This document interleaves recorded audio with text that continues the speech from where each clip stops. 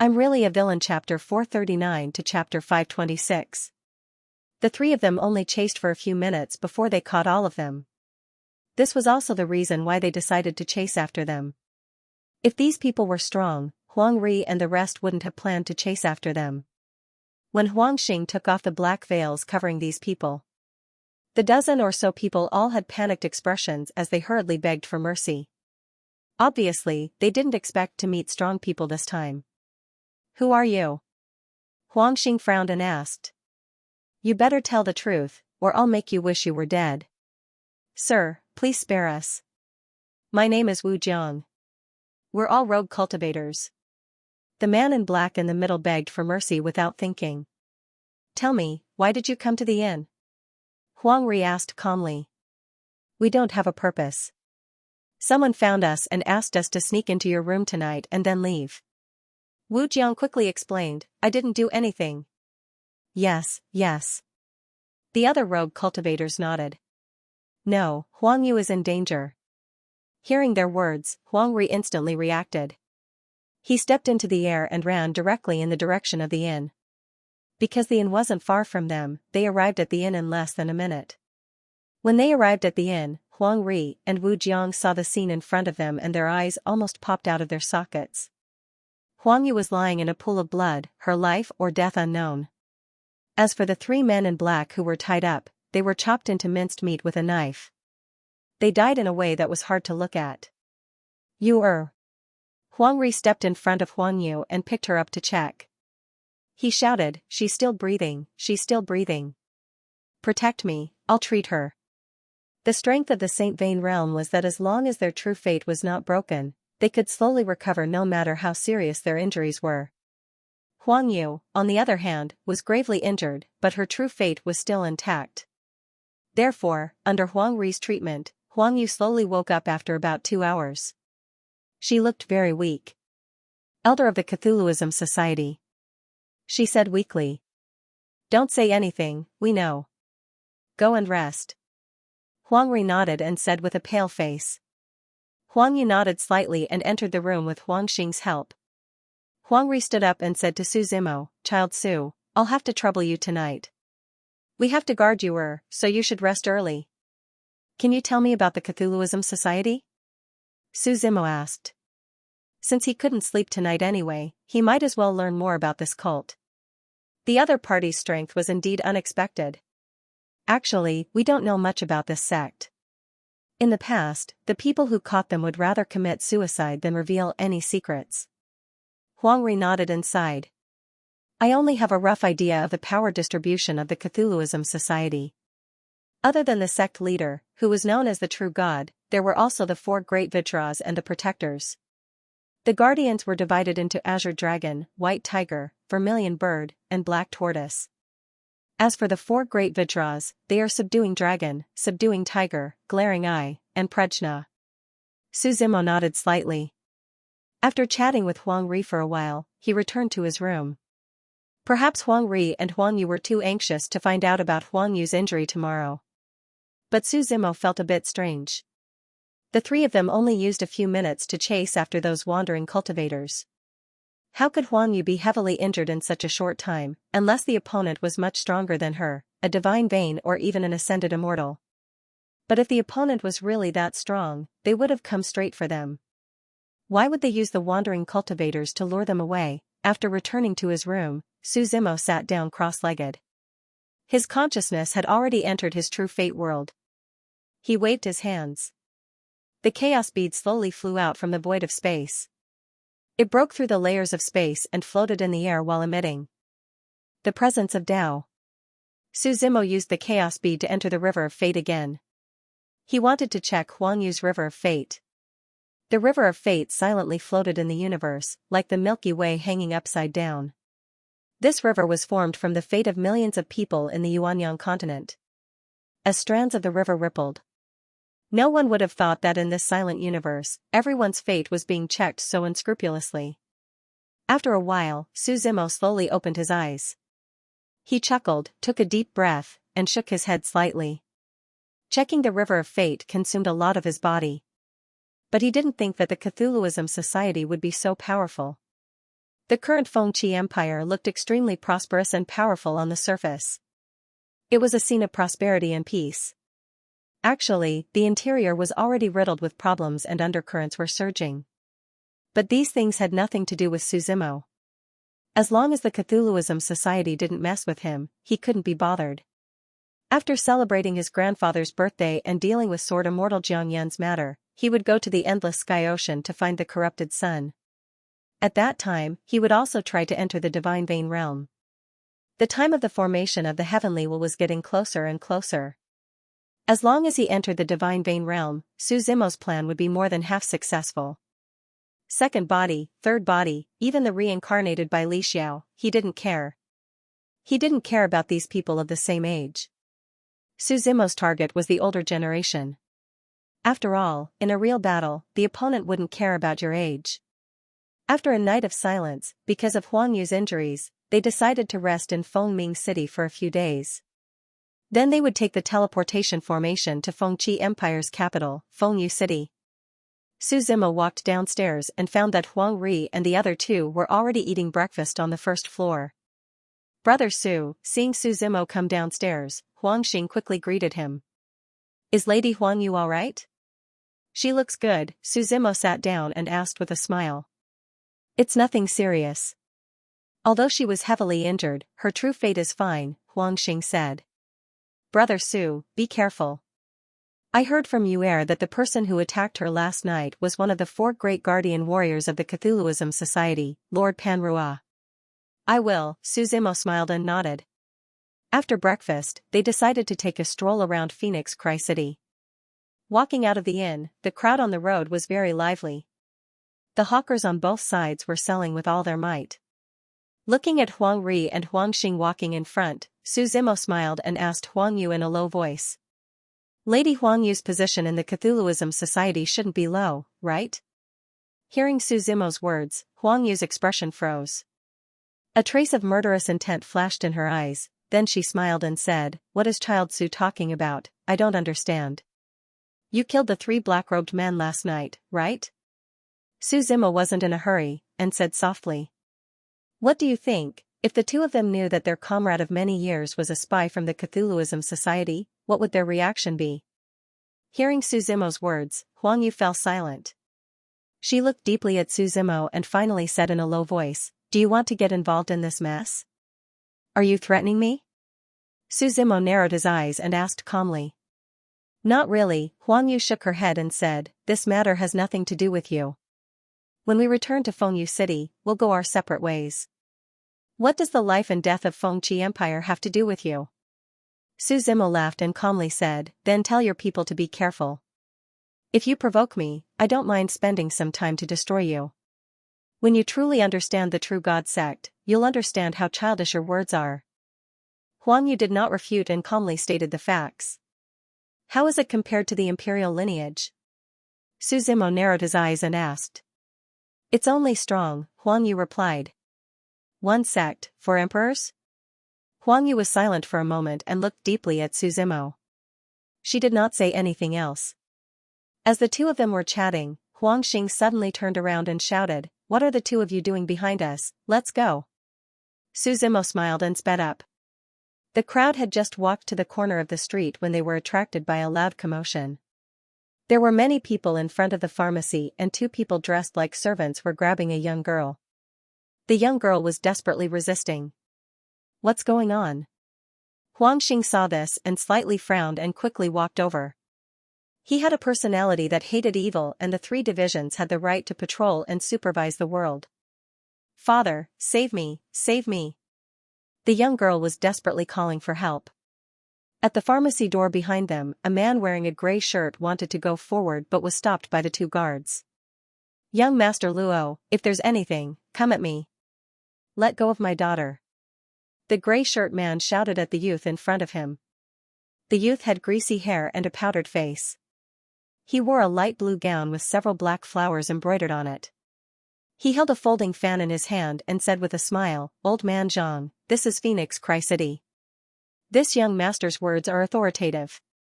Let your daughter be my concubine, and she can live the rest of her life in luxury. Isn't that wonderful? Young Master Luo, I beg you. Please let her go. The gray-robed man pleaded bitterly.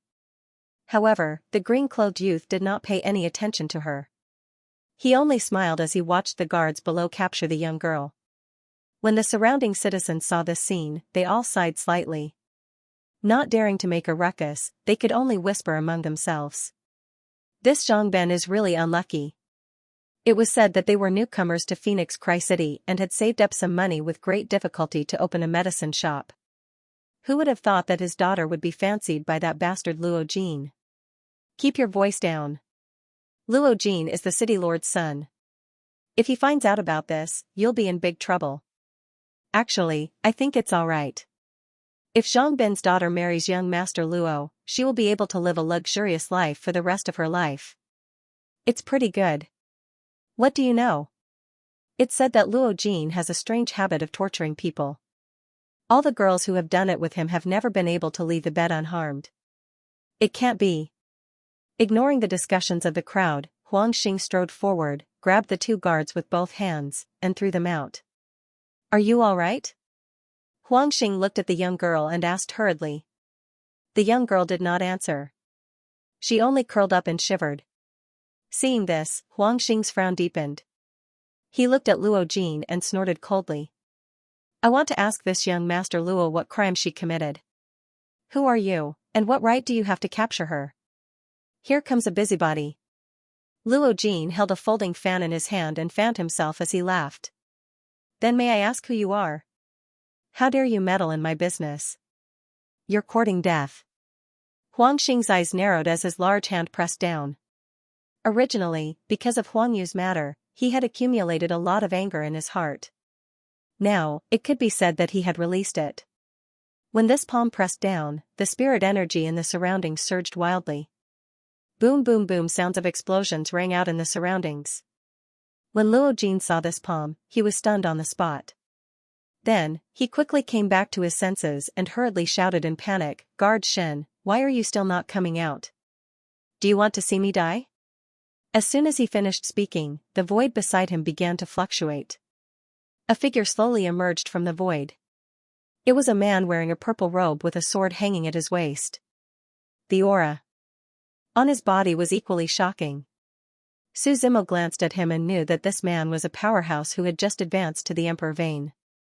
When the palm landed with boundless might, the man furrowed his brows. Purple spirit energy condensed around him, and all of it condensed in his hands. His hands were holding up the sky, and he collided heavily with Huang Xing. Boom boom boom sounds of explosions rang out above his head. How dare a speck of light compete with the bright moon? Huang Xing snorted coldly again. He did not show any mercy and increased the strength of his hand. This man finally lost his balance. He spat out a mouthful of blood and directly flew out. When Huang Xing's big hand landed, a slap was sent flying towards Luo Jin. Pa! When this loud sound rang out, accompanied by a scream, Luo Jin flew out. You dare to hit me? Luo Jin struggled to stand up. He did not care about the pain on his face and looked at Huang Xing in disbelief. I want to kill you too, Huang Xing said calmly. Hearing this, Huang Xing's originally blurted out words stopped abruptly. He looked at the purple-robed man and roared, Trash, all of you are trash. Young Master Luo, please be more polite. The purple-robed man wiped the blood from the corner of his mouth and said calmly. Your father helped me break through to the Emperor Vane realm, and I only promised him to protect your safety. I am not your guard. Bullying men and women. How dare you brazenly kidnap women in broad daylight and wantonly charge the city entrance fee? I really want to see what kind of person our city lord is. Huang Ri said calmly from the side. Bring him to see the city lord. Huang Xing grabbed Luo Jin. As if he was carrying a little chick, he walked towards the city lord's residence. Let go of me. I can walk on my own. Luo Jin resisted with all his might. Pa! After the slap, it became much quieter. The city lord's residence was located in the most prosperous area of Fengming City. At the intersection of a few main streets, the city lord's residence was located in the center of the city. The huge mansion looked grand and majestic. Two big red lions carved from suet jade were placed at the entrance. Mutton fat jade was a very precious jade. Even a small piece of jade pendant was priceless. Not to mention, these two lions were so big. The gate of the mansion was made of teak wood. This kind of teak wood took 1,000 years to mature and was very rare. Compared to this city that had been in disrepair for a long time, the appearance of the city lord mansion was somewhat out of place. This mansion was too prosperous. On the black plaque, the words City Lord's Mansion were written in large letters. When Su Zimo and the others arrived at the gate of the City Lord Mansion, they were stopped by the guards on both sides. This time, it was not Huang Xing and the others' turn to speak. Luo Jin, who was being carried, shouted. "Are you all blind? Hurry up and call my father out. Let's see if these villains still dare to be presumptuous in my Fengming city." Only then did the guard notice Luo Jin. He hurriedly responded and ran into the mansion in a panic. The group did not stand at the gate and wait. Instead, they followed closely into the city lord mansion. Just as they entered the mansion, there was a pond in front of them. There were 2 paths on both sides for people to walk on. At this time, it was already early summer. The lotus flowers in the pond were like a big canopy, standing gracefully out of the mud without being stained. Seaweed grew on both sides of the pond. The pond water was very clear, and there were colorful fish swimming happily in it. Red bricks, green tiles, and a fake mountain in the attic. The decorations of the city lord mansion were luxurious and imposing. Not long after they entered, they saw a figure rushing over from afar as if he was flying. This figure was dressed in a green robe, and the power around him was very strong. He had a thick beard and a thin scar on his forehead. His eyebrows were very thick. When the man came in front of Huang Xing, he looked at Luo Jin's current appearance and frowned deeply. "Who are you?" he asked in a deep voice. "Father, save me, these people dared to capture me and hit me. I want to burn their bones and scatter their ashes, lock them up and torture them properly." Seeing that his father had arrived, Luo Jin's courage grew and he began to struggle. "Shut up." The green-robed man glared at Luo Jin. No matter what, Luo Jin was still in their hands. If they really wanted to kill him, he could not stop them. Most importantly, the green-robed man felt that things were not that simple. Since the other party dared to come knocking on his door, it meant that he had nothing to fear. "You are the city lord of Phoenix Cry City?" Huang Xing asked. The green-robed man nodded slightly as he looked at Huang Xing and the others in confusion. Then, Huang Xing took out a token and tossed it to the green-robed man. This token was pure yellow in color, and it was unknown what material it was made of. There was only a dragon drawn on it and the words Xianxia were written on it. Seeing this, the green-robed man took a deep breath. This is troublesome. His body trembled slightly. The 7th Department was well known throughout the entire Fengqi Empire. This was not something a city lord like him could afford to offend. Thinking of what he had done in Phoenix Cry City all these years, once he was found out, even if he died 100 times, it wouldn't be too much. The green-robed man's vision went black, and he almost fell down. He took a deep breath, forced himself to calm down, and respectfully returned the token with both hands. Immediately after, he knelt on the ground and shouted, "Phoenix Cry City City Lord, Luo Xiong, greets the 3rd Division Lord." Huang Xing snorted coldly and directly threw Luo Jin out. Now, no matter how stupid Luo Jin was, he realized that something was wrong. He looked at his father kneeling on the ground, and his body fell to the ground, pretending to be unconscious. "This Phoenix Cry City is really under the control of one hand," Huang Xing snorted coldly. "This subordinate deserves to die." Luo Xiong did not explain and directly admitted his guilt. He knew that what he did could not stand up to investigation. "Then go to hell," Huang Xing said indifferently. Luo Xiong's expression froze. He hesitated for a moment, not expecting Huang Xing to say this. "Not playing by the rules.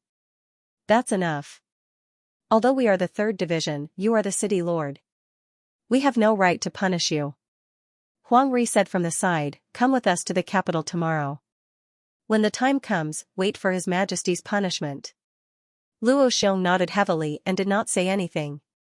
"When the time comes, bring your son with you," Huang Xing said before leaving.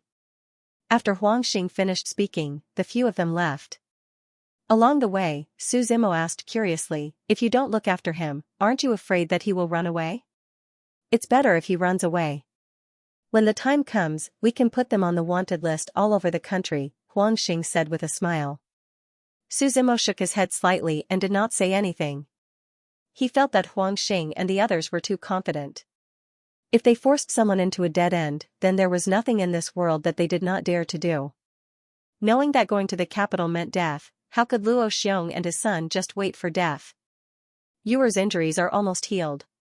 Let's leave early tomorrow morning, Huang Ri reminded. Huang Yi nodded and did not refute.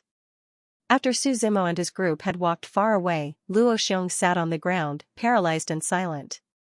Father, what's wrong? Luo Jin quickly walked forward and asked. Pa. Luo Xiong slapped his son's face and asked angrily, how did you provoke them? I didn't, Luo Jin said timidly. They provoked me first. I don't even know them. Hearing this, Luo Xiong sighed deeply. He seemed to have aged a lot. Father, what should we do now? Luo Jin asked in panic. If we go to the capital, will the emperor let us go? Do you think you can still live after what you've done all these years? Luo Xiong looked at his son pitifully and asked. Then what should we do? Father, save me. I don't want to die yet, Luo Jin quickly shouted. All right, shut up. Shouting won't solve the problem. Come with me tonight. Luo Xiong said indifferently. His gaze was deep as he stared into the distance for a long time. Finally, he muttered in a low voice, since you won't let me have an easy time, then let's die together. Fengming City was especially quiet at night, the citizens went home early to rest. Unknown crickets chirped in the corners. It was late at night. There was no moon or stars tonight. In Luo Xiong's room in the city lord's residence, the father and son had already prepared. Luo Xiong lifted the carpet in the room and knocked on the wooden board 3 times. There was a caw-caw-caw sound from below. Then, a tunnel appeared in front of them. Father, you. Luo Jin looked at his father in surprise. I've done all the bad things. I have to leave a way out for myself, Luo Xiong said indifferently. The father and son walked into the tunnel. After entering, Luo Jin realized that the tunnel was more complicated than he had imagined. The tunnel was connected in all directions. The paths crisscrossed and he did not know which path led to where. Under Luo Xiong's lead, the father and son took several turns and finally came out of the tunnel. The two of them came to a dead end. Above the secret passage was the dead end. Luo Xiong looked at the wall on the left. After thinking for a while, he finally gritted his teeth and climbed in with his son. The two of them had just climbed in when they were immediately discovered by the guards in the courtyard. Who is it? A few guards hurried over and surrounded Luo Xiong and his son with their swords drawn. Lower your voices. I am City Lord Luo Xiong hurriedly explained. Oh. The guard immediately reacted and asked, City Lord Luo, why did you come in this way? I want to see Brother Luo Xiong said directly. Sorry, Lord Luo is not seeing anyone recently, the guard replied. Why? Luo Xiong was startled and asked. Lord Luo did not say, and I did not dare to ask, the guard replied with a smile. Hearing this, Luo Xiong was silent for a while. Luo Jin looked at his father and did not understand. Who was this Lord Luo? He was doing well in Fengming City, but he had never heard of such a person. Please help me pass a message to Lord Luo. Tell him that City Lord Luo Xiong is here to see him, Luo Xiong finally said. I was not polite the previous few times. I hope Lord Luo will not take it to heart. The guard hesitated for a while and finally nodded. Not long after, the guard walked out quickly and said with a smile, City Lord Luo, our lord invites you. Luo Xiong nodded slightly and muttered, he was really waiting for me here. He walked into the main hall with Luo Jin. At this moment, the main hall was empty. Luo Xiong could only wait patiently. While waiting, he looked around. He realized that the layout of the courtyard was very simple. There were a few ordinary tables and tea sets. An unknown painting hung on the wall for viewing. Father, who is Lord Luo? Luo Jin asked curiously. Don't ask what you shouldn't ask. Luo Xiong glanced at his son indifferently. He said, if it were not for you, I would not be so poor. You can just watch from the side. Luo Xiong walked for about 2 incense sticks worth of time before he heard a hearty voice from the back hall. Brother Luo, I am honored to have you here. Sorry to have kept you waiting. When people arrived, their laughter had already preceded them. As the voice fell, an old man wearing a mask walked out from inside. The old man was dressed in a green robe. He walked with a majestic gait. When he walked over, the aura around him was extremely strong. Looking at the masked old man, Luo Jin did not know why, but he felt that he was somewhat familiar. It's fine. Luo Xiong smiled and waved his hand. Only then did a guard bring in tea. Steam slowly rose from the tea. The masked old man smiled and asked, Brother Luo, why are you looking for me? I want to ask Brother Lu for a favor, Luo Xiong said thoughtfully. What? Kill a few people, Luo Xiong said word by word. I'm afraid that's not a good idea, the masked old man said awkwardly. City Lord Luo also knows that our true God religion is not participating in anything now. Otherwise, we will be wanted again. Hearing the old man's words, Luo Xiong scoffed. These true God religion people had wild ambitions. They just wanted an answer from him. However, it was impossible for him to back down now. He could only ask them for help. Otherwise, if he was escorted to the capital, he would definitely die. Brother Lu, I agree to what you said to me last time, Luo Xiong said with bright eyes. I'm willing to join the true God religion, Luo Xiong said in a deep voice. If that's the case, then I'm duty-bound to help you, the masked old man said with a smile. I hope Brother Luo won't force yourself. Luo Xiong laughed dryly. Won't force himself? He was already at his wit's end. However, he would not say these words out loud. He just smiled and shook his head. Then Brother Luo, give me the information of the people you want to kill. I guarantee that everything will be over before dawn. The masked old man said. Luo Xiong roughly explained the situation of Huang Xing's group. After a while, he got up and left. After Luo Xiong left, the hall was extremely quiet. Only the sound of the masked old man knocking on the table could be heard. Not long after, a gray-cloaked attendant walked in. Go back and tell the leader that Fengming City has been taken down. I'm dealing with the aftermath, the masked old man said lightly. The attendant nodded slightly and then his figure slowly disappeared into the darkness. After Luo Xiong and his son walked out of the courtyard, they followed the alley back to the city leader's residence. After returning to the residence, Luo Jin hesitated and finally said, Father, there's something I don't know if I should say. Say it, Luo Xiong replied calmly. That masked old man, have you seen his face? Luo Jin asked. Luo Xiong shook his head slightly. Brother Lu's real name was Lu Zinan. The two of them had been wearing a mask since the first time they met and were very cautious. Lu Zinan had been trying to rope him in. If not for this incident, he would never have joined the True God sect.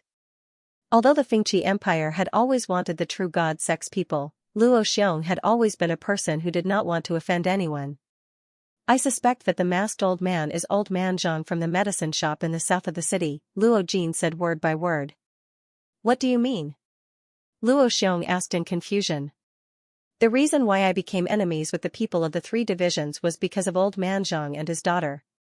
Luo Jin replied, now I suspect that this is a trap. A trap set by the True God sect for you. How can you be sure that Lu Zinan is old man Zhang? Luo Xiong asked. The feeling is too familiar, Luo Jin said. Whether you believe it or not, although I have no evidence, I feel that he is old man Zhang.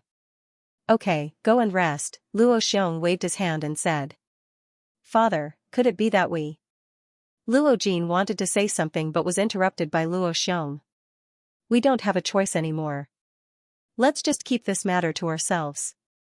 Luo Jin nodded and could only leave the room helplessly. At the same time, in the inn where Su Zimo and the others were staying. It was late at night and a few figures sneaked into the inn. These figures looked at each other and nodded. Then they separated and walked into a few rooms. Not long after, the lights in the room lit up and the sound of fighting came from inside. Boom!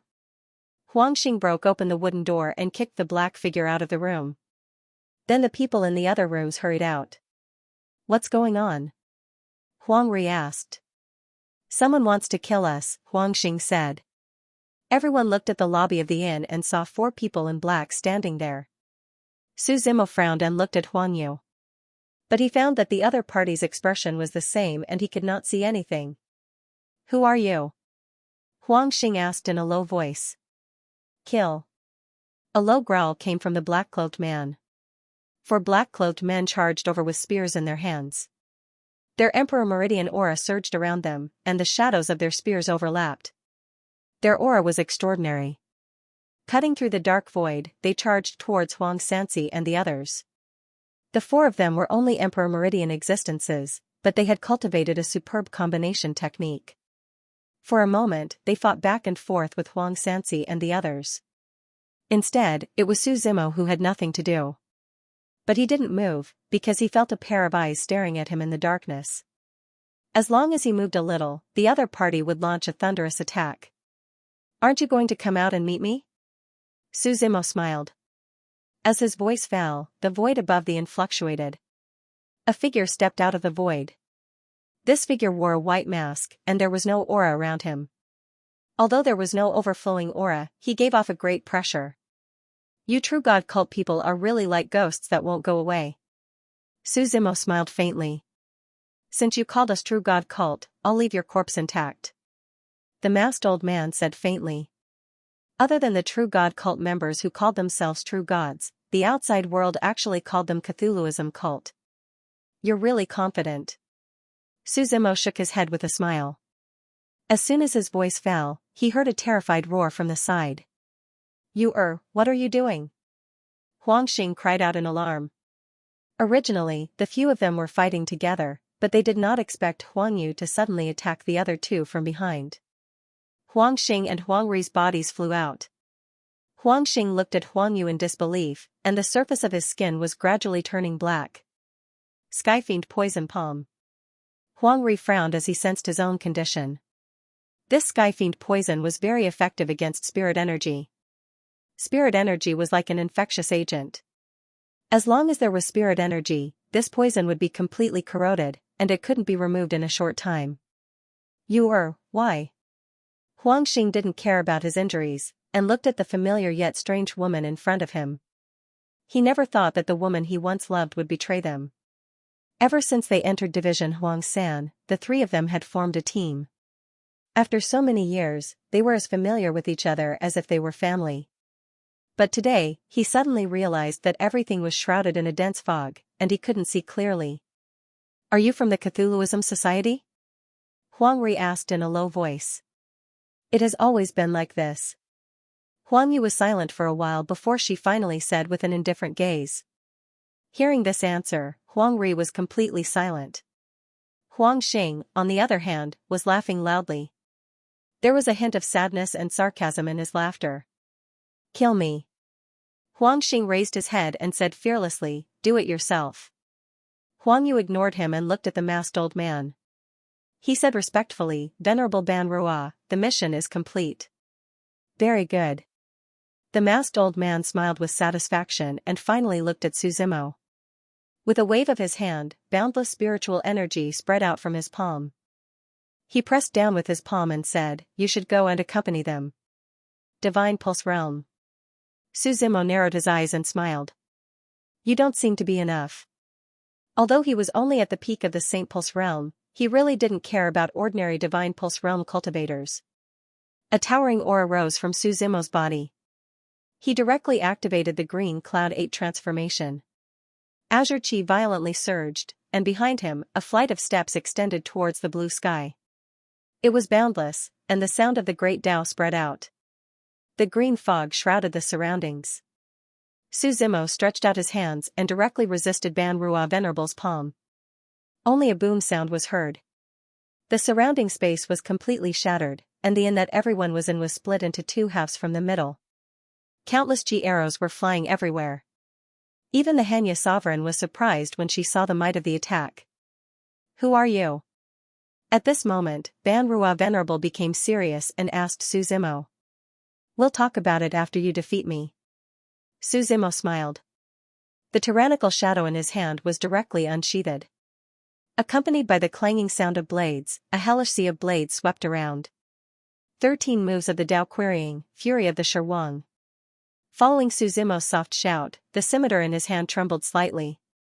The Shirwang, whose entire body was blood red, had bulging muscles, and had a dark blue horn on its head, roared. It directly attached itself to the blade, bringing with it endless anger and irritation. The Shirwang's blood and anger were burning. The scimitar in Su Zimo's hand seemed to contain the power of 1,000 caddies. When the saber slashed down, all the citizens of Phoenix Cry City who were still sleeping soundly heard a clap of thunder in their ears. Thunder exploded in the sky, and then it was destroyed as easily as crushing dry weeds and smashing rotten wood.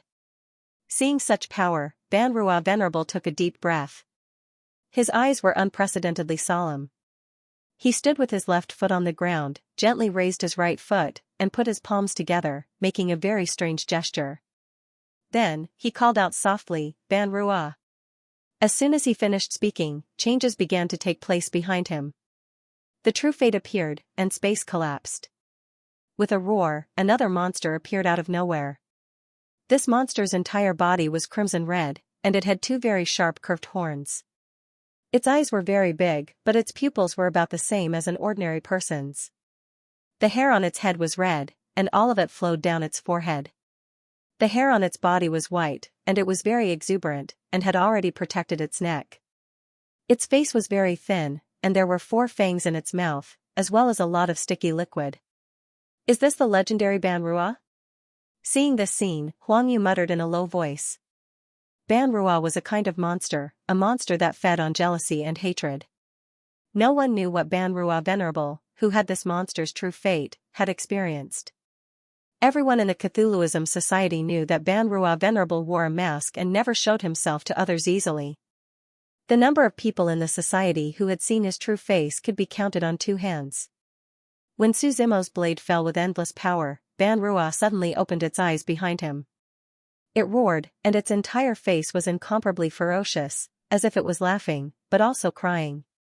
His eyes suddenly turned red, and his hands directly caught the saber. The king of Shur was roaring, and so was Ban Rua. The 2 were in a stalemate, and when Huang Yu saw this scene, she immediately raised the sword in her hand and attacked.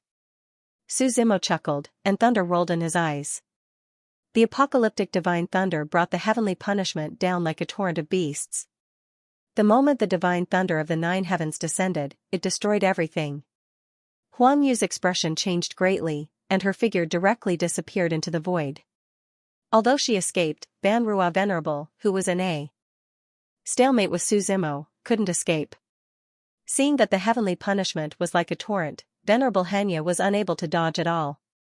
His own Xianxia was confronting Su Zimo. If he dodged, then Su Zimo's blade would fall. He did not expect Su Zimo to have such an unexpected move. The speed of the heavenly thunder was extremely fast, not giving Venerable Xianxia too much time to think. When the torrential heavenly punishment struck Venerable Xianxia's body, Su Zimo could see the other party's flesh and blood flying everywhere, but Venerable Xianxia only groaned, resisting the urge to scream. Thunderclouds covered the sky, and countless purple lightning arcs filled the surroundings. With a boom, the heavenly thunder directly pierced through Venerable Xianxia, blasting a bloody hole in the other party's chest. And the mask also split into pieces. What entered his eyes was an abnormally old face without any blood. It's you. Seeing Venerable Xianxia's appearance, Huang Xing cried out in shock. Wasn't this old man the one who had stood up for them in the medicine shop earlier? At this moment, Huang Xing and the others deeply felt that they had fallen into a trap. The old man did not answer. He was already heavily injured. Not only was his body heavily injured, even his true fate Xianxia was shattered by Su Zimo. He spat out a few mouthfuls of blood, and looked at Su Zimo indifferently. Su Zimo held the tyrannical shadow and walked towards the other party step by step. He looked down at Venerable Xianxia and said with a faint smile, "You also did not expect this day to come, did you? I thought about it a long time ago. From the moment I joined the True God sect, I was prepared to accept this result." Venerable Xianxia said indifferently. Su Zimo glanced at Venerable Xianxia. There was no fear in the other party's eyes. It was like a pool of stagnant water, turbid and calm. Sometimes, death is also a kind of release, Venerable Xianxia said calmly. No one knew his story, and he did not need to say some things. Perhaps burying everything in the ground with his death was not a bad idea. Brother Su, please wait a moment. Seeing Su Zimo's killing intent, Huang Ri hurriedly said from the side. He is one of the 4 great guardian warriors of the Cthulhuism Society. Bringing him back will definitely deal a heavy blow to the Cthulhuism Society. Su Zimo didn't answer. He could sense that Venerable Xianxia's heart had long since died. It was as if he was a walking corpse. Even if they brought him back to the Empire, they wouldn't be able to get anything out of him. However, to Su Zimo, killing Venerable Xianxia or not was meaningless. He looked at Huang Yu and saw that she was holding a sword and looking at him warily. I'll leave her to you, Su Zimo said as he looked at Huang Xing and the other 2. After saying that, he retreated to the side and watched with interest. Although the sky ferocious poison was powerful, it could only trap a Saint Vein expert for a short period of time. After Huang Xing and the other 2 expelled the poison, they spat out a mouthful of black blood. The 2's complexion also improved a lot. Huang Xing and the other 2 stood up and looked at Huang Yu with a complicated expression. Why did you betray us? Huang Xing asked sadly. It's not a betrayal. From the beginning, I was a member of the True God sect. Huang Yu put down the sword in her hand and said calmly. So you were a spy from the True God sect? Huang Ri shook his head and replied. Although we lost the battle with King Anding 100 years ago. However, the entire empire has been infiltrated by us. When the day comes, this unstable empire will be destroyed. Huang Yu said calmly.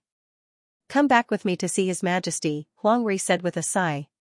No need, Huang Yu shook her head slightly. Do you have a choice? Huang Xing asked in return. Don't resist. After so many years of friendship, I won't hurt you. Huang Yu smiled and didn't say anything else. Suddenly, her face turned black and she spat out a mouthful of blood. Her skin was turning black at a speed visible to the naked eye. Her eyes were sunken and her skin was peeling off like crazy. She looked like she had aged a few hundred years in an instant. You err, Huang Xing and the other 2 called out and quickly ran over to hug her frail and weak body. What happened? Huang Ri hurriedly asked. After checking, he finally looked at Huang Yu who was on the verge of death. He said with a sigh, You've been poisoned by the hook kiss poison. I used it myself, Huang Yu smiled and said. Compared to her current situation, her smile looked a bit terrifying. Can she be saved? Huang Xing looked at Huang Ri and hurriedly asked. If it was discovered at the beginning, it could still be saved. But now it's impossible. Huang Ri shook his head. Why? Huang Xing looked at Huang Yu and tried to hold back his tears. From the beginning, I was a spy from the True God sect that infiltrated Fengqi Empire. I originally only wanted to steal information. Huang Yu smiled bitterly and said.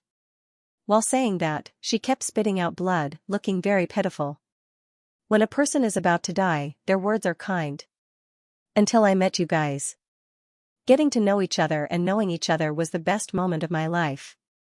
People are not plants, they can't be emotionless. Originally, I planned to kill myself after you guys died. Otherwise, I wouldn't be able to live in peace. But now, seeing that you guys are fine, I'm very happy. I'm sorry. After Huang Yu finished speaking, her hands fell limply to her sides. Her body also started to smell rotten and started to rot. Huang Xing could only watch as the person in his arms rotted into a puddle of pus, while he couldn't do anything. He painfully screamed. Panrua Venerable's eyes were lifeless as she was tied up by Su Zimo with binding chains. Huang Xing looked at the pus in front of him and was silent for a long time.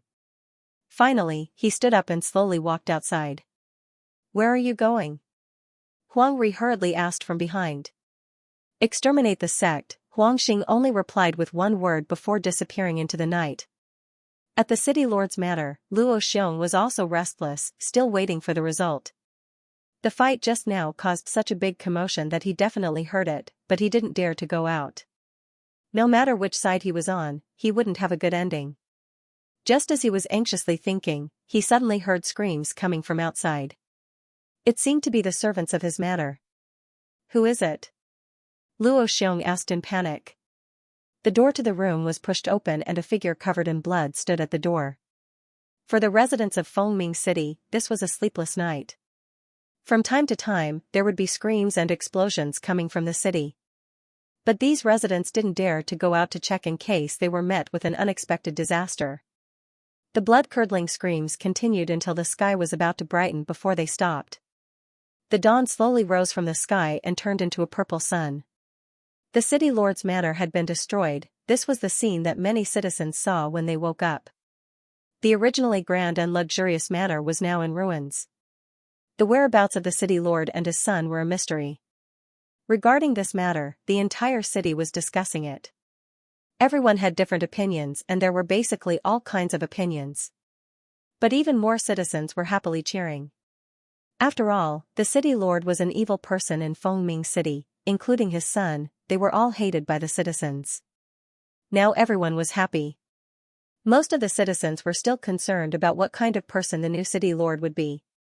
The next morning, Su Zimo's group of 3 prepared to leave with Pan Ruanite. They took the teleportation formation to Fengqi Empire's capital, Fengyu City. Huang Ri's expression was not good as he looked at Huang Xing and said, "You were too impulsive last night."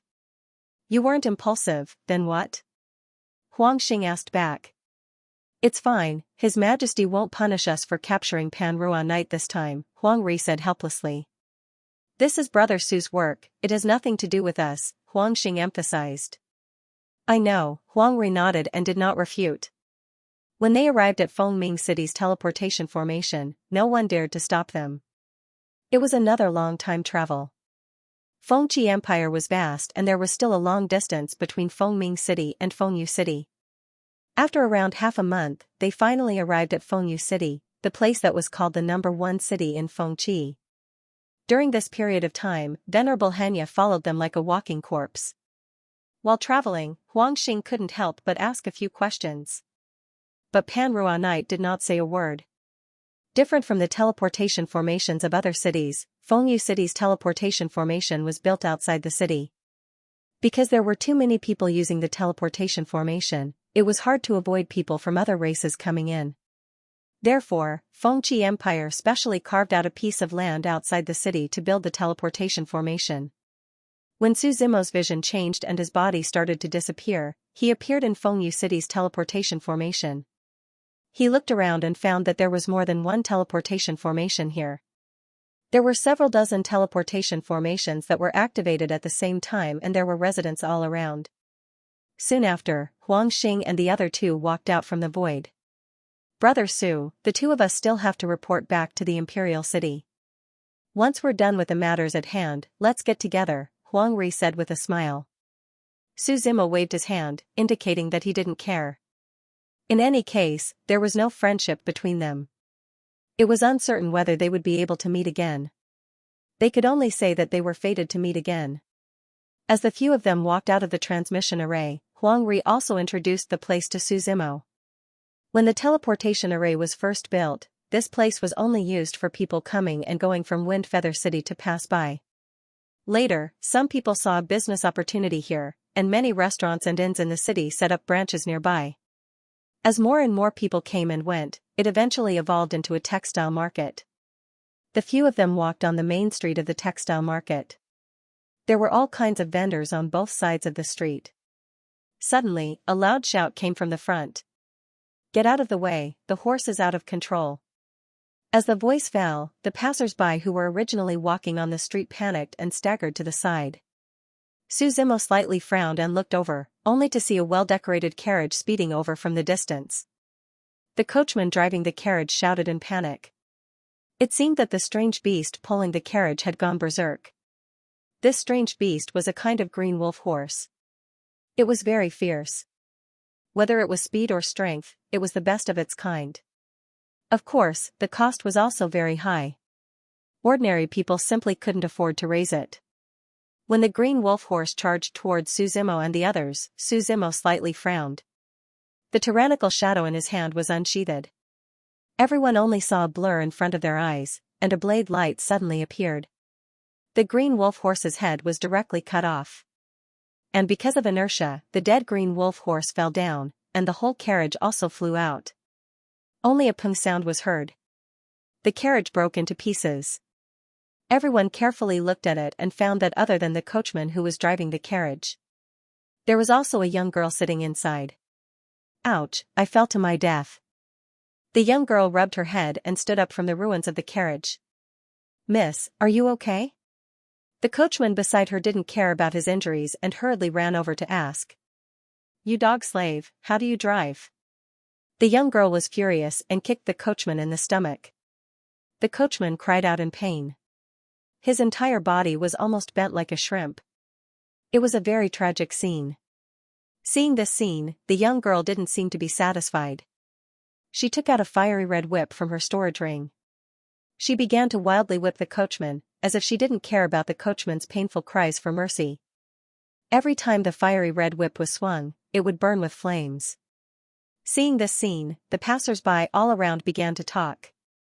Who is this girl? Why is she so arrogant? A person who had just arrived asked in confusion. Shoo, quiet down. How dare you say that to the little princess of the Wan family? Do you want to die? Hearing the words of the person next to him, the person from before quickly shrunk his neck. Even though it was his first time in Phoenix Feather City, there were some things he knew. In the Fengqi Empire, other than the imperial power, the two most powerful families were the Wan family and the Wenren family. These two clans were like leviathans that traversed the river of time and space and stood on this piece of land. In terms of strength, these two families were not inferior to the imperial family of the Fengqi Empire. Although they were built on the land of the Fengqi Empire, they didn't listen to anyone's orders. Of course, they had to follow the laws of the Fengqi Empire. As the coachman was whipped until his flesh and blood burst open, he looked very miserable. The young girl didn't seem to be satisfied. She turned around and looked at everyone present and shouted, "Who killed my green wolf horse?" Everyone present whispered to each other, and some of them had already turned their gazes towards Suzimo. Suzimo didn't care. He calmly walked out and asked, I killed it. What? The young girl didn't speak. Instead, she raised the whip in her hand and whipped it down. Suzimo's eyes flashed with killing intent. He glanced at the void beside the young girl. There were people hiding in the void. They should be the young girl's guards. Huangxing took the lead and held the whip in one hand. He looked at the young girl and said calmly, Miss Wan, the green wolf horse went out of control. We killed it to protect you. I hope you don't cause trouble. Who are you? You dare to educate me? The young girl snorted. Huang Sanxi. Huangxing didn't waste time and took out his token. The moment they saw the token, the surrounding people were in an uproar. As one of the 7 divisions, Huang Sanxi had a lot of prestige in the Fengqi Empire. They were in charge of the entire country and could be said to represent the emperor. In the Fengqi Empire, very few people dared to offend them. This was a fight between the Fengqi Empire and the Wan family. The girl slightly frowned, she must have heard of the 7 divisions. He's also from the 7 divisions? The girl pointed at Suzimo and asked. Huang Ri's expression slightly changed and finally said, he's our friend. Then this matter has nothing to do with you, Huang Sanxi. The girl snorted. She raised the whip in her hand again and directly whipped at Suzimo. Huang Ri wanted to stop her again, but was blocked by Suzimo. His figure flashed and appeared in front of the girl in the next moment. Everyone present didn't even see anything and only heard the sound of a blade being drawn. Time seemed to have stopped at this moment. Suzimo's blade was only a few centimeters away from the girl's neck. Then the blade was caught by a large hand. The summer wind blew against the girl's face, causing her hair to flutter. The girl's body slightly trembled as she looked at Suzimo. An old man had appeared beside her. If it wasn't for the old man's hand grabbing the blade, the girl's head would have fallen to the ground. You dare to kill me? The girl couldn't believe it and asked with a trembling voice. Suzimo ignored the other party and looked at the old man in front of him with an indifferent gaze. The other side was also in the Saint bloodline realm, but he didn't use his full strength in that attack. Otherwise, the other side wouldn't have stopped it so easily. Uncle Wan. The girl looked at the old man in front of her and called out. Step back first. The old man slightly nodded and replied. Then he looked at Suzimo and said lightly, young master is too vicious. So what? Suzimo lightly smiled. Phoenix Feather City isn't a place where you can do as you please. The old man snorted and slapped his right hand over. This palm was suffused with a light purple spirit chi. The dense spirit chi clearly carried the determination to kill. Suzimo narrowed his eyes, and wisps of Genesis power wrapped around the tip of his sword. The tyrannical shadow tore through the void and slashed out with a sharp blade aura. Only a boom sound was heard. The old man screamed as his entire body flew out. His right hand had been chopped off by the tyrannical shadow, and blood splattered in the air. You. The old man ignored his injuries and looked at Suzimo in shock. With the tyrannical shadow in hand, Suzimo walked towards the old man. He didn't bother to hide his murderous intent, and the tyrannical shadow trembled slightly. Brother Su, just teach them a lesson. After all, they are from the Wan clan, Huang Ri said from the side. He also knew how powerful the Wan clan was and didn't want to get into trouble with them. I'm a very fair person. He wanted to kill me just now, so he should be prepared to be killed by me. Suzimo said calmly, this has nothing to do with you. As Suzimo walked forward, the old man's expression changed slightly. However, he still protected the girl behind him and looked at Suzimo cautiously. Cousin Zimo? At this moment, a loud shout came from the side. A fat man in white ran over from the side. This fat man had the most meat on his stomach. When he ran, he was like a mountain of meat, and the meat on his entire body was trembling. Cousin Su, Suzimo turned to look at the fat man and called out in surprise. This fat man was the son of his second uncle, Wenren Su. His name was Wenren Su. Suzimo remembered that when he came home with his mother when he was young, the two of them often played together. However, they hadn't seen each other for many years. If it wasn't for his signature small eyes and fat belly, he wouldn't have been able to recognize him at first glance. Cousin Zimo, it really is you. Wenren Su walked over with a smile. He said, I haven't seen you in a few years and you've changed a lot. I almost thought I was seeing things. Let's talk later. I need to take care of things here first. Suzimo smiled. What's going on? Wenren Su turned around and asked with narrowed eyes. His small eyes were narrowed into a slit. His eyes couldn't be seen. Seeing this scene, the surrounding people came to a sudden realization. So this guy is from the Wenren clan. No wonder he's not afraid of the Wan clan. This is going to be fun. The Wenren clan and the Wan clan have never been on good terms. Everyone in the Fengqi Empire knew that as the two most powerful clans in the empire, the Wenren clan and the Wan clan had always been fighting each other. The Wenren clan and the Wan clan had always been fighting both openly and covertly. For thousands of years, they had never stopped fighting. The disciples of the two clans had always had conflicts and several people had even died.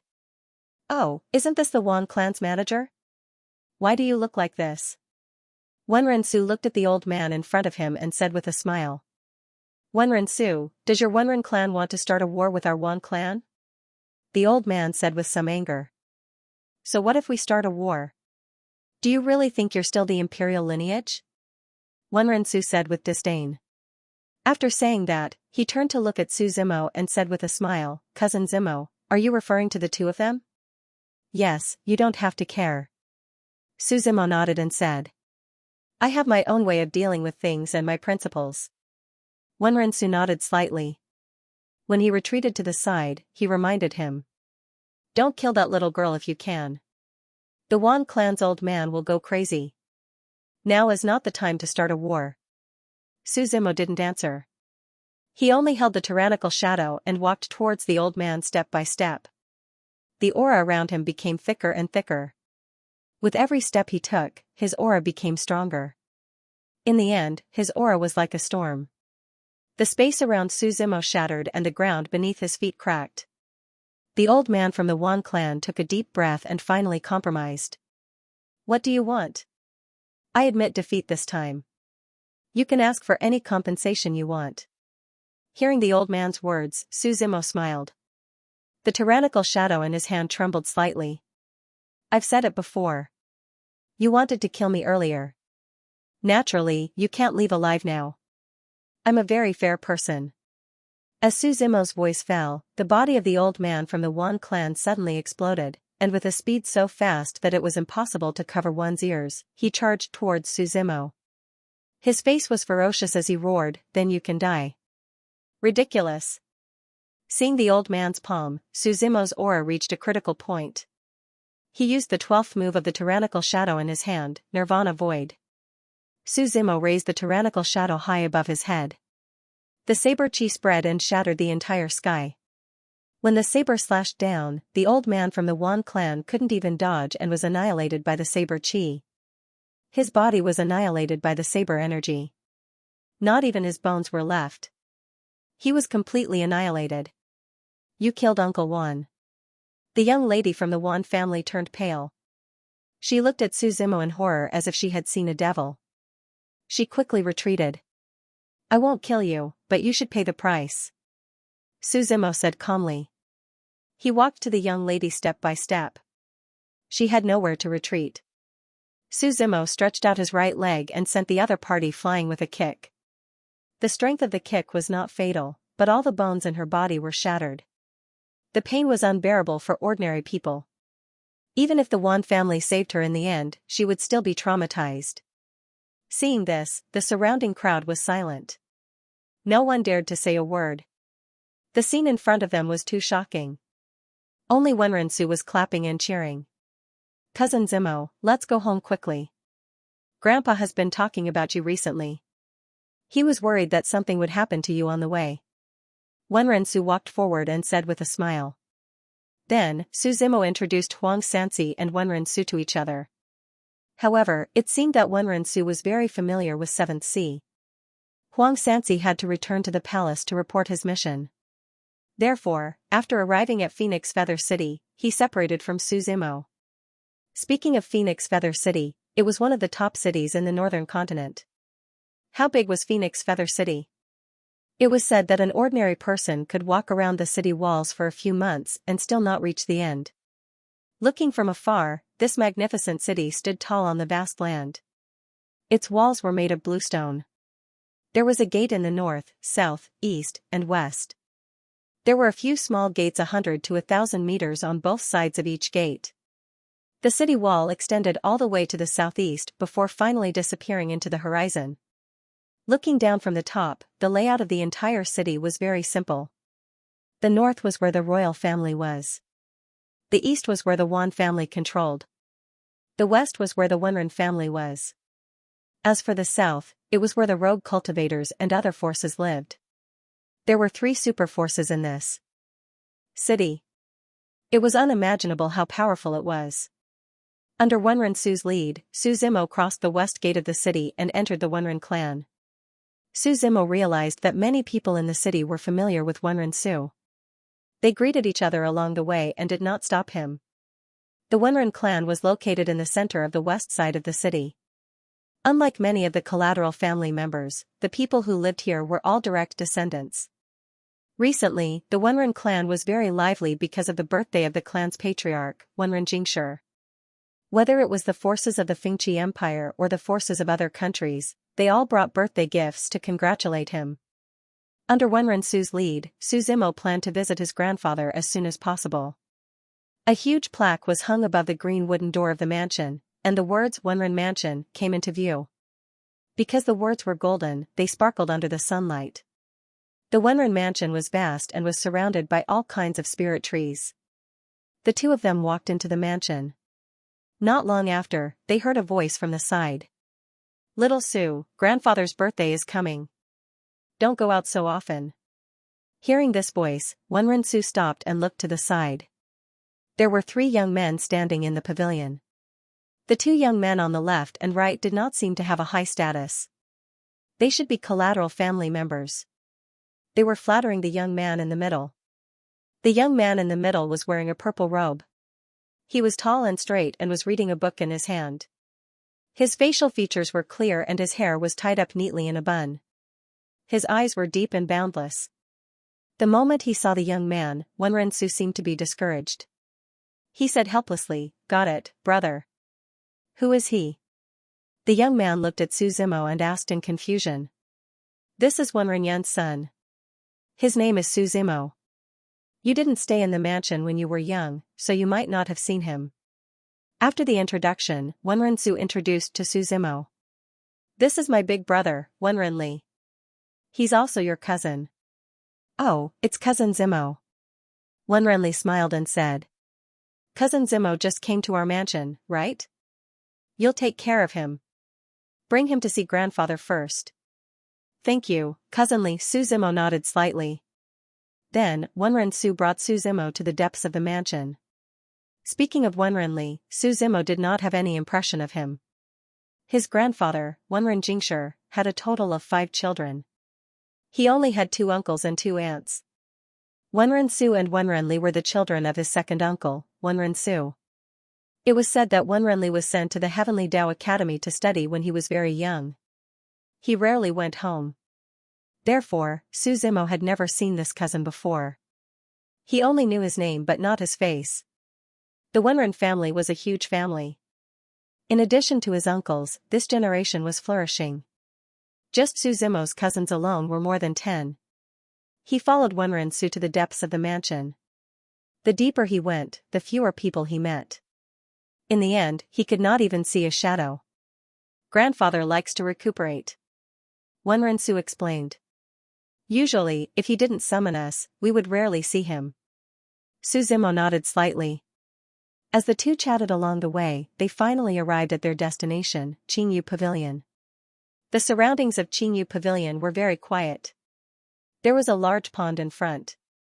These buildings were built with purple cedar wood. The wood had a special fragrance that could calm the mind. At this moment, Wenren-su came to the door. He tidied his clothes and was about to knock on the door. A voice full of vigor suddenly came out from inside. "All right, come in. I haven't seen Momo in a long time." Wenren-su pushed the door open and walked in with a smile. He smiled and said, "Grandfather, I've completely grasped the meridian technique you taught me previously. Don't you plan to reward me?" Wenren-su was speaking when he saw the scene inside. His expression suddenly became calm. Su Zimo followed him in. He did not have time to carefully observe the layout of the room. There were 2 figures sitting on the praying mat in front. One was an old man with white hair and a long beard. The other figure was a young man in a green robe. "Grandfather." The moment he saw the old man, Su Zimo quickly smiled and called out, "Hey." The old man, Wenren Jingshi, laughed heartily. He responded and smiled at Su Zimo. "Come in front of grandfather and let grandfather take a good look. You were still a child when your mother took you away. Now, you've grown up." Wenren Jingtian nodded with satisfaction and smiled. "It's good that you've grown up. It's good that you've grown up." Before Su Zimo could say anything, Wenren-su, who was at the side, suddenly looked displeased and snorted loudly. Wenren-su looked at the youth sitting on the other praying mat. He unhappily said, "Grandfather, why did you let him come here?" "Tianming had some questions about the martial path and came to consult me." "Why?" Wenren Jingshi replied indifferently. "There are so many instructors in the residence. Why didn't he consult them? Why did he have to come here?" Wenren-su said unhappily. "I think he just wants to show off in front of you." "Enough. I have my own plans for Tianming. His cultivation problem can't be solved by others." Wenren Jingshi coldly snorted. "We're all from the same clan. We need to know how to live in harmony. If anyone dares to kill each other, I won't be polite. This can't be allowed to happen." After hearing Wenren Jingshi's words, Wenren-su's mouth twitched. He didn't dare to talk back. His grandfather's words had absolute authority in the Wenren residence. He also knew that his grandfather was very wary of some things. Su Zimo glanced at the young man called Wenren Tianming. The other party had not said a word since the beginning. He didn't even look at Wenren-su. It was as if he didn't put him in his eyes. In his previous life, Su Zimo didn't pay much attention to his grandfather's residence. He didn't know much about the situation here. Mo, since you're here, play here for a few days. Wenren Jingshi turned to Su Zimo and smiled. We're all from the same family. I won't remind you. If you have any problems, come find your cousin Su. If you're not satisfied, you can come find your grandfather. Su Zimo nodded. He saw that Wenren Su still wanted to say something, so he quickly pulled him out. After leaving Qingyu Pavilion, Wenren Su seemed to be dissatisfied and said, Cousin, why did you pull me out? Wenren Tianming is just a branch family disciple. In grandfather's eyes, is he more important than my grandson? Enough nonsense. Tell me what's going on with Wenren Tianming. Su Zimo asked. What else could it be? A branch family disciple. Because of his talent, he was kept by grandfather's side. Wenren Su unhappily said. What does that have to do with you? You seem to have a grudge against him, Su Zimo said with a smile. How could that be? I just can't stand it. Wenren Su replied hesitantly. Su Zimo smiled. He could see that Wenren Su and the other party had a conflict. However, since Wenren Su didn't want to talk about it, Su Zimo didn't pursue the matter. There were a few rooms in Wenren Su's courtyard. He let Su Zimo stay next to him. The courtyard was very big, and the surrounding trees were lush and verdant, completely covering the outer walls of the courtyard. There were several precious spirit trees growing in the courtyard. After Wenren Su tidied up Su Zimo's room, he looked at Su Zimo and smiled. Cousin, let me take you to a good place. It's not easy for you to come to my Phoenix Feather City, so I can't neglect you. Su Zimo nodded. He had nothing to do anyway, so he could go anywhere. The two of them left Wenren residence and walked north along the main street of the east side of the city. Phoenix Feather City was indeed a famous city in the northern continent. Not to mention its size, just the prosperity of the city was something that other cities couldn't compare to. After walking for more than 10 minutes, Su Zimo saw a plaza in front of the street. There were all kinds of flowers and fountains around the plaza, and in the center of the plaza, there was a statue. The statue was of a man, and the carving was very lifelike. At a glance, it was as if he was shouldering the heavens and had a majestic aura like the sea. The man was wearing a purple robe, and his eyes were bright and full of spirit. Even though he was just a statue, it was as if he could see through people's hearts. From time to time, people would worship the statue. Their attitude was respectful and devout. Who is this? Su Zimo looked at the statue and asked curiously. Wenren Su was silent for a while before he finally said, Sky Prison Great Emperor, the founder of the Wan clan. Su Zimo knew about the Sky Prison Great Emperor. He was a very ancient Great Emperor. He inherited the heavens will even earlier than the Three Blades Great Emperor. Although the Wan clan was also an imperial lineage, their Great Emperor inherited the heavens will too long ago. The Wan clan's descendants were a bit lacking, and there weren't any more Great Emperors. This imperial lineage was in decline at the moment. Otherwise, the Wenren clan wouldn't dare to fight against it. It was said that the Fengqi Empire was founded largely because of the Wan clan's help. Therefore, in the Phoenix Feather City, the 4 small cities in the east, south, west, and north all made statues of the Wan clan's founder, the Sky Prison Great Emperor. Su Zimo looked deeply at the statue before leaving with Wenren Su.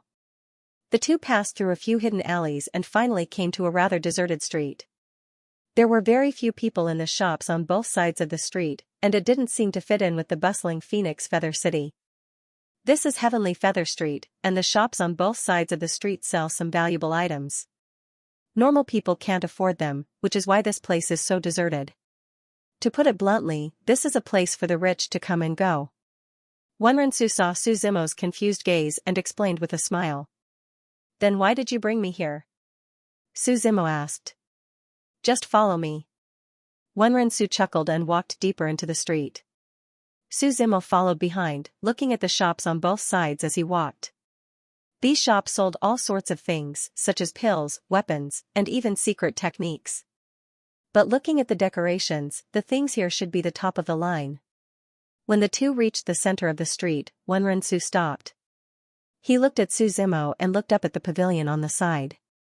Su Zimo took a look and saw the words Listening Feather Pavilion in front of the pavilion. The words were elegant and carried a very ethereal concept. Where is this? Suzimo asked in confusion. What do you think? Wenrensu chuckled and revealed a smile that all men understood. Is this a brothel? Suzimo was speechless and gasped. Can you not say it so vulgar? Wenrensu replied. It is normal for people to have 7 emotions and 6 desires. Don't pretend to be a saint in front of me. I'm not good at that. Suzimo slightly shook his head. What do you mean? This is a comfortable place to listen to music and eat, don't think too much. Wenrensu put his arm around Suzimo's shoulder and pulled him in. He smiled mischievously and said, but if you really have other requests, they will satisfy you. Suzimo glared at Wenrensu and didn't say anything else. Wenrensu asked, do you have money? Suzimo looked at his cousin in surprise and said, don't tell me that the young master of the Wenren clan doesn't even have money for a meal.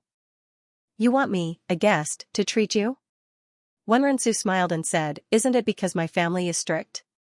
Next time, I will definitely treat you. The two chatted and laughed as they walked into the listening feather pavilion. After the two of them go in, Suzimo discovers that there's a completely different world inside. A strong person has set up a spatial formation here. From the outside, this entire loft is only a few hundred square meters. But after going inside, Suzimo discovers that the space has been folded up. The area here is at least 1,000 square meters. And it's not just a simple loft inside, but a garden. The garden is vast, there are many precious spirit trees and drafts planted inside. There's weeping blood rose, purple-clothed rose, scorching sun peony, petals of all kinds of colors are in full bloom, the lush trees and colorful petals blend together.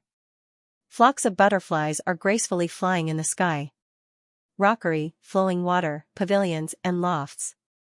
An elegant young man wearing silk and satin and a graceful woman are passing by, hand in hand. The garden extends in all directions, there's no end in sight. On one side of the garden, there's a clear river. The river is flowing slowly and calmly, there are many lotus flowers growing on both sides of the river bank. Several pleasure boats are floating on the river, there are scrolls arranged on the boats. These scrolls are from the bow to the stern, the contents of the scrolls are telling moving and widely circulated love stories. There's an elegant young man and a blue-haired woman standing at the bow of the boat, talking and laughing with each other, enjoying the scenery along the way. Not bad, right? Wenrensu looks at Suzimo and says with a smile. It's a very interesting place, Suzimo slightly nods. Not long after the two of them stood at the entrance of the garden, they see a well-rounded woman coming over. This woman is wearing a tight blue dress, showing off her curvy figure incisively and vividly. Her appearance is above average, there's a strong fragrance on her body. So it's young Master Su, you haven't been here for a long time, the woman looks at Suzimo and smiles. This young master should be here for the first time. This is my younger cousin, I'm just showing him around, you don't need to worry about him, Wenrensu waves his hand and says. Then I hope you have a good time, the woman smiles and doesn't say anything else. Before leaving, the woman suddenly remembers something, she turns around and says to Wenrensu. Young Master Su, Miss Xianxia is having a martial arts discussion in the garden today, don't say I didn't remind you. It seems she's having a cultivation problem again, Wenrensu mutters. Then he smiles at the woman and says, thank you for the reminder, Miss Xu. The woman nods, before leaving, she gives Suzimo a wink. Cousin, you can play here by yourself. When you get tired of playing, you can go back by yourself. You don't have to wait for me. Wenrensu said to Suzimo. Go and find your lady Xianxia. Suzimo smiled and nodded. What Miss Xianxia? She's just one of the targets we're casting a wide net for. Wenrensu smiled and shook his head. Xiao xiao, xiao xiao, xiao, xiao xiao xiao, xiao xiao, xiao xiao. Xiao, xiao, xiao, xiao xiao, xiao xiao. Xiao, xiao xiao, xiao xiao, xiao xiao, xiao xiao. As he walked forward, the fragrance of flowers assailed his nostrils. The environment was really good. Is young master alone? Suzimo didn't walk for long before he met a woman in blue. She looked at him with a smile and asked. What's up? Suzimo asked.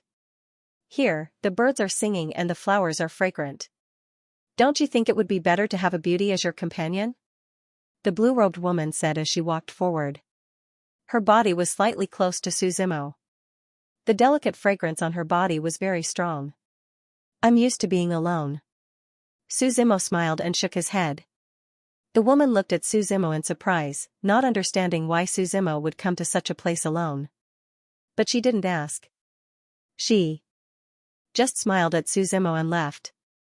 Along the way, Suzimo met 4 or 5 women with the same purpose as before, but they were all rejected by him. Suzimo was a little tired of looking at the scenery, so he looked around. Not far from the shrubbery, there was a smooth stone.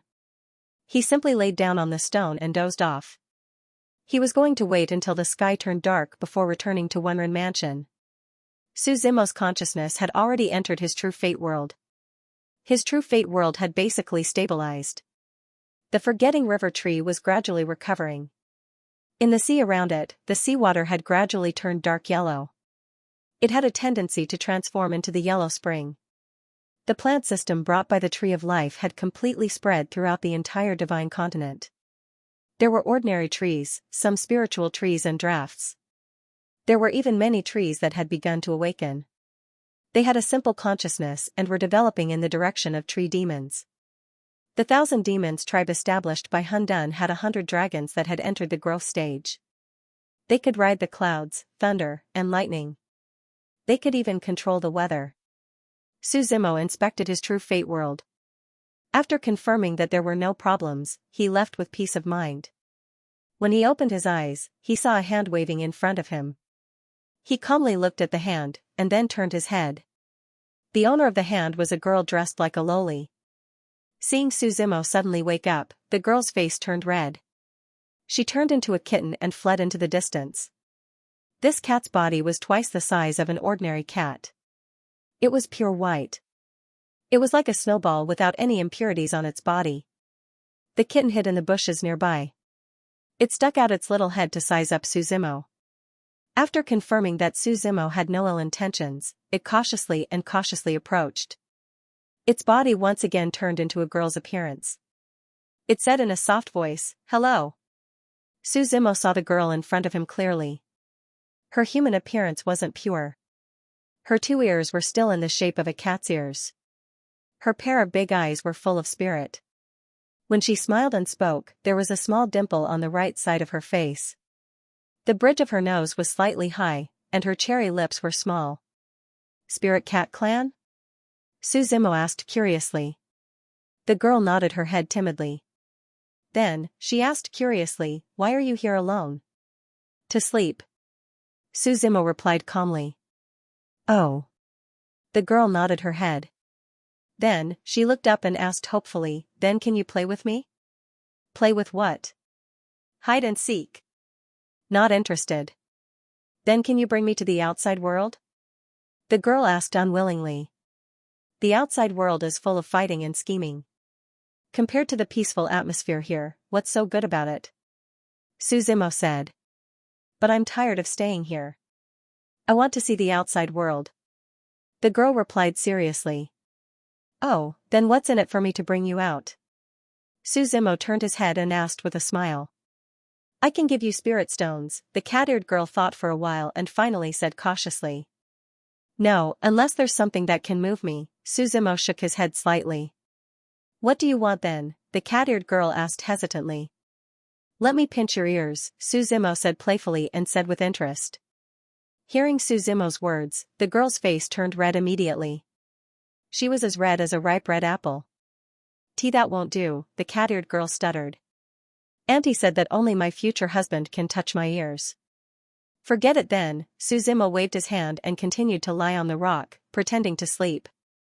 After a long time, Suzimo felt as if someone was poking him with a finger. He turned around and saw the girl squatting next to him, blushing. "Then I'll let you touch me." "You're not allowed to tell anyone about this." Suzimo laughed out loud. He looked exactly like a bad uncle who was trying to kidnap a little loli. He nodded and looked at the pair of soft and cute cat ears. He was about to pinch them with his hand. Suddenly, a loud shout came from the forest next to him. "Pervert, don't touch that girl." Along with the voice came a blazing red fireball. Suzimo looked at the incoming fireball and clenched his right hand into a fist. Spirit energy filled his fist and he threw a punch at the fireball. Bang, a loud sound was heard. The moment the fireball shattered, Suzimo touched the girl's cat ears with his left hand. Meow. The girl's face turned red and she cried out subconsciously. As the dust from the fireball's explosion settled, a woman in a red robe walked out from the forest next to them. Auntie, the cat-eared girl called out timidly the moment she saw the woman. Ju, come here. The woman looked at Suzimo cautiously and shouted at the cat-eared girl. The cat-eared girl looked very nervous. Her face turned even redder. She kept muttering softly, "What should I do?" Her ears were touched. "Will Auntie let me marry him?" "Just say it in your heart. Can you not say it out loud?" Suzimo looked at the cat-eared girl and said helplessly. He didn't want to get into trouble just because he touched her ear out of curiosity. Oh. The girl felt her face heating up. She didn't even dare to look straight at Suzimo. Since she was young, she had always been alone and had never spoken to a man. What's more, he wanted people to touch his ears. Seeing that Suzimo didn't stop her, the cat-eared girl came to his side. "Who allowed you to run out?" The woman heaved a sigh of relief before asking in a serious tone. I want to see the outside world," the cat-eared girl replied with her head lowered. The woman originally wanted to say something, but when she saw that the girl was about to cry, she finally sighed. He turned to Suzimo and said, "I hope you can forget what you saw today." After she finished speaking, she pulled the unwilling girl into the depths of the forest. Suzimo didn't say much. The girl was quite interesting, but that was all. The woman was also from the Civet tribe. Suzimo didn't know much about the Civet tribe. It was just a small tribe. Just like how most of the unknown tribes among the 3,000 tribes were ordinary. He originally wanted to sleep for a while more, but a group of people suddenly walked over from a small path not far away. This group of people was noisy, so Suzimo didn't have the mood to rest. Moreover, among this group of people, Suzimo could hear his cousin Wenren-su's loud voice from far away. "What's so great about it? Miss Xianxia wants it. I'll look for it when I get back. I'll definitely find it faster than you," Wenren-su said unwillingly. "Thank you, young Master Su," a girl's voice came from afar. This voice sounded like a spring breeze. It was very pleasant and moving. "Then I'll be waiting for Brother Su's good news. Don't just talk big," a man beside him said jokingly. Suzimo turned around and saw that there were about a dozen people in the group. Standing at the front was his cousin Wenren-su and a young man wearing a blue shirt. In between the two of them, many young men were surrounding a girl like stars surrounding the moon. The girl wore a long green dress. The dress was like a lotus flower that bloomed simply. The waist was a little loose, so it was hard to see her figure. However, her skin was white and her eyes were lively. It gave people a mischievous feeling. She had a jade nose and red lips. She had willowy eyebrows and white hair. The most eye-catching thing about him was his head of white hair. Her hair reached her waist and was as white as snow. It added a different temperament to him. When the group passed by, Wenren-su saw Suzimo who was napping on a rock. He hurriedly called out, "Cousin." Suzimo slowly sat up. Almost everyone present looked at him. "Finished your date with your Miss Xianxia?" Suzimo asked with a smile. "You can see that we're a match made in heaven, Wenren." Su laughed and replied. "But don't talk nonsense. We're just friends now. Like older cousin, like younger cousin." The blue-robed man next to him had an ugly expression on his face as he spoke with disdain. "We haven't even started dating yet. It's not good to talk about Miss Xianxia like that." "That's right." Although the other young men were afraid of the Wenren family's power, they still whispered. "Wan Hong, Miss Xianxia didn't say anything. Why are you poking your nose into other people's business?" Wenren-su snorted and replied. Miss Xianxia had a faint smile on her face from beginning to end. She didn't say a word. Only that pair of jet black, slightly mischievous big eyes looked at Suzimo with interest. Seeing that Wenren-su and Wan Hong were quarreling and were about to fight, Xianxia smiled. Only then did Miss Xianxia let out a faint laugh and said, "The sky is already dark. Gentlemen, you should return early. Miss Xianxia, please wait." I'll find the dragon tail flower you want as soon as possible. Wenren-su glared at Wan Hong and said to Xian'er. Soon after, the garden servants came out from the side and sent everyone out of Tingyu Pavilion.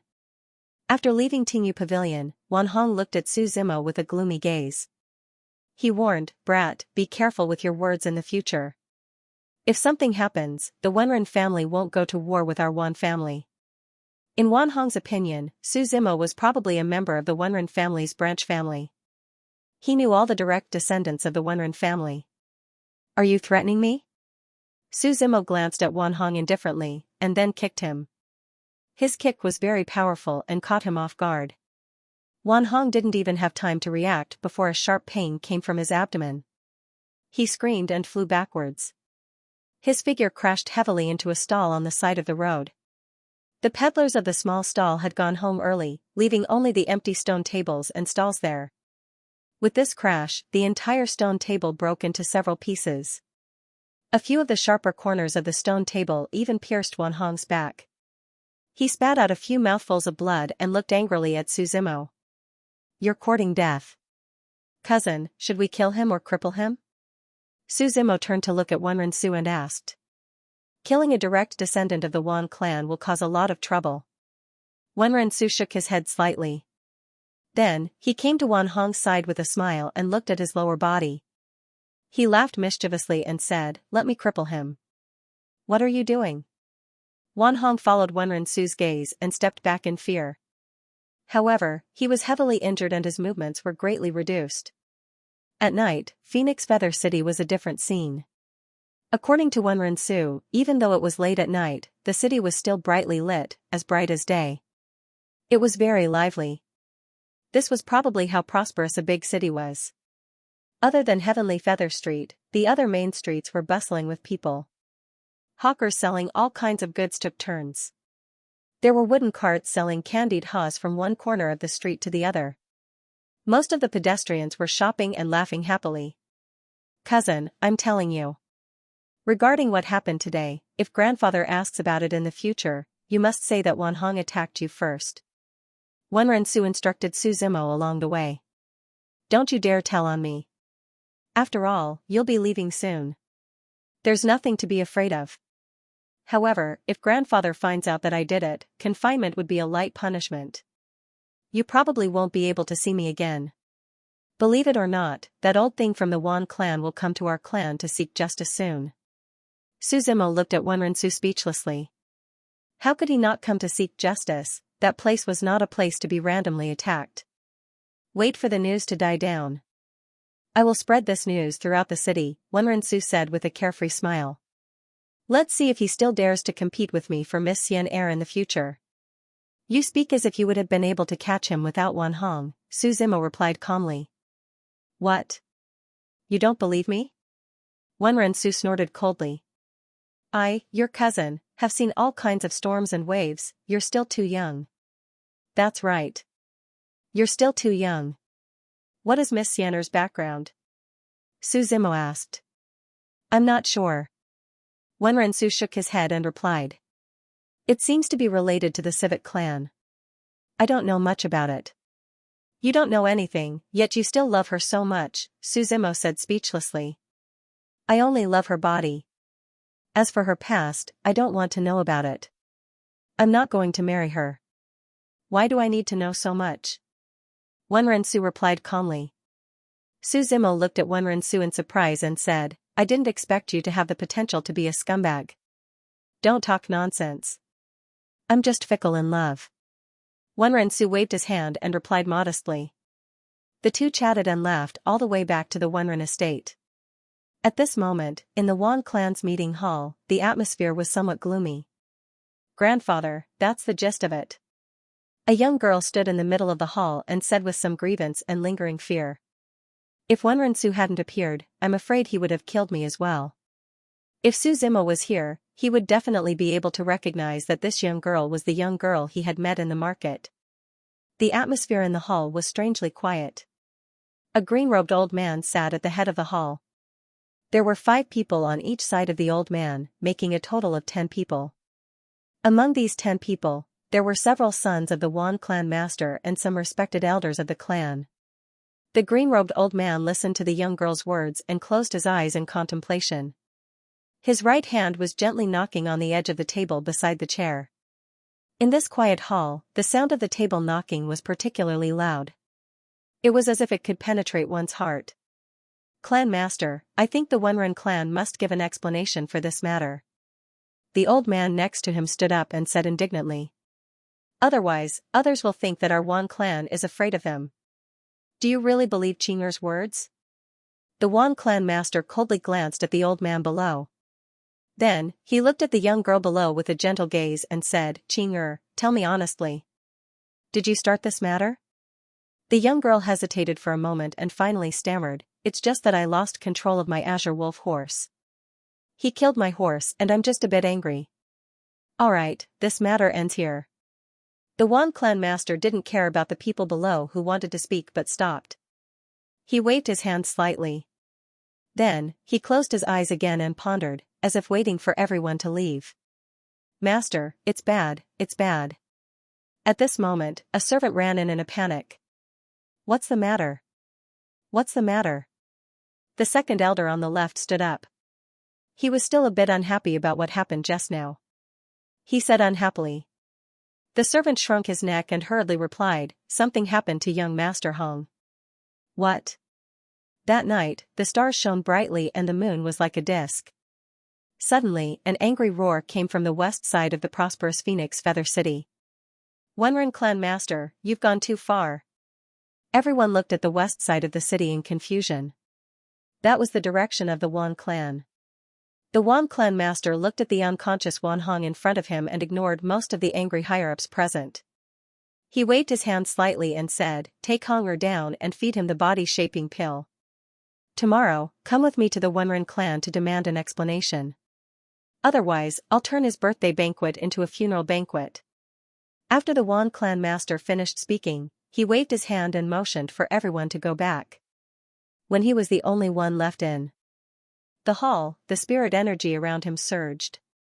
A space door appeared in front of him. His figure stepped into the space door and slowly disappeared. The Wan clan master was called Wan Shonyan. When he was young, he was a well-known figure in the entire Phoenix Feather City. Others praised him and envied him for his family background and talent. However, only he knew in his heart that this imperial lineage had declined. He wasn't a genius with eternal talent and couldn't save this clan. After his figure disappeared into the space door, he appeared in a pitch-black space. This space was boundless and nothing could be seen clearly. However, the strange thing was that there was a very conspicuous coffin floating in the air. This coffin was clearly black and should have blended into this similarly black space. However, his darkness was different from the rest. It was so eye-catching. Wan Shonyan walked to the bottom of the black coffin. There were strands of inky black gas wrapped around the coffin. The gas floated and condensed on the surface. It condensed into all kinds of patterns and shapes. "You're here." After a long while, an old voice came from the coffin. The coffin slowly descended. Wan Shonyan nodded and sat next to the coffin. He let out a long sigh. "Did you run into something hard to decide again?" the old man in the coffin asked with a chuckle. Today, a direct descendant of the family had a conflict with the Wenren family. He was almost crippled, Wan Shonyan said with a frown.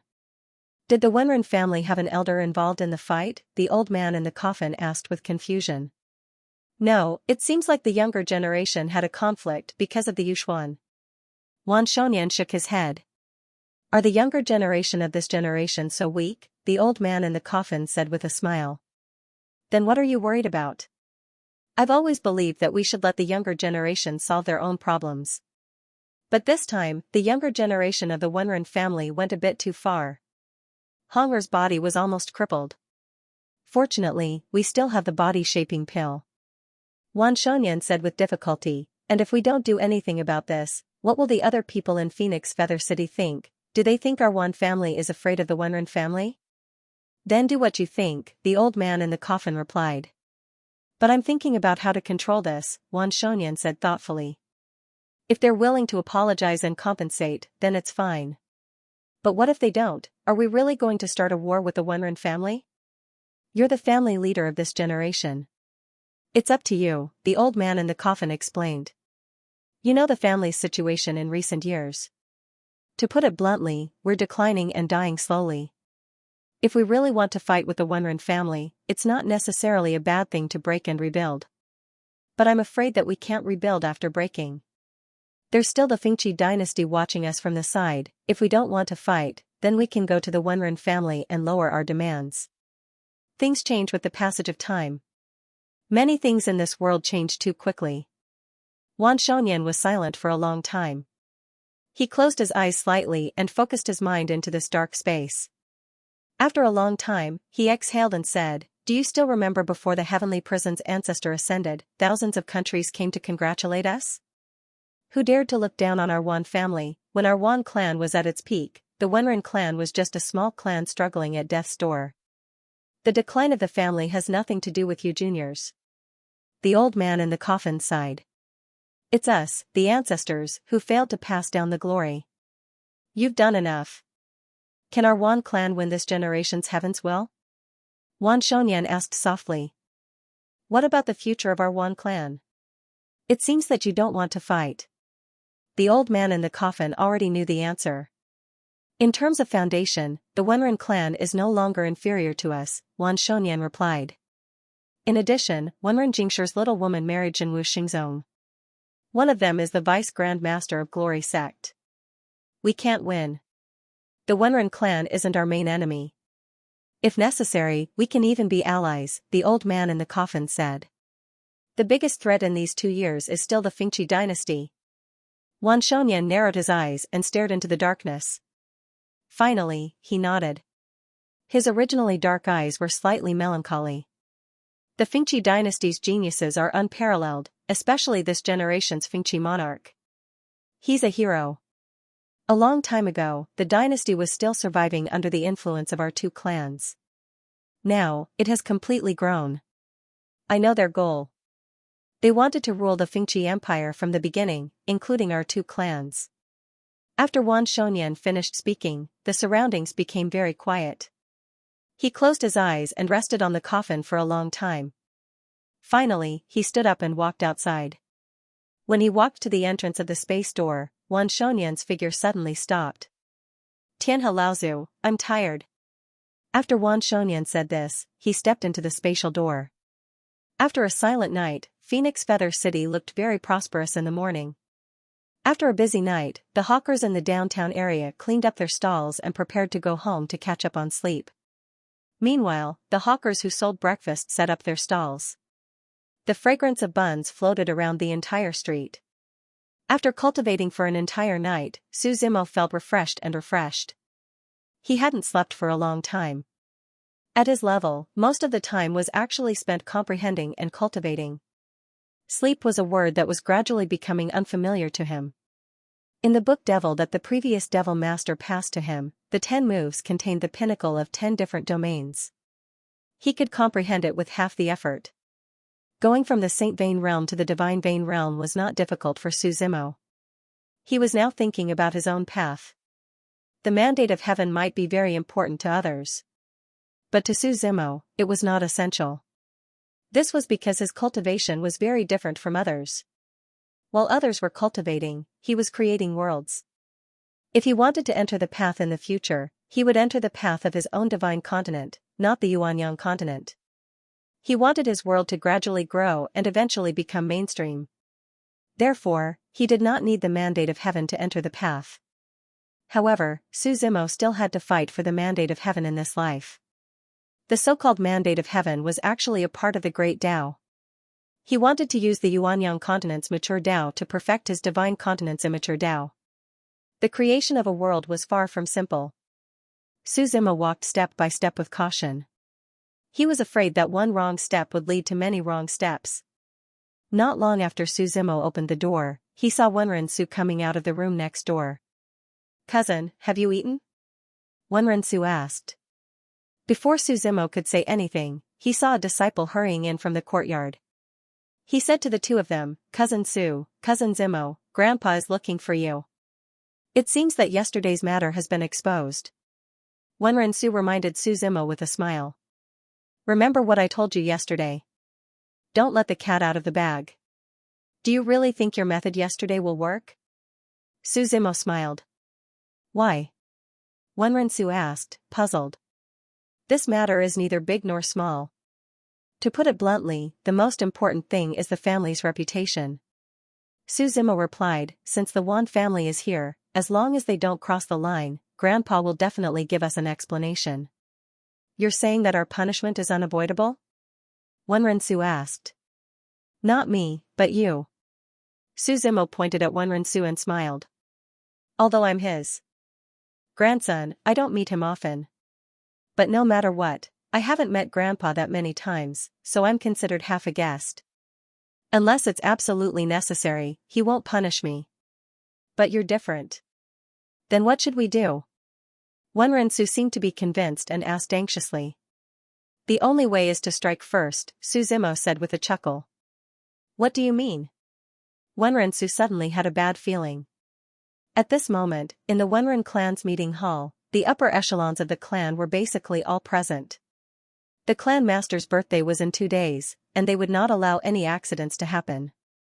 On the right stood a group of people from the Wan clan. In this hall, the 2 most conspicuous people were Wenren Jingshi and Wan Shonyan. The 2 old men were talking and laughing, and they did not seem to be at loggerheads like the others in the 2 clans. Brother Shonyan, although you and I are in the same city and are only 1,000 meters apart, it has been several years since we last met. But it's been a few years, Wenren Jingshi said with a smile. Yes, many times I feel like I don't belong to myself, but to this clan, Wan Shonyan replied with a smile after drinking the tea in his cup. I'm not too sure about this matter, Wenren Jingshi replied. We'll know when Sewer comes. If it's really like what Shonyan said, I won't let him off easily. Grandpa, what if that guy has a bad debt? Wan Hong quickly asked from the crowd below. Although he was severely injured yesterday, it was only a superficial wound. With the body-shaping pill and the full treatment of the Wan clan, he recovered completely in a short time. Shut up, it's not your turn to speak, Wan Shonyan shouted. Then, he said to Wenren Jingshi with a smile, I believe in Brother Jingshi's fairness. Although our Wan clan is not as glorious as before, we won't fall to the point of being bullied by others. Of course, Wenren Jingshi nodded with a smile. Just as everyone in the main hall was whispering to each other, a servant outside the door came in to report. Wenren Jingshi narrowed his eyes and said, let them in. Then, under everyone's gaze, Su Zimo walked in with Wenren-su, who was covered in bandages. Seeing Wenren-su's appearance, Wenren Jingshi frowned slightly and asked, what's going on? Nothing, Grandpa, Wenren-su shook his head and said. The conflict between the younger generation is nothing. Wenren Jingshi looked at Wenren-su who was covered in bandages and then looked at Wan Hong who was jumping around. His expression was somewhat unsightly as he looked at Wan Shonyan calmly. Brother Shonyan, I'm afraid you owe me an explanation for this matter. Wan Shonyan frowned slightly and glanced at Wenren-su. The bandage wasn't fake. He could still see the injuries on his body. Wenren-su, tell me everything in detail. Don't hide anything. Brother Wan Hong didn't tell you? Wenren-su was surprised to hear Wan Shonyan's words. In the end, he explained, last night at the Listening Feather Pavilion, because of Miss Xian, I had some conflict with Brother Wan Hong. In the end, we fought fiercely. After more than 30 rounds, I heavily injured him, and he also beat me into this state. That's how things are. Nonsense. When he heard Wenren-su, the nearby Wan Hong was so angry that he almost jumped up. His face was red as he said, it was clearly the 2 of you who ambushed me and heavily injured me. When did I fight more than 30 rounds with you? Brother Wan Hong, you need evidence to speak, Su Zimo said indifferently. You said you didn't fight. Then how did my cousin's injuries come about? Don't tell me I beat him up. When he heard Su Zimo's words, Wenren-su raised his eyebrows and glanced at Su Zimo with hidden bitterness. You're slandering me. I didn't do anything. Wan Hong loudly defended himself. Grandfather, you have to believe me. I didn't even have the chance to resist. They beat me up one-sidedly. Wan Shonyan frowned slightly and looked at Wenren-su. Since you're also heavily injured, why didn't your Wenren residents know about it last night? This might be the difference between our Wenren clan and your Wan clan. When your Wan clan's disciples are injured, they only know how to seek help from their elders. In my opinion, this is just a quarrel between the younger generation. It's unavoidable for them to occasionally get injured. After all, when they go out to explore in the future, there will be many life and death situations. They can't be under the protection of the clan for the rest of their lives. Wenren-su shook his head as he spoke. His tone was somewhat disdainful as he looked at Wan Hong with contempt. Is it because you can't afford to play? When he heard this, Wan Hong felt his chest tighten. The injuries from last night seemed to have relapsed. Minor injuries? I was almost beaten to death. If it wasn't for the body-shaping pill, I'm afraid I wouldn't have any descendants. But to you, it's just a minor injury? The more Wan Hong thought about it, the more depressed he felt. In the end, his face turned even redder and he couldn't help but spit out a mouthful of blood. He fell to the ground unconscious. The moment Wan Hong fell to the ground, the others in the Wan clan didn't even react. Wenren-su instantly broke free from the bandages on his arms and threw himself beside Wan Hong. He shouted sorrowfully, "Brother Wan, what happened to you? Nothing must happen to you. Although the two of us don't get along, we've always quarreled. But no matter what, we've known each other for so long. Don't make me send you off." One of the Wan clan's people couldn't stand it anymore and stood up with black lines on his forehead. He said, "You can talk, but can you not laugh?" Wenren-su stood up and smiled embarrassedly. He quickly retreated and replied apologetically. "Sorry, I couldn't hold it in. You guys continue." The Wan clan's people squatted down and began to treat Wan Hong. The Wan clan's old man sitting at the head of the table was somewhat embarrassed. He had come aggressively to seek justice, but he hadn't even done anything. He couldn't help but sigh inwardly at how things had turned out like this. My Wan clan's younger generation's attitude is too bad. Brother Shonyan, why don't we end this matter here? No matter what, both of them are injured. We're even, Wenren Jingshi said calmly. Wan Shonyan was silent for a moment before he nodded. He looked around at everyone present and said, I don't want this matter to be spread in the city. Then, Wan Shonyan left with the Wan clan's people. Compared to their aggressive arrival, their departure seemed a little dejected. Wenren Jingshi watched the Wan clan's people leave and said solemnly, everyone else can leave. You two stay. Su Zimo and Wenren-su looked at each other, and in the end, they stood obediently in the grand hall. After everyone left, Wenren Jingshi said sternly, I wanted to punish you. I originally wanted to punish you severely, but you reacted quickly and handled this matter well. But from today onwards, you're not allowed to leave the residence. Yes, Su Zimo knew that they were in the wrong, so they didn't refute. The situation in Fengqi Empire is already chaotic enough. Pull one hair and the whole situation will be affected. Be more restrained when you go out in the future. Wenren Jingshi said faintly. He could see what was going on at a glance.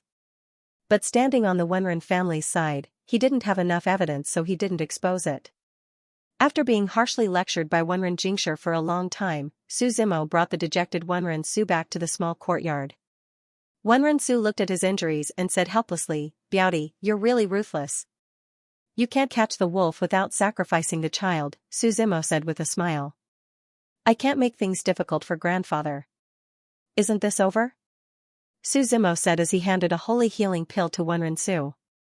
After the other party took the pill, his body began to recover. There are still 3 days until grandfather's birthday banquet. We'll be bored during this time, Wenren-su said helplessly as he shook his head. I just pity that Miss Xianxia. She's just a femme fatale, Su Zimo said faintly. Then do you have a girl you like? Wenren-su also had a gossipy heart as he asked with a smile. Su Zimo was silent for a while. He thought of the demon-slaying family in the distant central continent, the Lan family. Life is often more dramatic than a novel. The person you like is in the enemy's faction. There will be a day when he and the demon-slaying family will have an end. After all, he is the real devil in their eyes. If you don't say anything, it means you agree, Wenren-su said with a smile. No matter what the person I like is like, I won't be used as a tool, Su Zimo said faintly. Hearing you say that, I suddenly remembered that I still need to help Miss Xianxia find the dragon tail grass, Wenren-su said. Then Wenren-su anxiously went to the Wenren family's medicine building to find the draft. Su Zimo was too lazy to go and simply strolled around the Wenren residence by himself. Although he couldn't leave the residence, it was still very spacious inside. Su Zimo circled around the Wenren clan and finally arrived in front of a lake. Weeping willows were planted on both sides of the lake. Along with the midsummer sun, the entire surface of the lake was sparkling. At the center of the lake, a lotus flower slowly bloomed. This lotus flower was purple and its color was very demonic. Purple spirit chi was surging on the surface of the lake, and the entire surface of the lake was corroded into purple water. Zillion. Su Zimo narrowed his eyes and looked at the lake. As Empress Hong Tian's former true artifact, the myriad Tao lotus was divided into 8 pieces. Su Zimo didn't expect Zillion to be hidden in his grandfather's mansion. At this moment, there was actually a young man sitting on the myriad Tao purple lotus. The young man was cultivating with his eyes closed. His entire body was surrounded by dense purple chi, which was being absorbed into his body bit by bit. As if sensing someone's arrival, the young man finished absorbing the last wisp of purple gas. Finally, he let out a long breath and slowly opened his eyes. Su Zimo happened to know this young man. It was the young man he met in Qingyu Pavilion when he first met his grandfather. His name seemed to be Wenren Tianming. According to his cousin Wenren Su, this young man was originally a branch family disciple. In the end, because of his extraordinary talent, he was placed by his grandfather's side to be nurtured. Is there a problem? The young man stood up and stepped on the surface of the lake. As if he was floating on water, the lake didn't even have a ripple. He walked step by step to the shore. No, I just happened to come here. Su Zimo shook his head slightly. He asked, do you have any conflict with my cousin? In the eyes of the direct descendants, the branch family disciples will always be inferior. Wenren Tianming said calmly. That's why they don't want to admit that I, a branch family disciple, am stronger than them. In this Wenren mansion, there are many people who don't like me. It's not just your cousin. You're quite calm. Su Zimo said with interest. I'm used to it. Wenren Tianming replied. It's my grandfather who let me stay and gave me cultivation resources. Otherwise, I would have left long ago. Although I might not be doing as well as I am now, this world is huge. There will always be a place for me, Wenren Tianming, in this world. Su Zimo looked at the myriad Tao purple lotus behind him. He knew that his grandfather was nurturing him with all his might. Perhaps the future Wenren clan contender for the heavenly fate would be Wenren Tianming. In front of the heavenly fate, it was related to the clan's 10,000-year plan. As long as it was a trustworthy disciple, there would be no distinction between the branch family and the direct descendants. No matter what, Wenren Su is my cousin. If he didn't do something that angered the heavens, it's best if you don't kill him. Su Zimo looked at Wenren Tianming and said.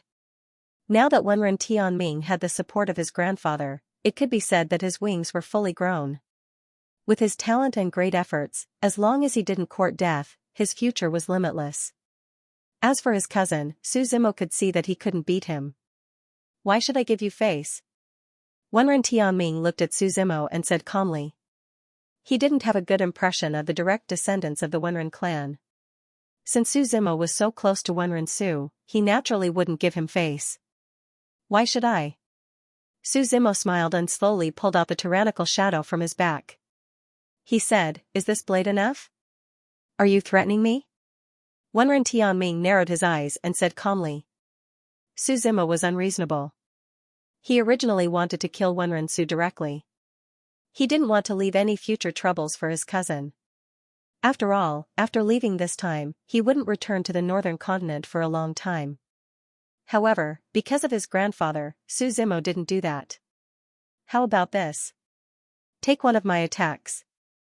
If you can, pretend that I didn't come. If you can't, do as I said. Su Zimo held the tyrannical shadow and said calmly. This condition isn't equal. If you can't take it, I'll do as you said. If you can take it, you have to promise me one thing. Wenren Tianming replied. You're really confident. Su Zimo shook his head slightly. He could see that Wenren Tianming was at the early stage of the Emperor Vane realm. He could see that his grandfather had nurtured enough resources. Wenren Tianming was already considered a true prodigy. It was normal for him to be arrogant. Su Zimo slowly raised the tyrannical shadow. He had learned a meridian technique called the knife drawing technique. He didn't use too many techniques and directly integrated the fast speed of the knife drawing technique into it. This attack was very simple. However, it was this simple attack that had the concept of returning to one's original state. Wenren Tianming didn't even see Su Zimo's movement. The bun on his head that held his long hair had already shattered. The knife energy didn't slow down and cut the weeping willow behind him in half. "You should have been a dead man," Su Zimo said calmly. "You should be glad that you're a member of the Wenren clan." Wenren Tianming felt a sharp pain in his neck. He touched it gently with his hand, and a little blood flowed down. There was a very small wound on his neck. "Is this a warning?" He looked at Su Zimo with a serious expression. That sword strike still flashed through his mind. Su Zimo was right. If he hadn't shown mercy, he would have more than just a small wound now. "Who are you?" Wenren Tianming looked at Su Zimo and asked. "Don't you know?" Su Zimo smiled faintly. "Maybe you can accept me if I say Zhenwu Xingzong's current son of Saint." Wenren Tianming fell silent. He was originally very confident in his talent. Even the peerless geniuses of the central mainland were only at the Emperor Meridian realm. He was confident that compared to those geniuses, he was qualified to fight for the mandate of heaven in this life. However, just a moment ago, that ordinary sword strike had shattered all of his pride. He realized that he didn't even have the ability to resist. It was as if there was an insurmountable gap between the two of them. "I will keep my promise." Wenren Tianming took a deep breath and replied. Su Zimo nodded and didn't say anything else. He left the lake and continued to stroll around the Wenren residence. At dusk, the setting sun dyed half the sky. The sunset was reflected at the end of the horizon, and fiery clouds floated in the air. On the branches in the distance, a few lonely birds shook off the leaves and spread their wings to fly into the distance. Su Zimo originally planned to return to the small courtyard. On the way, a little girl with 2 mutton fat braids walked towards him. The little girl was holding a stick of sugar-coated hawthorn in her hand and wore a light blue dress. She looked very cute and had some baby fat. Her pair of watery eyes were vivid and lively. When the two of them brushed past each other, Su Zimo only glanced at the little girl curiously. Who knew that the little girl suddenly turned her head and said fiercely, "What are you looking at? Do you think I won't gouge your eyes out? So rude and unreasonable at such a young age?" Su Zimo chuckled. "Do you know who I am?" The little girl sized up Su Zimo. He said, "Are you a new servant?" "None of your business," Su Zimo replied, amused. "You dare to talk to me like that?" The little girl snorted coldly and said proudly. "My name is Wenren Yao. My father is Wenren Yao. Do you know fear now?" Su Zimo was startled. Wenren Yao was his uncle. In other words, this little girl whom he had never heard of was actually his cousin. He looked at the little girl's arrogant appearance and shook his head slightly. He quickly snatched the candied hawthorn from the other party's hand and ate it all in one bite. Then, he placed the remaining light sticks into the little girl's hand and left. The little girl didn't react for a moment. She looked at the light stick in her hand, and then looked at Su Zimo's back as he left. In an instant, she cried out in grievance. Returning to the courtyard, the sky had gradually darkened. His cousin, Wenren Su, sat listlessly in the pavilion in the courtyard. "What's the matter?" Su Zimo walked over and asked curiously. "I can't find the dragon tail grass," Wenren Su said. "I'm afraid I'll have to break my promise to Miss Xian'er. Although the dragon tail grass is only a universe-grade draft, it's scarce." "How can it be found so easily?" Su Zimo shook his head slightly. "The conditions for the growth of the dragon tail grass are a bit too harsh, which also led to its scarcity. The dragon tail grass must be irrigated with the blood of a true dragon in order to grow.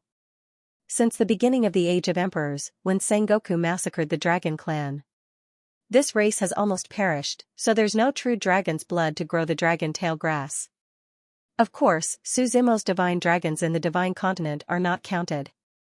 "I think you shouldn't think about these things," Su Zimo said with a smile. I want to ask you something. You know Wenren Yao, right? What's wrong with that girl? Wenren Su nodded and said. She's eldest uncle's daughter. She's been spoiled since childhood, and now she's completely a spoiled princess. I can't say anything, I can't scold her. Looking at your bitter and vengeful appearance, no one can stand it, Su Zimo said with a smile. AI, in this family, your cousin has no status to speak of, Wenren Su shook his head and said. Before, I could bully the branch descendants, but now even some of the branch descendants are riding on my head. Su Zimo smiled. He knows that the other party is referring to Wenren Tianming. But he still reminded him, if you don't have anything to do in the future, don't provoke him. You're not his opponent. Wenren Su and Su Zimo stayed at Wenren Fu for 7 days. These days, it's fine for Su Zimo, he's comprehending and cultivating. But Wenren Su was bored and kept talking about his Miss Xianxia all day.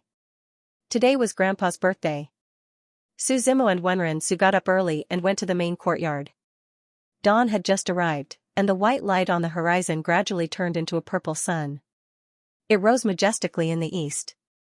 At this moment, the Wenren family was decorated with lanterns and banners. All the family members were gathered together. Su Zimo and the other juniors were all called together and stood together in the main hall of the main courtyard. A man in a red robe stood at the front and told everyone what to pay attention to today. Su Zimo knew this man. It was his uncle Wenren Yao. Today, all the famous people and nobles of the Fengqi Empire will be here. Be a bit more restrained, Wenren Yao said with a serious tone. There can't be any mistakes on your grandfather's birthday. If anyone makes a mistake, they won't be forgiven. Do you all understand? Understood, the youths below replied energetically. Su Zimo looked around. There were a dozen or so direct descendants of the Wenren family in this generation. They were all his uncle, second uncle, little uncle, and aunt's son and daughter. His mother was the youngest in this generation of the Wenren family. She only had him as a child. When Wenren Yao finished talking about all the things to pay attention to, everyone was about to disperse. Wenren Yao suddenly saw Su Zimo in the crowd. She quickly ran in front of Wenren Yao and pouted her lips in grievance.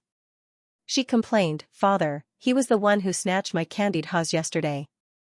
You must seek justice for me." Su Zimo, who was not far away, immediately noticed this situation.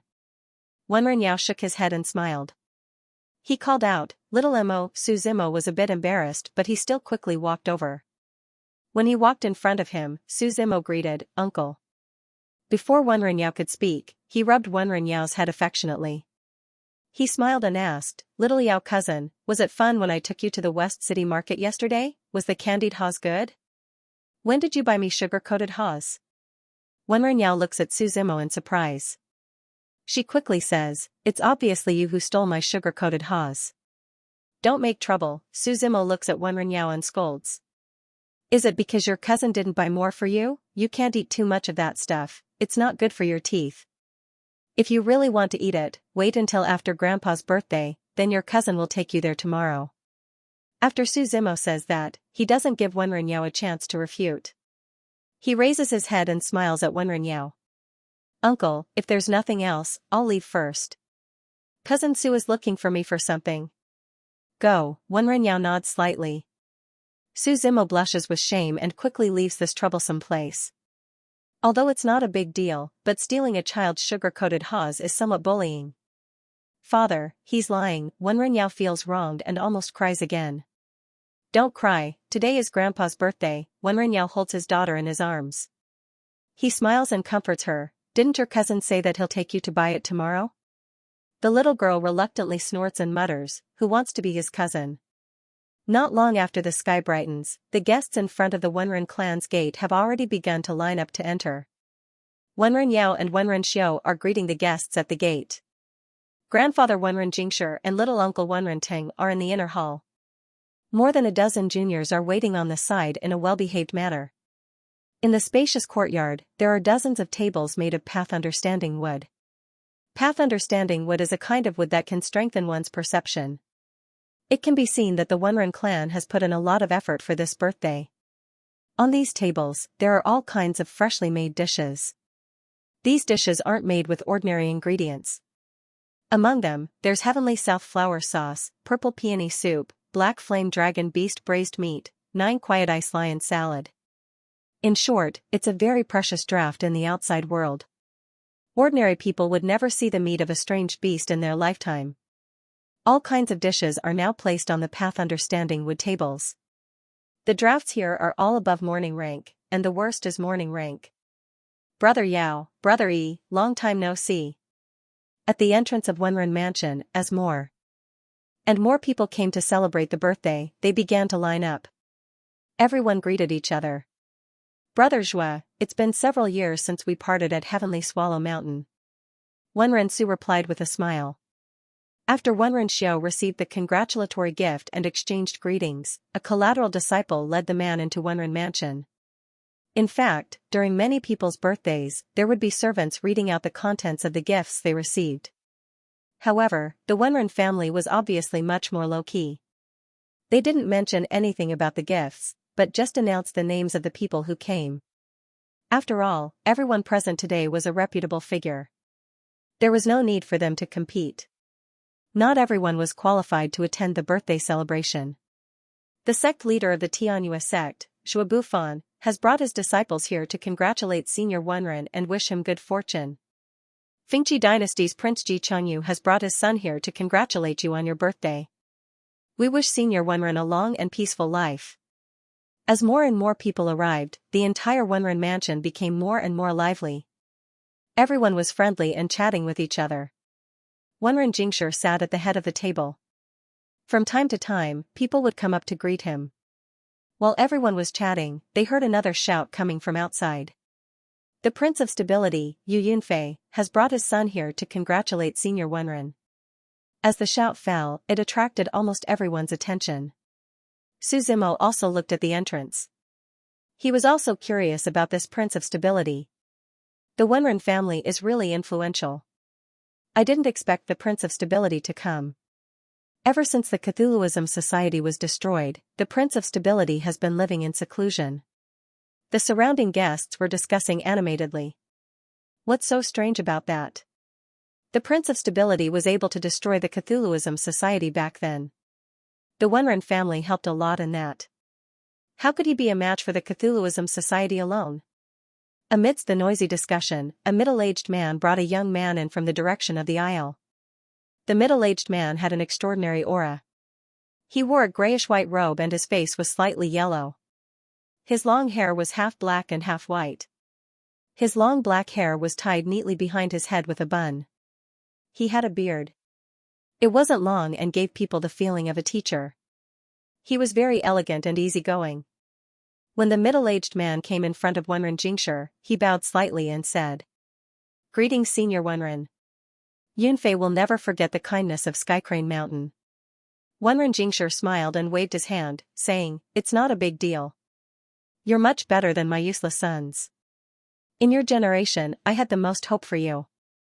The Prince of Stability bowed slightly and thanked him before sitting down at the side. As if he felt Su Zimo's gaze, the Prince of Stability turned around and looked at Su Zimo from afar.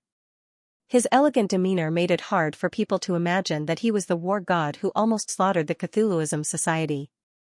As more and more people arrived, it wasn't just the factions within the Fengqi Empire.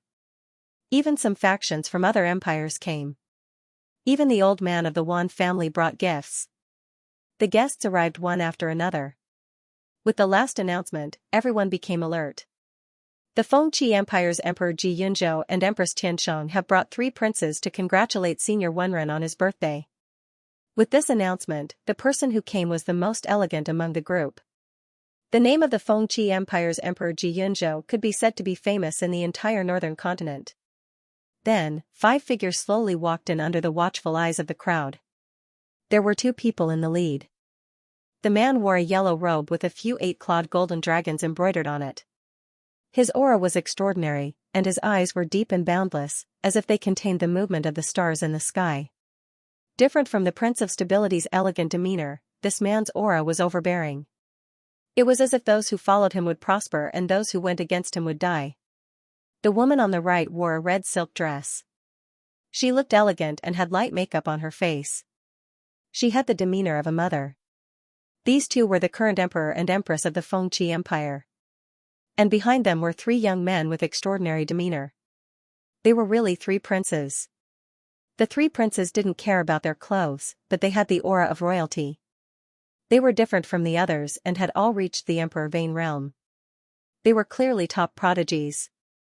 Everyone in the empire knew that the empire had a very subtle relationship with the two families. The empire wanted to completely rule the empire, and the biggest problem was the two families. But the three of them had never really fallen out with each other. With the arrival of Emperor Xianxia, the crowd quieted down after a commotion. "Congratulations on your birthday, Senior Wenren," Xianxia walked up to Wenren Jingshi and said with a faint smile. Empress Tiansheng, who was next to him, followed up with a greeting. The three princes behind her bowed slightly and congratulated him together. "How has brother Chongli been these years?" Wenren Jingshi nodded and asked with a smile. The brother Chongli he mentioned was the previous old emperor. The new emperor, Xianxia, had been trained by the dynasty since he was young. So when he gradually gained power, Chongli passed his position to him and hid behind the scenes, rarely showing himself. "Master is in closed-door cultivation," Xianxia replied calmly. Wenren Jingshi was slightly startled. He naturally knew Chongli's current level. They were from the same era.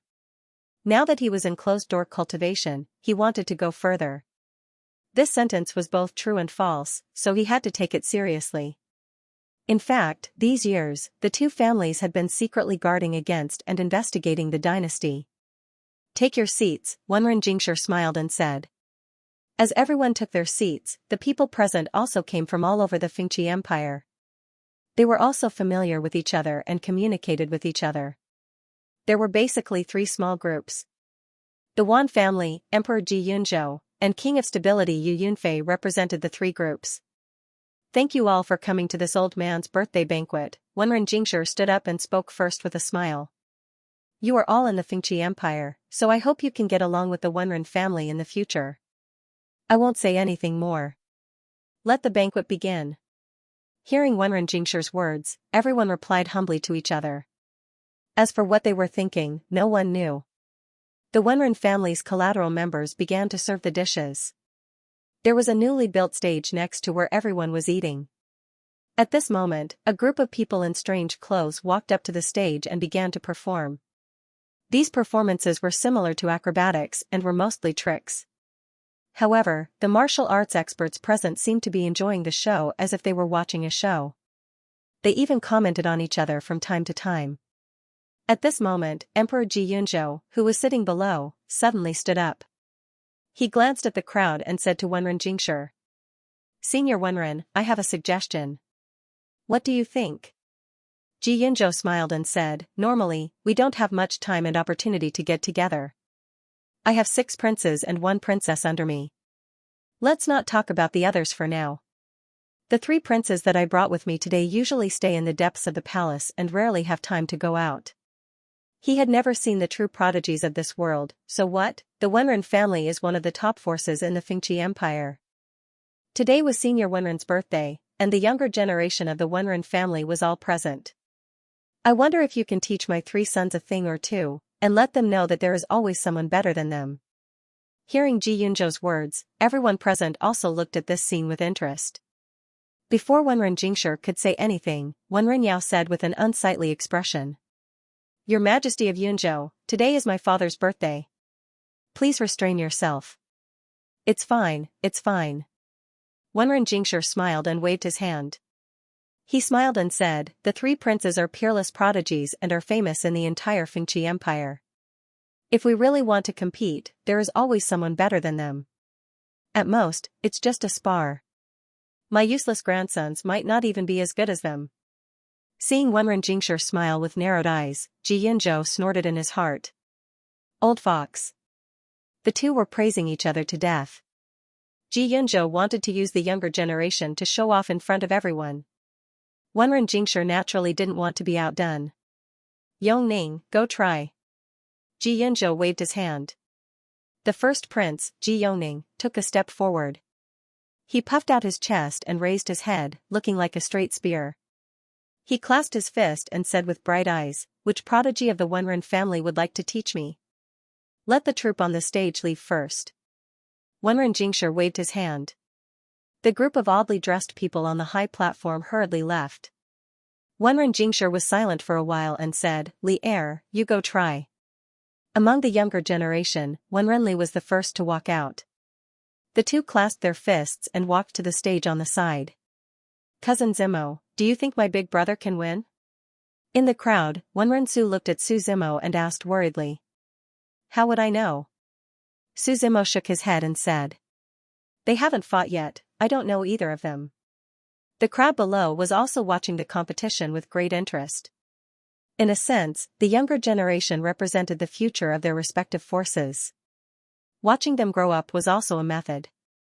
The eldest prince Ji Yongning was thrown into the military camp by the emperor since he was young. He wasn't given any special treatment and has been fighting since he was young. He is a true butcher who climbed out of a sea of blood. Although the eldest prince is strong, it is said that Wenren Li was also sent to the Central Continent's Heavenly Dao Academy since he was young. Although we don't know much, I think he is better than others. Ignoring the discussion of the crowd, the two people on the stage. They stood opposite each other, and their auras began to rise. Although they were both in the Emperor Vane realm, their auras were very different. Wenren Li's aura was more ethereal. Waves of green spirit chi spread around his body. The green spirit chi sometimes surged and sometimes condensed. When Ji Yongning's aura spread out, waves of blood-red spirit chi condensed into a ferocious face that roared. Waves of extremely oppressive killing intent fused together with the blood-red blood mist. Wenren Li slowly pulled out the 3-foot-long green sword at his waist. He waved his sword, and it turned into 3 afterimages in the air, and directly attacked Ji Yongning. Ji Yongning's black robe slowly fluttered with the sword. He clenched his hands into fists, and blood-red spirit chi surged in them. The fist and sword collided, and for a moment, there was no clear winner. Ji Yongning's right hand opened into a palm and directly grabbed Wenren Li's sword. His left hand heavily smashed over. Crackling sounds of explosions could be heard all around them. Seeing this scene, Wenren Li's eyes narrowed. The sword in his hand directly burst out with an extremely powerful sword intent, and shook off Ji Yongning's right hand. Then, he quickly retreated. "It seems that Prince Ji has the advantage in this exchange of probing," someone below whispered. After this exchange, Wenren Li didn't have any intention of probing. Behind him, a powerful aura erupted. This aura tore through the surrounding space, causing a loud explosion. Behind him, his true fate appeared. It was a huge red-crowned crane. This red-crowned crane was 100 meters tall and its feathers were pure purplish black. It had 8 claws and 2 slender legs. The crown of the red-crowned crane was purple in color. There was a crescent moon mark on its forehead. Its eyes were hazy and its sharp beak was emitting a sharp cry. Wenren Li indifferently said, "Let's settle this quickly." Ji Yongning nodded, "That's exactly what I was thinking." Behind him, his true fate appeared and the surrounding space began to change. It was an evil spirit, an indescribable evil spirit. It was as if looking at it would cause an evil aura to rush into one's heart. The evil spirit's body was small and thin. Its whole body was covered in black and red spirit energy. It had a single horn on its head and 2 iron rings on its 2 fat and thick ears. Its eyes were extremely evil and its body emitted a thick baleful aura. As far as I know, the Heavenly Dao Academy's guardian divine beast is a violet moon crane. Seeing the red-crowned crane, King of Stability Yu Yunfei whispered to the people next to him. "That's right. The violet moon crane can live for 3 million years. It's a true long-lived immortal beast." The evil spirit behind Ji Yongning is also not simple. It has slaughtered tens of thousands of living beings. It's a mutated creature that has been born after absorbing all the negative emotions and baleful aura. At this moment, the atmosphere on the high platform had reached a critical point. The red-crowned crane let out a long cry and a holy light shone from its wings. The evil aura that came into contact with the light was like the first snow in April, melting away like snow. It had no strength to resist at all. The red-crowned crane rushed down from the sky with endless sharpness. Its sharp claws directly attacked the hungry ghost. Ji Yongning took a deep breath. the evil spirit looked up at the red-crowned crane in the sky. An iron hammer appeared in its hand at an unknown time. The iron hammer was 10 feet long and completely black. There were many unclear patterns engraved on it. At this moment, the evil spirit swung the iron hammer and heavily smashed it towards the horizon. With a boom, the scene of space collapsing did not appear. Instead, a wave of air spread out with the hammer as the center. Wherever the airwaves swept out, all the space was frozen. This attack actually contained an extremely strong restrictive power. Although the red-crowned crane had broken through the spatial seal, its speed was still greatly reduced. When I was 8 years old, I went into battle to kill my enemies. Since then, I've fought in all directions. Countless evil souls have died at my hands, and this evil ghost is made from the fusion of over 100 million evil souls. How are you going to resist it? As Ji Yongning's voice fell, the evil spirit repeatedly swung his iron hammer and smashed down madly. Waves of different attributes rippled out and attacked the red-crowned crane. On the other side, Wenren Li's expression was solemn. She knew that she couldn't continue to hide like this. With a sharp cry, the red-crowned crane charged towards the evil ghost. With a bang, the evil spirit swung the hammer in his hand. The hammer was like a candle from hell, smashing heavily on the back of the red-crowned crane. The red-crowned crane let out a mournful cry as it was smashed into nothingness. It's over just like that? Seeing this scene, someone below asked in confusion. No, King Anding shook his head slightly. He said, do you know the characteristics of the violet moon crane? It's immortal and indestructible. As soon as his voice fell, 2 ear-piercing cries sounded at the same time. 2 identical red-crowned cranes flew out of thin air. The 2 red-crowned cranes couldn't differentiate between the real and the fake. Perhaps there was no difference at all. The 2 red-crowned cranes attacked again. Their sharp crane claws tore apart the space in their path. With 2 bangs, the evil spirit's hammer fell and the 2 red-crowned cranes were annihilated at the same time. Before the others could react, 4 red-crowned cranes flew out of thin air. The 4 red-crowned cranes were destroyed and turned into 8. 8 turned into 16, 32, 64. In the blink of an eye, there were more than 100 red-crowned cranes in the sky. Hundreds of red-crowned cranes cried at the same time. That kind of momentum was not to be outdone. If this goes on, Ji Yongning will be exhausted to death, Wenren Su said happily. No, Su Zimo shook his head slightly and said. Now that the 2 of them are similar in strength, it depends on their grasp of the opportunity and battle experience. Hundreds of red-crowned cranes swooped down at the same time. They looked like they weren't afraid of death. Ji Yongning took a deep breath and didn't panic. His eyes were like torches. Taking advantage of the fact that the red-crowned cranes covered his vision, the evil spirit in front of him actually waved his hammer to open a path and madly attacked Wenren Li, who was behind the red-crowned cranes. Although there were many red-crowned cranes, they weren't a match for the evil spirit. In an instant, the evil spirit had already arrived in front of Wenren Li. Wenren Li looked at this scene in surprise. Obviously, she didn't expect this to happen. The malevolent spirit's iron hammer was already smashing heavily towards him. Although he was in danger, it was still not enough.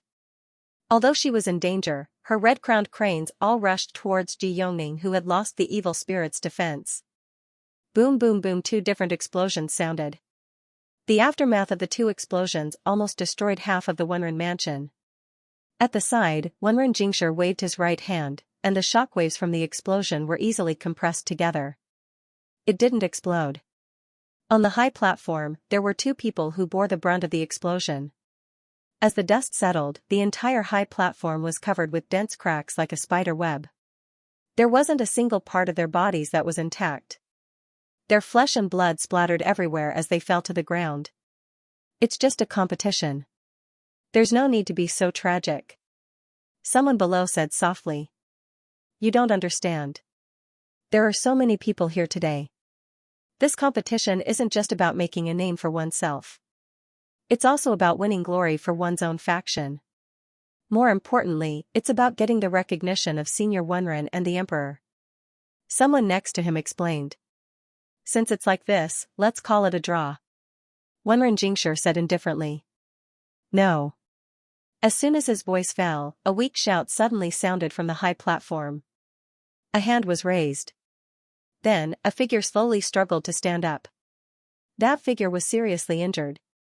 After struggling several times, he failed and fell down several times. Finally, he staggered to his feet. Everyone looked over in horror. The young man who stood up on the platform was Ji Yongning. They wiped the blood on their faces and laughed. Their laughter was very unbridled.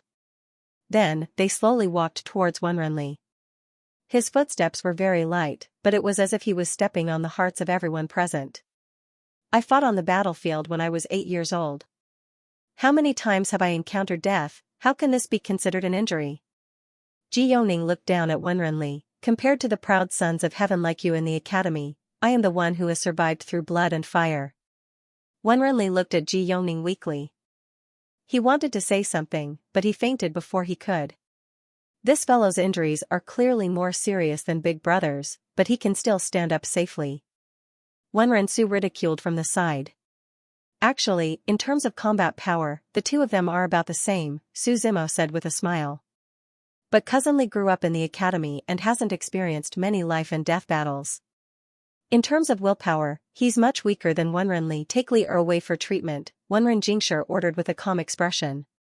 Then he said, since that's the case, Prince Ji wins.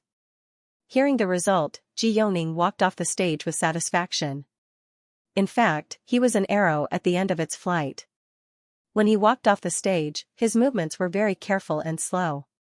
Someone wanted to help him up, but he waved his hand and refused.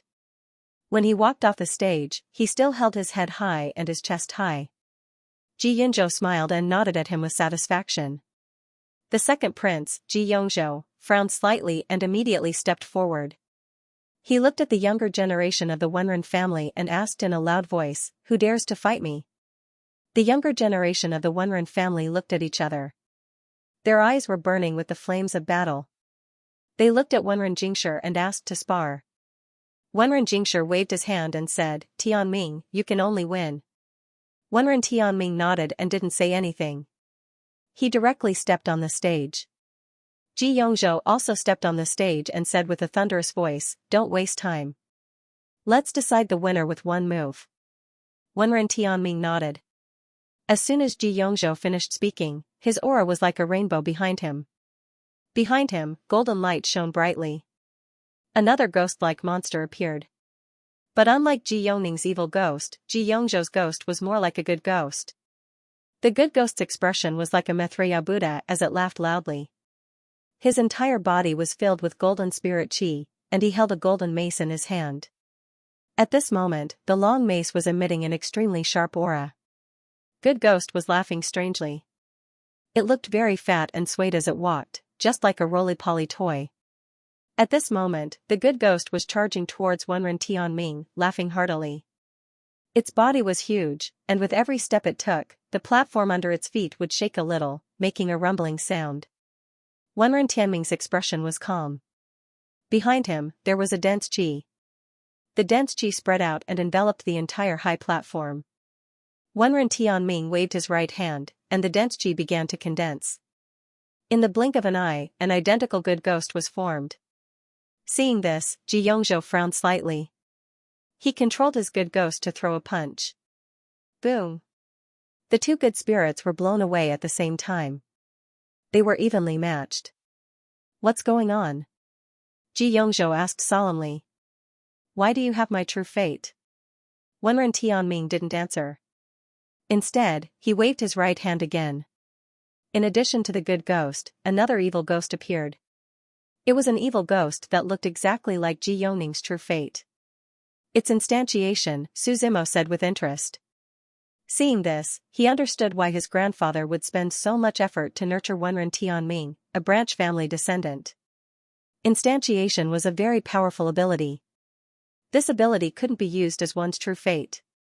It was said that among the 10 forbidden areas of the Yuanyang continent, there was a forbidden area called the Fantasy City. It was a city floating in the sky, and it was said to be a city left behind from the ancient mythological era. The city floated in the sky all year round, drifting erratically. It was said that any creature that entered the city would have a mysterious power. They could instantiate all of their imaginations into reality. However, the condition for this ability was that they couldn't leave the fantasy city for the rest of their lives. In the end, no matter what level of cultivation you had, you would die of old age with the lifespan of a mortal. Of course, everything in the world had a chance of survival. Those who entered the fantasy city would have to go through a test. Those who passed the test wouldn't have to stay in the fantasy city forever. On the contrary, the fantasy city would give those who passed the test an instantiation crystal. This was easy to say, but since the fantasy city, very few people had ever come out. 99% of people were trapped in there for the rest of their lives. Su Zimo guessed that Wenren Tianming must have been to the fantasy city and returned safely with the ability to instantiate a true fate. At this moment, the battle in the arena was in full swing.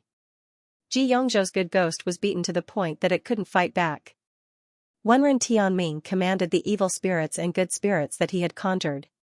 He sandwiched his opponent's true fate in the middle and swung his mace and hammer with all his might. Not long after, Ji Yongzhou let out a blood-curdling scream as his true fate was shattered. He fell off the stage and didn't move. Wenren Tianming looked at Ji Yongzhou indifferently. With a wave of his hands, the two evil ghosts disappeared. Then, he calmly walked down the stage. Ji Yongning walked up the stage and helped Ji Yongzhou down. Before he left the stage, he took a deep look at Wenren Tianming. Wenren Tianming usually kept a low profile, so Dynasty didn't know much about him. He had always stayed by Wenren Jingshi's side and rarely showed himself. Or rather, he had too many legendary deeds. However, Dynasty had put him on the list of people to be investigated after today's sparring. Ji Yongzhou looked pale at the moment because his true fate was damaged. He looked at Ji Yongzhou in shame and lowered his head slightly. Winning and losing is normal. You didn't lose unjustly, Ji Yongzhou said calmly. That young man is extraordinary to be able to come out of the fantasy city, one of the top 10 forbidden areas. Our dynasty doesn't know anything about him. He's really well hidden. Father, let me go for the next battle, the last remaining prince stood up and requested. Go. Although I don't care about winning or losing, it's best if you can win, Ji Yongzhou said with a nod. The last prince nodded. Unlike the other two princes, the last prince wore a light yellow robe. There were a few six-clawed pythons carved on the robe. He had fair skin and a high nose bridge. He was born with a handsome face. At this moment, when this prince came up to the stage, the people below all quieted down. This must be the seventh prince, someone said softly. The seventh prince, could it be? Someone said in shock. There were many people below the stage. Although they weren't in Phoenix Feather City, they still knew a lot about the legend of 7th Prince Ji Jiuqing. Compared to the other princes, 7th Prince Ji Jiuqing was just a bastard. The other princes were born in the royal palace while Ji Jiuqing was born in a normal village. It was said that Ji Yongzhou wasn't the ruler of the dynasty back then. One time, when he went south for a mission, he met a girl. The two of them fell in love in the reign of Jiangnan. Later, Ji Yongzhou left Jiangnan and took over the throne. In order not to affect Ji Yongzhou's reputation, the girl took the child and left Jiangnan. They disappeared without a trace. More than 10 years later, a young man called Yu Jiuqing became famous in Phoenix Feather City. There were dragons in the deep sea that were 9 meters long. Often, the villagers in the fishing villages would be eaten by the dragons. The young Yu Jiuqing held a spear and killed the dragons in the blood sea. He pulled out their tendons and bones and cooked their meat in front of the fishing villages. On the nameless mountain, there was the Yin Yang sect. They practiced the art of sex and took the essence blood of boys and girls. They killed and robbed. They caused chaos around Wind Breath City. The young Yu Jiuqing slaughtered the sects and went to the famed Blood Prison Mountain alone. Wherever his spear pointed, there were no corpses left. Before this, there was a young man who traveled to Phoenix Feather City and went to all 36 cities to practice martial arts. Then, there was the Cthulhuism sect. The young man joined the Stability King and killed the enemies. He entered the Cthulhuism sect alone and killed the son of the Cthulhuism sect leader. Facing the pursuit of 3 Emperor Vane Realm cultivators, he killed them on the way and became famous in Phoenix Feather City. His courage, talent, and personality were all 1 in a million. Some people even called him the number one in Phoenix Feather City's younger generation. Later, when Ji Yunzhou found out about his identity and the father and son recognized each other, Yu Jiuqing changed his name to Ji Jiuqing. He also became the seventh prince of Phoenix Feather City. There were many legends about Ji Jiuqing. In fact, in Phoenix Feather City, many of the younger generation saw him as their goal. He was a complete example of a grassroots person who had successfully turned the tables. Even if the father and son of Ji Yunzhou did not recognize each other in the end, this young man would still be able to walk on a broad road of his own. As Ji Jiuqing walked out, the younger generation of the Wenren clan fell silent. They had naturally heard of Ji Jiuqing's name. In his heart, he didn't dare to say that he could win for sure. Do you want to fight? Ji Jiuqing walked up and asked Wenren Tianming. I've already been there once, Wenren Tianming said with an indifferent expression. If we continue, people will think that the Wenren family has no capable people. Ji Jiuqing didn't force them. He glanced at the younger generation and asked with a smile, who can give me some pointers? The Wenren clan had quieted down. Their current record was 1 win and 1 loss. This made it clear that the third round was extremely important. None of the young men present had the confidence to win against Ji Jiuqing, so they naturally didn't want to take on this responsibility. If there's no other way, let me do it, Wenren Su said with some disdain. Su Zimo shook his head and said, do you want to get beaten up? That's better than being a coward, Wenren Su said, unconvinced. Su Zimo shook his head with a smile and slowly walked out. Grandfather, how about I try? Su Zimo looked at Wenren Jingshi and said with a smile. Wenren Tianming looked deeply at Su Zimo and didn't say anything. Wenren Jingshi looked at the younger generation of the Wenren clan with some disappointment and finally nodded. He said, be careful, there's no need to force yourself to win. Who is this young man? A branch family member. I don't think the direct descendants of the Wenren clan have seen him before. Someone whispered. Ji Yunzhou looked at Su Zimo with a deep gaze and then looked at this scene with interest. You're also from the Wenren clan? Ji Jiuqing looked at Su Zimo and asked. My mother is Wenren Yun, what do you think? Su Zimo replied. You're from Zhenwu Xingzong. Ji Jiuqing immediately reacted. The dynasty had investigated the two clans thoroughly. When Wenren Yun married Zhenwu Xingzong's vice-sect master, it caused a commotion in the Fengqi Empire. As a sect with 4 emperors, even the entire Fengqi Empire couldn't compare to Zhenwu Xingzong. Even in the 4 regions of the vast central continent, there were only a few clans that could compare to Zhenwu Xingzong. I also want to see the prodigies from other continents, especially Zhenwu Xingzong's disciples, Ji Jiuqing said with a smile. Then, his aura surged as he stepped onto the stage with an extraordinary aura. Su Zimo, on the other hand, appeared extremely calm as he walked up the stage step by step. Dad, who do you think will win? Yu Chang, the son of King Anding, looked at his father and asked curiously. Yu Yunfei shook his head slightly and said, I don't know much about that young man, so I can't comment. But Jiuqing is the most outstanding young prodigy I've seen in the past few years. Back when Yu Yunfei destroyed the Cthulhuism sect, Ji Jiuqing had followed King Anding into battle. Yu Yunfei knew a little about his strength. There's not only one northern continent in this world. Dad, you haven't been to other continents, right? Yu Chang retorted. Maybe the prodigies from other continents are stronger. Yu Yunfei smiled and didn't continue to argue about this topic. He looked at the stage. On the stage, Su Zimo was wearing a purple robe. He stood lazily on the stage as if he didn't care about this competition. Ji Jiuqing was wearing a yellow robe with a 6-clawed python. His long hair moved without any wind, and his aura was rising bit by bit. Before he made a move, countless cracks appeared on the stage under his feet.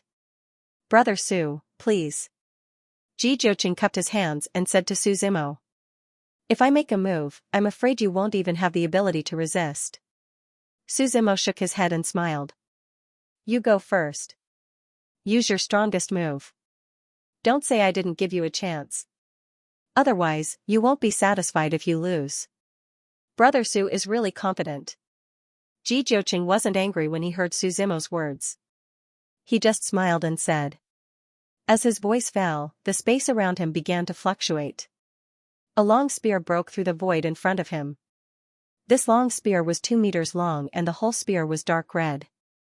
The tip of the spear glowed with silver light, and a line of ancient incantations was engraved on the spear body. When Ji Jiuqing held the long spear, the spear intent was like a rushing river, covering the East Sea and shooting into the sky. The long spear was chirping happily. When I, Ji Jiuqing, traveled through the 36 cities, I relied on the long spear in my hand. Ji Jiuqing said with a faint smile. Today, I'll only use one spear move. If Brother Su can block it, it's my loss. Ji Jiuqing looked at Su Zimo indifferently, and the spear in his hand exuded a soaring spear intent. A crimson-red spirit chi surged on the long spear. The surrounding space first shattered and then completely collapsed. Boom boom boom sounds of explosions rang out all around him. This is the spear technique created by the 7th prince, right? Some people below the stage who knew the rumors discussed curiously. Yes, it is said that this move is called spear soaring to the sky. It is a move created by the 7th prince after he comprehended the true meaning of the spear, someone explained. The 7th prince has achieved so much at such a young age. I'm afraid the 7th prince is very likely to be the next emperor. On the high stage, Ji Jiuqing's spear exuded a hellish spear intent, which turned into a substantial existence. Behind him, a spear that looked exactly the same, but was even larger in size, condensed. At this moment, the surrounding space could no longer withstand the power of the spear. The space stretched out. If it wasn't for Wenren Jingshi suppressing it from the side, the space within 100 miles around it would have been completely destroyed. In the sky, the wind blew and the clouds rolled. The crimson spirit energy almost dyed the spear red. From a distance, it looked like a raging fire. As Ji Jiuqing moved, the spear condensed from the huge spear intent also moved. He pointed the tip of the spear forward. The spear intent behind him seemed to be guided. In an instant, it charged toward Su Zimo. This move was extremely fast and contained the profound meaning of space. If someone didn't comprehend the profound meaning of space, it was almost impossible to dodge. Moreover, the spear intent was mainly used for killing. The killing intent in it was almost substantial. In less than a breath, the spear condensed from the spear intent had appeared in front of Su Zimo. However, Ji Jiuqing never expected that among the 10 moves of the demon that Su Zimo had comprehended, there was a move called Realm Demon Move. This move could be said to represent the ultimate power of space. At this moment, looking at the surging space in front of him, the spear intent pierced through the endless void and headed toward Su Zimo's chest. At this moment, some people held their breaths. Many young members of the Wenren family swallowed hard. They were all glad that they did not try to be brave. They believed that they would not be able to dodge this shot. Su Zimo shook his head and smiled. He was at the peak of the Saint bloodline. This kind of attack was like playing house. There was no desire to fight at all. Although Ji Jiuqing's talent was not bad, he was only an Emperor Vane Realm expert after all. As the saying goes, in the later stages of martial arts, every step is a step beyond the blue sky. The gap between them was hard to imagine, and it was hard for him to get serious. He slowly stretched out his right hand and gently pinched it. In the eyes of many people, this action was very ordinary and there was nothing special about it. But with this clamp, the spear that came out from the void at a speed that was too fast to cover one's ears was clamped between Su Zimo's fingers. Between his index and middle fingers.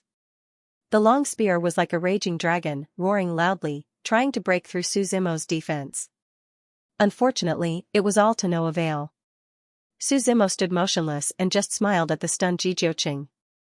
The wind brought about by the spear intent caused his robes to flutter, and his black hair also fluttered in the wind.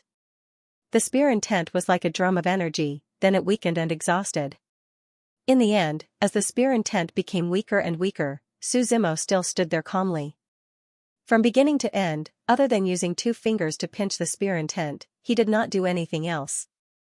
The scene below was silent, not a single sound could be heard. Some people watched this scene with their mouths agape, especially some young disciples. Their hearts were like raging waves. That's it? Someone asked in disbelief. Is Ji Jiuqing's self-created move too weak, or is his opponent too strong? Someone murmured to himself.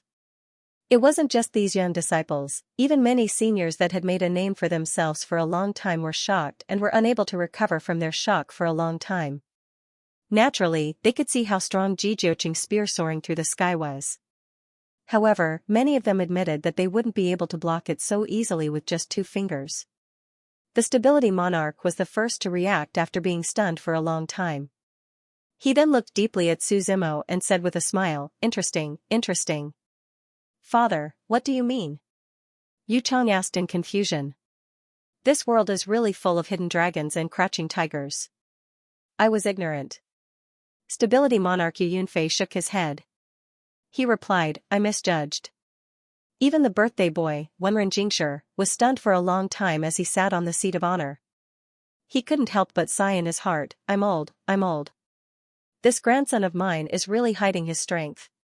What a surprise." He shook his head and looked at Wenren Tianming. In Wenren Jingshi's original plan, Wenren Tianming was the best candidate for the heavens in terms of temperament and talent. Even if his opponent was Ji Jiuqing, he was still confident. But now, he didn't know what kind of impact this would have on Wenren Tianming's heart. Su Zimo. Emperor Ji Yunzhou muttered this name in a low voice. A few days ago, when Huang Sanxi was reporting back, he had mentioned this name to him. Moreover, he had praised him greatly. It was just that he didn't have time to investigate, and now they met again in this kind of situation. I lost. Ji Jiuqing glanced at Su Zimo with a serious and fearful look in his eyes. Finally, he took a deep breath and said in a deep voice. I said I would only use 1 spear. I lost. No need, I know you are unwilling. Su Zimo shook his head and said without a care. You can use whatever moves you want. In fact, to me, there is no difference between 1 spear and countless spears. Hearing Su Zimo's words, Ji Jiuqing's eyes focused. He couldn't help but increase the strength of his spear. Although he didn't care much about glory and fame, but no matter what, he was still very famous in the Fengqi Empire as the 7th prince. Now that Su Zimo said this, it meant that he didn't put him in his eyes at all. The spirit qi around his body was surging from time to time. He wanted to fight again. But Emperor Ji Yunzhou's voice came from below. Jiuqing, come down. You are not on the same level. You won't win even if you fight 100 times. Father. Ji Jiuqing paused for a moment. He was unwilling. Do you want to humiliate yourself? Ji Yunzhou slightly frowned. He said, you represent the dignity of the imperial family. Ji Jiuqing finally nodded helplessly and slowly walked down the stage with his spear. You gave up just like that? Su Zimo said with a bit of boredom. I wanted to return the favor. I took your spear and you took my fist. Hearing Su Zimo's words, Ji Jiuqing's footsteps suddenly stopped. His voice was a bit hoarse and deep as he replied, come. Su Zimo turned his head and looked at Ji Yunzhou, who looked a bit embarrassed, and asked with a smile, Emperor, what do you think? Emperor, do you still want to admit defeat? Father, in the Ji family, there are only people who have fallen. There is absolutely no one who will back down and admit defeat. Ji Jiuqing said on the stage, this is my martial Dao. Wenren Jingshi's face was flushed red from laughing. He looked like he was watching a show. Voluntarily admitting defeat twice in a row was a huge blow to the dignity of the dynasty. It would even become a topic of conversation after meals in the future. If you want to fight, then let's fight. Ji Yunzhou's expression returned to normal. He frowned deeply and said, Child Su, this is just a spar. It's not a battle of life and death. I know, I will hold back, but it's inevitable to get injured in a spar, Su Zimo said with a smile. You don't need to hold back, Ji Jiuqing replied indifferently. If I don't, I'm afraid I'll kill you. Su Zimo replied indifferently. At this moment, his right hand was filled with the power of creation. He directly activated the blue dragon's 7 transformations, accompanied by an ancient dragon roar that seemed to shake the heart of the vast earth. Su Zimo moved. In most people's eyes, there was only an afterimage that flashed by, followed by a loud boom. This punch completely smashed the stage under his feet into pieces. Gravel flew everywhere, and dust filled the sky. And where Ji Jiuqing stood, a bottomless hole appeared in the ground. This showed how terrifying this punch was. As the flying dust slowly settled, everyone could finally see the situation on the field clearly. Ji Jiuqing half knelt on the ground with his clothes in tatters. There was not a single part of his body that was intact. His entire body was almost dyed in blood, and there was a large pool of blood in front of him. His body swayed as he looked at Suzimo. Finally, he fell to the ground and fainted. 9 cities, Ji Yunzhou hurriedly called out. The other 2 princes hurriedly rushed over to help Ji Jiuqing up and fed him some healing elixirs. Child Su, you've gone too far. Ji Yunzhou narrowed his eyes and looked at Suzimo. I failed. I only used less than half of my strength, Suzimo replied. I just didn't expect him to be so weak. Ji Yunzhou turned to Wenren Jingshi and said, shouldn't Senior Wenren give us an explanation for this? The 7th prince was his most valued son, and he had been nurturing him with all his might. Other than the fact that he was talented, he also felt guilty. After all, the 7th prince had been wandering outside since he was young. What kind of explanation should I give? Today is my birthday banquet, and you were the one who suggested the competition. Since it was a competition, it was normal to lose. Moreover, my grandson only used half of his strength. He's already holding back. It's your fault that the people from Dynasty are so weak. Wenren Jingshi said indifferently. Okay. Ji Yunzhou took a deep breath. In the end, he said, Yunzhou will remember what Senior Wenren did today. After he finished speaking, he looked at Suzimo and said. Child Su, I don't deny your talent and strength. But the path of martial arts is a long journey. There will be many accidents along the way, you'd better be careful before you reach the end. Is that a threat? Suzimo smiled. It's just a warning, Ji Yunzhou replied indifferently. Thank you for the warning, Suzimo smiled. Then I'll also warn the emperor. The Yuanyang continent is very big. In my opinion, the Fengqi Empire is like a toad at the bottom of a well. Ignorant and arrogant. Ji Yunzhou narrowed his eyes and didn't say anything. After the competition, perhaps because of the conflict, the atmosphere between the crowd was a bit strange. Ji Yunzhou maintained his aura as the emperor and didn't leave early. When the birthday banquet was about to end, the old master of the Wan family, Wan Shanian, found Wenren Jingshi with a smile. Old man Wenren, have a drink. He raised the wine cup in his hand and said with a smile. Old man Wan, if you have something to say, just say it. Don't beat around the bush. Wenren Jingshi was in a good mood and said with a smile. This Suzimo, is he really your grandson? Wan Shanian asked. If he's not my grandson, then he's your grandson? Wenren Jingshi replied in a bad mood. I hope he's my grandson, Wan Shanian muttered. Then he smiled and said, I'm just confirming it. Old man Wan, what do you want? Wenren Jingshi asked cautiously. Is your grandson betrothed? Wan Shonian revealed his purpose with a smile. What does it have to do with you whether he's married or not? Wenren Jingshi snorted. You're asking the obvious, Wan Shenian said with a smile. I have a granddaughter who is proficient in music, chess, calligraphy, and painting. In the entire Fengqi Empire, she's a first-rate talent. Why don't you arrange for your grandson and my granddaughter to meet? Let's get to know each other. Forget it, Wenren Jingshi refused without even thinking about it. Why? Wan Shenian seemed unwilling to give up. My grandson has the bearing of a great emperor. How can your granddaughter compare? Wenren Jingshi said lightly. You're not worthy. After Wenren Jingshi finished speaking, he laughed heartily and left, feeling rather elated and elated. Old man. Wan Shonian also snorted coldly. In the end, he left unwillingly. At dusk, the birthday banquet also came to an end. As the guests said their goodbyes one by one, Wenren Yao and Wenren Qiu also sent them off one by one. Perhaps what happened today would soon spread throughout the entire Fengqi Empire. Suzimo suddenly appeared like a cloud of fog. Almost no one could see through him.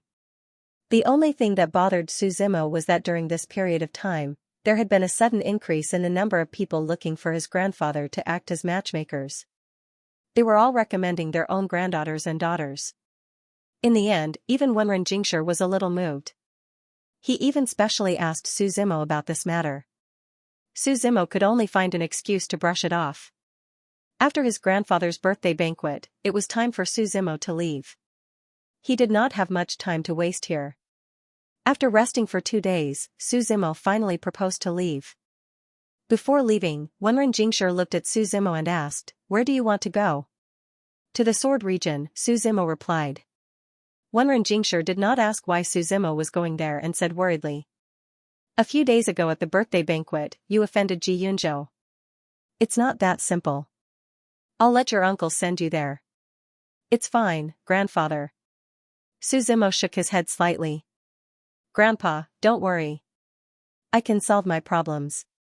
I really don't care about the Fengqi dynasty." Hearing Su Zimo's words, Wenren Jingshi was still a little worried.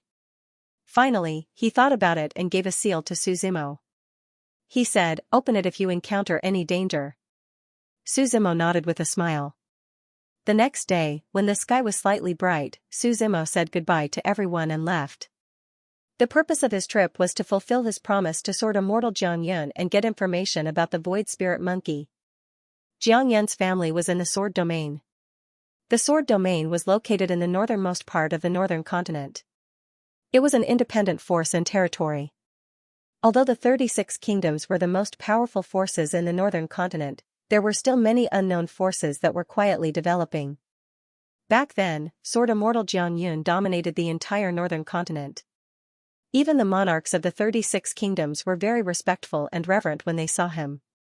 In history, he was the first immortal Dao cultivator to fight against a great emperor. His intrinsic strength was about the same as a great emperor. But in a spiritual sense, he opened another door for all the immortal Dao cultivators on the continent. His achievements were far greater than a great emperor's. A long time ago, people thought that immortal Dao cultivators were weaker than Dao cultivators. It was he who proved to the world and changed this idea. It was fun to fight against the heavens. No matter which path it was, as long as one reached the extreme, there was a meaning to their existence. In Sword Immortal Jiang Yun's era, it could be said that he opened a new era with the immortal Dao. This was unprecedented. No one had ever done it before. As for whether there would be a successor, Yu Qingli should be one. In that era, there was a storm of sword learning in the entire Yuanyang continent. This storm was the fiercest in the northern continent. Later generations studied why Jiang Yun could fight against a great emperor. Many people thought that his sword Dao was strong. Therefore, many people began to learn sword techniques, hoping to become the next sword immortal. After all, there was only one heavenly fate. If the immortal Dao also had the strength of a Dao cultivator, why would they risk their lives to fight for the heavenly fate, as more and more people gathered around Jiang Yun's family in the northern continent? Jiang Yun, including his own family, was happy to teach these people sword techniques. In the end, with the Jiang clan as the center, the area within a radius of 1,000 miles. It was almost the size of a huge empire, and it was named the Sword Domain. It was a paradise for swordsmen. The Jiang family was also the ruler of this place. Based on the time that Su Zimo had spent at his grandfather's house, he had also learned some information about the Sword Domain. Jiang Yun ascended to the upper realm of the sky beyond heaven. After being at the peak of the Jiang clan for a few generations, they eventually embarked on the path of decline. Several powerful forces had appeared in the Sword Domain, and they could already contend against the Jiang family. This situation lasted for a long time until several hundred years ago, when the Jiang family suddenly disappeared overnight. Just like that, they disappeared into thin air. Not a single member of the clan could be seen. The original location of the clan had also been reduced to ruins. It was as if the Jiang family, a huge force, had suddenly disappeared into thin air after people woke up from their sleep. The matter was somewhat unimaginable. There were all sorts of speculations about the disappearance of the Jiang family. However, until now, there was still no concrete information that could prove the secret behind the disappearance of the Jiang family. Right now, the Sword Domain was in a state of chaos, with several forces ruling over this territory. Fights and wars between forces continued. The first stop that Su Zimo wanted to go to was the city of 10,000 swords. This city was the first city in the periphery of the Sword Domain, and it was also the only city that had a teleportation formation. Things seemed to be more troublesome than he had imagined. Su Zimo did not care about the Jiang family. As long as there were still descendants alive, he would pass on Jiang Yun's inheritance to them. The teleportation formation to the city of 10,000 swords was in Phoenix Sky City. It was not far from Phoenix Feather City. Su Zimo released the Dark Heaven Tiger and laid it on its back as they slowly walked along the ancient path toward Phoenix Sky City. During the hottest period of summer, the sun hung in the sky like a huge fireball. The earth was roasted, and the trees on both sides of the road drooped their heads listlessly. The sound of cicadas could be heard from afar, and it made people feel a little upset. The Dark Heaven Tiger walked slowly on the ancient path. After walking for a while, the murderous sound of a flute attracted Su Zimo's attention. He looked up and saw that at the top of a qingyang tree on the left, a man was stepping on the leaves as he stood in the sky and quietly played the flute. The sound of the flute was filled with a strong murderous intent, and it almost condensed into a substance as it covered the entire ancient path. Even the cicadas that had been chirping all this time quieted down. Su Zimo looked at the man. He was wearing a black robe and a pure black mask. There was nothing drawn on the mask, and it was pure black. When the Dark Heaven Tiger walked under the tree, it seemed to have sensed the murderous intent in front of it. His figure slowly came to a stop.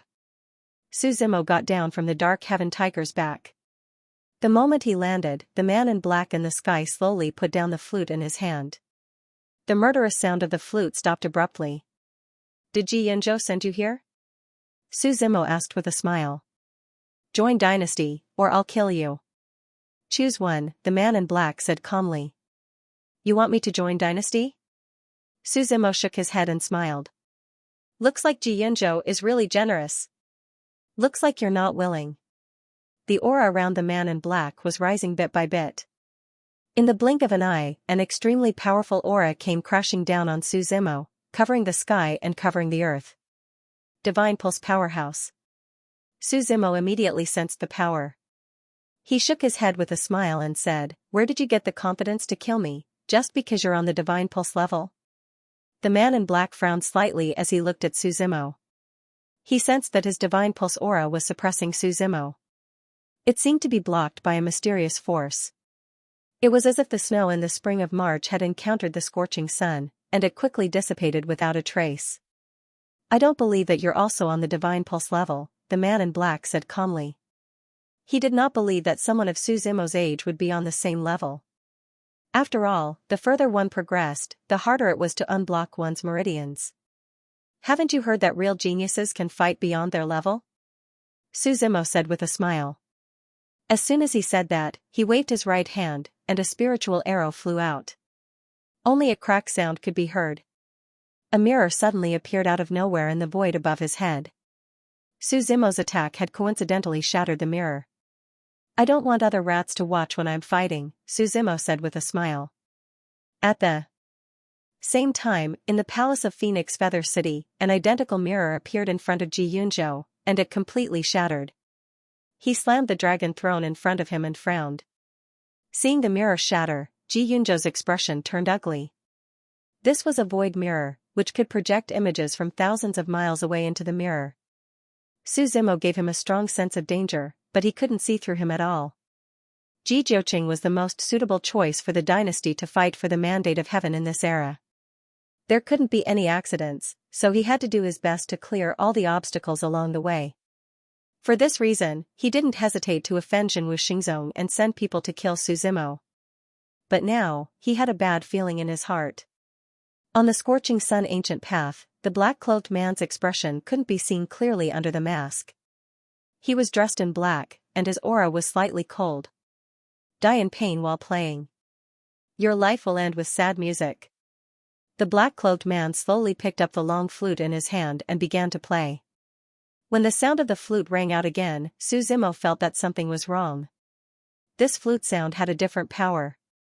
Su Zimo felt that the spirit chi in his body was beginning to become chaotic. It was somewhat violent, moving along his blood vessels and meridians, as if it was going to burst his entire body. The flute sound had a different kind of magic, accompanied by the black-cloaked man's divine pulse aura. His direct attack was like a storm of attacks. His true fate appeared behind him, which was also a long flute condensed from spirit chi. At this moment, as the flute sound spread out, the trees on both sides couldn't withstand the pressure. They exploded from the center of the trunk. Birds flying in the distance exploded, and flesh and blood splattered everywhere. The flute sound became more and more passionate and smooth. Finally, when the flute sound surged towards Suzumo from all directions, Suzumo felt his blood flow like a long river, and the blood vessels on the surface of his skin were about to explode. He raised his head slightly and smiled. He slowly pulled out the tyrannical shadow behind him. It wasn't that he hadn't fought divine pulse experts before. The tyrannical shadow in his hand was softly humming. A huge saber intent burst out from the tyrannical shadow. Suzumo stepped into the air. Holding the saber with both hands, he raised it high above his head and slashed down with all his might. The surrounding space was split into a great path, and a huge stream of saber chi descended from the sky with a rumbling sound. Seeing this scene, the black-cloaked man did not dodge. He continued to seriously play the flute in his hand. The sound of the flute seemed to condense countless saber intents, which collided with Suzumo's saber chi. Another boom sound of explosion rang out. In between the two of them, the ground beneath their feet exploded into a very wide fissure. The black-cloaked man looked at Suzumo with some surprise. He didn't expect that the other party would still have the strength to counterattack after neutralizing his flute. "You still have a long way to go." Suzumo closed his eyes slightly, and wisps of space force spread out from his body. He waved his right hand in the air. One of the 10 moves of the demon, the demonic realm move. This was the first time he had used this technique. As his right hand fell, the space in front of him gave off a sense of chaos. It was as if nothing had changed, but also as if something was wrong. As the black-clothed man played the flute again, the same flute sound was heard with Suzumo as the center. The two flute sounds collided, and neither could do anything to the other. "Is this space folding or something?" the black-clothed man said somewhat solemnly. He looked at Suzumo and put his hands in the space in front of him.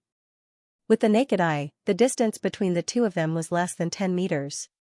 However, he really felt that the two of them seemed to be in different latitudes. He was somewhat in disbelief. He played the flute in his hand again, and this time, he changed to a different sound. Unfortunately, no matter how he played, the same sound would come from the other side. "Your path of space is so powerful," the black-cloaked man said solemnly. He knew that the space he was in was like a mirror that was folded together. No matter what kind of attack he used, the other side would attack the same. Suzumo didn't even have to do anything. This was one of the effects of the profound meaning of space. However, to do this, one's understanding and use of space had to reach an almost unimaginable level. After all, his flute sound was not an ordinary attack, and it was not so easily reflected. Moreover, to destroy this move, one had to use absolute strength to shatter this folded space. The black-cloaked man tried just now. At the very least, he didn't have such strength. At the very least, he had to open his 9th meridian before entering immortality. This also meant that Suzumo was already in an invincible position. "No wonder you're so fearless," the black-cloaked man snorted coldly and said indifferently. "You're wrong. The power of space is not the reason why I'm fearless." Suzumo shook his head slightly. With a wave of his hand, a different flow of air spread out from his right hand. Demonic 10 moves, second move, demonic disease move. This flow of air was similar to death chi, but the power it contained was tens of thousands of times stronger than death chi. This was because it could ignore all defenses and power and directly take away one's life. "What is this?" the black-cloaked man screamed and wanted to escape. But the space around him was directly suppressed by Suzumo. As soon as he broke through the spatial seal, the gray flow of air hit him in the back. When the air hit him, the black-cloaked man's face became panicked. The pure black mask on his face made a cracking sound and broke in half from the middle. What greeted him was a gloomy face. This was a middle-aged man with a very ordinary appearance. Perhaps he was the kind of person who would not be noticed in a crowd. "What did you do?" the black-cloaked man screamed. "You'll know soon enough," Suzumo replied with a smile. As the black flow of air entered his body, the black-cloaked man's entire body froze. His complexion changed from normal to a waxy yellow, then to a pale white. Then the wrinkles on his face became bigger and bigger, and his appearance slowly aged. From a middle-aged man to an uncle, not long after, he became an old man. What happened to me? The black-clothed man screamed in shock. What are you trying to do? As the first person to die from this move of mine, you should feel honored. Suzimo calmly looked at this series of changes. The black-clothed man's skin became worse and worse, and he became older and older. His life force was quickly sucked away. In the end, his eyes glazed over as he fell to the ground and turned into a corpse. Then the corpse rotted and turned into a pile of white bones. The white bones dissipated and turned into ashes that floated in the air. This move is really domineering, Suzimo said to himself in satisfaction. Forcefully sucking out life force, but with his current control and power, it should be useless against an entering immortal. He looked behind him at Fengqi Empire, then sat on the dark heaven tiger and headed towards Fengtian City. In the evening, Suzimo arrived at Phoenix Sky City. This wasn't a very large city. The city's prosperity was still acceptable. He rested in the city for a night, then took the teleportation formation to the city of 10,000 swords the next day. After staying in the spacetime traversing for a long time, Suzimo felt a little drowsy. Finally, after half a month, he arrived at the most remote part of the northern continent. The entrance to the sword domain, the city of 10,000 swords. The city of 10,000 swords had a very layered structure. Looking from afar, the entire city looked like a long sword that soared into the sky. Because there was a very tall building in the center of the city, people compared it to the tip of the sword. All the other buildings were built around it, which was why the city looked like a sword. Suzimo walked into the city of 10,000 swords. 99% of the citizens here used swords. The sword was the only weapon in the sword domain. Unless it was a martial artist from outside, the local martial artists would either have a sword at their waist or carry a sword on their back. There were overbearing single swords, strange and unpredictable dual swords, and also fast swords that were as fast as a white steed flashing through a crack. A swordsman should have a sharp edge, rather break than yield, rather break than bend. Unyielding, fearless, only then can the sword in hand reach the other shore of the sword Tao. From there, the sword Tao will become divine. At the city gate, there was a long line of words carved on the blue bricks. It was said that this was a sword Tao warning left behind by the sword Saint Jiangyun. The city of 10,000 swords was a big city. In the center of the city, there was a building that soared into the sky called Sword Pagoda. To what extent were the people here obsessed with swords? As long as you were willing to use a sword as your weapon, you could go to the Sword Pagoda and get a sword for free. Suzimo got a room in an inn in the city. When the sky turned dark, he entered his true fate world. At this time, his true fate world didn't change much. The only biggest change was probably the Chinese redbud flower that he had brought with him. Now that it had absorbed the power of the divine continent, it was growing more and more out of the shape of a flower. The 6 flower petals leaned against each other, forming a circle.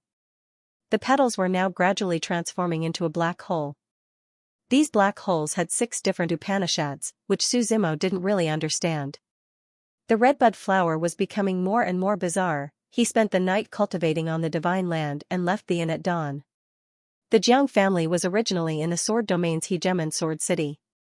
According to the route that Suzimo had obtained, if he headed east along the 10,000 Sword City, he would pass by the Hegemon Sword City. Just as he walked out of the inn, he discovered that the 10,000 Sword City in the morning had suddenly become extremely bustling. People were coming and going in the center of the city, and they were all walking toward the Sword Pagoda. Suzimo originally didn't plan to join in the fun, but just as he was about to leave, the true God Sword fragment in his true fate world suddenly moved. Regarding the search for the true God Sword fragment, Suzimo had always been relying on luck. He did not go out of his way to look for it. Previously, he had found one in the dark corner, and then he found another one in the Bluestone Valley and the Buddharites city. Suzimo already had 3 fragments of the true God Sword. He only needed 2 more before he could fuse them into a true God Sword. When Suzimo had time, he also wanted to go to the heavenly palace built by the flower farmer to take a look and search for the secrets of the end of the mythological era. The direction that the true God Sword fragment was moving in was actually inside the Sword Pagoda. Suzimo frowned slightly. After thinking about it, he still followed the crowd. The Sword Pagoda was located in the center of the city. It could be said that it was the landmark of the entire city. From afar, one could only see its outline. It didn't feel anything at first, but when Suzimo really stood in front of it, he felt a sense of awe. The Sword Pagoda towered into the clouds, as if it had entered the sky. It was tall and imposing. The Sword Pagoda's outer appearance was a sword, an incomparably sharp sword that emitted a sword intent that reached the heavens. The Sword Pagoda's body was purple-blue, and it was over 100 stories tall. Its construction gave off a sense of heavenly craftsmanship. At this moment, there were many people gathered around the Sword Pagoda. Almost half of the city gates were here. "Brother, can I ask why you're gathered here?" Suzimo looked at the person next to him and asked. "You're an outsider, right?" The person sized up Suzimo. His gaze stopped on the tyrannical shadow blade behind him, and he finally answered with certainty. "Yes." Suzimo didn't deny it and nodded. "Today is the opening day of the Sword Pagoda. We're all here to learn sword techniques." The person gave a simple explanation, and Suzimo finally understood. It turned out that there were countless swords and related sword techniques in the Sword Pagoda. In short, it contained almost countless sword-related items. The Sword Pagoda would open once a year. Any sword cultivator could enter to learn sword techniques. Everyone had the right to enter once in their lifetime to receive a sword for free. In this era where everyone only cared about their own business and valued the sex meridian techniques, the Sword Pagoda's selfless dedication was supported by many loose cultivators. Speaking of this, it was necessary to mention the branches of the forces in the sword domain. Ever since the disappearance of the Jiang family, the Sword Dao family, there were only 3 truly powerful forces in the sword domain: Divine Sword Sect, Tianyi Sword Sect, and Swordless Sect. Of course, these were the 3 most powerful forces in the sword domain on the surface. But in fact, there had always been a transcendent force in the sword domain. That was the Sword Pagoda. The Sword Pagoda was above the sword domain. There were 7 branches and 1 headquarters in the entire sword domain. The Sword Pagoda of the City of 10,000 Swords was one of the 7 branches. The purpose of the Sword Pagoda's existence was to spread the path of the sword. They never participated in worldly conflicts. As long as it didn't endanger their ideals, they wouldn't interfere. Some people guessed that the Sword Pagoda was actually the most powerful force in the sword domain. At this moment, as more and more people gathered in front of the Sword Pagoda, a white-clothed man flew out of the Sword Pagoda. He was wearing a white robe, and his skin was as white as snow. There was a white longsword on his back. His body emitted a faint sword intent. This sword intent was not deliberately released by him. It was just occasionally revealed, but it made people feel the sharpness of it. His sword intent was very pure. This was Suzimo's first impression. Only a person who was completely focused on the sword could comprehend such a pure sword intent. A sword intent flashed in his eyes as he looked at the people below calmly. He said, "The Sword Pagoda will be open for 3 days. What you can get from it will depend on your own luck. There is only one requirement. You are not to fight, interfere with others, and wantonly destroy the interior of the Sword Pagoda." "We will remember." The people below all saluted with their swords and replied in a loud and neat voice. "You can enter now. After 3 days, you will be forced out," the white-clothed man said with a dignified expression. As soon as the white-robed man finished speaking, the crowd immediately separated into 3 long lines. Everyone consciously began to line up and walked towards the 3 doors of the Sword Pagoda. Suzimo asked around and understood. The 3 doors had different meanings. The first door was to find a sword. The second door was to learn swordsmanship. The third door was to find some strange objects related to swords. Suzimo thought about it and walked into the first door. As he walked to the door, a man in a yellow robe was handing out tokens at the entrance of the Sword Pagoda. "Put your right hand on this stone," the man in the yellow robe said to Suzimo. Suzimo knew this stone. It was called a shadow stone. It had a wide range of uses. Basically, it was used to record some information. This was because everyone in the Sword Pagoda only had one chance to receive a sword for free in their lifetime. Therefore, the Sword Pagoda would use the shadow stone to record the information of each person who received a sword to ensure that they would not receive it twice. When Suzimo placed his hand on the image recording stone, he saw that the entire stone was emitting a faint white light. Then, a token appeared out of thin air. This is your identity token. After 3 days, regardless of whether you find a sword or not, you will be forcefully sent out.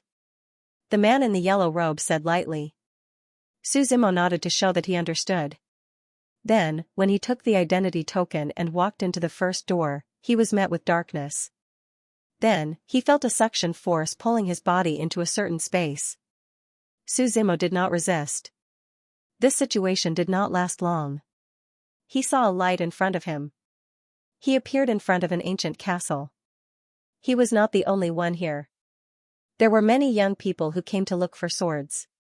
As the youths whispered among themselves, Suzimo finally understood what was going on. All the hidden swords were in the ancient castle. There were 9 floors in the ancient castle. The swords were of different grades. Universe, star, heaven, earth, black, yellow. There were all kinds of swords as long as you had the ability to gain the sword's recognition. You could take it for free. When Suzimo walked to the ancient castle, he could clearly feel that the true god sword fragment in his body was trembling more and more frequently. The castle was built in a medieval style. The top of the castle was 3 ovals, and the color was dark brown. There were a total of 9 floors, and each floor had dozens of windows and balconies. There were 4 entrances to the castle in all 4 directions. Suzimo followed the crowd into the east gate. As soon as he walked in, he felt that his vision had suddenly become much wider. There were countless shelves in the surroundings, and these shelves were filled with swords. There were also many swords hanging on the walls. All kinds of swords of different shapes and styles could be found here. Suzimo casually looked around and found that there were only ordinary weapons here. It was just like an ordinary iron sword forged by a mortal blacksmith. It was not suitable for a Meridian to use. Friend, let's go up. The swords on the first floor are useless, a green-cloaked man said to Suzimo with a smile. The higher you go, the higher the grade of the sword. However, it will also be more difficult to go up. Is this your first time here as well? Suzimo asked. It's everyone's first time here. It's just that I've already investigated the situation here before coming here. The green-cloaked man smiled and said, I'm Han Tianfu. How should I address you? Suzimo replied with a slight nod. Do you have a companion? The young man called Han Tianfu asked again. I'm alone. Why? Suzimo asked curiously. If Brother Su doesn't mind, we can go up to the next floor together. We can also take care of each other, Han Tianfu suggested. What's the use of going up together? Suzimo asked in confusion. Brother Su, there's something you don't know. If we go up, we'll encounter swords with grades. Han Tianfu explained. According to the rules of this sword pagoda, every sword is protected by a sword spirit. Only by defeating the sword spirit can we obtain the sword it guards. Defeating the sword spirit doesn't seem to require 2 people to be together, Suzimo said with a smile. But if Brother Su fights with the sword spirit, you'll need someone to protect you from the side. Han Tianfu replied, on the contrary, it's the same for me. Suzimo thought for a while and agreed to Han Tianfu's request. It wasn't that he needed his companion, but that he was familiar with this sword pagoda and needed his help in many areas. The 2 of them chatted and laughed as they walked up to the 2nd floor. Suzimo also learned of his identity. Han Tianfu was a bastard son of the Hong family in the city of 10,000 swords. Han Tianfu spoke frankly. Because he was ostracized by his family, he could only come to this sword pagoda to try his luck. After walking up to the 2nd floor, Suzimo realized that the layout of the surroundings had changed a lot. The original shelves were now sealed cabinets. There were many swords in these cabinets. There was a simple introduction of all the swords outside the cabinets. The 2 of them didn't stop. Han Tianfu seemed to know something about this place. The sword he was looking for was on the 7th floor. Suzimo wanted to find the fragments of the true god sword, so he accompanied him all the way up. When they walked up to the 7th floor, the scene in front of them changed again. The surroundings turned into a dense forest. The trees in this forest were all sword trees. Their appearance was very similar to the shape of swords. There were many sword fruits on these sword trees. And every sword fruit seemed to represent a sword. Hong Tianfu searched for a long time and carefully observed almost every sword fruit. Finally, his figure stopped under a sword fruit. He narrowed his eyes and observed the surroundings for a long time. Finally, he smiled and said to Su Zimo, "I'm going to take the sword fruit. I'm going to take the sword fruit. I hope Brother Su can protect me. Don't let me be disturbed." Su Zimo nodded and didn't say anything. Then, Hong Tianfu held the sword fruit in his hand and his consciousness entered the sword spirit's world. His brows were slowly furrowed, and his expression was very serious. His whole body was stiff on the spot. Su Zimo didn't expect anyone to disturb him. After all, when they entered here, the white-robed swordsman explained the rules clearly. No one is allowed to disturb others and fight in here. However, not long after Hong Tianfu fought with the sword spirit, Su Zimo sensed that there were 3 figures approaching from the surroundings. The 3 of them strolled aimlessly at first. When they got closer and closer to Hong Tianfu, the spiritual energy in their bodies surged. The spiritual aura around his body surged, and he suddenly shot out in 3 different directions to kill. Su Zimo frowned slightly. The strength of these 3 people didn't seem high to him. His right hand was filled with spiritual energy, and he directly slapped the 3 of them away. The moment the 3 of them flew out, the space in the sky began to fluctuate. The white-robed swordsman who spoke earlier instantly broke through the void and appeared. Unrivaled sword intent burst out from his body. Before the 3 of them could even land on the ground, they were smashed into pieces by the sword intent. Those who fight without reason, die. The white-clothed swordsman's white robe fluttered in the wind as he looked around at everyone with his sword intent. Then, he looked at Su Zimo and said, "You were protecting your companion and were forced to fight. It doesn't count." After the white-clothed swordsman finished speaking, his figure disappeared into the void. Su Zimo guessed that he must be hiding in the void, observing everyone who came in. Once someone broke the rules, he would immediately kill them.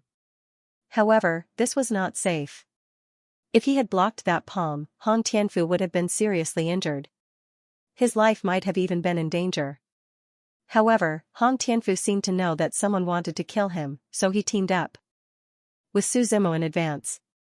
After a long time, Su Zimo could feel that Hong Tianfu's aura had changed. The sword fruit in front of him gradually shattered, and a black sword grew out from it. The sword's edge was restrained, and it was black and shiny. It was a thin sword. Then, Hong Tianfu slowly opened his eyes and took a deep breath. However, he could not help but spit out a mouthful of blood. "Are you okay?" Su Zimo asked. "I overestimated myself. These sword spirits are very powerful." Hong Tianfu shook his head and smiled. However, it was worth it to get this dark flash sword. He held the black sword in his hand. The sword seemed to be sentient, and it was humming softly. "Oh right, did anyone want to kill me just now?" Hong Tianfu asked. "There were 3 people," Su Zimo said. "Thanks. I owe you one." Hong Tianfu was silent for a while, and he was a little depressed. He seemed to have thought of something. Finally, his gaze deepened, and he gripped the sword even tighter. "Who wants to kill you?" Su Zimo asked. "I'm the son of a concubine of the Hong family. Although people don't like me, according to the rules, I still have a chance to become the head of the family." Hong Tianfu smiled. "Who do you think will benefit the most from my death? The struggle for status is really boring." Su Zimo shook his head slightly and stopped caring. "Originally, I still had some thoughts in my heart, but now that they've sent someone to kill me in broad daylight, I'll give up. There's nothing wrong with falling out with them." Hong Tianfu smiled and shook his head. "Let's not talk about me. Brother Su, where do you want to go?" "I'll accompany you." "Are you very familiar with the sword pagoda?" Su Zimo asked. "I did a thorough investigation. Basically, I know everything that others know," Hong Tianfu replied. "Are there any strange swords in the sword pagoda? Or fragments of a sword?" Su Zimo asked. "Sword fragments? Brother Su is talking about the sword on the 9th floor, right?" Hong Tianfu smiled. "Give me more details," Su Zimo said. "This sword pagoda has a total of 9 floors. The most special one is the 9th floor. I heard about it from others. Hong Tianfu replied. It said that there's only one broken sword on the 9th floor. The sword is sentient and full of spirituality. It's also very irritable. In the past, anyone who entered the 9th floor was chopped to death by this sword.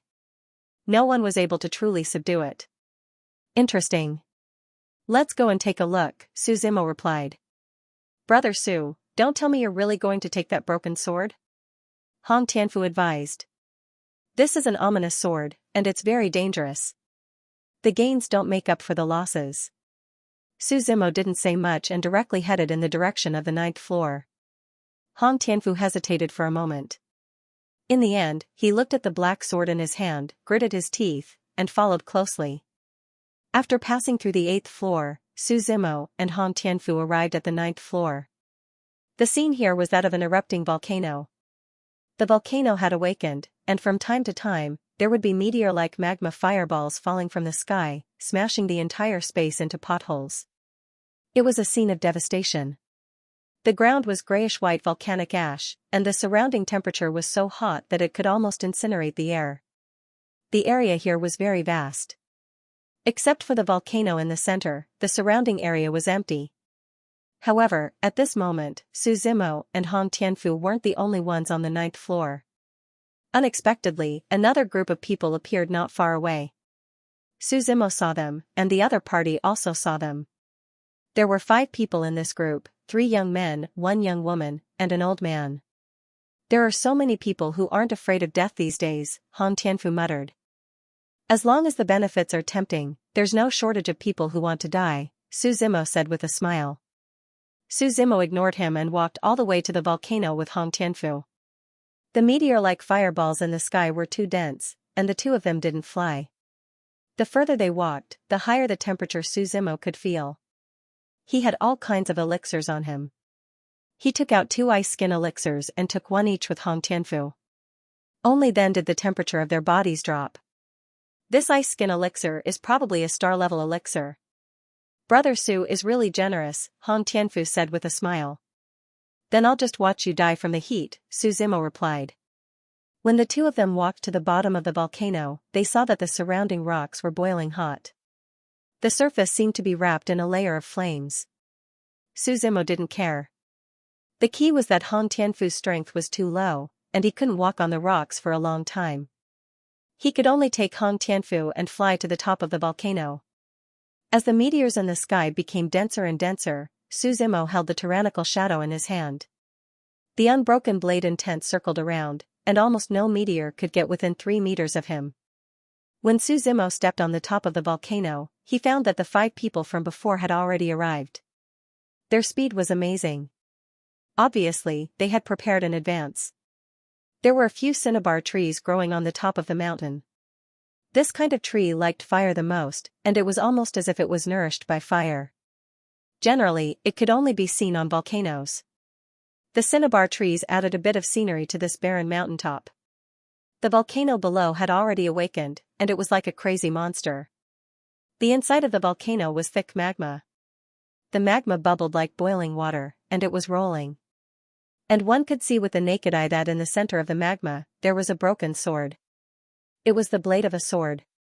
Right now, Su Zimo was only missing the sword blade and the sword case, and he would be able to complete the true divine sword. Before he could move, he saw that among the 5 people in front of him, a young man walked toward Su Zimo. Friends, how should I address you? The young man asked with a smile. What's the matter? Su Zimo asked calmly. About this broken sword, I hope you won't fight with us, the young man said directly, not beating around the bush. Okay, Su Zimo nodded and agreed.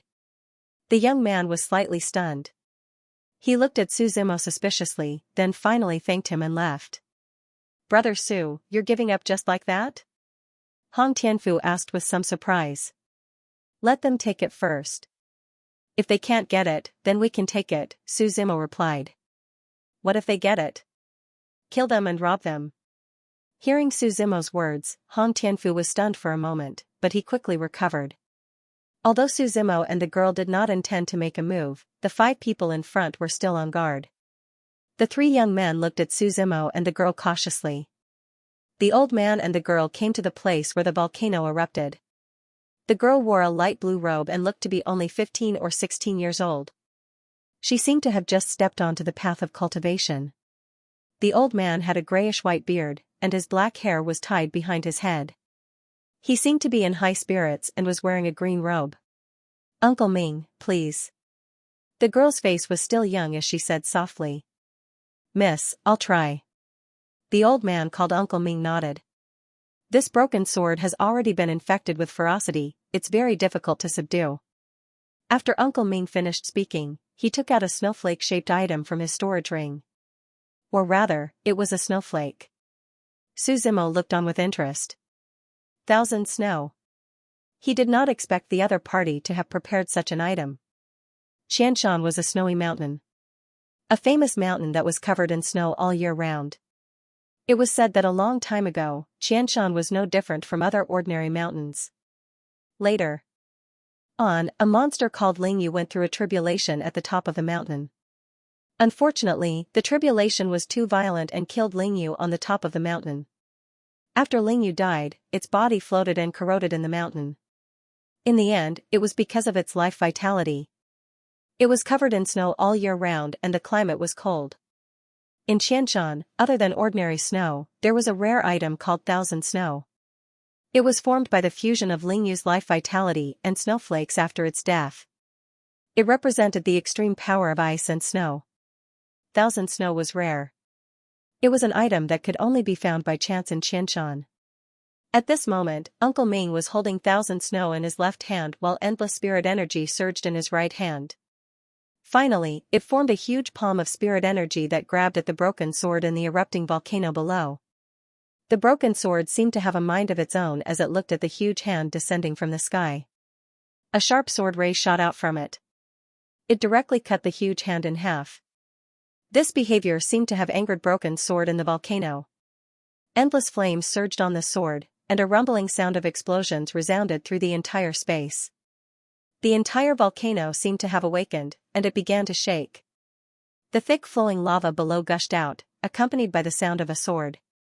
A sea of fire rose from the top of the volcano, and the surrounding people hurriedly dodged. Meteorites and magma all fell.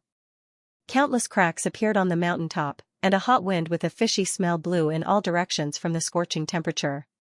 Within that sea of fire, there was a broken sword surging within. The moment the broken sword soared into the sky along with the sea of fire, a clanging sound could be heard. Its first target was the old man. Carrying endless flames, as if the god of fire had descended, the sword light mixed with lava shot toward the old man. The old man's expression was grave as he shielded the young girl behind him. Spirit chi surged in his hand and activated Xianxia. Pure white snowflakes began to dance, and waves of cold air were emitted, with him as the center, forming a transparent barrier. Inside the barrier, snowflakes drifted down from the sky. When the lava hit the barrier, it was annihilated. The boiling lava and the cold snow merged into one. The old man's aura was imposing, and the rolling saint's aura pressed down like the sun in the sky. The old man's true fate surged behind him, and that true fate was a pure white longsword. He held his true fate longsword in his hand, and stepped on the falling snow to attack. The broken sword surged in the sea of fire, and the sea of fire rose to the sky, also attacking. Boom! Endless spirit chi flew in all directions, and the sea of fire turned into countless fireballs that fell in all directions. Su Zimo looked up, and saw the old man's figure falling straight down. Xianxia's barrier shattered, and the old man's clothes were tattered, and his face was haggard as he fell to the ground. Uncle Ming, the young girl next to him shouted. "Let's go." The old man didn't care about anything else, and directly grabbed the young girl's collar and fled. The broken sword fell with the sea of fire, and directly covered the entire mountain peak. The three young men who came with him were all burned by the sea of fire. Su Zimo calmly looked at this scene, and let the sea of fire burn around him, but he didn't move. "The sword has already gained sentience," Su Zimo whispered. The true god sword from the early Desolation era had once split into 5 pieces. Of these 5 pieces, the sword spirit had already died, and some had developed a new consciousness. Of the 3 pieces that Su Zimo had before, as long as the first piece had a consciousness, the other 2 were dead objects. Now that he encountered the fourth piece, it seemed to have developed a consciousness that was very violent. After the old man fled, the broken sword's gaze also fell on Suzimo. Suzimo had already asked Hong Tianfu to leave the mountain, as this was not a battle that he could participate in. The broken sword seemed to have also sensed the aura of the other pieces on Suzimo's body. It looked at Suzimo with some surprise. "Submit to me," Suzimo said calmly. As soon as his voice fell, it seemed to have angered the broken sword. The broken sword brought with it a sea of fire, and a monstrous aura rushed over. Suzimo waved his right hand, and all three pieces of the true god sword flew out. The moment these three pieces flew out, an invincible sword intent soared into the sky. Three invincible sword intents soared into the sky, and surrounded the sword blade. These sword intents combined, and directly suppressed the sword blade. Seeing this scene, the broken sword seemed to feel that something was wrong, and wanted to escape. Suzimo waved his hand again, and the immortal binding lock directly left his hand, and controlled the broken sword. Together with the three pieces, it was majestically locked into Suzimo's true fate world. When the dust settled, the erupting volcano slowly calmed down. The broken sword was still struggling in the true fate world, but Suzimo did not care. Once it entered the true fate world, it had no chance of escaping. After coming down from the volcano, Hong Tianfu was waiting for him at the foot of the mountain. "Brother Su, are you all right?" Hong Tianfu immediately walked up and asked anxiously. "I'm fine," Suzimo shook his head. Hong Tianfu breathed a sigh of relief and said, "You got the broken sword?" Suzimo calmly nodded. Brother Su is really not an ordinary person, Hong Tianfu could only sigh.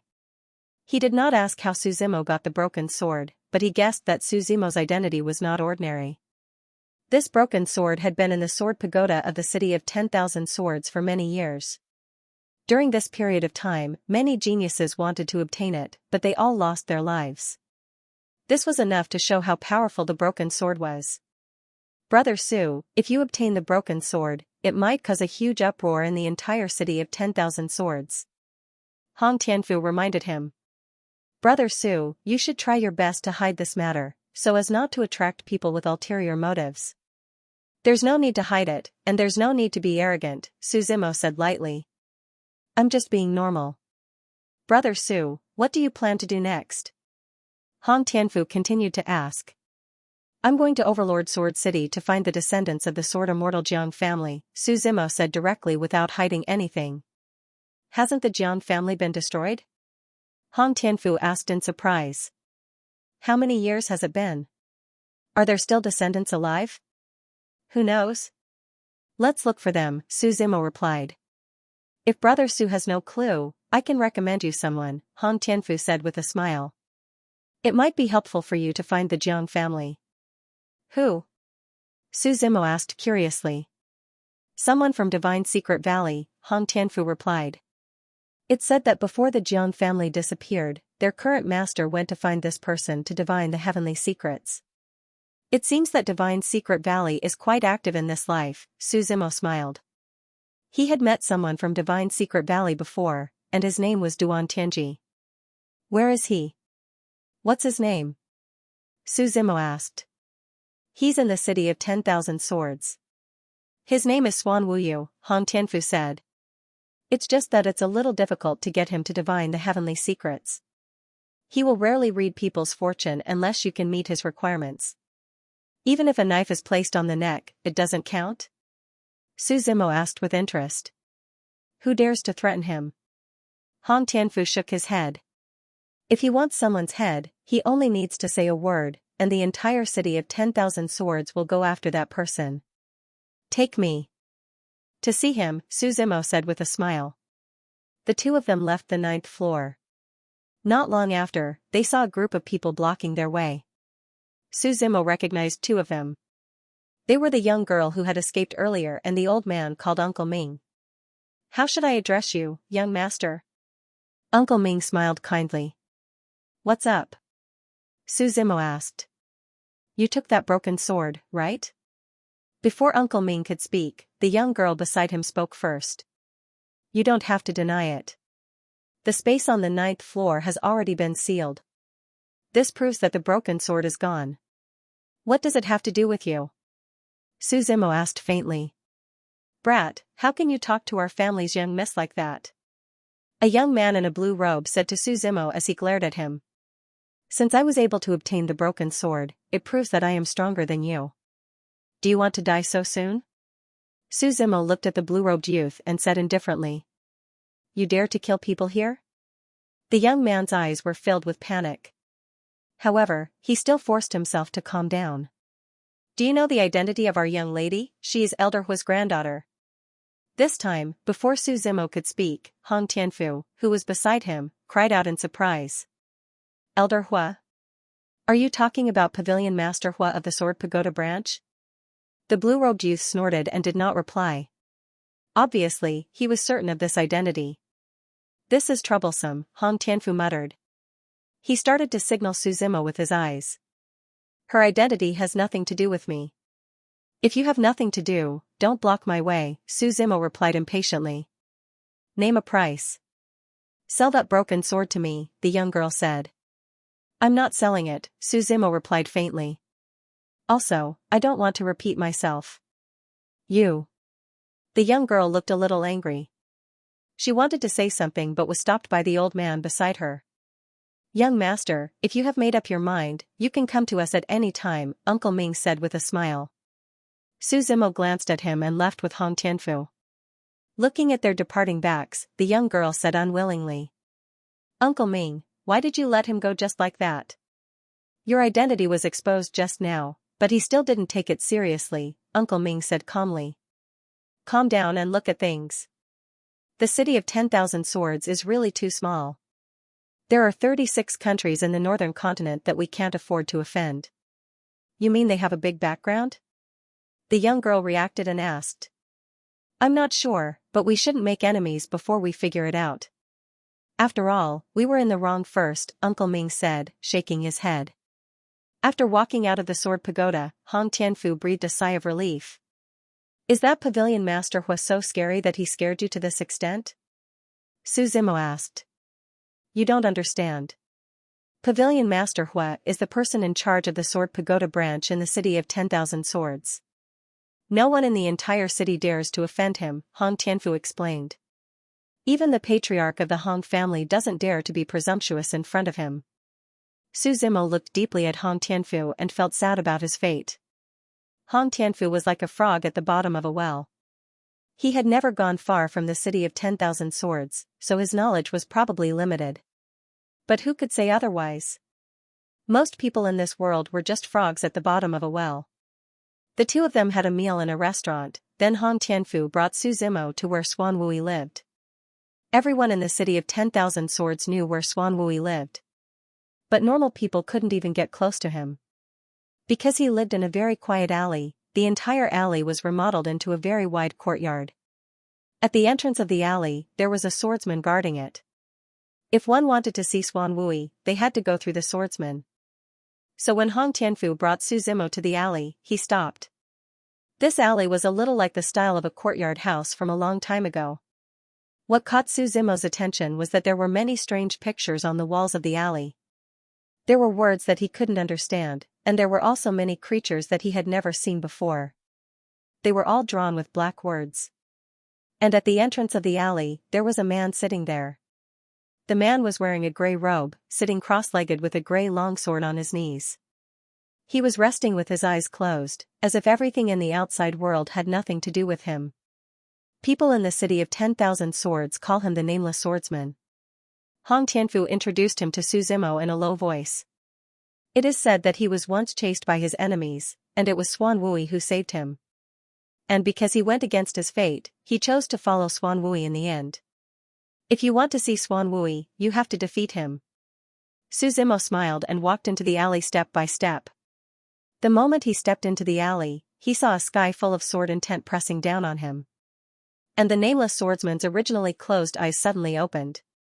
The long sword that was sitting cross-legged unsheathed itself, and a beautiful sword light cut through the silent space. Please stop, said the Nameless Swordsman as he looked at Suzimo.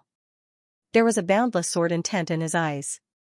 I'm looking for Xuan Wui, replied Suzimo. Then defeat me first, said the Nameless Swordsman calmly as he stood up and drew his sword. "You're not strong enough," said Su Zimo as he shook his head. The tyrannical shadow in his hand was unsheathed. When the saber landed, it was clearly a very ordinary saber strike, but the nameless swordsman's expression turned grave. No matter what he did, he felt that he would not be able to dodge the blade. The blade was the only thing left in his sight. His right hand that was holding the sword was trembling slightly. "How boring," said Su Zimo as he chuckled. He sheathed his blade and walked into the alley with his hands behind his head.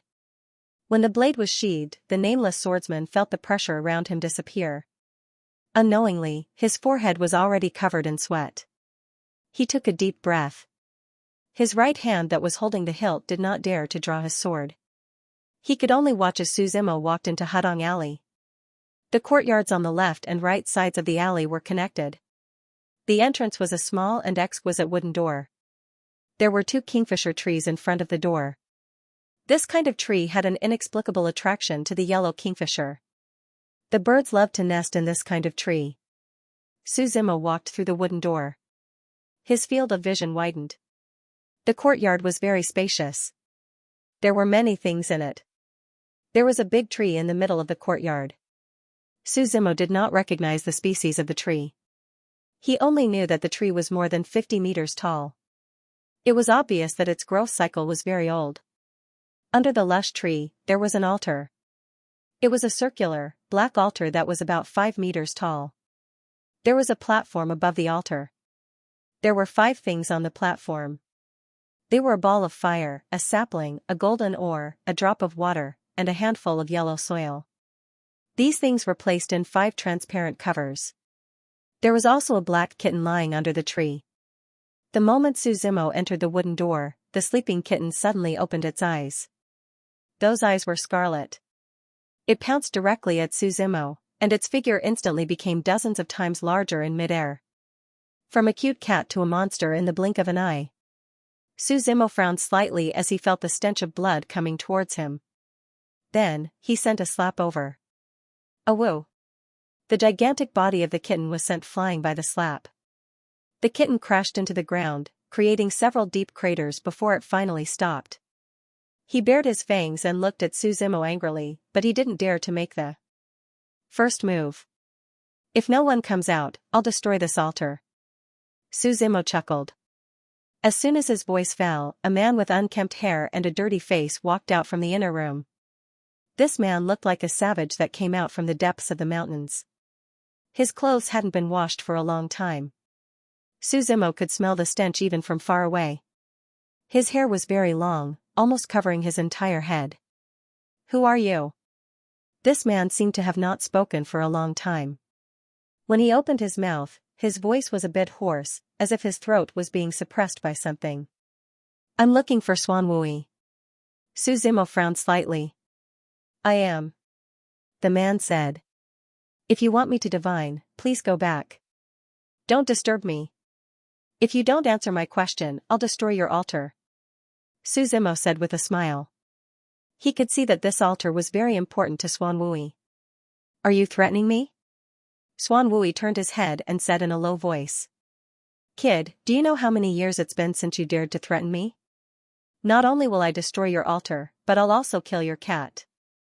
And then I'll kill you," Su Zimo continued. "Think about it." Xuanwui looked deeply at Su Zimo, then took out a cylindrical item from his storage ring. When he opened the cylinder, a firework shot into the sky. The colorful fireworks scattered in the air, and everyone in the city of 10,000 swords could see it. "Young people have to pay the price for their arrogance," Xuanwui said calmly. Not long after, a few figures appeared in the air. There were a total of 5 figures. 3 middle-aged men and 2 old men. One old man wore a red robe, his hair was already bald, and his face was glowing. The other old man wore a green robe, and his aura was ethereal, giving him a sage-like feeling. When these 5 people arrived, Hong Tianfu, who was at the entrance of the alley, immediately saw this scene. "Brother Su, what are you doing inside? Why are all these important people of the city of 10,000 swords gathered together?" Hong Tianfu exclaimed, "The person in charge of the Sword Pagoda, Pavilion Lord Hua, Xue Qiqing. The Flying Feather Sect Master Xiang Mu, Black Cloud Gang Sect Master Sha Hu. And our Hong clan's patriarch. Hong Tianfu wanted to go in and take a look, but seeing the nameless swordsman guarding the entrance of the alley, he could only wait anxiously. When these 5 people arrived in the small courtyard, Xueqiqing was the first to laugh. "Little Wui, you're finally begging us." Xuan Wui frowned slightly, then pointed at Su Zimo and said, "If anyone can help me capture him, I can do it within the limits of my ability. I'll give you a divination for free." "That's easy." Xueqiqing laughed loudly, and a saint bloodline aura surged as he walked towards Su Zimo step by step. He laughed, "Little kid, do you want to be captured without a fight? Or do you want me to break your limbs? Old Shui, don't fight with me, this little kid is mine." Beside him, Sand Tiger snorted coldly. His muscles bulged, and he wore a black vest with a tiger's head drawn on his chest. Sand Tiger, he belongs to whoever grabs him. Brother Wui didn't make any rules. Other than the 2 who were bickering, the other 3 looked at Su Zimo calmly. However, looking at the situation, they could probably attack at any time. "I say, everyone, there's no need to be in such a hurry." Su Zimo interrupted their bickering and said with a smile, "There's still plenty of time and I won't run." "Little kid, you're quite brave." Xueqiqing chuckled, and his large hand grabbed towards Su Zimo. Su Zimo waved his right hand, and the space in front of him shattered. Hundan's huge figure walked out from within. When the huge figure appeared, the powerful aura of an immortal enveloped the entire city of 10,000 swords. Especially with this small courtyard as the center, everyone present was suppressed to the point that they couldn't move. Hundan's ferocious eyes stared at everyone. At this moment, no one dared to even breathe. It was as though all the blood in his body was frozen. This was the natural reaction of his body when he met with a great terror. You. Xueqiqing looked at Su Zimo and was speechless for a moment. "Sir, I'm just here to watch the show. I have no ill intentions." Soaring Feather Sect's Grandmaster Xiang Mu explained hurriedly. At this moment, he was glad that he did not make a move earlier. Otherwise, he might not even know how he died. "You want to break my limbs?" Su Zimo looked at Xueqiqing and Sand Tiger and said calmly. "You 2 don't have to rush. Let's take it slow." "Sir, we're not." Before Xueqiqing could finish his words, Hundan raised his claws and stomped down. A tragic cry rang out as Hundan raised his foot slowly. Xueqiqing and Sand Tiger's arms were bent out of shape. Hundan did not stop there. He stomped down a few more times and flattened the limbs of the 2. "Boss, there's no point in stomping on them like this. I want to stomp on their heads." Hundan grinned from the side. "It doesn't matter." Su Zimo turned around and looked at Xuan Wuyu. "Whatever else you have, go ahead. Let's not talk about the city of 10,000 swords. Even if you guys from the Thousand Chance Valley were to come, I'd still say the same thing. Either you answer my question or I'll kill you." Xuan Wuyu's face was ugly as he kept silent for a while. Finally, he asked, "What do you want to know? Do you still remember the Jiang family of the Hegemon Sword City?" Su Zimo asked. "Why are you asking about this?" Xuan Wuyu frowned and asked. "I heard that the Jiang family looked for you before they disappeared. Tell me about it." Su Zimo asked. "This?" Xuan Wuyu looked at the few people beside him awkwardly, as though he did not want to say too much. "The few of you can leave." Su Zimo waved his hand. He said, "I don't want anyone to spread the news about what happened today. Otherwise, I'll consider annihilating your entire family." "Sir, don't worry. We don't know anything." The other 3 people shook their heads. Hundan, who had entered the immortal state, did not even dare to look back and ran away. As for the remaining Xueqiqing and Hundan stomped on them. His head exploded like a watermelon as blood and flesh splattered everywhere. Then, Hundan tossed him aside.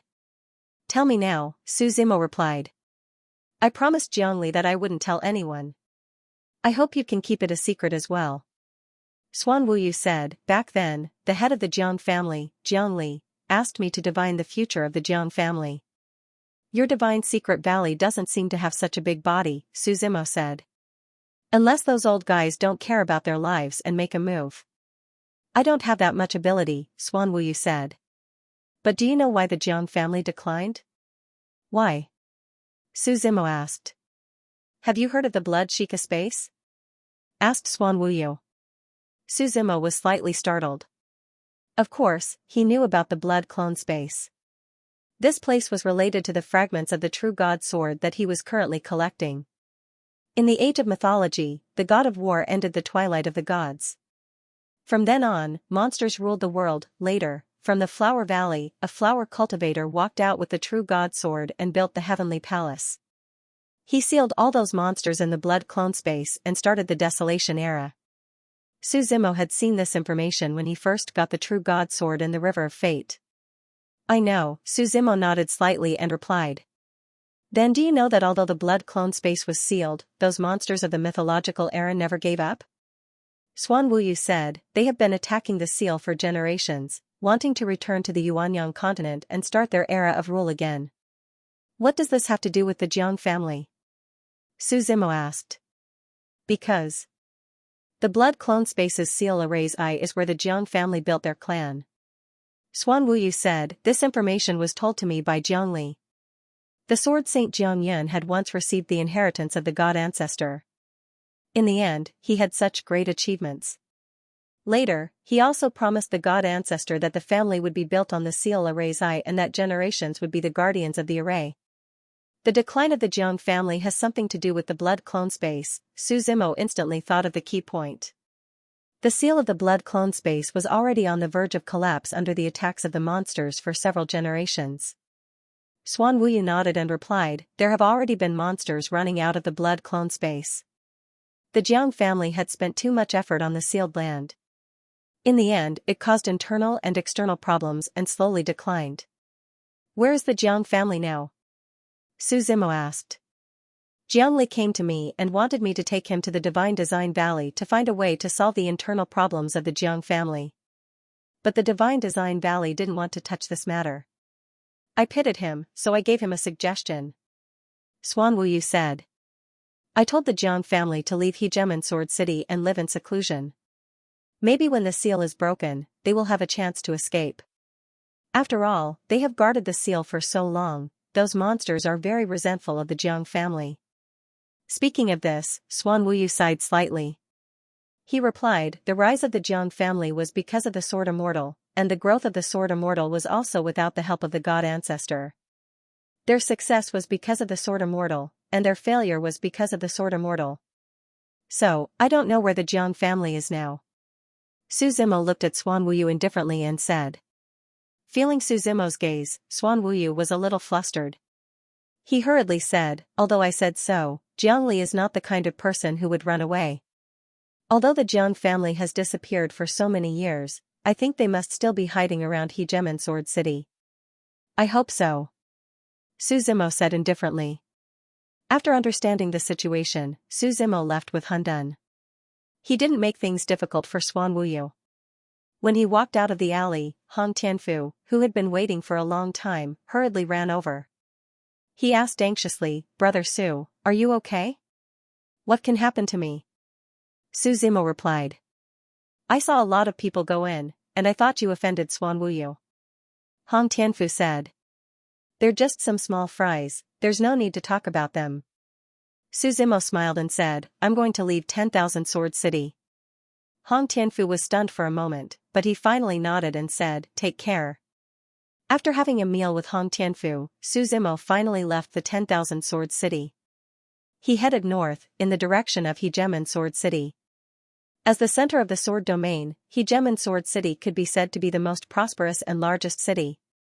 After the Jiang family disappeared, the three great powers of the sword domain were all stationed in Hegemon Sword City. This was also the holy land in the hearts of the swordsmen. Su Zimo walked for about 7 days, and finally, on the afternoon of the 7th day, he arrived in front of this famous city. Hegemon Sword City had existed for a very long time. The ancient city walls stood quietly on the ground. Along with the iron-green city gates, it seemed to be silently telling the story of a lifetime. The evening sun was accompanied by the crimson glow of the sunset. It scattered from the horizon onto the city, enveloping the entire city in a hazy glow. The sun was setting in the west, heartbroken people were at the end of the world. Su Zimo walked into Hegemon Sword City. The city's prosperity and vastness were comparable to the primordial ancient city that Suzimo had been to before. The streets were filled with people. Almost everyone had a sword hanging on their body. The place where the Jiang family used to live had now become a market. This was also the largest market in Hegemon Sword City. Usually, the residents of Hegemon Sword City would buy and sell goods here, or even barter. Suzimo inquired about the location of the market and wanted to take a look at it. He walked along the main street. After a few hundred meters, he saw a door not far away. The door was 3 meters tall and the building was red. Suzimo walked through the door and entered the market. Only then did he realize that the situation here was more prosperous than he had imagined. There were all kinds of shops on both sides. These shops basically sold goods. There were very few restaurants. Moreover, there were many people huddled together on both sides of the wide road. They had set up stalls on the ground. "Dear customer, take a look as you pass by. Sword of Heavenly Sword Sect's direct disciple. Selling at a low price." Suzimo walked along the street. There were all kinds of hawkers on both sides of the road. People came and went as they strolled along the street. It was a scene of prosperity. He walked around the market until the sky was about to darken. Then, he left the market and found a restaurant. After walking around, he didn't find anything. This situation was like looking for a needle in a haystack. Suzimo finished his meal and left the restaurant in the middle of the night. Su Laosan was a beggar. He had been begging in Hegemon Sword City for nearly 10 years. Usually, he relied on other people's leftovers to barely survive. He was already very old. A few years ago, he took in a little beggar. She raised him as her own son. Perhaps because she was getting older, she felt that it was good to have someone to accompany her in her old age. The summer weather was hot. Recently, the little beggar had fallen seriously ill. Seeing that he was on the verge of death, he did not have much time left. However, he didn't have the money to take the little beggar to see a doctor. He could only watch as the little beggar grew weaker day by day. In the evening, the summer heat had slightly cooled down, and a breeze began to blow through the space. He leaned against the innermost wall of the slums of Hegemon Sword City, slowly feeding the little beggar water from the broken bowl. He hoped that the other party would be able to survive this ordeal. At this moment, the sound of footsteps could be heard coming from nearby. The old beggar hurriedly looked out of the alley, which was where the beggars rested. It was filthy and smelly. Normally, people would stay away from it. Very few people would come here. He looked outside the alley and saw a purple-robed youth slowly walking over. The youth had a curved blade on his back. His eyes were domineering and deep. It was difficult for him to describe the aura of the youth. Perhaps the nobles that he had seen in his life were not as impressive as the youth in front of him. "Do you need something?" the old beggar asked carefully. "Help me spread a message in the city and this spirit crystal is yours," the purple-robed youth said calmly. As soon as he finished speaking, a transparent spirit crystal was thrown over. The old beggar looked at the spirit crystal in his hand in a daze. Then, he immediately reacted. He began to kowtow and beg, "Sir, I'll spread any message you want. I don't want the spirit crystal. I just want you to save him." The old beggar pointed at the little beggar who was on the verge of death and begged the youth. Suzimo frowned slightly and looked at the little beggar. The life energy of the tree of life surged in his hand. With a wave of his right hand, the green life energy entered the little beggar's body. "Old man Su, am I dying?" The little beggar slowly opened his eyes and asked in confusion. "Brat, what kind of inauspicious words are you saying? You won't die. We've met a benefactor, a benefactor." The old beggar laughed heartily. He was obviously in a good mood. That night, Suzimo went to all the beggars in Hegemon Sword City. Then, when the sky was just beginning to brighten, he returned to the restaurant and shut himself in. The sleeping Hegemon Sword City was like a ferocious beast, roaring soundlessly. The sun rose high in the sky as the purple clouds rose from the east. The streets were already packed with people. People from all walks of life were going about their daily lives. Nothing seemed to have changed. But on this day, there were suddenly many discussions in Hegemon Sword City. "Old Zhang, do you still remember the Jiang family?" Of course I do. Back then, when the Jiang family ruled our sword region, the country was prosperous and the people were at peace. Now that the Jiang family has disappeared, the three great powers are constantly fighting each other. I really miss the old days. Then do you know that a descendant of the Jiang family has appeared in our hegemon sword city? It's said that he has obtained the inheritance of a sword immortal. It can't be, is it true? I don't know either. Anyway, the whole city is talking about it. You're the only one who doesn't know. It's said that he lives in the Fortune restaurant. He came back this time to pay respects to his ancestors. The people were skeptical, but this kind of talk spread throughout the city in a short period of time. And it became more and more intense. It even spread to other cities in Sword region. It was because the Jiang family left a deep impression on the people.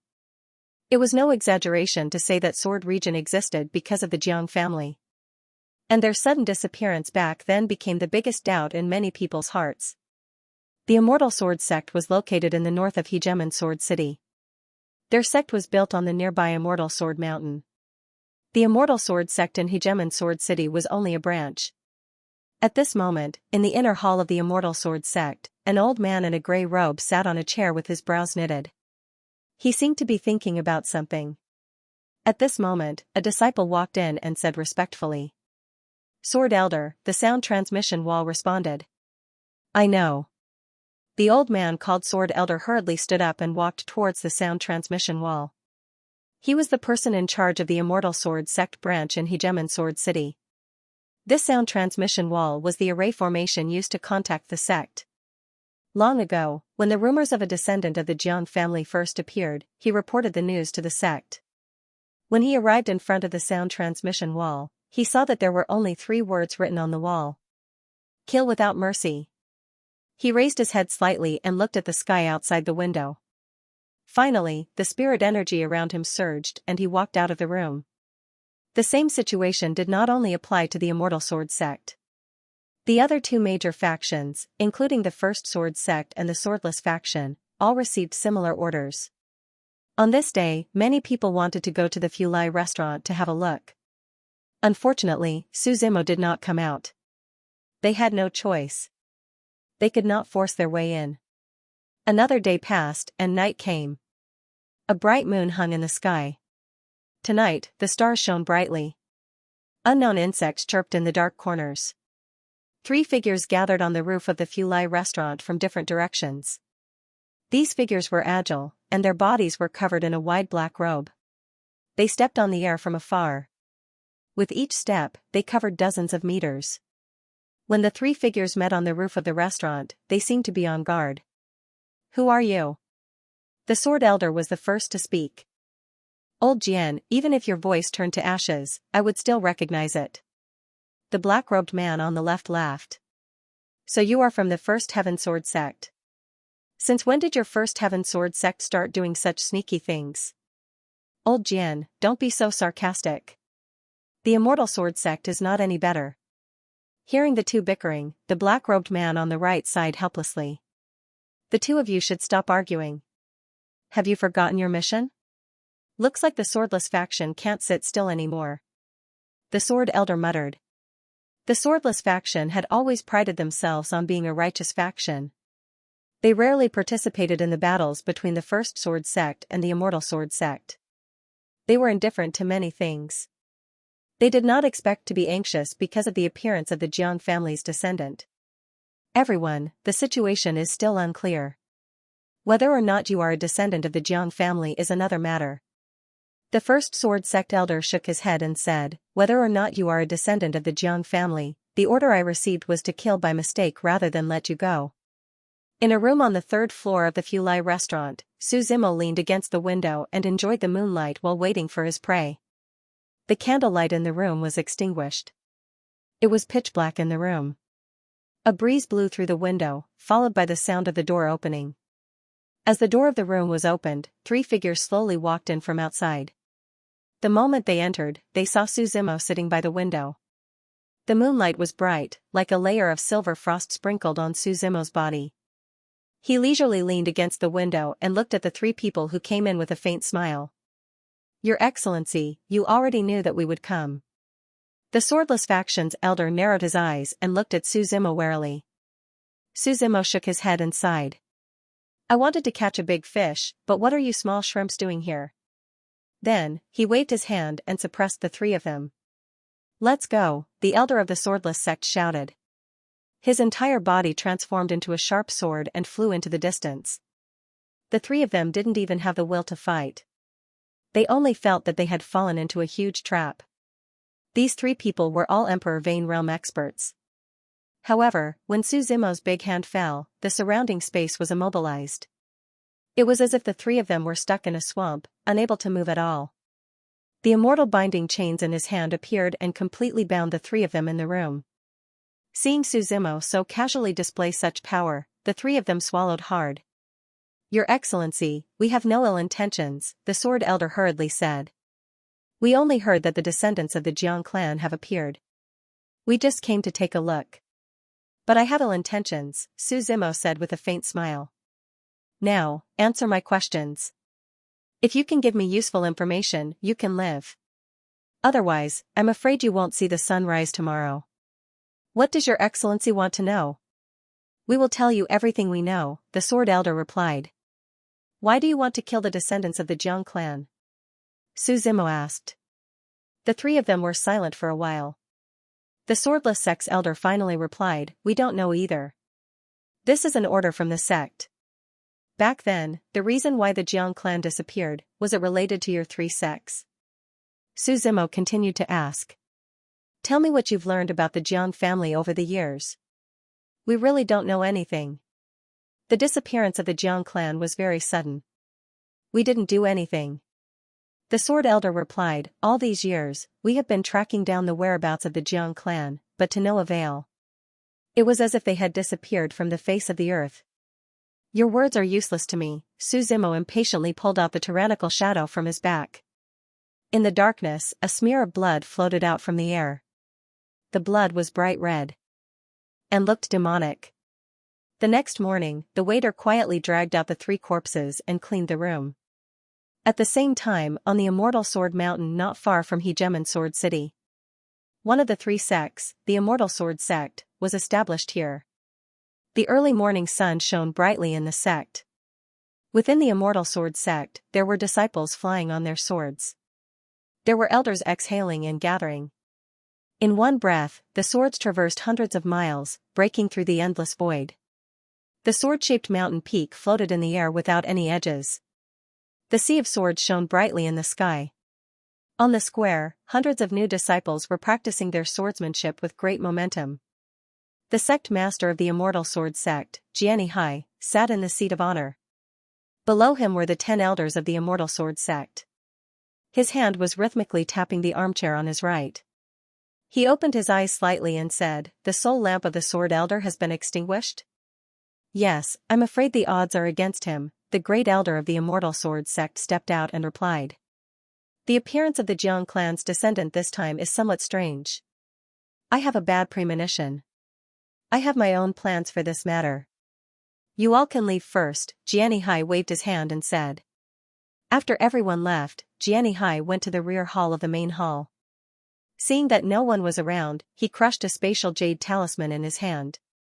As the jade talisman was crushed, a spatial whirlpool appeared in front of him and sucked him in. Inside this space was a sea of blood.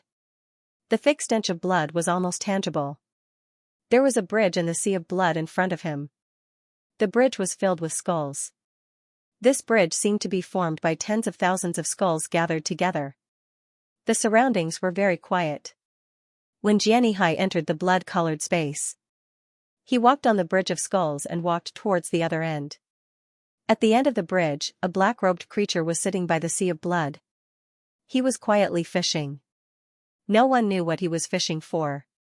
Lord Ming, the sect master of the Immortal Sword Sect, respectfully knelt in front of the black-robed creature and said, the person I sent is dead. I want to know everything in 3 days, the black-robed creature said. His voice had a very strong echo. It was thick and magnetic. There was also a very heavy sense of oppression. I understand, Xianxia's forehead was already sweating. He quickly said, I will go personally. Scram. Hearing the black-robed creature's words, Xianxia did not become angry. Instead, he respectfully bowed and slowly left the blood-colored space. After Xianxia left, the blood sea in front of the black-robed creature began to churn with monstrous waves. Rumbling noises came from the bottom of the blood sea. The blood sea that filled the sky condensed into the shape of a monster floating in the air above the blood sea. "The Jiang family has appeared?" the monster asked in a heavy voice. "I'm still gathering information," the black-robed creature calmly replied. "They guarded the seal for so many years. Now that the seal is about to break, no matter where they hide, I will tear their entire clan to pieces." The seal is about to break. The day the seal breaks will be the day we vampires reappear. The monster in the blood sea roared at the sky. "If not for the god ancestor, we would have been the rulers of this continent for generations to come. Wait patiently. The great emperor of this era has yet to appear, and the mandate of heaven has yet to form. Everything will return to the end of the Age of Legends. The gears of history will turn again," the black-robed creature muttered as if it was talking to itself. "No one can stop it. The flood of vampires' revival will destroy everything." In the morning of Hegemon Sword City, Su Zimo, who was cultivating, was woken up by a knock on the door.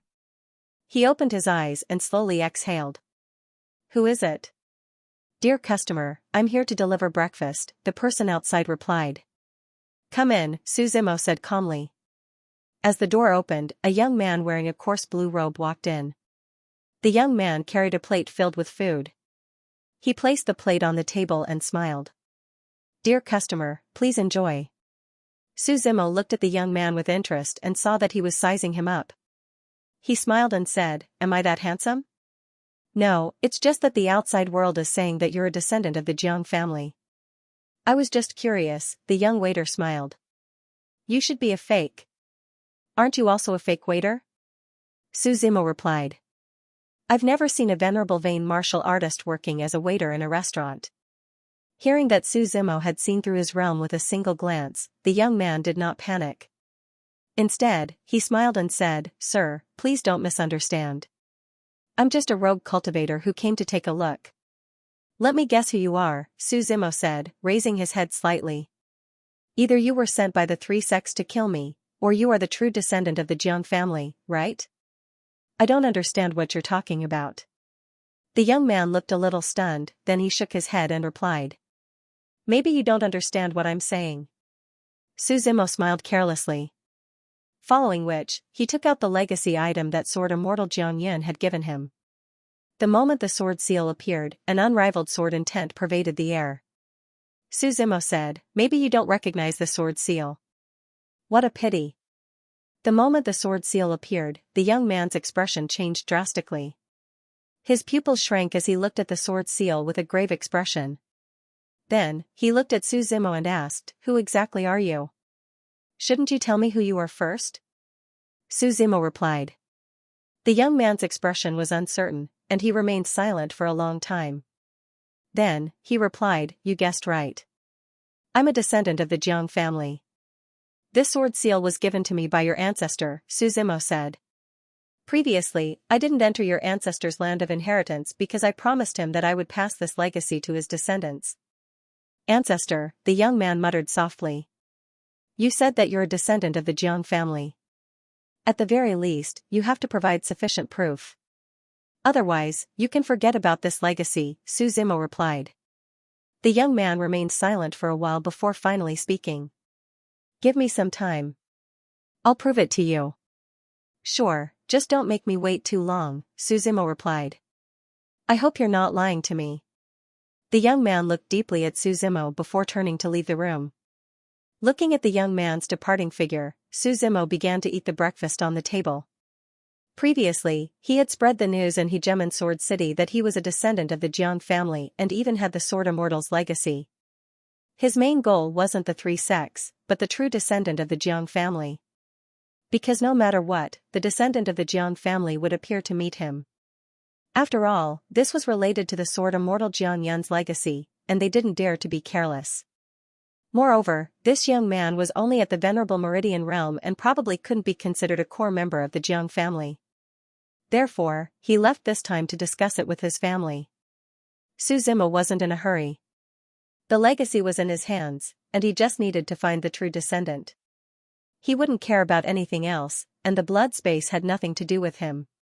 He wasn't a savior, and he didn't have such a noble heart. During this period of time, the atmosphere in Hegemon Sword City was a little strange. The activities of the three sects in the city seemed to have decreased a lot, and they weren't as frequent as before. It seemed that the disciples of the three sects were rarely seen. And even the fights between them had stopped. Although this change was very subtle, the residents in the city could still somewhat feel it.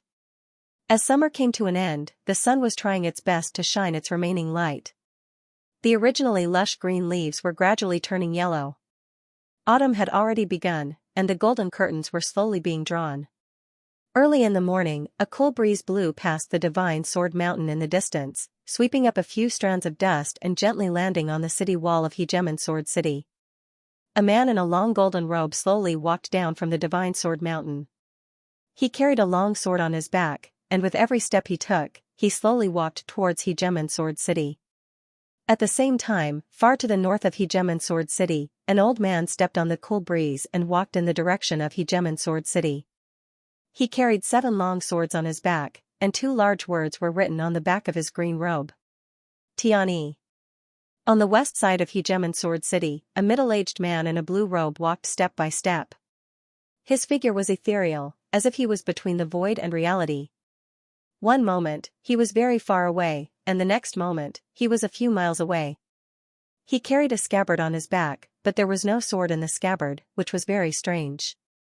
But his entire person was like an unsheathed sword, and with every step he took, his entire body was surrounded by sword chi. It was very difficult for ordinary people to sense this sword chi. Only those who were very sensitive to sword chi would be able to sense that the sword chi around this man with the scabbard on his back was becoming more and more intense. He was accumulating power, and it was hard to imagine what would happen when this thick and sharp sword chi exploded out. At noon on this day, 3 people who had set off from 3 different directions arrived at the gates of Hegemon Sword City. The 3 of them looked at each other and laughed insincerely. "You guys are also here," Xianxia said with a smile. "It seems that Master has placed great importance on this matter, to actually have us investigate together." The old man with 7 swords on his back said with a smile. He was the current sect master of the First Heaven Sword sect. His name was Horizon. "The Jiang family has appeared in the end," the other man with a scabbard on his back said with a sigh. Then, he let out an imperceptible sigh. He was the sect master of the Swordless sect. He did not have a name, so outsiders called him Swordless. These 3 people were the sect masters of the 3 strongest sects in the sword domain. The Divine Sword sect, the First Heaven Sword sect, and the Swordless sect. If there were outsiders who saw this scene, they would definitely be shocked. The Swordless sect that prided itself on being a righteous sect that did not fight with others. The First Heaven Sword sect and the Divine Sword sect that were in constant conflict and viewed each other as mortal enemies. The sect masters of the 3 sects were talking and laughing together. They got along very well. It was as if they were old friends who had not seen each other for many years. Not to mention the others in the sword domain, even the disciples and elders of the 3 sects would not dare to believe it. They would be shocked. "Are we going to capture the descendant of the Jiang family?" Horizon asked. "No, what's the use of capturing one?" Xianxia shook his head and said. "Wait for the rabbit to appear. This time, we must completely eradicate the Jiang family. Only in front of Lord Ming can we justify it. I don't believe that this is the only descendant of the Jiang family left." "You can make the decision," Swordless said calmly. He did not seem to be in a good mood. As the 3 of them spoke, they disguised themselves and entered Hegemon Sword City. Suzima waited in Fortune Restaurant for 3 days. During these 3 days, the atmosphere in Hegemon Sword City became even more strange. The entire city was too quiet. Even the battles that people were used to fighting seemed to have quieted down. It was so quiet that it felt as if a storm was coming. It was not until the night of the 3rd day that the young man who claimed to be a descendant of the Jiang family appeared again. This time, he was accompanied by an old man. The old man wore a long gray robe. He was already in his 60s, and his hair was all white. His face was full of wrinkles, and even his eyes were cloudy. No matter how one looked at him, he looked like an ordinary old man. This is the head of the Jiang family, Jiangli, the young man introduced. How do you prove it? Su Zimo looked at the old man and asked. Can you come with us to a place? You'll believe us when you see it, the old man said with a smile. His smile was kind, giving people a feeling of gentleness. Sure. Su Zimo nodded. Stepping on the night breeze, Su Zimo, Jiangli, and the youth left Hegemon's Sword City. After they left, Jiani Hai and the other two were sitting by the window on the second floor of the inn opposite Fulai restaurant. Looks like the fish took the bait, Wayfarer said with a smile. They headed south from Hegemon's Sword City. After walking for about 2 hours, a mountain appeared in front of them. This mountain was not very majestic, only a few dozen meters high. The mountain was covered with plants. At first glance, it was lush and verdant, and the scenery was extremely beautiful. The mountain path was flat and not rugged. 2 disciples in long robes stood at the entrance of the mountain. Jiangli led Su Zimo up the mountain. After walking for about 10 minutes, a villa appeared in front of them. The gate of the villa was very strange. The 2 doors were one black and one white. 2 carved stone lions were placed on either side of the gate. One of the stone lions was black and the other white. On the black and white plaque were the words Swordcasting Villa. Su Zimo looked at the villa with interest. He had heard a bit about the Swordcasting Villa. It was a force that had been established in recent years. It was said that a few people who had obtained the inheritance of a sword-casting master built the villa here. They began to learn how to forge swords. Later, because the swords they forged were very good, they became very popular in the entire sword domain. Thus, this force slowly developed. It could not be considered very strong. After all, it was a force that had only been established in recent years. At this time, the sky was gradually turning bright. It was already dawn. Su Zimo followed Jiangli into the villa. The view in front of him was very wide. When they passed by a pavilion, Su Zimo could already hear the clanking sounds of iron being forged. He took a few curious glances and found that there were many men who were bare-chested or wearing sleeveless shirts forging iron inside. The buildings of the sword-casting villa were very simple. Su Zimo followed Jiangli for a short while. A man in a green robe walked towards them. Let me introduce you. This is the villa master of the sword-casting villa, Qing Baihe, Jiangli said. He's also my disciple. Master, Qing Baihe greeted with a smile and looked at Su Zimo. This young master must be the descendant of the Jiang family who has been in a lot of trouble recently. Su Zimo. Su Zimo also reported his name. I'll bring him in. You pay attention to the outside, Jiangli instructed Qing Baihe. Don't worry, master. Qing Baihe nodded. Follow me. Jiangli led Su Zimo all the way to the back of the mountain of the villa. They passed through several corridors and a few remote courtyards. Finally, the 2 of them stopped in front of an ancient well. Jiangli jumped into the well without saying anything. Su Zimo followed closely behind. There was a very shallow tunnel at the bottom of the well. There were luminous pearls on both sides.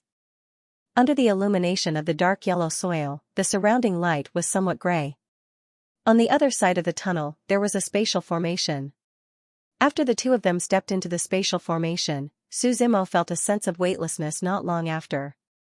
Then, in an instant, the scene in front of him lit up. When Su Zimo saw the scene in front of him, he was slightly stunned. What appeared in front of him was a small city. According to his estimation, the 2 of them should be underground. In other words, they had opened up an underground city underground. The only flaw was that there was no sunlight underground. Even though they used a lot of luminous objects, the light here was still very dim. The city wasn't very big. It should have been built for a long time. Let's go in and take a look, Jiangli said. Ever since we left Hegemon's Sword City 300 years ago, we've been living here. The 2 of them walked into the city together. Along the way, Su Zimo asked curiously. Because of the blood-binding space, you were forced to leave Hegemon's Sword City. Then why don't you want to leave? Why did you build a clan nearby? It's inevitable that the blood kin will break the seal. Unless an emperor comes.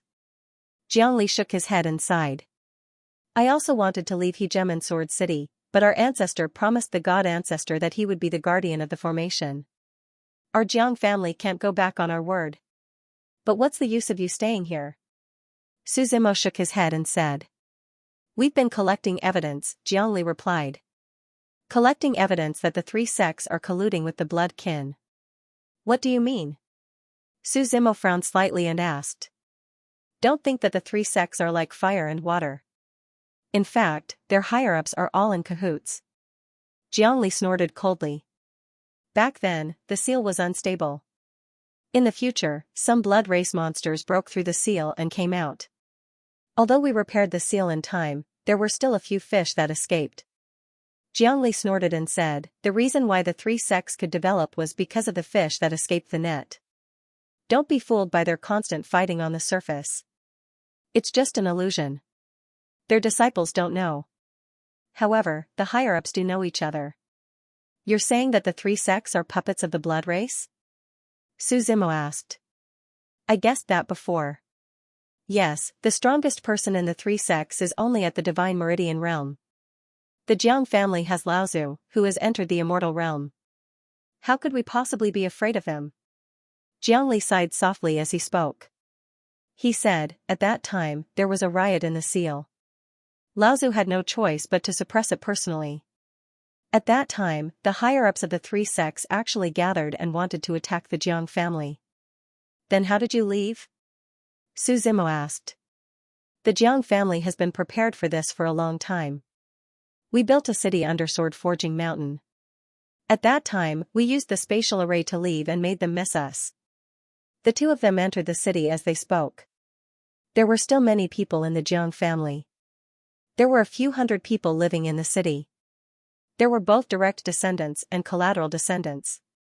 According to Jiangli, the people here rarely went out. It was possible that they could not go out for more than 10 years. The entire Jiang family was very curious about the arrival of Su Zimo, an outsider. After all, this was the first time an outsider had come here in so many years.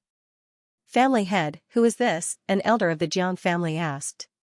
My friend. Jiangli did not elaborate. Although the news of the Jiang family descendant had caused a stir during this period, the Jiang family members living in this underground city did not know much about it. They didn't receive the news fast enough. Jiang Yan left the inheritance for you. Why didn't anyone look for it? Su Zimo asked, puzzled. Logically speaking, with the Jiang family's current situation, the inheritance of their ancestor might be their only chance to rise. However, no one had ever looked for it. This is also my fault. Jiang Yan shook his head and sighed. Back then, our ancestor left a map for our Jiang family, saying that he was looking for a talented person. Only after going through tempering would one be able to obtain his inheritance. However, our Jiang family has sent countless people over the years, but none of them could pass the test he set. It's my fault for not being able to lead the family well. No wonder. Su Zimo shook his head slightly. He said, I'm afraid that guy doesn't want to disgrace his legacy and wants a true successor. What a pity. Child Su said that he had the inheritance of his ancestors. I wonder if you can tell me the story? Jiangli probed. There's nothing much to say. I accidentally entered his land of inheritance and saw his clone, Su Zimo said. Later on, I made a deal with him to help me bring the inheritance over. Thank you, Child Su, Jiangli said solemnly. Then what should the Jiang family do to make Su Zimo willing to pass the inheritance to us? Just bring me to your ancestral temple, Su Zimo said. Jiangli did not object when he heard Su Zimo's words. He directly brought Su Zimo to the back of the city. Under the protection of many disciples, the back of the city was obviously heavily guarded. The two of them arrived in front of a temple, and Jiangli slowly opened the door and entered. The temple had been searched for a long time. However, it was spotless inside, and it was obvious that people came here often. There were 3 statues in front of him. Su Zimo did not recognize the statues on the left and right, but the statue in the middle was Sword Immortal Jiang Yun. The statue was carved vividly. Jiang Yun was wearing a white robe with golden threads that slowly fluttered behind him. His gaze was solemn, and he was holding a purple sword in his hand.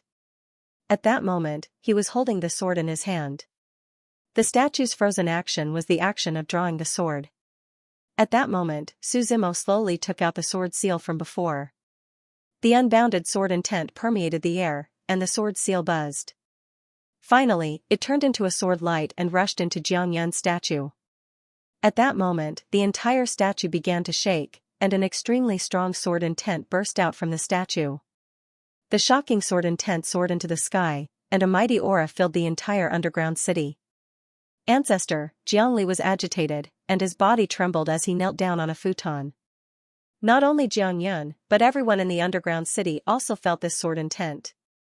Their swords also began to hum uncontrollably.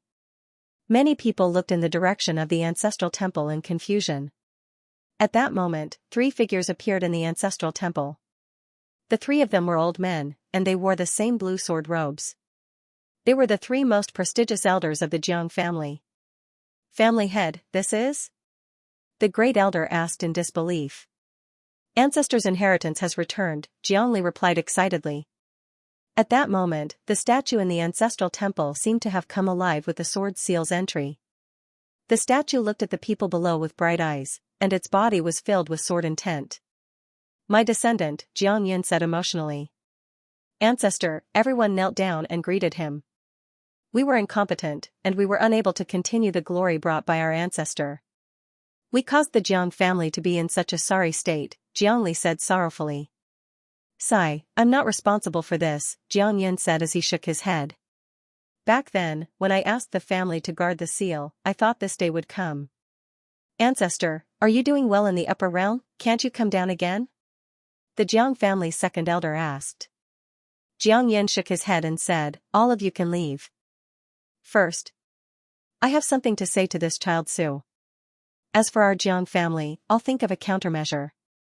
Hearing Jiangyun's words, everyone in the Jiang family looked at Suzimo deeply. Then, he bowed again and respectfully left the room. When only Suzimo and Jiangli were left in the ancestral temple, Jiangyun spoke first. Thank you for bringing my inheritance back. We each took what we needed, Suzimo shook his head. He said, now, can you tell me about the Void Spirit Monkey? One of the 10 great forbidden lands, the Void Valley, has this kind of mythological creature living there. Jiangyun nodded and said, when I went to get the Void Wood, I fought with these demonic creatures. I can confirm it. I will go, Suzimo nodded. I wonder if I can ask young Master Su to help me with something? Jiangyun pondered for a while and asked again. You want me to help the Jiang family? Suzimo smiled. Yes, if Child Su is willing, I'm willing to return this favor when you go to the heavens beyond. Jiangyun said seriously. Let's talk about the upper world when we get there. Suzimo shook his head and refused. I still have things to do. I don't want to waste too much time here. Alright then. Jiangyun didn't force him. Right at this moment, a loud boom sounded not far away. Suzimo could only hear someone shouting outside, someone is attacking our array formation. I'll go out and take a look, Suzimo said to Jiangyun and walked out of the ancestral hall. He could tell that Jiangyun was just a remnant soul. His real body was in the outer world and he had no power to fight at all. After he walked out of the ancestral hall, he saw that the entire underground city of the Jiang family was in chaos. What's going on? Suzimo asked Jiangli. We might have been discovered, Jiangli said with a serious expression. When I brought you here, I think we were followed. At that moment, in the Swordforge Villa, Qing and Bai Crane looked at the 3 people in the sky with an ugly expression. The sect masters of the 3 sections. Everyone in the Swordforge Villa gathered together. Qing and Bai Crane roared with an ugly expression. You 3 sects have gone too far. Hand over the Jiang family and we can deal with you at our discretion, Jianihai said calmly. Otherwise, we'll bury all of you here today even if we have to dig 3 feet into the ground. I don't know what you're talking about, Qing and Bai Crane replied angrily. You just covet our Swordforge Villa and want to take it for yourselves. Say whatever you want, Wayfarer snorted from the sky. Spirit chi surged around the 3 of them. The aura of the Saint Bloodline realm spread out in all directions. Spirit chi gathered in the surroundings, forming a giant hand of spirit chi that grabbed at Qing and Bai Crane. Tell everyone to disperse and descend the mountain, Qing and Bai Crane said seriously to the people around them. Then, he stepped into the air and attacked the giant hand of spirit Qi with his sword. Although Qing and Bai Crane's sword intent was shocking, they were still in the Emperor bloodline realm. When the palm landed, Qing and Bai Crane only blocked it for a moment before they were sent flying. Qing and Bai Crane stood up from the ground with disheveled hair. They looked at the three figures in the sky with a serious expression. Bai He, you may leave. Right at this moment, Jiang Yun brought a group of people and walked out. Su Zimo followed closely behind. Master, didn't I send someone to tell you to leave quickly? The green-white crane said anxiously. They won't let us leave. Jiangli shook his head. He said, instead of running all day, it's better to fight with our backs against the river. Long time no see, Patriarch Jiang. Horizon laughed heartily. What's wrong? Are you tired of being a coward? It's been so many years, and you guys still haven't changed. Is it really good to be someone else's dog? Jiangli snorted. On the day the blood breeds break free, do you think all of you will have a good ending? You're just a tool for others. That's still better than someone like you who's about to die. Jiani Hai coldly snorted. Spiritual qi surged around him as he charged at Jiangli. As the two Saint bloodline experts battled, the space around them began to shatter. For the time being, the two of them were unable to determine the victor. Horizon laughed at Wu Jian. Let's go kill his clansmen. Let's wait a little longer. Wu Jian shook his head. The Jiang family's Laozu hasn't come out yet. It's better to be careful. If he doesn't come out, then we'll force him out. Horizon snorted. Crimson spirit qi surged around his body, and endless flames dyed half of the sky. When the blazing flames dyed the sky red, only a rumbling sound could be heard in the sky. The large expanse of flames condensed into numerous fireballs. Like a meteor shower, hundreds of fireballs fell from the sky. It was as if they wanted to raise the entire sword mountain to the ground. When these flames fell from the sky, the rumbling sound once again rang out in all directions. Countless deep craters appeared on the mountaintop, and the flames burned the surrounding plants. The raging fire burned, illuminating the entire sword-crafting mountain in a red glow. Bastard! Seeing that scene, regardless of whether it was the people from the Jiang family or the disciples from the sword-crafting villa, they were all furious. However, there were two sacred bloodline experts in the sky, so they didn't dare to go forward. Just as the fireball was about to hit him again, a sword sliced through the void. It came from the depths of the void. A sword from the east illuminated the 9 heavens. When the sword slashed down, the endless fireballs in the sky were instantly annihilated. Everyone's gaze followed the sword and saw an old man's figure floating in the air. His sword qi was imposing. The old man had a sage-like demeanor. He had a white beard and wore a white robe. He held a white heavy sword in his hand. Every step he took left a heavy footprint in the depths of the void. Jiang Zhendong Laozu. Seeing the old man's arrival, the Jiang family members shouted excitedly. Laozu was the only person in the Jiang family who had entered the immortal realm in thousands of years. He was also known as the person most likely to obtain the Sword Immortal's inheritance. Although he failed in the end, his peerless talent was still beyond many people's reach. Ever since Laozu personally suppressed and sealed Jiang Zhendong, the Jiang family members had never seen him again. There were even rumors that Laozu had died in the place of the seal.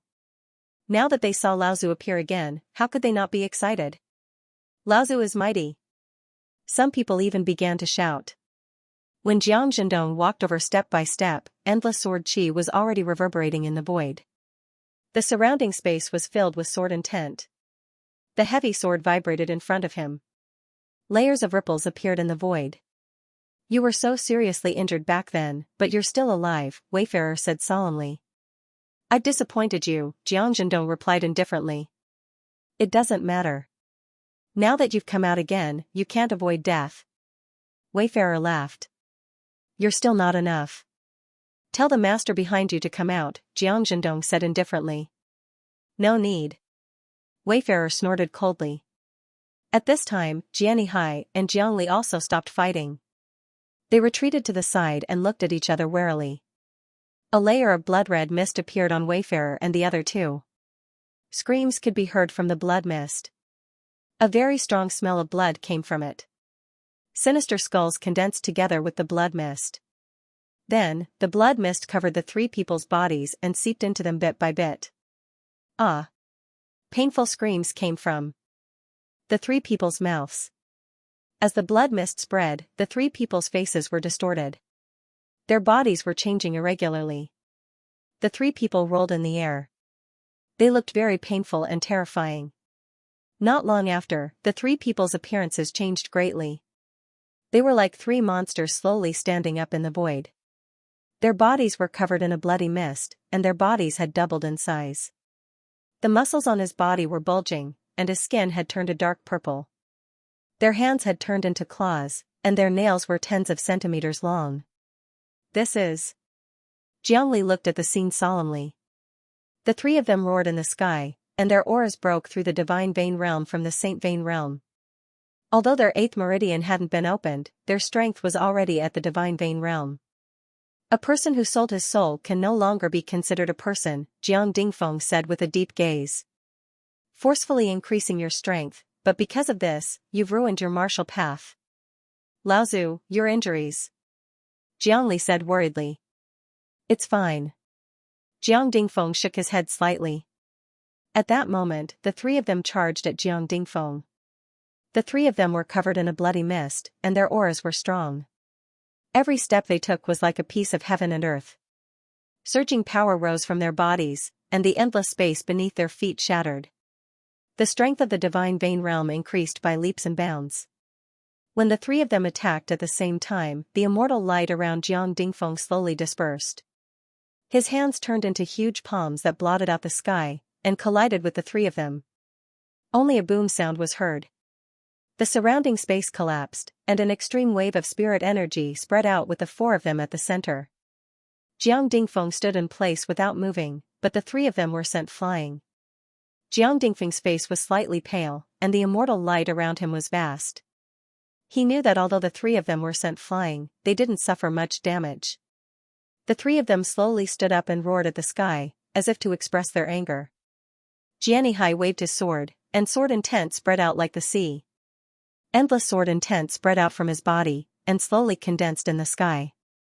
Wayfarer unsheathed his 7 swords at the same time, and they turned into 7 different colored sword lights. The sword light streaked across the sky. The sword light scattered down majestically. Wherever it passed, the space would shatter. As for the last one, swordless, he was a sword himself. The sword energy around him was sharp and pure, and it was definitely rare in the world. When his sword chi spread out, the sword intent of the other two was more or less suppressed. The empty scabbard on his back was also trembling. The three people's sword intent crisscrossed, charging towards Jiang Zhuji once more. Jiang Dingfeng's gaze was deep as he held the heavy sword in front of his chest. He slowly swung the heavy sword. His movements were very slow, as if it was very strenuous. However, the moment the sword was swung out, it annihilated the space in front of it with an unstoppable force.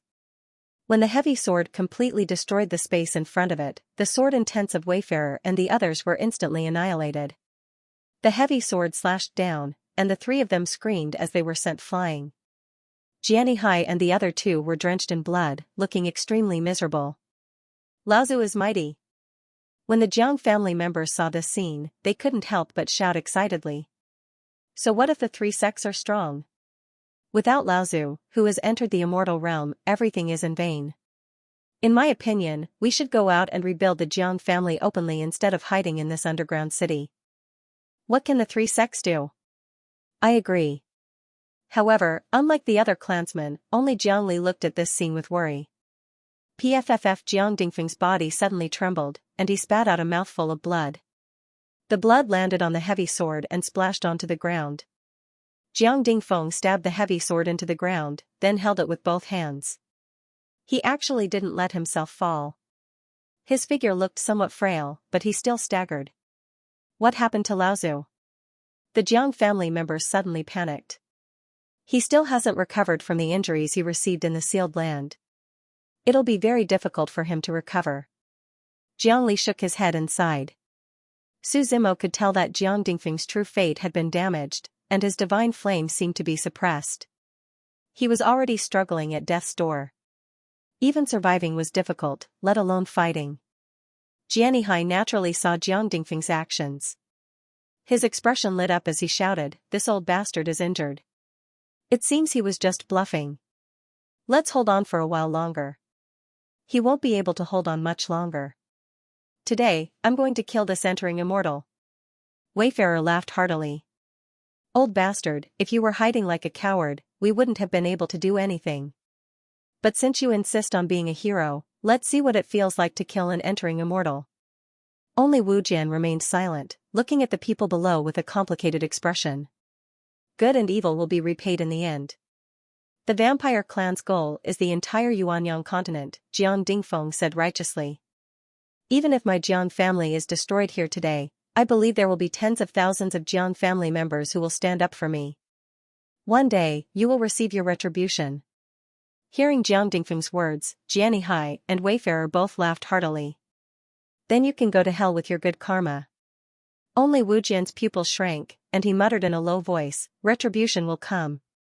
"Everyone, let's attack together and kill this old bastard," Jianhai suggested. "When we destroy the Jiang family, we can ask Lord Ming for a reward." As Jianhai's voice fell, the aura around him intensified. His true fate appeared behind him. It was a divine sword that reached the heavens. The divine sword was nearly 100 meters tall. It floated in the air behind him, emitting a sharp aura. The moment the divine sword appeared, the compressed space was almost completely swallowed up. Under Jianhai's control, the huge divine sword slowly floated in the air, about to slash down at Jiang Dingfeng. Behind Wayfarer were 7 illusory swords. These were the 7 emotion swords. They were created according to a person's 7 emotions and 6 desires. This was his true fate. When the 7 swords circled around him and hummed, Wayfarer's gaze turned extremely cold. The 7 long swords tore through the layers of the void. Their speed was as fast as a white steed flitting through a crack. As for Wu Jian, his aura was even more shocking. This was because the swordless sect had a secret technique called Will Gathering.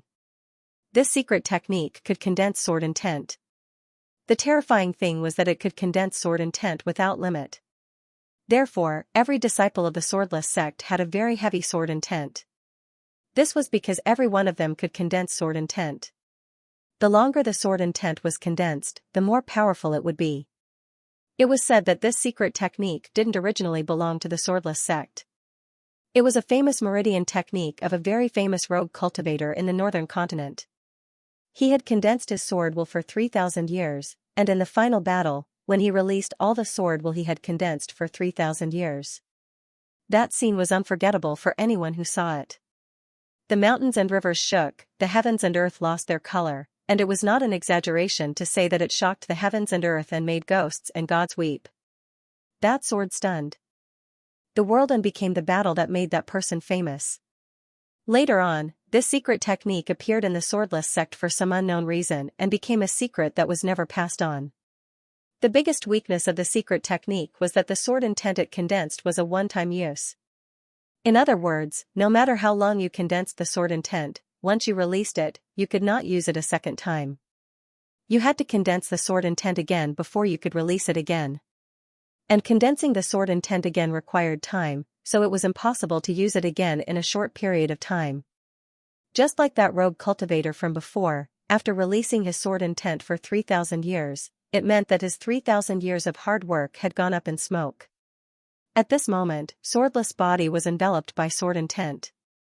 The sword intent he condensed began to slowly release with him as the core. "Brother Swordless is using his trump card this time," Horizon said with a sigh. Swordless was the founder of the swordless sect. It was said that after the swordless sect obtained this secret technique, Swordless was the first person to cultivate this secret technique. But ever since he started cultivating it, he had never released this secret technique. To the people of the swordless sect, this condensed sword intent was more like a life-saving move. Unless it was an absolute crisis, they would not let the sword intent they had condensed for so many years go down the drain. Brother Swordless' sword intent must have been condensed for several hundred years, Jianhai said with a smile. "I wonder how strong this power is. I didn't expect to be able to broaden my horizons today." When the sword intent on Swordless' body became thicker and thicker, fear began to appear in Jiang Wuji's eyes. The sword intent became more and more violent, like dark clouds, lightning, and a storm, giving people a feeling of oppression. The sword intent was released faster and faster, almost enveloping the entire sky. Swordless did not have a sword, but his entire body was a sword. His sword intent had reached a critical point, and the blood vessels on the surface of his skin began to appear. Cracks appeared on his skin, as if it would split open at any moment. At this moment, the three people attacked at the same time. Compared to Swordless' attack, Horizon's and Jianihai's attacks were somewhat overshadowed. When this sword fell, it contained several hundred years of hard work. This was the most dazzling moment of this move. As the sword slashed down, heaven and earth were turned upside down, the sun and moon lost their color, and the rivers flowed backwards. In the empty sky, it was as if the sky had been split into countless fragments. The sun and the clouds were split apart. The space beneath his feet was completely destroyed, and a rumbling sound rang out. The sword-crafting mountain below was split into two, and with a rumbling sound and dust, it finally collapsed. The power of this sword stunned everyone. However, what everyone did not expect was that the target of this sword was not Jiang Xuanfeng. It was Jianihai and Wayfarer. The two of them immediately noticed the situation and wanted to dodge. Unfortunately, the area covered by the sword was too wide. The suppressive might was too strong. With their abilities, they couldn't dodge it at all. Swordless, are you crazy? Wayfarer shouted anxiously, we're on the same side. Aren't you afraid of Lord Ming's punishment for betraying us? Crazy, you're really crazy. Ignoring the two's shouts, Wu Jian's eyes shone brightly as he spoke in a solemn tone. My name is not Wu Jian. My real name is Xianxia. What are you trying to do? Jianihai roared. We didn't provoke you.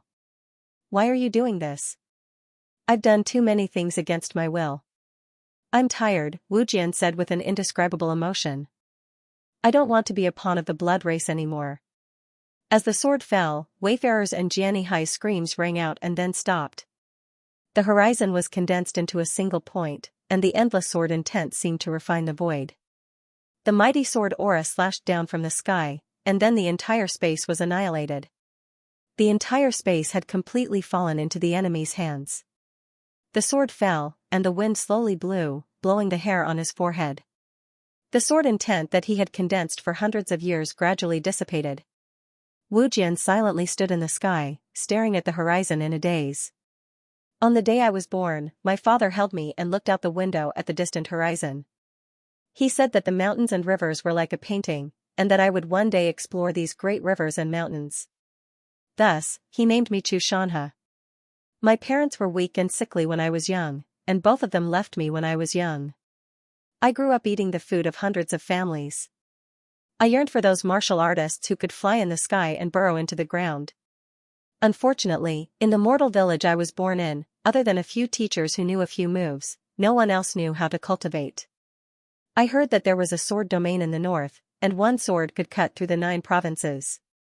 Ordinary people could also go to the sword domain to receive a sword for free and learn swordsmanship. I was 16 that year.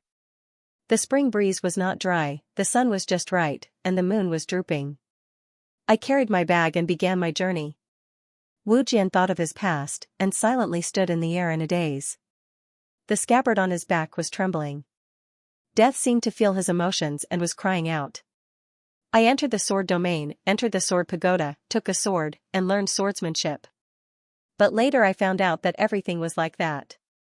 If a rogue cultivator wanted to stand out, it was just like the prime minister of a poor family, difficult and dangerous. It was really too difficult.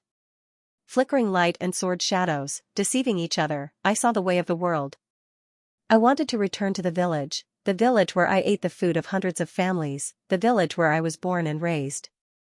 From then on, I did not know the world and lived the rest of my life. After a few years of wandering, the young man in white returned to the village again. However, what greeted him was an empty ruin. The village was destroyed, and the villagers were nowhere to be seen. He asked around and found out that the disciples of a nearby sect had come down the mountain. They unintentionally took a fancy to a woman in the village and were about to kidnap her, but they were stopped by the entire village. Those disciples slaughtered the entire village, burned the corpses, and destroyed the village. It was raining heavily that day. The young man in white sat on a stone in the village ruins. This meditation lasted for 7 days and 7 nights. He wanted to go to that sect for revenge, but he knew that with his weak cultivation, he had no ability at all. "Do you want revenge?" Suddenly, a voice sounded behind him. He felt his hair stand on end, and his whole body froze on the spot. He slowly turned his head and saw the monster that almost changed his life. He took revenge and destroyed that sect. The corpses piled up as high as a mountain. But at the same time, he also understood that the price of revenge was that his fate no longer belonged to him. He left with the monster. No one would care about what happened here. 10 years later, a man named Wu Jin founded the Wu Jin sect. There was no more Chu Shanha in the world. After the establishment of the Swordless sect, Swordless had done too many things against his will. It could be said that in order to destroy the seal of the blood flow space, under the command of that monster, he lived in torment every day. His conscience had not disappeared, and he often remembered his original intention of cultivation. After so many years, he could be considered to have repaid the monster for helping him destroy his sect. Now that he was tired, he did not want to continue like this. In particular, Jiang Xuanfeng's sentence, "Good and evil will be repaid in the end," made him even more determined. The wind slowly blew, pulling his thoughts back from hundreds of years of grief. In the distant sky, black fog began to condense. Swordless looked in the direction of the black fog, and the scabbard on his back trembled again. "I knew you ant-like humans couldn't be trusted." A furious voice sounded in the black fog. "Those who are not of my race must be killed." In the blink of an eye, the black fog had covered half of the skyline. Everyone looked solemnly at the black fog. The sun was blocked by the black fog, and the whole world seemed to have darkened. The clouds rolled in the black fog, and a figure slowly pushed the black fog with both hands and walked out. He was wearing a very wide black robe that covered his entire body. When the black-robed figure slowly walked out, he tore off the black robe outside. He stepped into the void, and only then did everyone see his face clearly. This was a monster with a red and purple body, and every muscle on his body was very clear. His 2 eyes were round, and his eyeballs were blood red. His overall appearance was very similar to a human, but there were many places that looked very strange. When he tore off the black robe, his blood-red eyes looked deeply at Swordless. He said, "Back then, I brought you out of the ruins and helped you take revenge. You disappointed me. I've done so many things for you over the years, it can be considered as repaying your kindness." Swordless said, "From now on, you no longer owe each other anything. You really think that by killing those 2 trash, you can leave alive today?" The monster snorted coldly. As his voice fell, an extremely majestic aura spread out from his body. Rumble the explosion resounded through the sky. A vast and mighty immortal might surged around him, and spirit chi flowed like a long river. The monster's normal size began to expand. His 2 hands transformed into claws, and when he slapped down casually, the space around him cracked. His eyeballs looked even more frightening, and his face was sinister, and he was baring his fangs.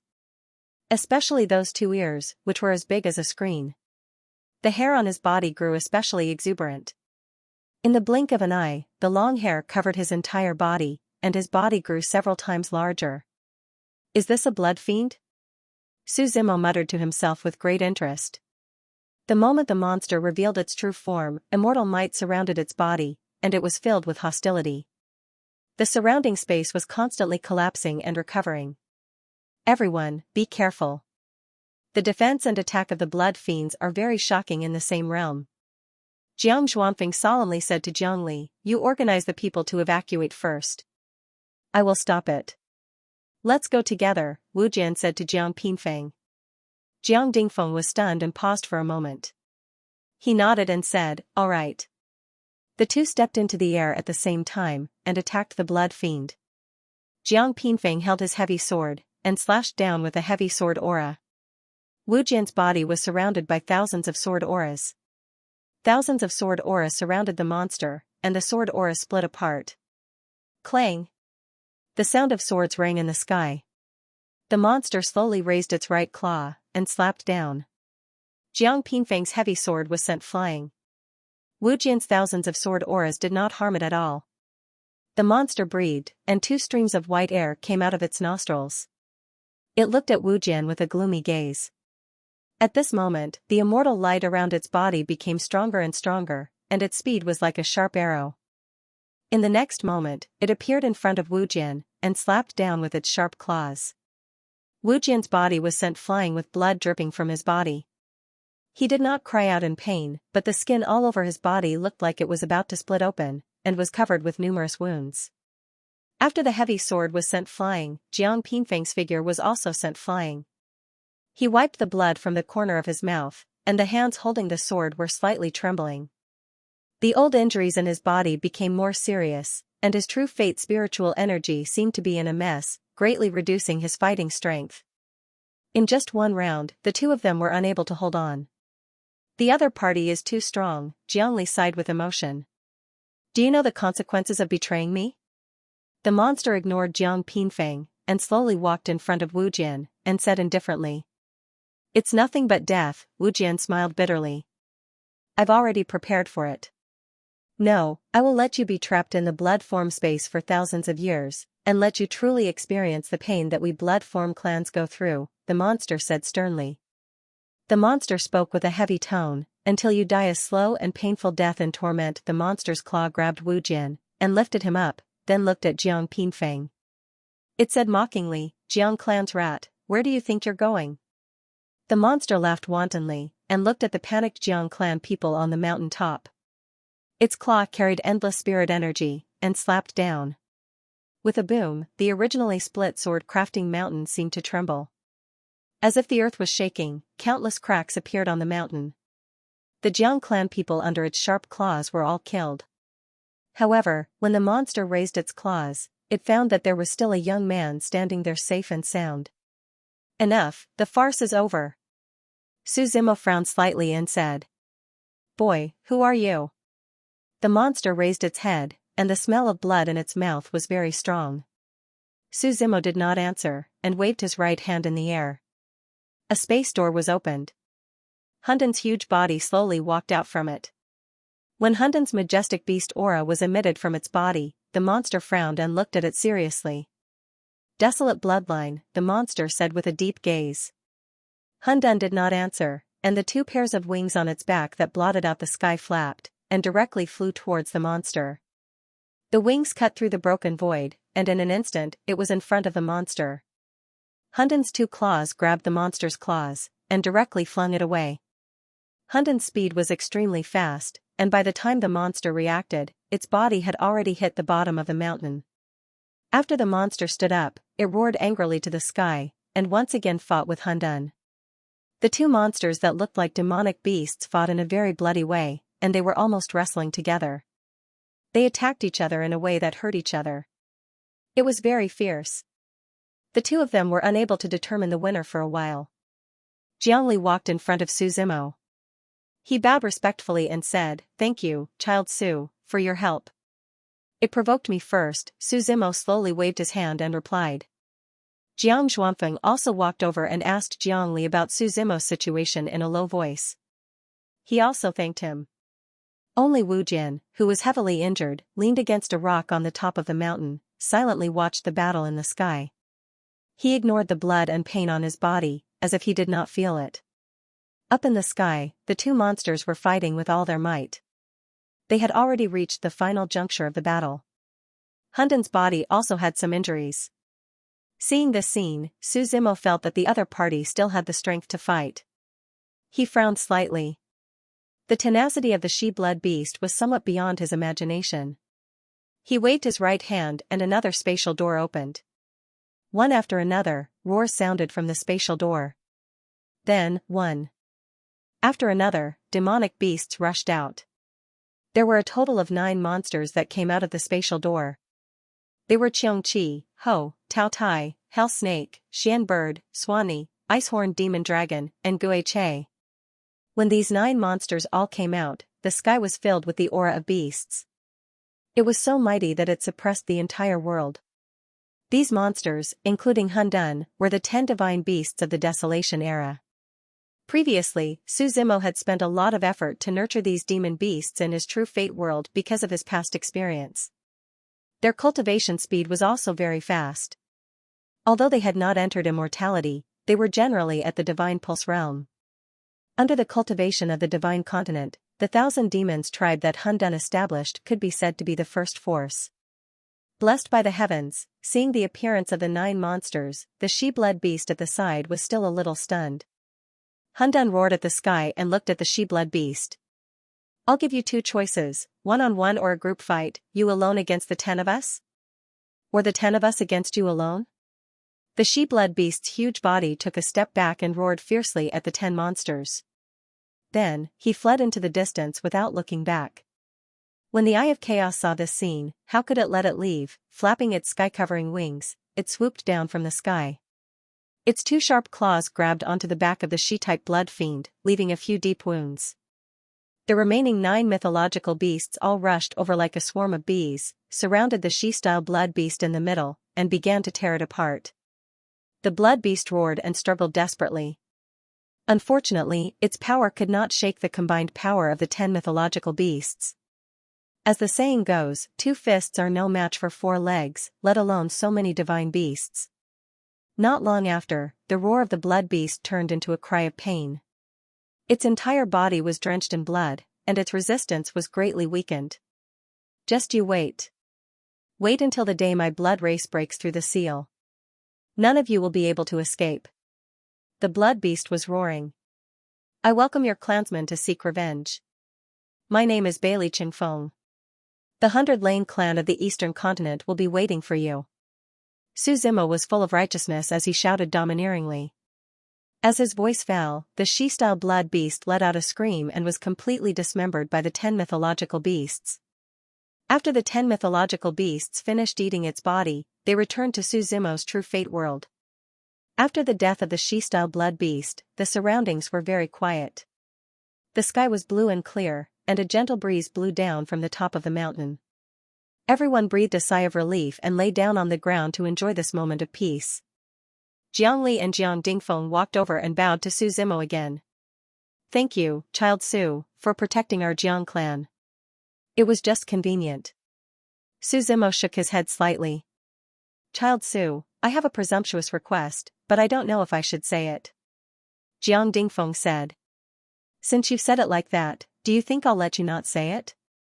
Su Zimo smiled. Say it. Now that the she-style blood space's seal has reached the final stage, if the she-style blood race really comes out, I'm afraid the common people of the world won't be able to avoid suffering. Jiang Dingfeng said. It's just that our Jiang clan is weak. I'm also seriously injured, and I don't have much time left. Today, seeing Child Su, I can't help but see hope in my heart. I don't know if Child Su is willing to be a hero and save the common people of the world. From now on, my Jiang clan is willing to follow Child Su. What does the common people of the world have to do with me? Su Zimo turned his head and asked doubtfully.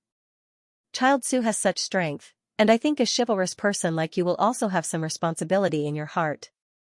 What Child Su does in the future will definitely be remembered for all eternity. Later generations will even make a statue of you and sing praises of your deeds for generations to come. Jiang Dingfeng said in a high tone. Stopping the blood race and saving tens of thousands of people from fire and water. This achievement is rare in the Emperor's era. Hearing Jiang Dingfeng's words, Su Zimo grinned. He said, sorry, I might have to disappoint you. I'm not a responsible person. Instead, I'm a little narrow-minded and selfish. Other than my family, what does the life and death of others have to do with me? I saved them because I'm kind. If I don't save them, no one has the right to criticize me from the perspective of righteousness. There are many people in the world who want to be heroes. Go find them. I'm just a layman. Our mountains and rivers are green, and we won't see each other in the martial world. After Su Zimo finished speaking, he turned and left Sword Mountain. Looking at Su Zimo's departing figure, Jiang Dingfeng was slightly startled. He wanted to say something, but in the end, he raised his right hand and hesitated for a moment. In the end, he didn't say anything. Lao Zu. Jiangli walked over, looking like he wanted to say something but hesitated. I know what you want to say. Now that the three sects don't have sect masters, it's time for our Jiang clan to counterattack. This is probably the last thing I can do for the Jiang clan. Jiang Dingfeng looked at Su Zimo's departing figure and sighed. Where is the Jiang clan's way out? What he said to Su Zimo just now was just to make Su Zimo stay for the sake of righteousness. He was tied to the Jiang clan. From Su Zimo's methods, he could only think of two words. The future is promising. As for saving the world, the Jiang clan couldn't even save themselves, let alone others. The common people of the world would naturally be saved by the common people themselves. Unfortunately, he didn't expect Su Zimo's reply to be so resolute. However, there would always be a way out. Who could say for sure what would happen in the future?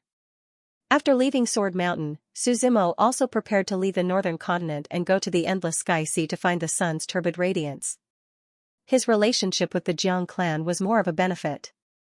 Jiang Yan told him the location of the void spirit monkey, and he gave it to the Jiang family. That was all. As for the rest, Su Zimo said that he was very busy. His true fate world was not complete, and there was no trace of the turbid sun. The Devil Lord's secret had not been revealed, so how could he run over to be the savior? After leaving Sword Crafting Mountain, Su Zimo prepared to return to 10,000 Sword City. Then, he took the teleportation formation in 10,000 Sword City to the border city of Waterfront City in the northern continent. Waterfront City was located at the border of the northern continent. It could be said that it was the closest city to the endless sky sea. When he arrived at Waterfront City, he could walk to the endless sky sea. Su Zimo rushed the entire way. After a month, he finally arrived at 10,000 Sword City. After taking the teleportation formation from 10,000 Sword City, it was another ordinary time travel. Su Zimo planned to find the turbid sun and return to Zhenwu Xingzong to take a look. He had been in the outside world for a long time, and did not know how long it had been since he went back. Because the distance between 10,000 Sword City and Waterfront City was too far, even taking the teleportation formation took nearly a month. 10,000 Sword City was in the Sword Domain, and Waterfront City was under the management of the Fuhai Empire. When Su Zimo came out of the teleportation formation, his feet really did step on Waterfront City's soil. It was now late autumn. The weather was cloudy, and the sky was dark gray. Occasionally, a few gusts of autumn wind would blow, and the distant mountains were shrouded in layers of fog. Like splashing ink, nature was filled with mysterious colors. Autumn rain was a constant drizzle. On the first day Su Zimo arrived at Waterfront City, it started to drizzle. He got a room in the city's inn and stood at the window looking down at the street below. Waterfront City was not considered a big city. On the contrary, because it was located at the border, it was even a bit backward. The dragon-slaying hero Li Zhizhong is back. Everyone, come and see. A loud shout on the street attracted Su Zimo's attention. Because of the drizzle, the streets that were originally deserted were instantly filled with residents. In the hazy drizzle, a burly man pulling a very large trailer walked over from the other side of the street. Raindrops fell on the burly man's body. His walking speed was very slow. At this moment, countless residents rushed out from both sides. Some held umbrellas, while others braved the heavy rain. They all ran to the two sides of the trailer and surrounded the big man. Su Zimo walked out of the inn and prepared to walk over to take a look. When he reached the street outside, he saw that the white cloth covering the trailer had been removed. Inside the trailer was a gigantic black flood dragon. The black flood dragon's body was badly mutilated, and there wasn't a single part of its body that wasn't damaged. The thick smell of blood almost filled half the street. Li Zhizhong killed another evil flood dragon. Someone at the side was discussing and praising.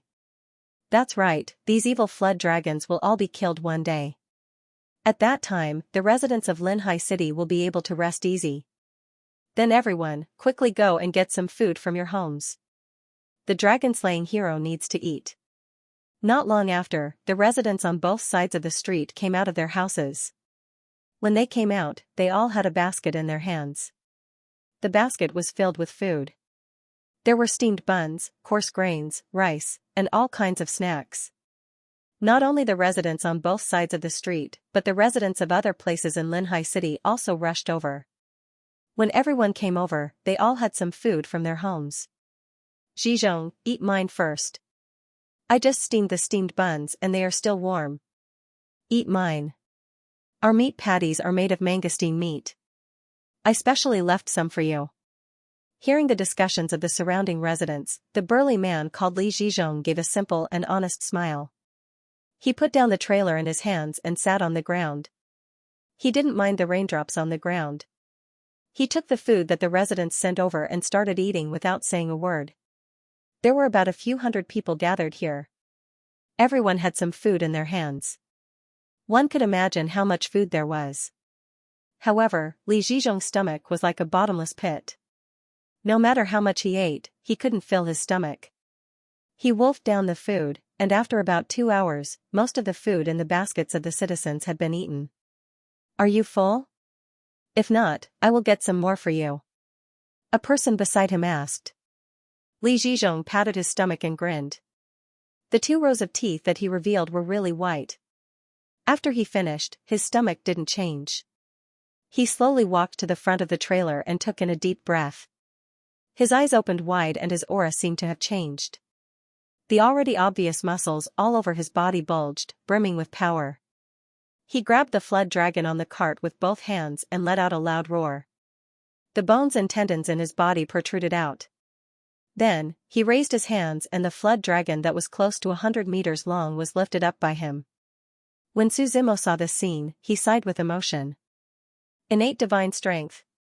Li Zhizhong lifted up the flood dragon and walked forward step by step. Every step he took was very forceful, and the granite slabs under his feet would make a creaking sound. Not far away, on the side of the street, there was an empty square. In the middle of the square, there was a triangular rack. Li Zhizhong walked to the front of the rack and gently placed the flood dragon on the rack. Then, he closed the top of the rack. It was just enough to sandwich the flood dragon in the middle. Oh, he killed the flood dragon. The surrounding citizens shouted in joy. Regardless of the autumn rain that was getting heavier and heavier, they all went home and brought a big basin. Li Zhizhong had a small knife hanging on his waist. The knife wasn't big. Its shape was similar to a butcher's knife. The moment the saber was unsheathed, a clang sound was heard, and the sharp edge of the saber was released from within. The shiny blade made people feel its sharpness at first glance.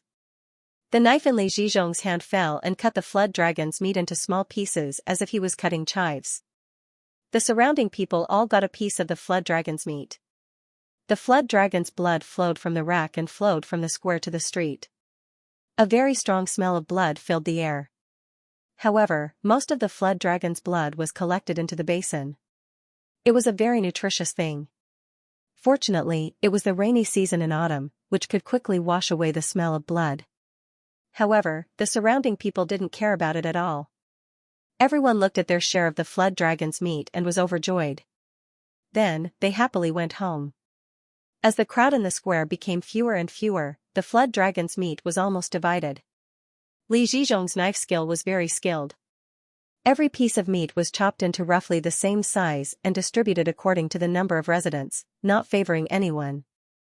When all the residents got their share of meat, most of the people in the square had left. The originally huge flood dragon was only left with a pile of bones. The skeleton of the flood dragon was black and looked perfectly intact. It was very valuable. Li Zhizhong placed the rack on the cart and walked towards another street. When he walked past Suzimo, he suddenly stopped in his tracks. Looking at Suzimo's empty hands, he took out the remaining flood dragon meat from the bag in the cart. He grinned again and handed the flood dragon meat to Suzimo. Suzimo smiled and took the meat. Then, Li Zhizhong pushed the cart and disappeared around the corner of the street, disappearing into the heavy rain. The drizzle turned into a downpour. The jade beads fell down along the eaves of the roof in a line. The pitter-patter of the rain sounded in his ears. Suzimo faced the heavy rain and returned to the inn. He ordered a few dishes and a pot of warm wine at a window seat on the first floor. He liked to enjoy this kind of season. "Sir, please enjoy your meal," the waiter said with a smile as he served the dishes with warm wine. "Waiter, I want to ask you something." Suzimo placed a spirit crystal on the table and smiled. Sir, you can ask whatever you want, there is no need for so much. The waiter looked at the spirit crystal and replied with anticipation and a little fear. I'll give it to you. Just take it, Suzimo said. You should know Li Zhizhong, right? Who in Waterfront City doesn't know the Flood Dragon Slayer hero? In terms of fame, no one here can surpass him. The waiter smiled and replied. Tell me his story. Suzimo nodded. The story is a little long. The waiter thought for a while and said. If you are not in a hurry, I can tell you slowly. Our waterfront city is at the border, this place is barren and backward. Usually, no one was willing to come here. Even the Fuhai Empire, which belonged to this place, didn't care much about it. For the people here, not to mention cultivating, even filling our stomachs is a little difficult. The waiter sighed. We are close to the endless heavenly sea. That sea is a treasure trove. There are all kinds of marine materials in it. The residents of Linhai City also live by the sea and rely on the things in the sea for a living. Unfortunately, a long time ago, a group of flood dragons suddenly lived at the edge of the endless sky sea. We call it the evil flood dragon. They have occupied that part of the ocean. If people from Waterfront City go fishing, they will be able to get close to the ocean. Most of them would be eaten by them, and this caused everyone to be anxious and unable to eat or sleep in peace. Isn't the Fuhai Empire going to do anything about it? Suzimo asked curiously. Dear guest, you may not know this, but we have two dangers here. One was the evil dragon Flood Dragon, the other was the waterfront wolf. One ruled over water, while the other ruled over land. These beasts were very cunning. Their nests were not in the same place. The empire had sent people to clean them up several times. However, they were unable to completely clean them up. In the end, the matter was left unsettled. What does this have to do with Li Zhizhong? Suzimo asked. Li Zhizhong's appetite was astonishing since he was young. When he was young, his appetite was almost 3 times that of an adult. Moreover, as he grew older, his appetite became bigger and bigger. In order to not let him starve to death, his parents could only risk death in the endless sea to find food. Finally, one day, his parents died in the mouth of the evil flood dragon. At that time, Li Zhizhong was already 20 years old. That day, he braved the heavy rain to look for his parents and did not return for nearly a month. All of us thought that he had died outside. Who would have thought that half a month later, he dragged the corpse of the evil flood dragon back to the city. From then on, he had the good name of the flood dragon slaying hero. The residents of Linhai City also discussed with him that he killed the evil flood dragon and got rid of the evil for us. In return, we gave him food. Later, he also willingly gave us the flood dragon meat. This flood dragon meat could not only fill our stomachs, but also had a very strong spiritual energy. It was very useful for cultivation. Therefore, his reputation in the city was even greater than that of the city lord. Do you know him very well? Suzimo asked. I don't know. He is a bit unsociable. The waiter said. He is usually quiet and lives in a small courtyard in the north of the city. He doesn't have many friends. He rarely takes the initiative to talk to others. I understand. Suzimo nodded. After eating, Suzimo returned to his room. He was very interested in Li Zhizhong's matter. The other party had never cultivated before. Suzimo could confirm this. Although the evil flood dragon's cultivation was not strong, only in the empty pulse realm. However, it was not something that a mortal could fight against. Suzimo could see why Li Zhizhong was able to kill the evil flood dragon with a mortal body. The other party's strength was simply shocking. It was almost at the level of the Zun pulse realm. The blood in his body seemed to be boiling in hot water. It was very vigorous. After staying in Linhai City for a night, Suzimo left early the next morning. According to the map he had obtained previously, he went to the endless sky sea to find the whereabouts of the sun's turbid illumination. This was because the timeline drawn on this map was too long ago. At that time, the Yuanyang continent had not been divided into 5 pieces. Therefore, there were many places that he could not refer to. Walking near the sea, the rain that had been falling all night last night had begun to stop. However, the sun was still not out. the sky was gloomy. Not long after Suzimo walked, he suddenly heard a series of wolf howls. He turned his head and saw dozens of wolves standing in a group on a hillside not far away. These wolves were huge in size, and their entire bodies were pure black. The moment they saw Suzimo, the wolf pack seemed to have gone crazy. They howled and ran towards Suzimo. Noisy. Suzimo frowned slightly. This kind of wolf should be the Linhai wolf that the waiter mentioned. It was one of the two pests. Suzimo casually clapped his hands, and a spirit energy hand condensed in midair. Only to hear a boom sound, the spirit chi hand fell from the sky, directly annihilating the pack of wolves. It also left a large 5-finger print on the barren grass. The Linhai wolf behind him had never seen such power. It quickly tucked its tail and fled into the distance without looking back. Ignoring everything else, Suzimo's main goal now was to find the turbid sun. He walked straight ahead, and not far from Seaside City and the endless heavenly sea, buildings appeared one after another. These were rows of wooden houses, a bit like a relay station or a dock. When Suzimo walked to the dock, he found that many of the houses here were already empty. They had not been repaired for a long time, and many of the roofs had even collapsed. After Suzimo walked around here, he found that only the wooden house at the front of the row of houses was occupied. The other places had long been deserted. Suzimo walked to the front of the room. It was pitch black inside. He looked around and found that the room was very tidy and clean. However, the owner didn't seem to be at home. Suzimo didn't think too much about it. He walked through the long corridor and saw many boats docked in front of him. Some were big and some were small. At the very front of the dock, there was an old man who was fishing. The old man leisurely sat on the deck, holding the fishing rod in his hand and not moving at all. Standing here, Suzimo could see the sea in the distance. The endless sea was calm and peaceful. However, behind this calmness, there was a frightening fear. Humans were afraid of the unknown in the sea. Suzimo looked at the mark on the map of the turbid sun. The turbid sun was hidden in an ice mountain. Suzimo couldn't accurately predict the location of the ice mountain. The changes were too big. He looked at the old man fishing and was about to go up and ask. When Suzimo walked in front of the old man's closed eyes suddenly opened. He didn't look at Suzimo.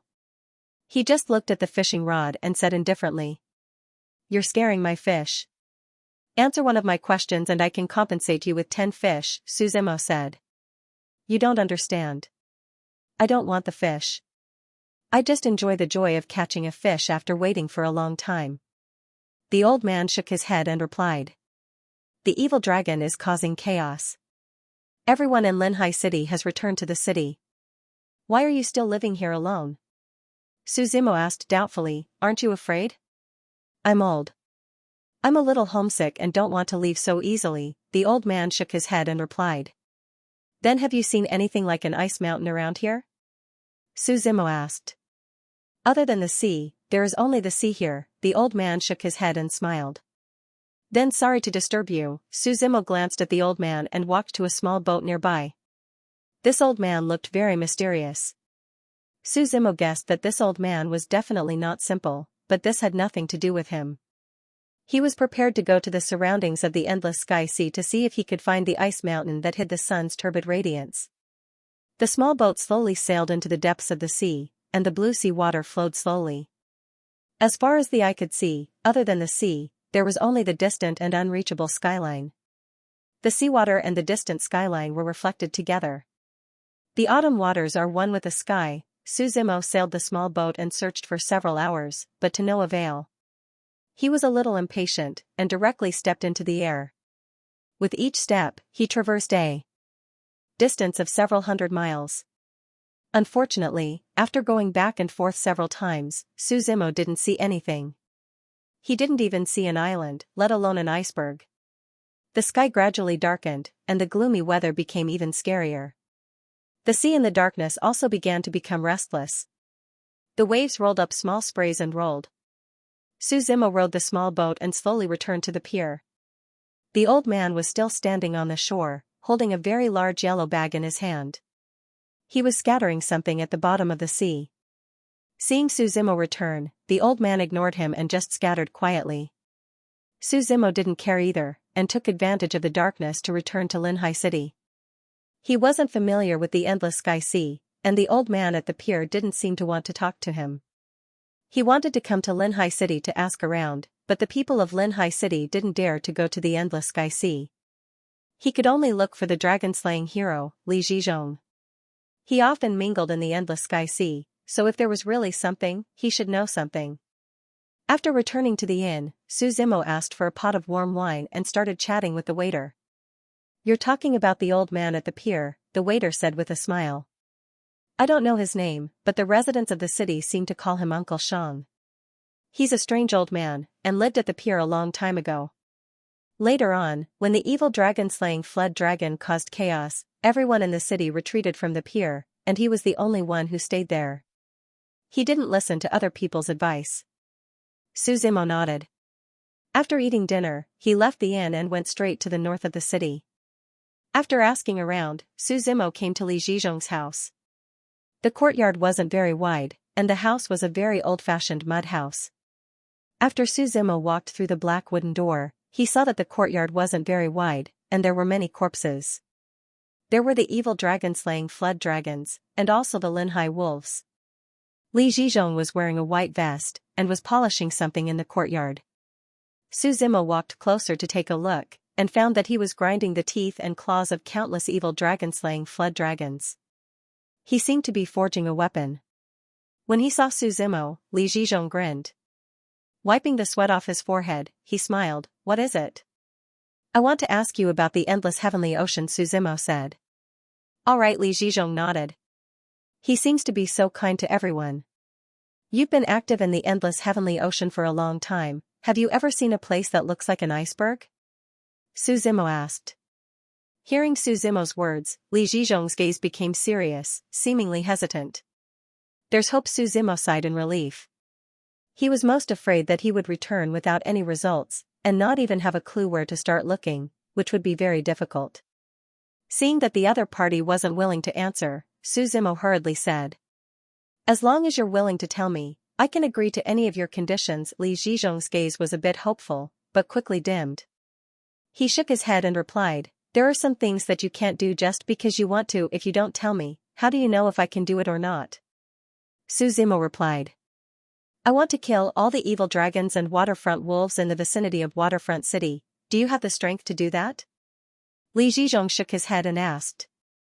Suzimo chuckled and asked, "That's it?" "I'm not joking," Li Zhizhong said seriously. "I'm not joking either." Suzimo's aura was majestic. Endless spirit energy began to gather around him, and he slowly reached out his right hand. His index finger carried endless saint's might and directly pressed down on Li Zhizhong. Li Zhizhong's face was filled with shock. He only felt that this finger seemed to be extremely heavy. Compared to the evil dragons he had seen before, it was much stronger. The muscles on his right arm bulged, and without any skill to speak of, he directly collided with Suzimo. However, the moment the two collided, Li Zhizhong's figure was as fragile as a thin piece of paper. He was directly sent flying. "I didn't even use 10% of my strength." Suzimo shook his head and said, "Take me to the iceberg, I'll help you destroy those beasts." "I'll keep my word." Li Zhizhong stood up, rubbed his sore arm, and looked at Suzimo and said. The dawn on the horizon emitted a gorgeous light. The sky had just begun to brighten when the two of them left Waterfront City and headed toward the endless heavenly sea. The two of them chatted along the way. Li Zhizhong was very introverted. Unless Suzimo took the initiative to ask him a question, he would remain silent. When the two of them arrived at the dock, Suzimo saw that the old man from before seemed to be throwing something into the sea with a yellow bag. "Be careful of him." Li Zhizhong glanced at the old man and warned Suzimo. Suzimo frowned slightly. He had also suspected that there was something wrong with this old man before. This time, he was going to retrieve the cloudy sun illumination, so he couldn't allow any accidents to occur. He was wondering whether he should kill this old man in advance to prevent any future troubles. "Let's go." Li Zhizhong didn't say anything and directly stepped onto a small boat. He said to Suzimo. Suzimo thought for a moment and also entered the boat. Looking at the boat gradually disappearing into the distance, the old man's eyes were extremely deep and murky. No one knew what he was thinking. The sea was still calm and the deep blue sea wasn't very clear.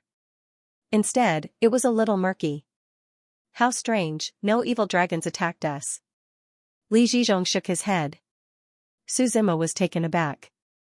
Everyone said that this sea was full of evil dragons, but when he came here yesterday, he didn't see any of them. After the two of them arrived at an area of water, Li Zhizhong observed the surroundings and slowly stopped the boat. He then nodded to Su Zimo and directly jumped into the sea. Su Zimo was taken aback and secretly guessed that the iceberg was in the water.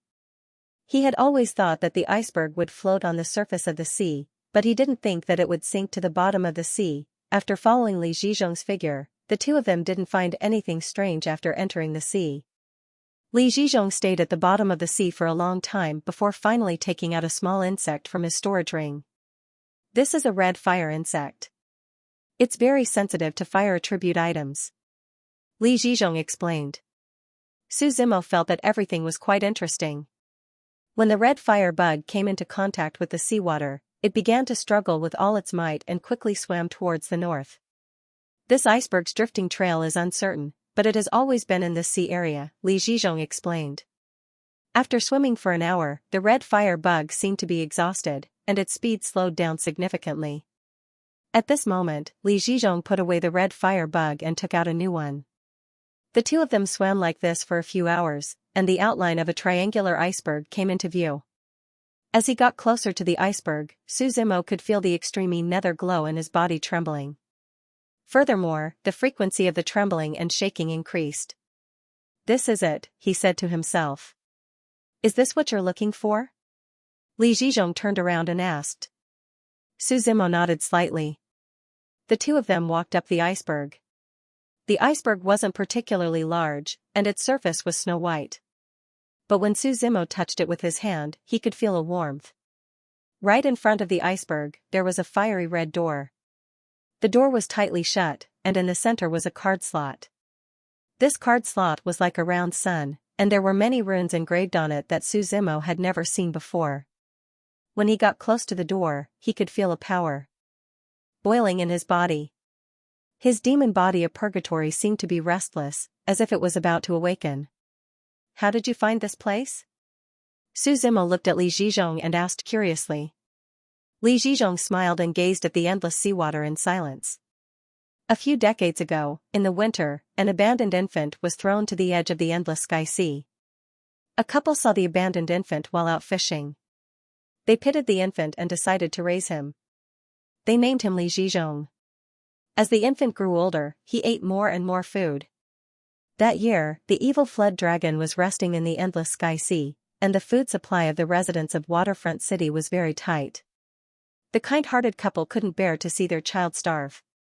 After thinking of countless ways, they finally decided to go fishing in the endless sky sea. They never returned, and the 20-year-old abandoned infant braved the heavy rain to find them. The waves on the surface of the sea rolled and surged. The sky seemed like it would collapse at any moment. The boat was lifted off, and the abandoned infant fell into the sea. When he woke up, he found himself lying on a warm iceberg. The blood in his body seemed to be burning, and his strength became limitless. He drifted in the endless sky sea for several days, but he still couldn't find the couple. Finally, when he returned to the city, he met an evil flood dragon.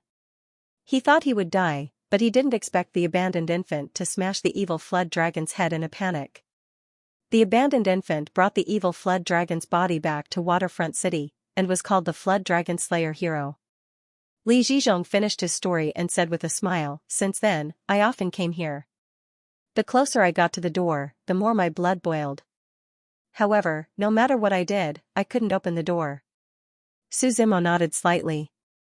He placed his hand on the door, but he couldn't see what material it was made of. At this moment, the map in his storage ring that led him here actually emitted a dazzling light. This light floated in the air, and it was as bright as a scorching sun. It emitted a dazzling light, as if it was going to soar into the sky.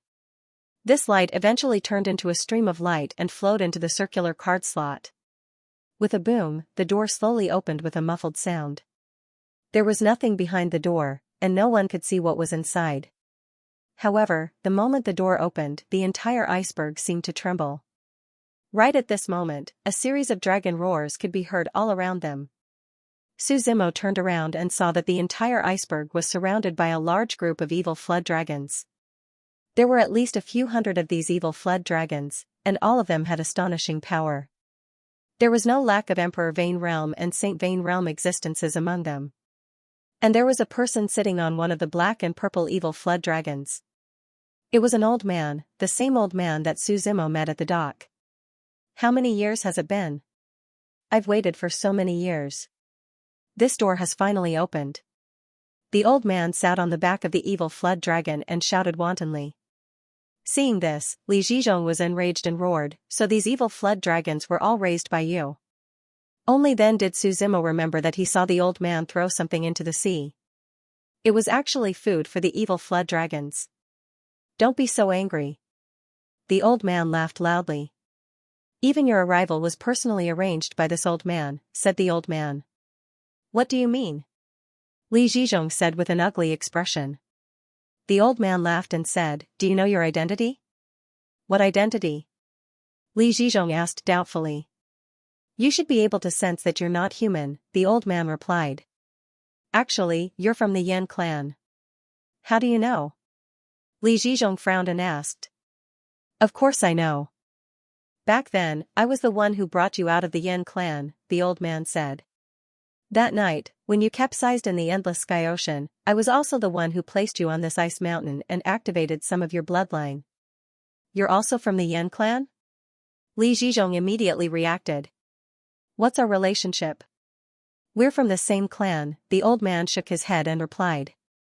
A few decades ago, I happened to pass by this place and coincidentally found this ice mountain. There was a very strong energy fluctuation in this ice mountain and I could feel the heat it contained. It was very rare. My premonition told me that as long as I could obtain what was inside, I could ascend to immortality. Unfortunately, no matter what I did, I couldn't break this ice mountain. Finally, one day, the ice mountain suddenly emitted a dazzling light and a few large words appeared on it, waiting for the fated one. What does this have to do with me? Li Zhizhong frowned and asked. Let me finish, the old man said with a faint smile. At that time I was extremely unwilling. How could I, who was so close to the water, give up such a peerless opportunity? Thus, I began to make my arrangements. Suzimo, who was at the side, chuckled. He had already guessed most of what had happened. He said indifferently, thus, you used the evil flood dragon to protect this area of the sea. It was to prevent others from approaching and discovering the ice mountain. Then, you brought Li Zhizhong out of the Yan clan and arranged for him to live in Waterfront City. This way, his identity wouldn't arouse suspicion. You created Li Zhizhong's reputation as a flood dragon slayer hero and told him the location of the ice mountain. This way, when the fated one arrived, the first person who wanted to find the ice mountain would definitely find Li Zhizhong. Then, you could be the mantis stalking the cicada, right? Hearing Suzimo's words, the old man's eyes flashed with a strange light and then he smiled. You're right. Now that this door has been opened, it's time for me to reap the benefits. How do you want to die? Maybe you haven't figured out where the mantis and the oriole are, Suzimo said, shaking his head. In the face of absolute strength, what's the use of scheming and plotting? He looked at the evil dragon surrounding him and waved his right hand slowly. A spatial gate was opened. From within the spatial gate, the faint roar of a tyrannical dragon could be heard. Hearing these voices, the old man suddenly had a bad premonition. Immediately after, the spatial gate opened, and a deafening dragon roar sounded. One after another, enormous and mighty dragons flew out from within. The dragon's might was like the rolling waves of the sea, suppressing the entire sea. The old man's expression changed drastically when he saw that there were almost 100 dragons flying out one after another. That's impossible. The dragon race has already been exterminated. How can there still be so many of them? Impossible, the old man muttered to himself. At this moment, the ones who were affected the most should be the surrounding evil dragons. They had a weak dragon bloodline, so when so many true dragons appeared, they didn't dare to resist. All of them were lying in the sea, trembling. They didn't even have the courage to resist. This was the suppression of pure bloodline. The rolling dragon's might was accompanied by the dragon's roar, and the huge bodies of the hundreds of dragons rolled up the sea waves. Rumble. Explosions sounded at the bottom of the sea. When the old man saw this, he couldn't care about anything else. He wanted to order the evil dragons to stop them while he ran away. Unfortunately, the evil dragons didn't move at all. The hundreds of dragons surrounded the old man in the blink of an eye. Before the old man could resist, the hundreds of dragons raised their heads and their huge bodies, releasing a strong dragon's breath. They rushed toward the old man, and the dragon's might, accompanied by waves of air, blasted the old man. Only a boom sound was heard. Accompanied by the old man's scream, his whole body exploded, and flesh and blood flew everywhere. After the hundreds of dragons did all this, they surrounded the entire ice mountain. Su Zimo looked at Li Zhizhong and said, "I've done what I promised you. You wait here. When I come back, we can go back to Linhai City." Li Zhizhong nodded. The hundreds of dragons were in the outside world to guard against people coming to make trouble. After Su Zimo gave the order, he stepped into the red door in front of him and was in the void. When Su Zimo's vision became clear, he found that he was standing on a plain. Looking around, the plain was burning with fire, and there were countless wisps of smoke floating in the air. The temperature was very high, and the further he went, the higher the temperature. When Su Zimo took the moon nether glow, he encountered extreme cold. Then the sun turbid shine was extremely hot. The sun turbid shine was formed when the world was created, and the first strand of yang qi and sun essence condensed. The world called the moon nether glow a saint, and the sun turbid shine a saint. The combination of yin and yang was the Tao. The moon nether glow and the sun turbid shine was the derivation and profundity of all Tao. In the ancient legends of the Yuanyang continent, the sun turbid shine and the moon nether glow gave birth to all life. They were the extremes of life. Su Zimo didn't walk for long, and he saw that the plain was burning more and more. Furthermore, the burning flames were purple and red. It was obvious that they were not ordinary flames. He could feel the surrounding temperature getting hotter and hotter. After a few steps, his clothes started to burn. Su Zimo was afraid that after a few steps, his entire body would spontaneously combust. At this moment, Su Zimo opened his true fate world, and under the suppression of the chaos bead, he slowly took out the moon nether glow. The moon nether glow was like a small beast statue. However, it gave people a very strange feeling. It looked very ordinary, but no matter how hard you looked, you couldn't see it. You couldn't remember what it looked like. It was as if you would forget it after a glance. This small beast gave birth to thousands of lives, and its body emitted a grayish-white cold air. At this moment, the moment this small beast appeared, the entire space started to shake. A terrifying roar came from the depths of the distant horizon. The moon nether glow in front of Su Zimo also let out a roar. The surrounding space vibrated incessantly, and the spirit chi transformed into waves that fluctuated. Su Zimo slowly held the moon nether glow in his hand. A wave of coldness spread through Su Zimo's body through the moon nether glow, and the surrounding heat started to disperse. When this cold spread throughout Su Zimo's body, the warmth on the surface of his skin began to dissipate. Su Zimo only felt like the spring breeze in April, and his body was indescribably comfortable. He looked in the direction of the roar just now and walked over step by step. Along the way, the flames burned, the ground was extremely hot, and the sky was billowing with smoke. Not long after Su Zimo walked, he saw creatures beginning to appear from the surrounding flames. These creatures seemed to be condensed from flames, but no matter how he looked at them, Su Zimo could not tell whether they were real or not. It was as if they were creatures of flesh and blood. At first, these creatures were still very weak. There were rabbits, elephants, lions, and tigers. As Su Zimo walked forward, the monsters that appeared became stronger and stronger. Su Zimo even saw the 10 great divine beasts, the so-called primordial mutants, and the monsters of the mythological era. Yinglong, Bays, Vermilion Bird, Phoenix, Undying Bird, many creatures that had long gone extinct and disappeared with the passage of time appeared here. Su Zimo held the tyrannical shadow in his hand, and chaos stood on the side, killing all the way forward. The saber energy on the tyrannical shadow was as majestic as the sea.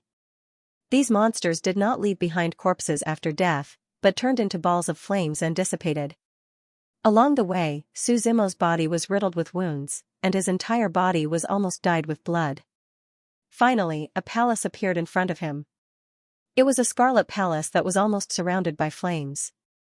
The front of the palace was very quiet, and there was not a single monster's shadow. When Suzimo came to the entrance of the palace, he heard a boom. The flames around the palace were all restless as if they had been greatly stimulated. The surging condensed into a ball, incinerating the surrounding space. The flames looked down from above and dyed the entire sky red. He charged towards Suzimo in an aggressive manner. Suzimo held the tyrannical shadow and used the 13th style of Dao querying, the wrath of the king.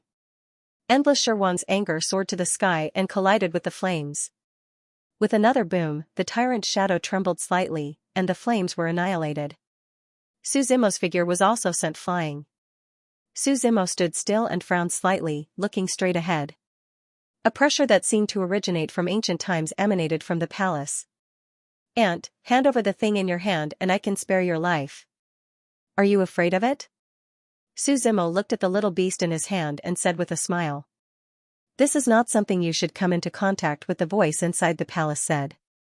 Suzimo asked with a smile, "Should I call you the corrupted sun or the sacred god? A name is just a code." "Creature, what are you trying to do?" Cloudy Sun asked. "You should understand that since I've come here, there's absolutely no possibility of giving up." Suzimo shook his head and said. "What a joke. Do you think you can subdue me with your power?" Cloudy Sun snorted coldly. "Even if the Great Emperor descends today, I don't care." "The Great Emperor naturally can't, but some things can." Suzimo shook his head and smiled. "Ridiculous." The voice in the palace harumphed heavily. Then, an oppressive might that could crush everything descended. This pressure carried an irresistible force. When this pressure descended, Suzimo only felt the blood in his body solidify. He couldn't use the power in his body, as if his meridians were sealed. His whole body was stiff on the spot, unable to move. This pressure seemed to want to crush Suzimo into powder, and it kept squeezing his body. The sound of bones cracking could be heard. When the pressure descended, the sky above his head turned blood-red. Suzimo found that in this blood-red sky, there were actually two suns. They were not fake or illusory, but two real and unmistakable suns. The moment the two suns appeared, Suzimo saw the extreme nether glow in his hand also fly out. It turned into a grayish-white stream of light and rushed toward one of the suns. Cloudy Sun roared and said angrily, "Pilgrim, are you crazy? What benefits did this kid give you?" Towards Cloudy Sun's roar, the extreme nether glow did not answer. It was just that its speed seemed to be fleeting in the blink of an eye, and it had already collided with the sun formed by Cloudy Sunday. Only then did Suzimo feel his body relax, and that pressure disappeared. These ancient old monsters are really not simple. He sighed and saw the extreme nether glow and Cloudy Sun fighting together. The sky was divided into two, one was fiery red, the other was grayish-white. There was no clear winner between the two for a while. Both sides were illusions. This was also the reason why Cloudy Sun was unwilling to make a move just now. Otherwise, he wouldn't have to talk nonsense with Suzimo. He would directly kill him. Seeing this scene, the spirit energy behind Suzimo surged. An azure blue planet slowly rose. In this true fate world, Suzimo slowly controlled the chaos bead to fly out. This chaos bead was usually hidden in the void. Other than Suzimo, no one else could find it. At this moment, when the chaos bead appeared, a silent pressure was emitted from its body. The chaos bead's appearance was illusory, but inside, there was a myriad of multicolored light, auspicious clouds, and the cries of 10,000 beasts, one world after another evolved inside. The moment the chaos bead appeared, the extreme nether glow and Cloudy Sun in the sky seemed to have sensed it. The two of them glanced at Suzimo. The extreme nether glow did not have any reaction, but Cloudy Sun's expression changed drastically. "Pilgrim, you tricked me." Cloudy Sun cried out in shock. He said, "How did this thing appear?" "How did it appear? Impossible, it doesn't make sense." Cloudy Sun cried out in shock as he flew out of the space without caring about anything. He wanted to break through the layers of void and escape. However, at this moment, the chaos bead's speed was even faster. the extreme nether glow blocked Cloudy Sun's path. Immediately after, the chaos bead vibrated, and a ray of light shone on Cloudy Sun's body. The moment this brilliance appeared, the figure illuminated by the sun turbid instantly stopped. He froze in midair, motionless. I knew it, I knew that I wouldn't be able to escape if I met you.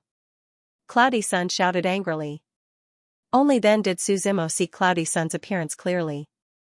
It was the same as the extreme nether glow, a small beast. However, the extreme nether glow was silver-white in color, while it was fiery red. Immediately after, the surface of the chaos bead emitted endless light, and Cloudy Sun wailed. It carried the two of them through the layers of void and entered Suzumo's true fate world. When the two of them entered Suzumo's true fate world, there was a boom. Suzumo's entire body froze on the spot.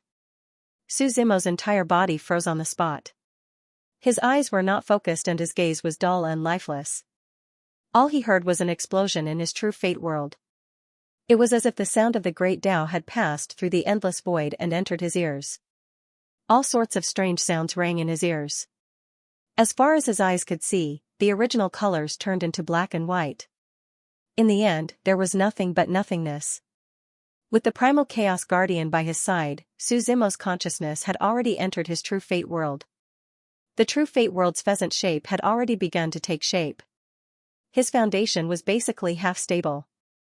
At this moment, in the sky above his true fate world, the sun's turbid radiance and the moon's nether glow intertwined.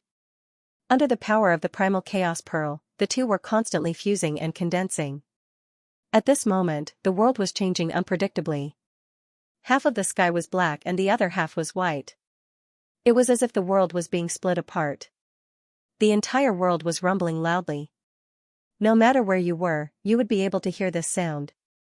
Strong winds blew, as if the sky was about to collapse and the earth was about to collapse. Everything was about to be devoured. Endless spiritual energy was condensing chaotically. As for the demons of the Thousand Demons tribe, they were all trembling in their nests. They did not dare to poke their heads out. This scene lasted for a long time, about half a month. During this time, Suzumo could not do anything. His consciousness and body were frozen on the spot, unable to move. On a certain day, after half a month, the sun's turbid radiance and the moon's nether glow intertwined for a long time before finally fusing together. The moment the two merged, it was as if two divine beasts appeared in the sky, holding the sun and moon in their hands and carrying the stars on their backs. The two beasts roared into the sky and finally transformed into 4 rays of light. They were the legendary 4 divine beasts. Azure Dragon, White Tiger, Vermilion Bird, Black Tortoise. Yin and Yang were divided into the 2 elements. When the 2 elements intersected, the 4 elements intersected to form the 8 trigrams. When the 8 trigrams intersected, all living things were born. Hence, the 2 elements created the heaven and earth.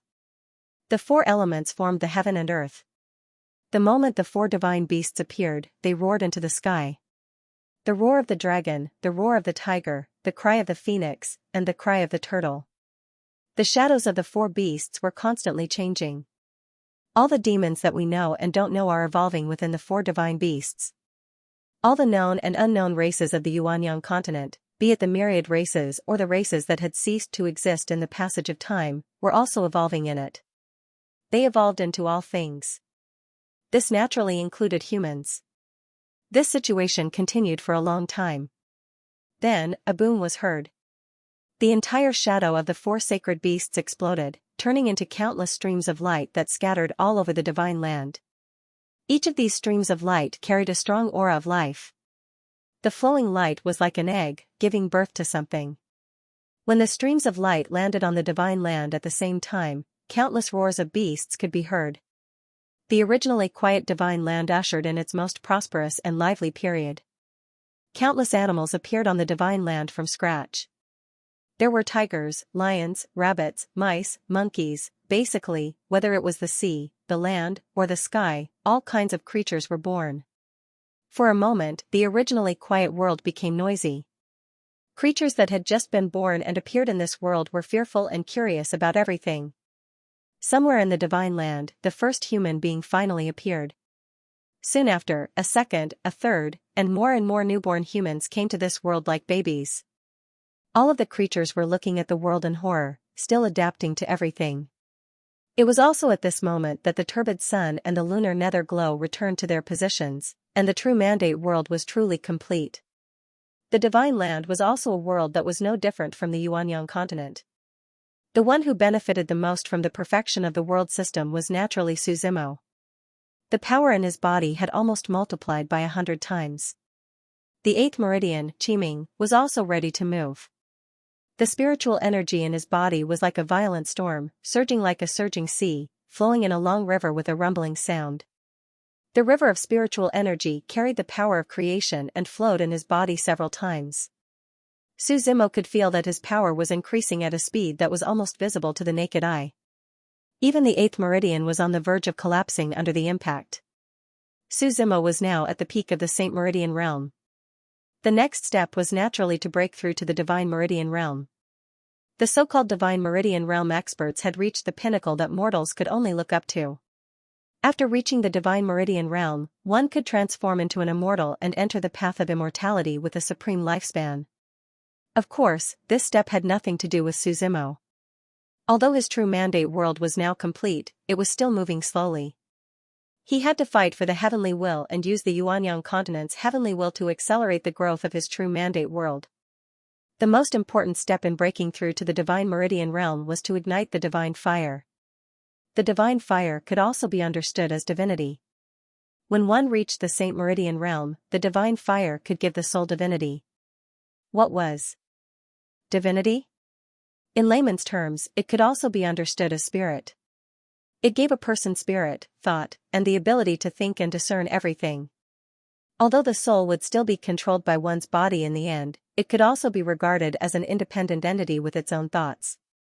When the human nature of the body and the divinity of the soul reached a perfect point, one could enter the path of immortality and finally break away from the mortal world. The strength of the Divine Meridian realm was not only in terms of strength, but also in terms of life force. If one wanted to kill a Divine Meridian realm martial artist, one had to erase his divinity and shatter his soul. Otherwise, even if he was cut into thousands of pieces and left with only a drop of blood, he could still be resurrected. This was the terrifying power of the Divine Meridian realm. As for injuries, as long as there was enough spirit chi, they could quickly recover. When the moon nether glow and the sun turbid shine merged, Suzimo found that he could move again. He slowly sat down cross-legged. The spirit chi and genesis force in his body were almost overflowing. He could not suppress it. Suzimo hurriedly guided the spirit chi toward the eighth meridian, Qiming. Boom! A muffled sound came from within his body. Suzimo's body trembled violently. Hitting the meridian and breaking through the shackles of one's body was something that hurt. It was a pain that reached the depths of one's soul. He gritted his teeth and used the spirit chi to hit the eighth meridian over and over again. This situation didn't last long before a kacha-kacha sound was heard. Cracks appeared on the eighth meridian's Qiming, and the impact became more and more intense. These cracks became more and more obvious, and finally, there was a very loud explosion. The spirit chi was like the water of the yellow river that came from the sky and rushed into the sea, never to return. The moment his spirit chi broke through the eighth meridian, Qiming, the other 7 meridians around Suzimo's body also exploded with bang bang bang sounds. After the spiritual energy entered the eighth meridian, when it came out again, the surging spiritual energy river turned into a river of fire. This was the so-called divine fire. All the spirit chi that entered the eighth meridian would eventually become divine fire. And this divine fire would continuously flow into Suzimo's divine soul. It had been sitting cross-legged in the middle of Suzimo's abdomen, and now it had grown. From the outside, it looked almost the same as Suzimo. And because it had merged with the 9-cycle palace body, it had a total of 9 layers of defense. It prevented others from attacking Suzimo's divine soul. At this moment, the little person's divine soul was also majestic, solemn, and dignified. When the divine fire surged, Suzimo controlled it and the 9-cycle palace body did not stop it. The divine fire merged with the little person's divine soul. He watched the spirit chi flow into the eighth meridian, then evolve into divine fire and merge with his divine soul. Suzimo breathed a sigh of relief. The divine pulse realm was complete. It was the same realm as his previous life, but in terms of true strength, Suzimo felt that he would not be afraid even if he faced an ascendant immortal. What he was really worried about was the existence of the pinnacle of immortality. Now that the divine soul's divinity had been stimulated, it looked more vivid. It was no longer a cold statue. Now, it looked more like a living being. After entering the divine pulse realm, Suzimo was also adapting to his current strength. He did not rashly use the chaos bead to directly raise his strength to the peak of the divine pulse realm. It would not be too late to raise his strength after he had a better grasp of it. Most importantly, Suzimo's true fate world had been perfected, and he had the capital to transcend everything. He would no longer be affected by the fate of the Yuanyang continent. It seemed like he had only broken through to the divine pulse realm for a few days, but in fact, it had taken him more than half a month. At this time, Suzimo looked at his true fate world. Today, the divine land had taken on a new look. All of the creatures gradually began to adapt to this world. The Thousand Demons tribe could be considered as the strongest force in the entire mainland. This was because the other living beings in the tribe had yet to start cultivating. They were all mere mortals. In order to not affect the law of the development of all things in the world, it was too excessive. Hun Dan had set up a barrier around the Thousand Demons tribe's territory, preventing other living beings from entering. Right now, even the creatures on the continent couldn't be called demonic beasts. At most, they were animals. When they started cultivating, they would eventually transform from wild beasts to demonic beasts. This was a slow process of transformation. For example, a snake would only become a flood dragon after cultivating for 500 years. After 1,000 years, a flood dragon could transform into a pseudo-dragon. It was the same for other creatures. This was an era of drinking fur as if it was blood. The beasts began to hunt each other, and the food chain in the pyramid began to take shape. And now, humans were only at the bottom of the pyramid. The humans of this era had just appeared and could only become the food of many wild beasts. They had yet to learn how to create traps and hunt with their intelligence. This was an era where demons danced wildly. Suzimo stood in front of the river of destiny and looked at the eye of the great Tao in the void. He murmured softly. Although it was just a murmur, his words were the supreme decree. Like a heavy hammer, they rang in every corner of the mainland and in the hearts of all living beings. Now that Yuing and Shuozhao have returned, the divine mainland is complete. The desolation of the age of the ultimate is also completely over. Now, it is time to turn a new page. The curtains are drawn, and the age of the ultimate is over. This new era shall be known as the Demon Ancient Era. His words were recorded in the river of destiny and engraved in the eye of the great Tao. Therefore, from this moment onwards, the age of the ultimate was completely over. Just like how the Yuanyang continent had gone from the mythological era to the desolation era, and then to the current age of emperors. The divine mainland had also gone from the age of the ultimate to the demon ancient era. The demon ancient era had drawn its curtains. Now that there were tens of thousands of races, and chaos had arrived, no one knew where the glory and decline of the era would go. When the divine mainland began to develop in an orderly manner, Suzimo prepared to leave. However, at this moment, a mighty beam of light suddenly shot up into the sky from the north of the mainland. Suzimo turned his head and saw that the strange redbud flower that he had brought in before was actually reacting. Suzimo had never been able to see through this redbud flower, so he just let it grow. Now, this redbud flower had clearly matured completely. The 6 flowers from before had already turned into 6 vortexes. She no longer looked like a flower. These 6 vortexes rose into the air at the same time, carrying with them the rich power of samsara and 6 different kinds of power. Suzimo discovered that this strange redbud flower had grown because it had absorbed the power of the divine mainland. It was now closely related to the divine mainland. After these 6 vortexes rose in the air for a long time, countless black dots of light flew out of the vortexes. These black dots of light enveloped the entire divine mainland in an instant. All living beings on the divine mainland, whether they were humans, animals, or plants, absorbed these dots of light. Then, the vortexes began to rotate with a rumbling sound and began to operate, hiding in the void. And Suzimo, as the master of this world, when the 6 vortexes merged with the world, he obtained the purpose and information of these vortexes. Suzumo closed his eyes for a long time before opening them. He was slightly stunned. He whispered softly, 6 samsara. These 6 vortexes actually represented the 6 samsara. The Deva's path, the human path, the animal path, the hell path, the evil spirit path, and the Asura path. After all living beings died, they could enter samsara. Based on their life's deeds, good and evil would be judged, and finally enter the next life of samsara. When the 6 samsara disappeared into the void, it opened up an independent space that belonged to samsara. And after the 6 samsara left, the strange red bud flowers, branches and leaves condensed again.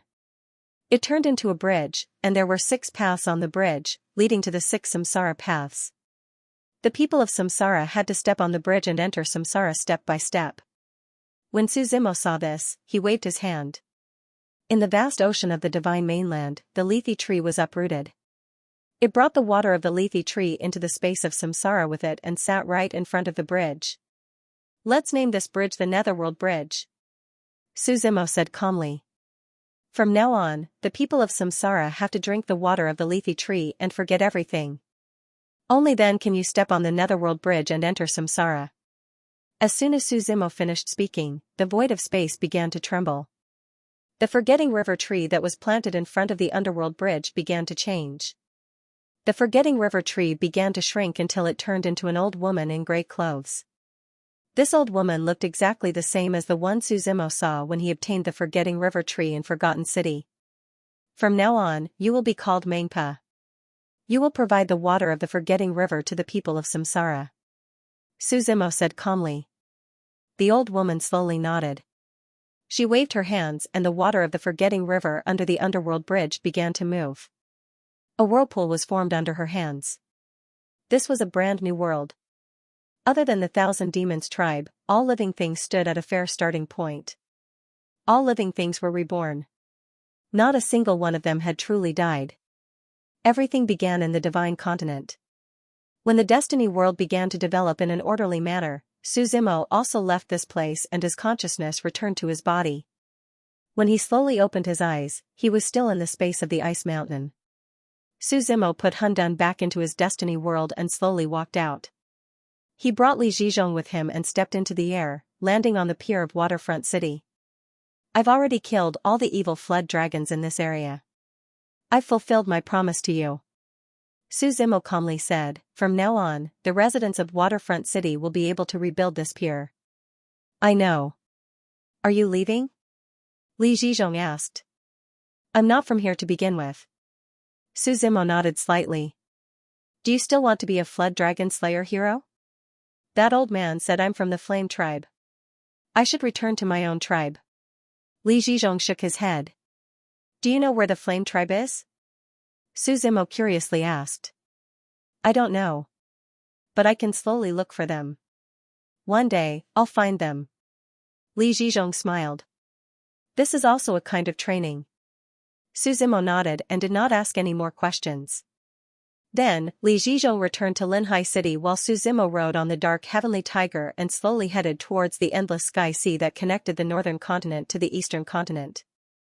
After circling the northern continent a quarter of the way along the coastline, they would be able to return to the eastern continent by boat. Except for a few small accidents, Suzumo was generally very satisfied with this trip. The setting sun was infinitely beautiful, but dusk was approaching. In the afternoon, the seaside seemed very quiet. Under the setting sun, the sparkling sea water looked like an ink-wash painting. In the distant mountains, the red clouds were the clouds, and the blue intertwined with the pink sunset and the dark yellow sunset was the setting sun. The journey was very peaceful. More than a month later, under dark heavenly tiger's relentless pursuit, Suzumo could already see the coastline of the eastern continent from afar. On this day, the late autumn season brought with it a chill. The sun did not appear in the morning, and the cloudy sky was especially gloomy. Suzumo was sitting on the dark sky tiger when he suddenly saw a dozen people running towards him. In front of him were 3 people who seemed to be running away. The group of people behind him was chasing after them. The 3 people seemed to have seen Suzumo and were slightly excited. From afar, they shouted at Suzumo, "Young master, save us! Young master in front, save us!" Suzumo looked back and was uninterested. He did not bother and laid on the dark sky tiger to rest.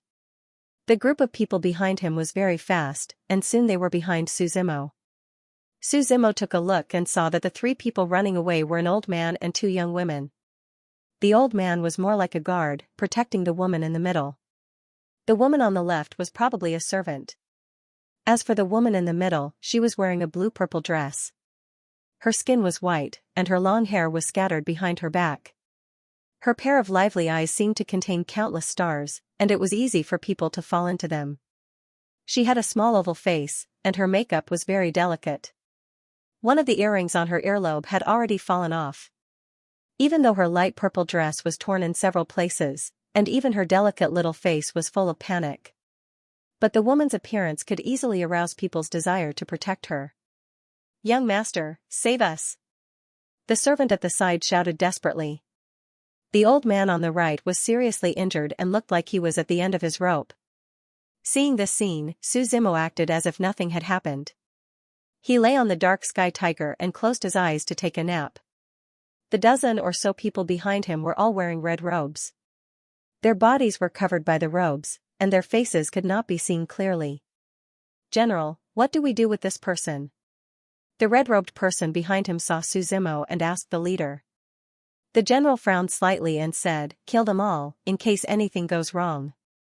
Seeing that the old man in front of him was seriously injured, he could not hold on any longer and fell to the ground. The old man shouted at the two women, "Young mistress, the two of you run, don't worry about me. Run. Uncle Ning, we can't leave you behind." The woman in the purple dress in the middle supported the old man and wanted to drag him forward. However, the red-robed people behind them were extremely fast. In just a few breaths, they had caught up and surrounded the three of them.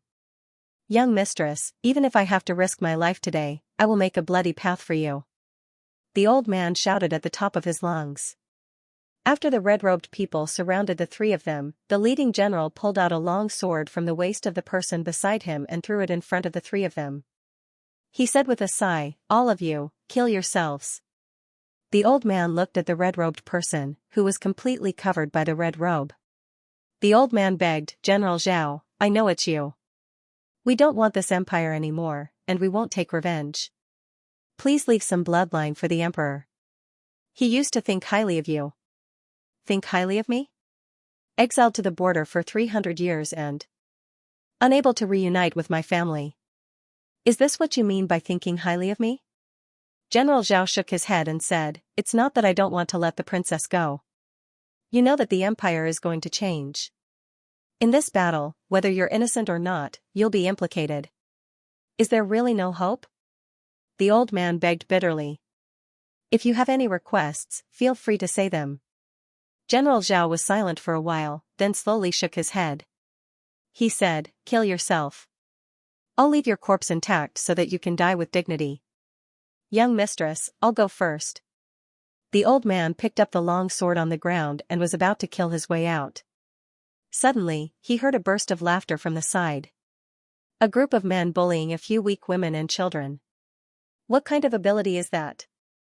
They turned around and saw a young man holding a sword slowly walking over from afar.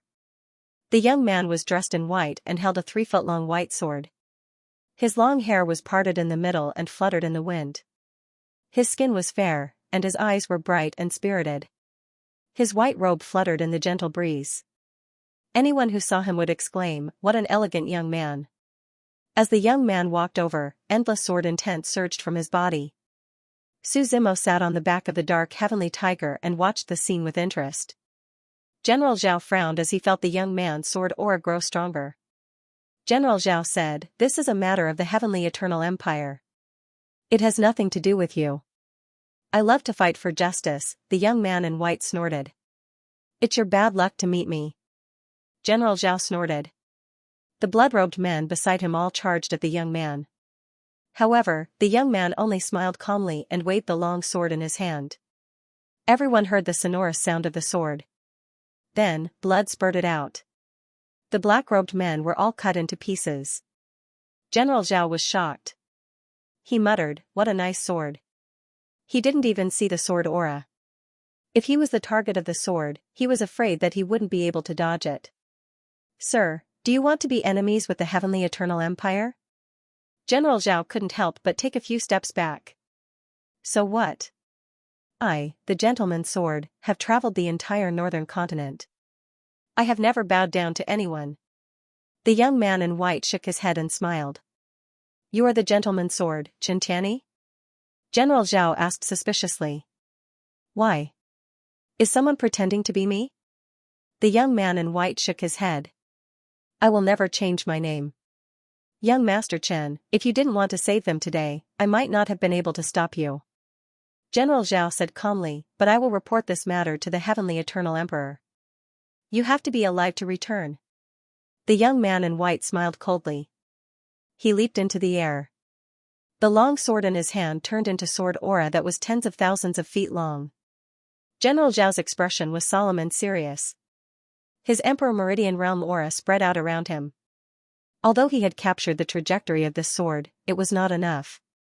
However, he had underestimated the power of this sword.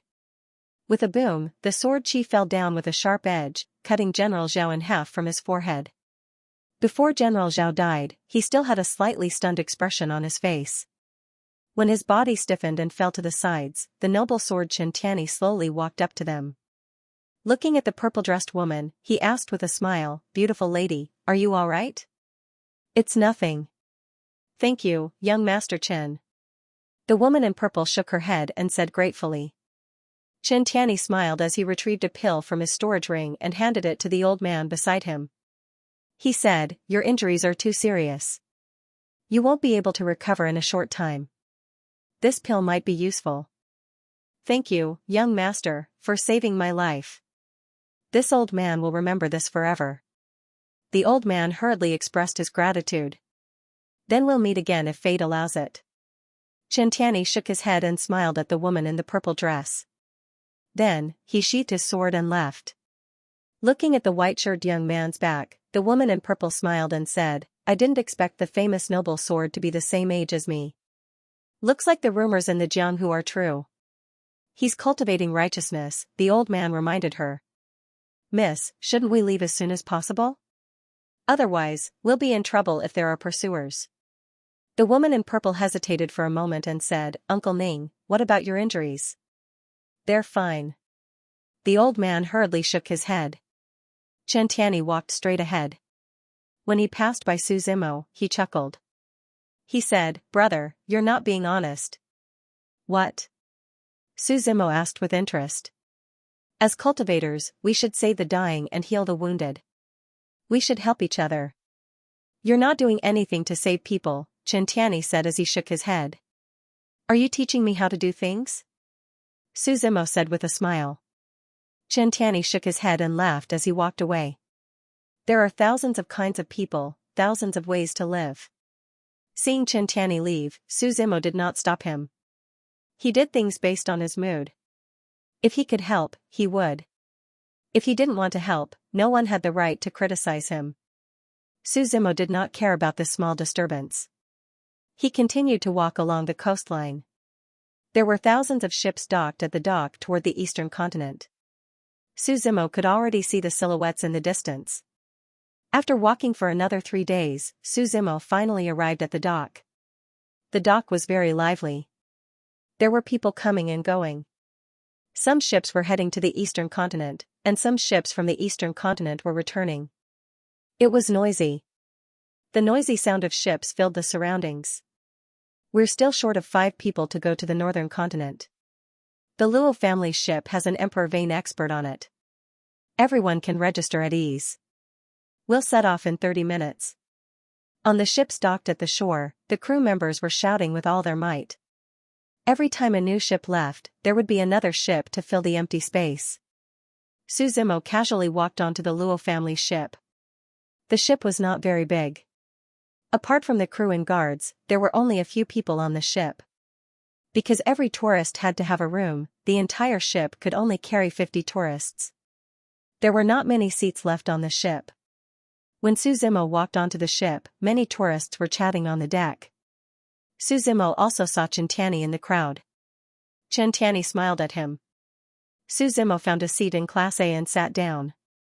At the last moment of the ship's journey, the woman in the purple dress and the old man from before actually boarded the ship. It's really fate. Suzimo chuckled. After everyone was full, the ship began to slowly move toward the eastern continent. Suzimo looked at the endless sea and the continent that was like a floating beast. For a moment, he actually felt a little emotional. After leaving Zhenwu Xingzong for so long, he actually felt homesick. It was the first time they boarded the ship, so most of the tourists did not return to their rooms. Most of them stayed in Class A to chat and enjoy the scenery. The woman in the purple dress and Chen Tianyi sat together, the two of them chatting and laughing. The old man stood far away, watching over them. As for the servant girl, she was busy preparing food for the two of them. When the servant girl passed by Suzimo, she snorted coldly. She seemed to be dissatisfied with Suzimo for not helping her when she was in trouble. Because Suzimo's seat was not far from the two of them, Suzimo could vaguely hear what they were talking about. The woman in the purple dress changed into a light blue dress and put on some light makeup. She looked more beautiful and elegant than before. The few of them chatted quietly. At this moment, a golden-robed man holding a folding fan slowly sat down at the woman's table. The golden-robed young man slowly sat down at the table, looked at the purple-dressed woman with a smile, and asked, "Miss, can I get to know you?" The purple-dressed woman smiled politely and did not speak. Instead, she turned to look at Chen Tianyi and chatted with him. The golden-robed young man inevitably felt a little embarrassed and winked at him. The two guards he had brought with him walked up to him one after another. The two guards put their hands on Chen Tianyi's shoulders and said with a smile, "Young master, can you give us your seat?" Chen Tianyi frowned slightly and was about to say something. Suddenly, he felt the long sword on his back tremble slightly. He glanced in the direction of the trembling long sword and saw a one-armed old man standing at the edge of the cabin. Suzimo had seen this old man before. His name was Blood-Imbibing Frenzied Saber. When Suzimo came to the northern continent on a ship from the eastern continent, he was on the same ship as this old man. He did not expect to meet him again. Chen Tianyi naturally saw the one-armed old man and was slightly startled. His frowning brows relaxed slightly, and then he looked at the two guards and said with a smile, "I like to fulfill the wishes of others, so I won't disturb you." After saying that, he was ready to get up and leave. "Young Master Chen," the purple-dressed woman hurriedly called out. "It's okay, I'm right next to you. You can call me if you need anything." Chen Tianyi smiled and then walked toward the blood-imbibing frenzied saber. Seeing Chen Tianyi leave, the golden-robed young man looked at the purple-dressed woman and said with a smile, "May I know your name?" The purple-dressed woman's face was a little ugly, but she still replied politely, "Ning Kaidai." "So it's Miss Kaidai, I'm Jin Qiqing." The golden-robed young man showed a smile that he thought was elegant. The purple-dressed woman, Ning Kaidai, did not seem very interested and just smiled perfunctorily. The maidservant next to her rolled her eyes and looked at Jin Qiqing as she spoke. "Young Master Jin, our miss has something on her mind. If she can't figure it out, I'm afraid she won't be in the mood to chat." "What's on her mind?" Jin Qiqing immediately became interested and asked quickly. "On the way here, our miss encountered a few thieves who molested her. Originally, when we were in danger, a young master passing by could have saved us. But he ignored her. If it wasn't for the other young Master Chen who appeared in time to save her, I'm afraid you wouldn't be able to see our young miss anymore. Now that the young master who ignores us is on the same boat as us, our young miss is naturally in a bad mood." The maidservant spoke without thinking and played a little smart. As for the purple-dressed woman, Ning Kaidai, her expression changed slightly. She looked at the maid and called out, "Little Ling." "Miss, I'm just telling the truth," the maid said in a fit of pique. Ning Kaidai sighed slightly. Xiaoying had been her personal maid since she was a child. Although they were master and servant, they had long been as close as sisters. Now that she had gone through a great change and didn't have many relatives by her side, she couldn't bear to blame her anymore. She could only look at Jin Qiqing and say, "I'm sorry, young Master Jin. Xiaoying has been spoiled by me since she was young. You don't have to care about her words." "I feel that Miss Xiaoying is right," Jin Qiqing coldly snorted and said. "If he could even leave such a beautiful girl in the lurch, I'm afraid that person isn't a good person." "That's right," Xiaoying made a face and agreed. "Tell me, who is that person?" Jin Qiqing asked.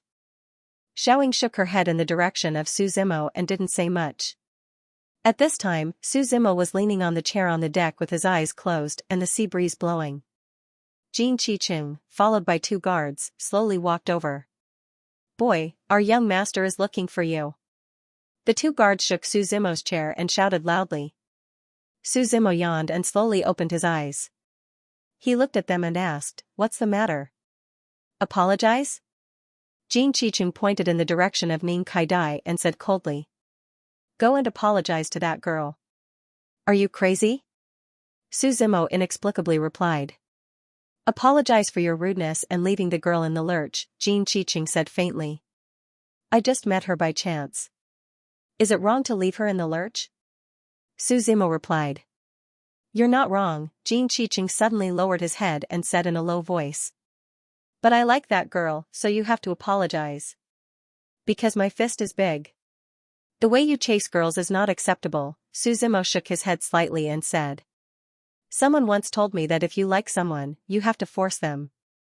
Even if the melon you force is not sweet, it can quench your thirst. In addition, you said your fist is big? Su Zimo felt funny and laughed. What are you laughing at? Jin Qiqing asked with a frown.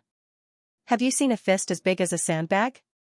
Su Zimo slowly raised his right hand and asked with a smile. Boy, don't talk nonsense. Apologize yourself or let me. Before Jin Qiqing finished his words, he saw a fist getting bigger in front of his eyes.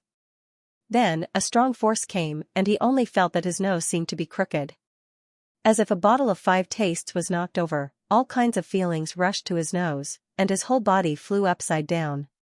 Jin Qiqing stood up, rubbed his nose, and stood in the same place screaming. The 2 guards on the side were stunned for a while and hurriedly ran over to support Jin Qiqing. They shouted at Su Zimo, Boy, you're finished. Do you know who our young master is? Come, start your performance, Su Zimo waved his hand and motioned for the guard to speak. Our young master is the young master of the Jin family in Jinlin City. It's too late for you to beg for mercy now. The guard shouted arrogantly. Since there's no room for reconciliation, I'll just kill all of you. Su Zimo chuckled. Then, step by step, he walked towards the 3 people. The 2 guards supported Jin Qiqing and hurriedly retreated. At this moment, a group of people came out from the side cabin. What's the noise? What are you all doing? The middle-aged man next to him shouted softly. The leader of this group of people was a woman about the same age as Su Zimo. She was wearing a tight lady's armor. Her long hair was tied behind her head with a black ribbon. She had phoenix eyes and willow eyebrows. Her nose bridge was high, and she had the beauty of a woman from the western region. The first impression she gave was that she was valiant and heroic, and she was not inferior to men. And among this group of people, Blood Drinker Frenzied Blade and Chen Tianyi were among them. When the middle-aged man shouted softly, Jin Qiqing immediately reacted. He hurriedly shouted, Father, sister, come and save me, someone here wants to kill me. What's going on? The middle-aged man walked forward and asked with a slight frown. Seeing the majestic aura around the middle-aged man, it seemed that he wanted to fight. The armored woman next to him hurriedly said, Father, don't be agitated. It's not too late to understand the situation first. Tell me, what's going on? The middle-aged man looked at the guards next to him and asked angrily. The 2 guards were trembling with fear. They naturally did not dare to hide anything and told him everything. After listening, the middle-aged man frowned slightly and looked at Su Zimo. Although my son is at fault, how can you bully the people of the Jin family? How troublesome. Su Zimo shook his head. Then call all the people of the Jin family here. I'll kill them all. You. The middle-aged man snorted and the power of the Saint Meridian realm surged around him. Father, don't forget the purpose of our trip, the woman next to him said to the middle-aged man. Jiao what do you mean? The middle-aged man suppressed his anger and asked with a frown. Jin Qijiao took a deep breath and said calmly, Father, let me solve this matter. She turned to look at Su Zimo and said, Young master, no matter what. Although it was my brother who started it, you also beat him. Why don't we call it quits? Jiao you. The middle-aged man next to her was a little startled. Even Jin Qiqing, who was on the side, was very puzzled and said, "Sister, then I was beaten for nothing?" Jin Qixiao did not look at anyone else. She just looked at Su Zimo and waited for his reply. Su Zimo looked at the one-armed old man behind him, blood-imbibing wild saber. The other party had seen his strength on the ship before. It should be this one-armed old man who gave Jin Qixiao some hint. Otherwise, the matter would not have ended so easily. "I don't care." Su Zimo glanced at the one-armed old man. Seeing that the other party was smiling at him, he turned around and lay down on the reclining chair. "Zhao, why?" The middle-aged man was still a little puzzled. "I won't allow any accidents to happen this time. Father, you should understand." Jin Qixiao said indifferently, "There's no need to cause trouble." The middle-aged man snorted and didn't say anything else. Although the Jin family was the #1 family in the Golden Scale City, it had slowly declined over the years. Now, his daughter had joined the Skyblade sect and became the sect leader's personal disciple. In the future, the Jin family would have to rely on this daughter for everything, so he didn't dare to refute her. Most importantly, his daughter had been independent since she was young. She was stronger than others in everything and was extremely opinionated. When the disturbance was over, the middle-aged man and Jin Qiqing left sullenly. Jin Qixiao then looked at the one-armed old man and asked softly, "Master, is he really that strong? He looks about the same age as me." "Zhao, don't underestimate the people of this world." Blood-drinking frenzied saber shook his head and laughed. "Even if it's me, I'm just a speck of dust floating in the wind. You have to know that there's always someone better than you. Qixiao will remember." The woman hurriedly nodded. The ship continued to move forward. Su Zimo found this ship very interesting. Every day, the crew would sprinkle some powder around the ship. He didn't know what it was either. At noon on the third day, the changeable weather began to shine brightly. A blazing sun was suspended in mid-air, reflecting the sparkling and translucent waves of the sea. The tourists resting on the ship heard a boom sound. A beast roar was accompanied by a shock. As if the whole ship was hit by something, it began to shake violently. "Open the array." Jin Qixiao seemed to have expected this situation and calmly commanded. A hexagram array pattern appeared at the bottom of the ship. Then, the surrounding spirit chi surged violently. A blue barrier appeared around the ship. The creatures outside were still hitting the ship hard, and the whole ship shook more and more violently. There were even several times when the ship almost capsized. The outside world was turbulent, and the originally calm surface of the sea seemed to have suddenly become angry. The waves rolled up wave after wave. Under the storm, a huge black shadow suddenly shrouded the whole ship.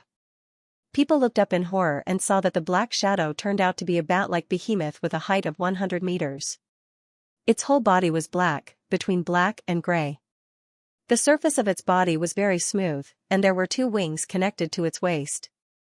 Its head was triangular, and the facial features on its face were very small. If you didn't look closely, you wouldn't even see it clearly. The moment this monster appeared, its body was even several times larger than the whole ship.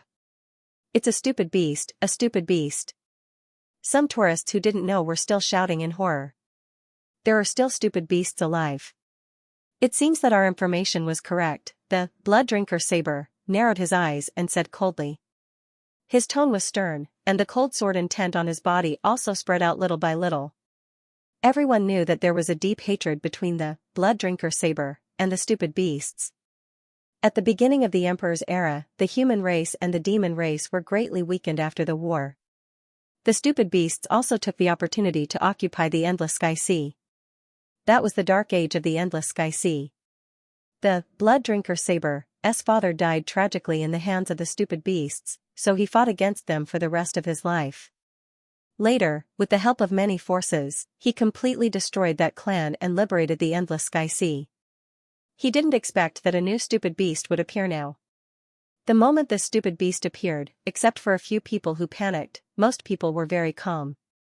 This was because the purpose of their trip was to deal with this stupid beast. "Senior, why are you so sure that this stupid beast will definitely attack us?" Jin Haizhou, the head of the Jin family, asked in confusion. Because of the powder scattered around the ship, the blood drinker saber replied calmly. What is that? The ashes of their clansmen. Then what about this stupid beast? Jin Haizhou was a little stunned and asked. Although it's in its infancy, it's not that easy to deal with. If you can catch it alive, try to catch it alive. If the situation doesn't allow you to kill it, it doesn't matter, the blood drinker saber said calmly. The stupid beast was hundreds of meters tall, and its dark eyes stared at the people on the ship. The aura around it was majestic. Just by looking at this aura, it was actually the aura of the Holy Bloodline realm. Speaking of which, it was necessary to mention the classification of stupid beasts. Generally, monsters would slowly grow from infancy to adulthood with the passage of time. But stupid beasts were different. They needed to devour a lot of power. Only power could allow them to go from infancy to adulthood. Otherwise, they would remain in their infancy forever. Until the moment of their death, they couldn't avoid it. The classification of stupid beasts was very simple. Those below the Holy Bloodline were all in their infancy. Only when they entered the immortal path could they be considered to have truly stepped into the mature stage. When the foolish beast's huge body stirred up waves that blotted out the sky and covered the earth, with a boom, cracks appeared on the formation barrier around the entire ship. Move out, the one-armed old man, the blood-imbibing broadsword, said in a deep voice. As his voice fell, 7 people walked out of the crowd. These 7 people were all dressed in purple robes, and the aura around them was faintly connected as if it was done in one breath. They each held 7 identical iron chains in their hands. Clang, clang. The sound of iron chains rang out as the 7 of them slowly walked out in unison. It's the Skyblade 7, someone in the crowd shouted excitedly. The Skyblade 7 were the 7 direct disciples of Sect Master Skyblade. They were all geniuses and were famous. They were all top-notch geniuses, so people called them the Skyblade 7. Su Zimo also saw Xianxia among the Skyblade 7. Speaking of the gentleman sword Xianxia, he had some connections with the Skyblade sect. As a disciple of the blood-imbibing broadsword, he was not interested in sabers. Instead, he was very passionate about sword techniques. Because of this, he was almost expelled from the sect. In the end, the blood-imbibing broadsword could not bear to do so. He secretly taught Xianxia sword techniques. Although he used a saber, at his level, he was already proficient in all techniques. In the end, the gentleman sword Xianxia became the most famous and the strongest person among the Skyblade 7.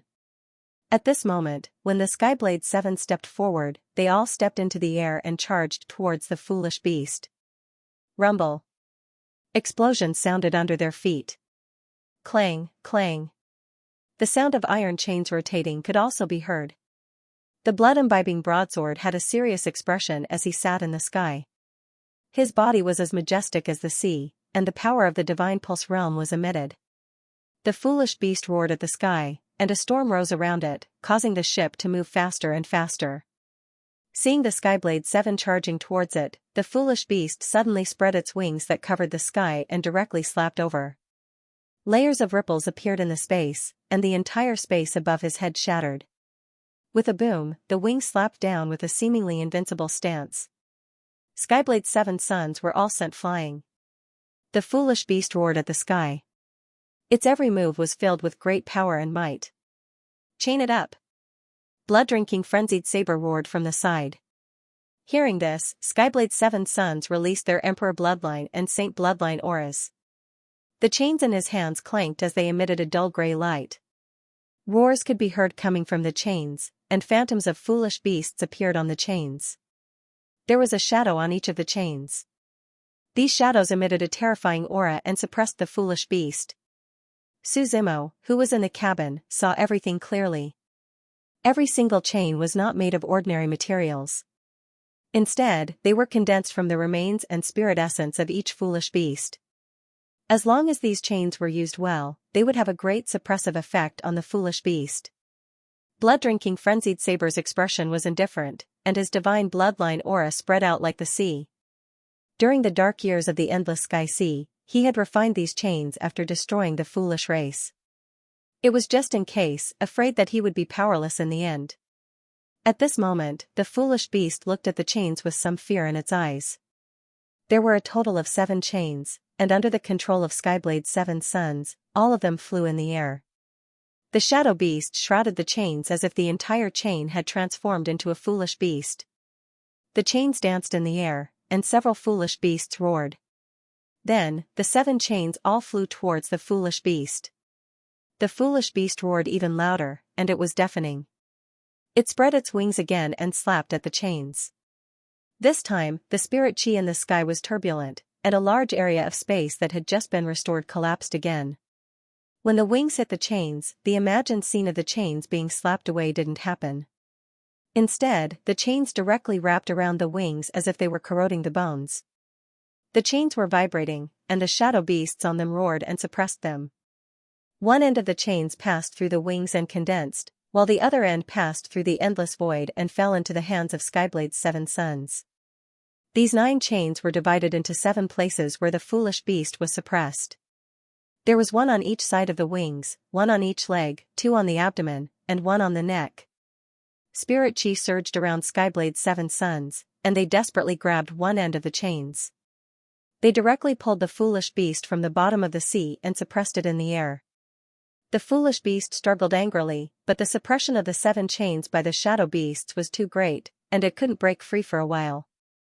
Seeing that the foolish beast was unable to break free, the blood-drinking frenzied saber in the sky slowly pulled out the long saber on its back. This long saber trembled with a clang sound. The saber was 4 feet long, and its whole body was like amber.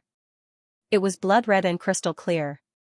The moment the long saber was unsheathed, the one-armed old man held the saber in his left hand. The majestic power of the divine pulse realm spread out like the sea, and the spirit chi in the endless sky sea was rioting. The spirit chi in the surroundings began to condense on the long saber. As more and more spirit chi surged, the blood color on the entire long saber became more dense and demonic.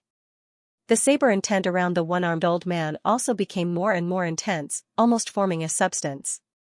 The saber intent was crazily fighting, and it even tore apart the one-armed old man's robe. The one-armed old man roared, and the long saber in his hand slashed across the silent sky. Countless spaces shattered in the surroundings, and the Uniged saber intent burst out with tens of thousands of saber light. It tore through layers of the void, set off tens of thousands of feet tall waves, and pierced toward the foolish beast. The foolish beast roared and struggled frantically. The Uniged saber intent pierced through the foolish beast's abdomen, and ink-black blood flowed out of the foolish beast's abdomen. The black blood stained the sea below, and an unimaginable fishy smell wafted around. However, the foolish beast's vitality was very tenacious, and it was still struggling with all its might. After the one-armed old man stabbed with his saber, his figure slowly landed on the deck of the ship. His face was a little sickly pale, and his body was unsteady, almost falling down. The long saber returned to its sheath, and he paused for a long time before he recovered his breath. Jin Qizhao hurriedly supported the one-armed old man and asked worriedly, "Master, are you injured?" "I'm fine." The blood-imbibing frenzied saber shook his head slightly. He said, "It's an old injury." "Is it because of the battle back then?" Jin Qizhao asked. The battle with the foolish clan back then was known by almost everyone in the Yuanyang continent. However, few people knew that after that battle, the blood-imbibing frenzied saber also suffered an injury that was difficult to heal. This injury also ruined his martial path, making it impossible for him to become an immortal for the rest of his life. "It's okay. After these foolish beasts are eliminated, I will live in seclusion in the mountains." The blood-imbibing frenzied saber shook his head and smiled. "Now that all of you have grown up, I am very gratified." In mid-air, the stupid beast's roar was getting weaker and weaker, and even its resistance was much weaker. Its entire body was dyed black by its own blood. Seeing that the stupid beast was dying, Skyblade's 7 sons pulled the chain and brought the stupid beast to the deck of the ship. The tourists on the ship immediately stopped and watched from afar. "Is this the stupid beast?" someone whispered. "Master." Skyblade's 7 sons were also a little excited. This was the first time they killed a stupid beast. The stupid beast's vitality is very tenacious. Don't underestimate it just because it's dying now. If it's not suppressed, it will soon recover. The one-armed old man ordered, "You guys keep an eye on it. When we reach the eastern continent and land, it won't be so powerful." After the incident with the stupid beast was over, the ship was still sailing steadily to the eastern continent. Suzimo could already faintly see the outline of the eastern continent. The dragon city in the distance was looming, and the huge dragon seemed to be circling the earth. Early in the morning, the purple sun rose from the east. The dock of the eastern continent in the distance was already in sight, and hundreds of ships were lined up in the sea. The tourists who had been on the ship for a long time all came to the deck and looked at the eastern continent. However, at this moment, a roar came from the back of the ship. Then, a huge wave came crashing down. This huge wave soared into the sky, catching everyone on the ship off guard. The masts and sails were directly washed away, and there were many places in the cabin. Some people were even directly washed into the sea. This huge wave was fierce, and Xianxia reacted in an instant. Looking at the huge wave that rushed up to the sky and swept down, he directly pulled out the long sword at his waist and waved it heavily. With a loud boom, the huge wave that filled the sky exploded from the middle, and countless splashes of water splashed out. Under the powerful impact of the huge wave, Xianxia's body flew out heavily. Bang, a loud sound was heard. Xianxia hit the side of the deck cabin, and his back was badly mutilated. The woman in the purple dress, Ning Kaidai, was the first to run out and quickly helped him up. She asked worriedly, "Young Master Chen, are you okay?" "It's fine. Hurry up and hide with the others." Xianxia waved his hand and looked ahead with a serious expression. After the monstrous waves fell from the sky, the sea seemed to be angry and set off a tidal wave. Wave after wave, a huge shadow began to appear under the waves. The one-armed old man looked at the black shadow with a shocked expression and said softly, "Another stupid beast." At this moment, everyone, including the Skyblade 7 and the other tourists on the ship, were stunned. Their faces were filled with shock, and they were already speechless. There was more than one foolish beast, and this foolish beast that appeared in front of him was even bigger. It was almost 1,000 meters tall, which was equivalent to a small city. The might of this stupid beast was even thicker, and the storm and waves that filled the sky roared in all directions. In its eyes, the ship in front of it was like a small boat floating on the sea. In the waves it stirred up, the ship was like a headless ant drifting aimlessly. The one-armed old man looked for a long time before spitting out a few words with an ugly expression, "A stupid beast of the divine pulse realm." The seawater wet his face and long hair, and he stood proudly in the sea. He wanted to pull out his blood-drinking knife again, but unfortunately, the time he took to do so was too short. His injuries didn't allow him to fight anymore. Seeing the appearance of this new foolish beast, the Skyblade 7 looked at each other and stepped forward again with the iron chain in their hands. Their aura surged, and the iron chain emitted a dark gray light again to imprison the foolish beast. The Shadow 7 carried by the iron chain was roaring, but the new foolish beast only glanced at it with contempt. The huge waves rolled up by the wings fell, and the 7 Shadow 7 were all shattered. Even the iron chain was annihilated in the waves of the sea. When the iron chain was broken, the Skyblade 7 were also mentally injured, and they spat out a mouthful of blood. Seeing this scene, all the tourists on the ship couldn't help but feel despair. "I said, don't come. Now we're all going to die here," the head of the Jin family, Jin Haizhou, said in horror as he paced back and forth. "Didn't you say that you could get closer to the Skyblade sect by doing this? You wanted to come." Jin Qijiao said calmly. On the other side, the maid Xiaoying said anxiously, "Miss, what should we do?" Ning Kaidai sighed softly and said indifferently, "I didn't expect that I wouldn't die in the War of the Empire, but would be buried here with the sea. This might be fate. Save us." Some tourists were unwilling to give up and shouted frantically toward the dock of the eastern continent. However, everything was a little useless. The foolish beast controlled the storm to surround the entire ship, and no one could escape at all. If someone jumped off the ship, they would probably be split into thousands of pieces in an instant. At this moment, the foolish beast in the sky looked down at the people on the ship from above without a trace of emotion in its eyes. It actually spoke human language and said, "You killed my foolish beast and refined it into an iron chain. No matter what you did, you should be torn into thousands of pieces. I've killed enough foolish beasts in my life, so it doesn't matter." I just wish I could kill you too. The one-armed old man said indifferently. The foolish beast seemed to be enraged and roared at the sky. Its wings rolled up huge waves and slapped them down. At this moment, the entire ship let out an ear-piercing scream. At this critical moment, a saber light suddenly flashed. The waves in the sky were all destroyed, and the saber light soared into the sky as if it was going to tear the sky apart. Who is it? The foolish beast snorted and looked at the ship, saying in a low voice. Hey, can we discuss something? Su Zimo yawned, stood up from the chair, and stretched. He said, I'm in a hurry to go home, can you let me go first? Can we talk about your matter after the ship docks? Everyone looked at Su Zimo in shock. This guy is crazy. At this critical moment, he still dares to come out and do this? Someone murmured to himself. Ant, you're courting death. The foolish beast roared and slapped its wings down angrily. The wind and waves in the sky came down. Sigh, this is difficult. Su Zimo sighed. At this moment, sharp saber chi rose from his body. The tyrannical shadow was unsheathed and the Tao-seeking technique was displayed from the saber. Step by step, he soared into the sky. The power around him was also condensing bit by bit and spreading out majestically. The might of a divine vein realm cultivator was like a dragon, roaring silently in the sky. The north wind was rustling, and the wind was stirring up clouds and huge waves. The space under his feet was shattering step by step, and the unrivaled saber intent of the tyrannical shadow cut half the sky.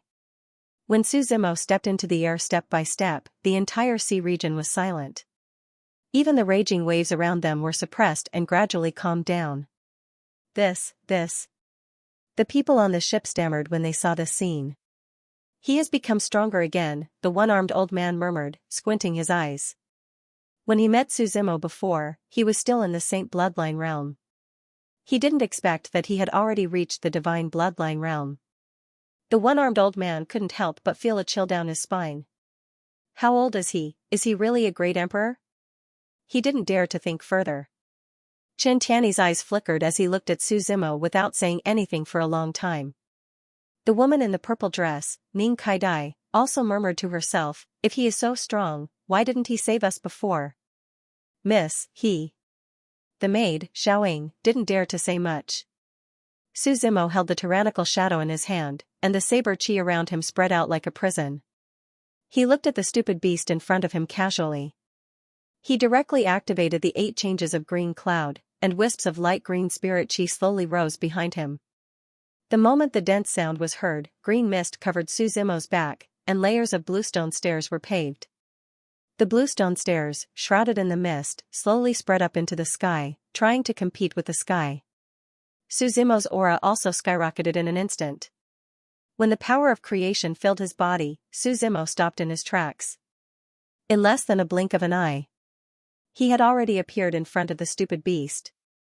He raised the tyrannical shadow in his hand high, and endless spirit chi condensed in the sky along with the unrivaled saber intent. Boom, a loud sound was heard. When the saber fell quickly, the stupid beast felt as if a great horror was descending. Its whole body was suppressed, and it was a little slow. It quickly stretched out its wings to block. Puff. Black blood spurted out in the sky, and the saber fell with a crushing force. The wings that covered the sky were also directly cut off, and the stupid beast roared in pain. Why?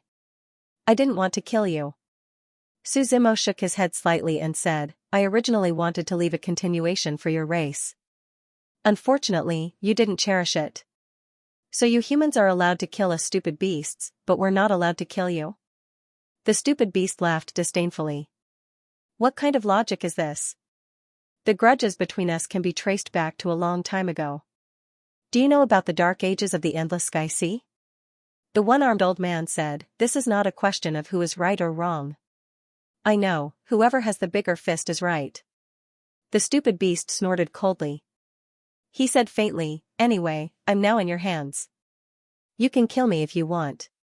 Since you're not afraid of death, I'll slowly torture you, Su Zimo said with a faint smile. Is it because you can't afford it? The stupid beast was stunned for a moment and quickly replied, didn't you just say that you were in a hurry to go home? Give me a quick death and you can go home earlier. Suzumo shook his head slightly. He looked at the one-armed old man and said, "You guys go first. I want to talk to it alone." "Young master, you can't let this stupid beast go," the one-armed old man advised. "If you let it go and it grows up in the future, what should we do?" "I know, you guys go first," Suzumo said faintly. The one-armed old man could only nod. He looked in the direction of the ship and gradually disappeared into the fog. "What do you want?" the stupid beast asked cautiously. "Do you want to follow me?" Suzumo said. "Follow you?" The stupid beast was a little surprised. "Thousand Demons Tribe." Suzumo lay on the back of the stupid beast as a storm swept across the endless sea. The stupid beast was very fast. It was like a fish in water in the sea. It took almost 10 minutes. The stupid beast carried Suzumo to the dock of the eastern continent. After Suzumo got on the dock, his true fate world appeared and took the stupid beast into the territory of the Thousand Demons tribe. As for the rest, it was up to Chaos to manage. Suzumo didn't plan to rest after the long journey. He had the dark sky tiger to hurry along the way, so he was happy and relaxed. Suzumo appeared in the eastern continent's Dragon City and walked towards the core of the eastern continent. After traveling day and night for about half a month, Suzumo finally arrived at the core of the eastern continent. The sky was gradually darkening. The city not far away was brightly lit. It was a big city. Suzumo planned to rest here for the night. After approaching the city, Suzumo realized that this city was different. The city walls were blood red because the bricks and tiles used to build the city walls were blood red. There were 2 skulls engraved on the city gate. Suzumo looked up and saw the words Bloody Massacre City written on the city wall. "Looks like we're in the territory of the Blood Hades Holy Sect," Suzumo said with a smile. The Blood Hades Holy Sect was one of the imperial lineage of the eastern continent. Their ancestor, the Blood Hades Emperor, was famous for his cruelty and battle. He had established the imperial lineage here for tens of thousands of years. The Bloody Massacre City wasn't a very old and famous city. However, it was one of the few big cities in this territory. In addition, most of the disciples of the Blood Hades Holy Sect were very cruel. This sect was also known as the imperial lineage that was most similar to the demonic sect. When Suzumo entered the city, he was stopped by the guards on both sides and interrogated. He gave a few simple answers and entered the city. The city was very big. Even at night, the main streets of the city were still very lively. However, Suzumo could still feel that under the lively appearance of the city, the atmosphere seemed to be a little tense. From time to time, there would be guards patrolling the streets. It was very frequent. It was easy to see that something was wrong. Suzumo found an inn. There weren't many people in the inn. Because it was already late, the innkeeper had already gone to bed. Only the waiter was lying on the table, yawning. Seeing Suzumo walk in, the waiter quickly stood up and said with a smile, "Sir, are you staying here?" "Staying here? Is there anything to eat?" Suzumo asked. "I'm sorry, the chefs are all resting now," the waiter replied apologetically. "Then get a good room and a good jar of wine," Suzumo said as he sat down at a table at the side. After drinking a cup of wine, Suzumo took a deep breath and looked at the waiter. "Waiter, let me ask you, did something happen in our Bloody Massacre City recently?" "Sir, you must have just arrived," the waiter was also interested and said with a smile. "A few days ago, the city lord's son was killed. Now the city is chasing the assassin." "No wonder." Suzumo nodded slightly. Suzumo was drinking when the door of the inn was suddenly pushed open. A woman with a giant axe on her back slowly walked in. She wasn't very beautiful, but her features could be considered delicate. He was wearing a long black robe and light blue trousers. She had short hair that reached her ears, arched eyebrows, and phoenix eyes. The moment this woman entered the inn, Suzumo felt that something was amiss. The demon body of purgatory in his body reacted. It seemed to be excited, as if it had encountered a similar body. Suzumo guessed that an ordinary physique couldn't cause such a reaction from the demon physique of purgatory. The only possibility was that it had to be one of the top 3 physiques. In other words, she had to have one of the top 3 physiques. He had seen Jiang Macho, the owner of the Third Constitution. If it hadn't been for the mysterious old man who suddenly appeared and took Jiang Macho away, he would have asked Xiao Gizi to capture her. The woman in front of him should have the second physique, the broken axe monarch physique. Interesting. Su Zimo drank a cup of wine and looked at the woman in front of him with interest. The world was becoming more and more chaotic. The mandate of heaven was about to be formed, and more geniuses had appeared. Now, all three physiques had appeared. This was something that had never happened before. Just like the prophecy said, this was going to be an extremely brilliant era. Su Zimo could see the woman's realm at a glance. The peak of the emperor bloodline was about to become a saint bloodline. However, it was too difficult to open the meridians in the later stages. This step would take a lot of time. At this moment, it wasn't just Su Zimo who was looking at her. The woman was also looking at Su Zimo. Ever since she entered the inn, her broken axe monarch physique had been trembling very clearly. It was a kind of trembling that was almost tinged with fear. This was the first time she had encountered something like this after obtaining the broken axe monarch physique. Tan Jiolin almost instantly remembered what her master had told her. She accepted the second physique and has had her own mission ever since. The man in the mission. She murmured and looked at Su Zimo. Sir, are you also staying here? The waiter walked over and asked hurriedly. Give me a jar of wine like him, Tan Jiolin said indifferently. She walked up to Su Zimo and asked calmly, can I sit here? Whatever. Su Zimo nodded. After Tan Jiolin sat down, she took the wine jar from the waiter without using a wine bowl. He picked up the wine jar and took a big gulp. Then he looked at Su Zimo and smiled, young master, do you believe in fate? I don't believe you. Su Zimo shook his head. Why? Tan Jiolin asked curiously. The strong want the weak to become lambs waiting to be slaughtered, so they use fate to deceive the weak to give up. Struggling. Su Zimo retorted, if fate is real, who decides it? What is the fate of the person who decides his own fate? Hearing Su Zimo's words, Tan Jiolin fell silent for a while. After a long time, she said, but my fate tells me that struggling is useless. There were some battles that he would have to face one day. In this world, there will always be success and failure. I don't know what you're talking about, and I don't care about fate. Su Zimo shook his head. He replied, all I know is that you can either be a coward and hide in your shell. Those who stand in my way, I will tear you to pieces. I want to spar with you.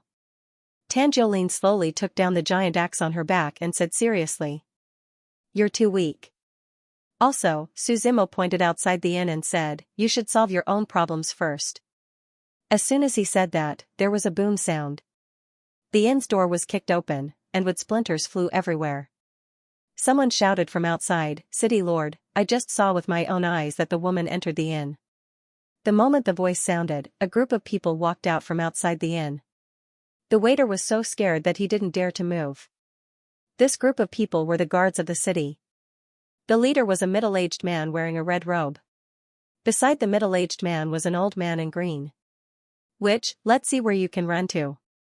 The middle-aged man shouted and looked at Tan Jiolin. You killed my son. Today, you will be buried with my son in this bloody slaughter city. I never wanted to run. It's just your wishful thinking. Tan Jiolin slowly stood up, the giant axe in her hand emitting a sharp light. Then, she placed the giant axe in front of her and directly chopped down.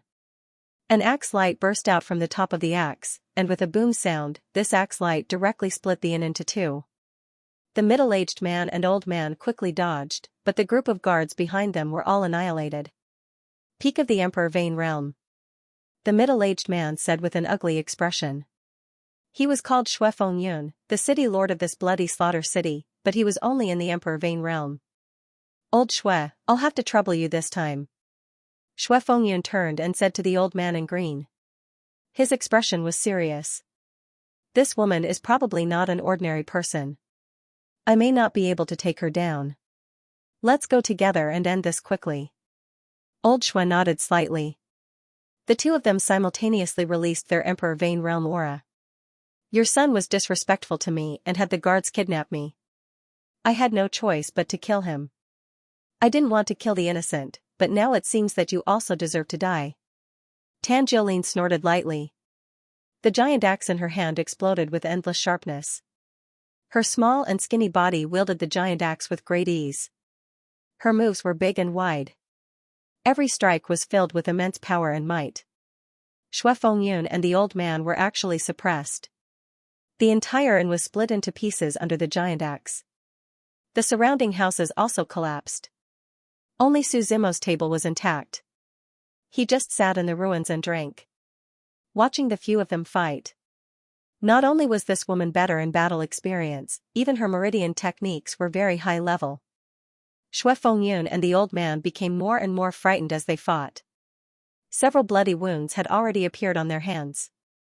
"Miss, we've already reported this matter to the Blood Hades Holy Sect. The Holy Sect will send people over later. It's not too late for you to escape now." Xue Fengyun shouted from the side. He was already somewhat exhausted. In order to save his life, he could only tell this news. "Noisy."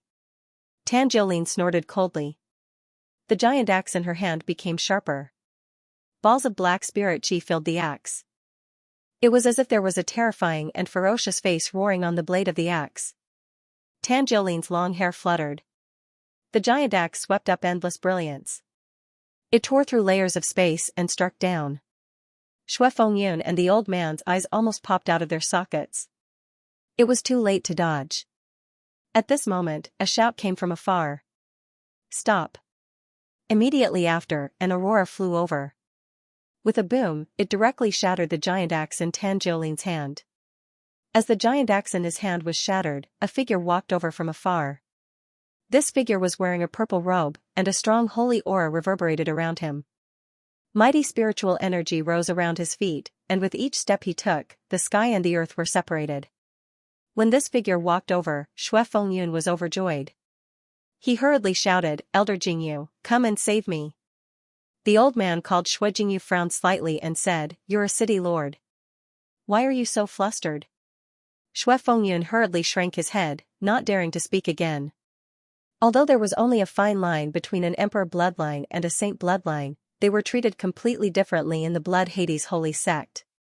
An emperor bloodline cultivator could be a city lord, but a saint bloodline cultivator could be a core elder of the sect. Other than the sect master, they were the most powerful existence on the surface. Moreover, he still needed to rely on this person to save his life, so he naturally did not dare to refute. "Who are you?" After Xue Jingyu arrived, his saint bloodline aura suppressed Tan Jiolin. He asked sternly, "How dare you kill an elder of my Blood Hades Holy Sect?" "He provoked me first. I was just forced to fight back," Tan Jiolin replied indifferently. "I don't care if you fight back or not. Come back to the sect with me and wait for your punishment." Xue Jingyu snorted coldly and his hand fell. "You people are too used to being in a superior position. You always think that you can decide the life and death of others with a single word." Tan Jiolin replied coldly. When the giant hand fell, the area it covered was extremely wide. Tan Jiolin knew that she could not avoid it, so she could only face it head-on. Boom! When Tan Jiolin's fists collided with the falling hand, she was only able to resist for a short while before she was directly knocked to the ground. Endless waves of air fell, and a very large and deep palm print appeared on the ground. "Don't make a futile struggle. The difference between an emperor bloodline and a saint bloodline is an insurmountable gap," Xue Jingyu said indifferently. "Is that so?" Dust filled the sky. As the dust settled, Tan Jiolin slowly stood up from the deep pit on the ground. Her black robe was covered in dust, and even her short hair looked a little messy. An unimaginable emperor aura spread and burst out from her body. "I would like to see how strong you are." Tan Jiolin raised her head and chuckled. Her face was unusually pale. Creaking sounds could be heard coming from her body, as if her bones were dislocated. Then, she pulled out the bones in her body one by one, using the white bones to form a giant axe in front of her. Her skin turned bronze, and the short hair on her back grew longer, forming countless small braids. An image of a golden axe appeared on her forehead. At that moment, when she held the axe in front of her, a wave of air quickly spread out from her body. The surrounding space shattered, and even Xue Jingyu was forced to take a step back. This is the amplification effect brought about by the broken axe emperor physique, Su Zimo murmured from the side. What is this? Xue Jingyu asked in surprise.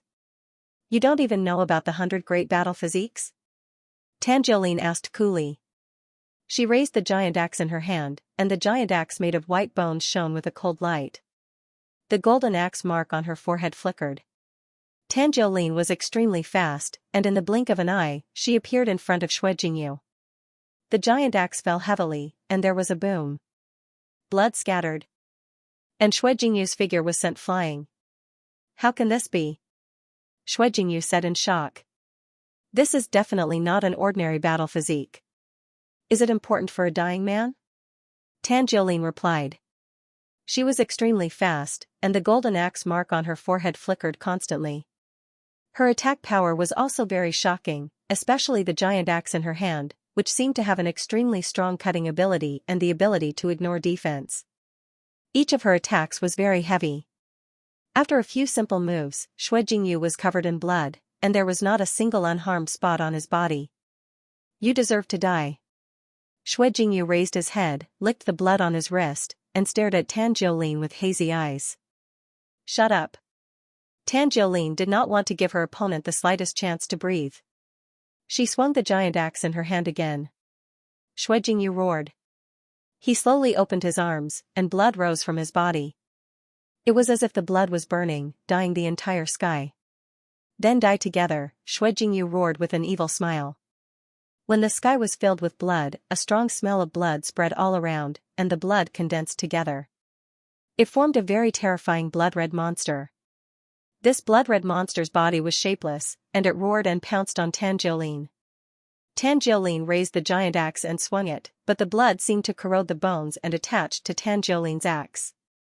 Then, in just a moment, the blood swallowed Tan Jiolin whole. Xue Jingyu was laughing, and the blood around him was getting stronger and stronger. At this moment, an extreme black light suddenly tore through the void, and slashed down from the ancient times. The blood-red monster was directly annihilated. Tan Jiolin tore through the void, and stepped out of the swallowed monster. She was surrounded by black spirit energy, which floated up to the sky. Even the giant axe was filled with a destructive aura. How could this be? Xue Jingyu roared in shock. That's because you don't understand what the axe-breaker emperor physique is, Tan Jiolin casually answered.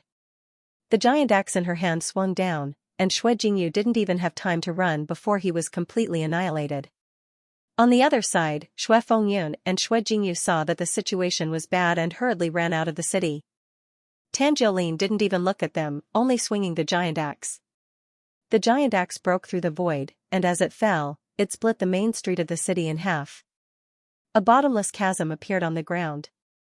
Both Xue Fengyun and Xue Jingyu were killed by the giant axe.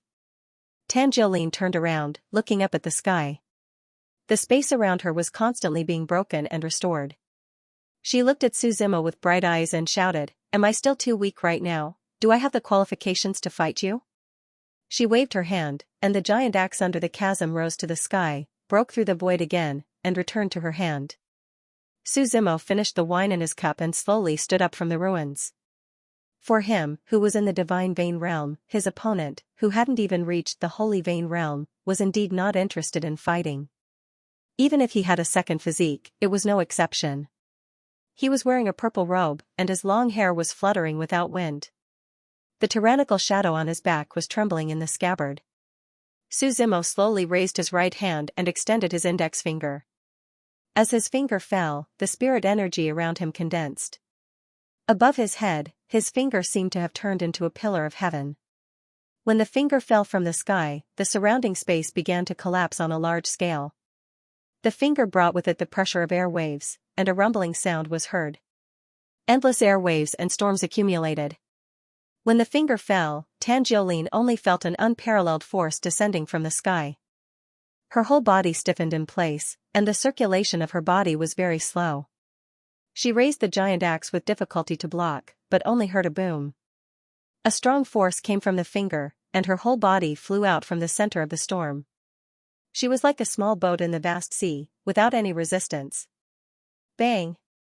Her body slowly fell to the ground, creating a big pit a few meters deep.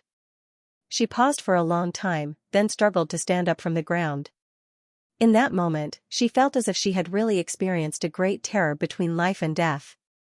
At that moment, her heart was still beating fast, and her blood seemed to have frozen. You. Tanjolene looked up at Suzimo, her mouth slightly open, but she couldn't say a word.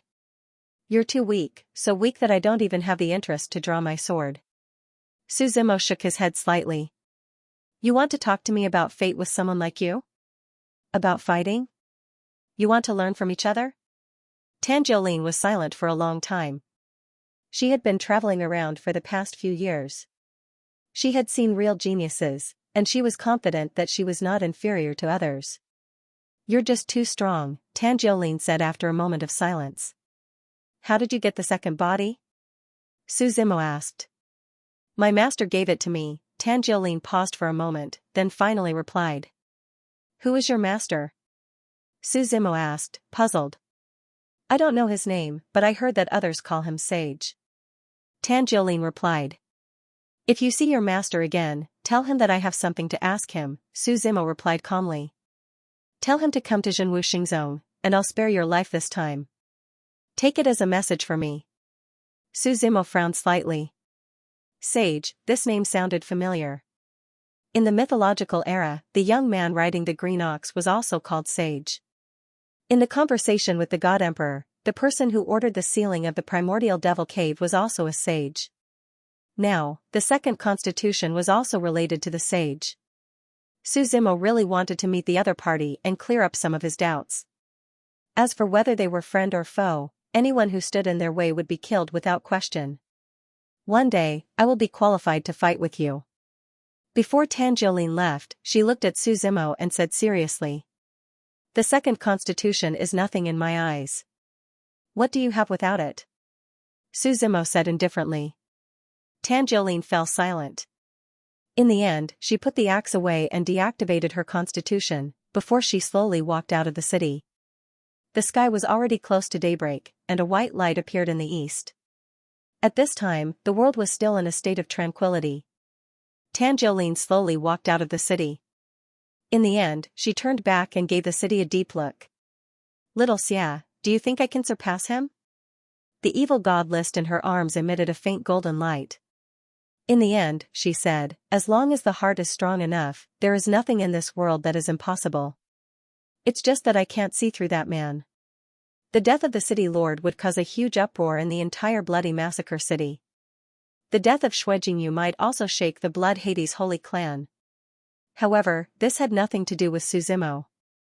In the morning of the second day, Suzimo took the teleportation formation in the bloody massacre city and prepared to return to the far west. After a boring teleportation, on the seventh day, Suzimo finally returned to the far west. The Chasing Sun City was located in the north of Xianxia Zone, within the territory of the Divine Sun Holy Clan. The Chasing Sun City was one of the few large cities under the Divine Sun Holy Clan's rule. It was said that an ancestor of the Divine Sun Holy Clan once chased the sun to this place. After that, he had a feeling and entered the immortal realm here. The Divine Sun Holy Clan built the city here to remember the glory of their ancestor. The morning light shone in through the window, enveloping a magnificent courtyard in the city. Xianxia slowly opened the door of the room. Facing the sunlight, his eyes were deep and clear. He used to be the holy son of the Divine Sun Holy Clan, possessing the Xianyuan war physique, one of the 100 great war physiques. He used to participate in the 6-sex grand competition. Although he didn't get first place, he still shone brightly. He used to be the holy son of the Divine Sun Holy Clan, who was nurtured by the clan to fight for the mandate of heaven. But now, Xiantian couldn't help but sigh. Things in this world were really unpredictable. Half a year ago, Laozu, who was in seclusion in the Divine Sun Holy Clan, suddenly appeared. Not only did Laozu break through to the immortal realm, but he also improved the overall strength of the clan. He even brought back a young man, intending to nurture him to replace him as the new holy sun. Xiantian swore that he would remember that day for the rest of his life. He proposed to challenge the other party, but in the end, he was trampled under the other party's feet, ending the battle in a very humiliating way. That young man had the immortal war physique, which was ranked 17th among the 100 Great War Physiques. Now, he had become the new city lord of Chasing Sun City. Although Chasing Sun City was a big city under the rule of the Divine Sun Holy Clan, he was still stripped of his position as the Holy Sun. This could be considered as leaving the clan and being exiled in disguise. His future was bleak, and Xiantian felt sad about it. Su Zimo came out of the teleportation formation. It was noon now, and the streets were very busy. It would take a few days to reach Xinzong's territory from the south of Chasing Sun City. Su Zimo found a restaurant. In fact, at his level, it didn't matter if he didn't eat for a long time. It was just that he had a desire for good food. When he entered the restaurant, it was the busiest time in the afternoon. There weren't many people, but there weren't few people either. Su Zimo found a seat by the window and sat down to look at the scenery outside. At this moment, a golden-robed young man accompanied by an old man walked into the restaurant. "Young Master Xianyuan, please come upstairs. A private room has been prepared for you." The manager of the restaurant quickly ran over and said respectfully to the young man. Xiantian nodded calmly and walked up to the second floor. Just when he reached the stairs, he subconsciously looked at Su Zimo, who was sitting by the window. The figure was also stunned on the spot. "Young Master Xianyuan?" The manager called out softly. "I'll sit downstairs today." Xiantian shook his head slightly and walked toward Su Zimo. "We're considered old friends, right? Can I sit here?" Xiantian looked at Su Zimo and asked. "Have a seat." Su Zimo nodded. Returning to the land of the far west once again made him feel homesick. "You look very decadent. Is it that obvious?" Xiantian chuckled. Su Zimo nodded affirmatively. Xiantian smiled bitterly and said, "I'm not as good as Brother Su. My future is bleak, and I don't know what to do next." "If you're not satisfied with having the 100 great battle physiques, what about those who don't even have one and are still struggling bitterly?" Su Zimo smiled and said, "Some things have to be fought for by oneself. Be content with what you have." Brother Su is right. It's just that I'm not that free to let go of some things. Xiantian smiled and said. "Brother Su, after the 6x tournament, I haven't heard from you for a long time. Now that there are so many geniuses in the far west, I can't see through you." "Geniuses? Tell me a few," Su Zimo said with a smile. "Let's not talk about those who are far away. Let's talk about the current holy son of our divine sun sect, Luo Changfeng. He just broke through to the Saint Vane realm half a year ago, and with the undying battle physique, he's already known as the #1 person in the far west. As for the purgatory holy sect's Tian Mozi, it's said that he obtained the inheritance of the ancient devil, and his strength has increased greatly. As for the Xianling sect's Xianling it's confirmed that she's the reincarnation of the peacock ancestor. In just a short period of time, her cultivation has also increased rapidly, and she's already showing the glory of the past. As for the Thousand Beast sect, it's said that the Thousand Beast sect didn't participate in the 6x tournament because an accident happened to their disciples' bloodline, and the Clear Moon Divine Altar was destroyed. However, it's said that a disciple's bloodline actually reverted to the perfect bloodline during that accident. At the same time, he has the bloodline of both the human race's cultivation speed and the demon race's combat strength. Hearing Xuantian's words, Su Zimo smiled and shook his head. He said, "He's just a useless person." "Su Zimo, you haven't been seen in the far west in recent years, and many people have gradually forgotten about you." Xiantian said, "Brother Su, it's better to be careful. There might be many people who want to challenge you." "Challenge me?" Su Zimo asked, amused. "Yes, because you were the #1 person in the far west. You are the #1 person in the far west. If I defeat you, I'll get that title. The second one is Jinwu Xingzong, who is standing behind you. Defeating the holy son of the sage sect is also a good way to become famous." Xiantian chuckled. "That's interesting." Su Zimo smiled. He said, "Let me give you a suggestion. If you are really confused about the future, you should go out more often. The land of the far west is too small after all. These 5 continents are indescribable. Perhaps your opportunity is waiting for you somewhere else." Xiantian nodded seriously. He probably had the same idea. During the meal, the two of them chatted a lot. Although they weren't too familiar with each other before, martial arts were meant to be a mutual discussion. In addition, Suzimo had been away for a few years, and the land of the far west had taken on a new look. Everyone was growing rapidly, preparing to deal with the destiny of this great world. The two of them chatted from noon until dusk. Just then, a group of people walked in from outside the restaurant. This group of people were all dressed in golden robes, which was the uniform of the Divine Sun sect. Suzimo glanced at them casually. What he really cared about was the leader of this group. It was a young man. He was wearing a golden robe with a blazing sun drawn on the back. There was also the unique sect symbol of the Divine Sun sect on his chest. Moreover, the color of his robe was darker than the others. During the Six Sects tournament, Suzimo saw Xiantian wearing this robe. It seemed that this was the unique robe of the Divine Sun sect's holy sun. "Your old friend is here," Suzimo said to Xiantian. Xiantian looked back, and his face instantly turned cold. There were 4 people in this group, 2 men and 2 women. At this moment, the leader, the holy son of the Divine Sun sect, Luo Changfeng, slowly walked towards Xiantian. "I went to the city Lord Manor. They said that you were here, so I came to find you," Luo Chang has said calmly. "What's the matter?" Xiantian asked without raising his head. "Senior apprentice brother Xianyuan, senior apprentice brother Luo is a holy son. Please watch your attitude," a female disciple said angrily when she saw Xianyuan's cold attitude. "Junior apprentice sister Qing Lu, I'm your senior apprentice brother. Please watch your attitude," Xiantian replied coldly. "Forget it, Qing Lu," the other female disciple said with a smile as she shook her head. "We can understand that senior apprentice brother Xianyuan is angry. We're just here to discuss some things with senior apprentice brother. It's the sect's orders. We have no ill intentions." Suzimo glanced at the female disciple. She was wearing a light golden robe, and her waist-length hair was tied up a few times behind her back. Her face was delicate, especially her eyes. They were clear and moving, as if they didn't contain any impurities. They were very pure. "Junior apprentice sister Qingxue, please enlighten me," Xiantian said with a smile.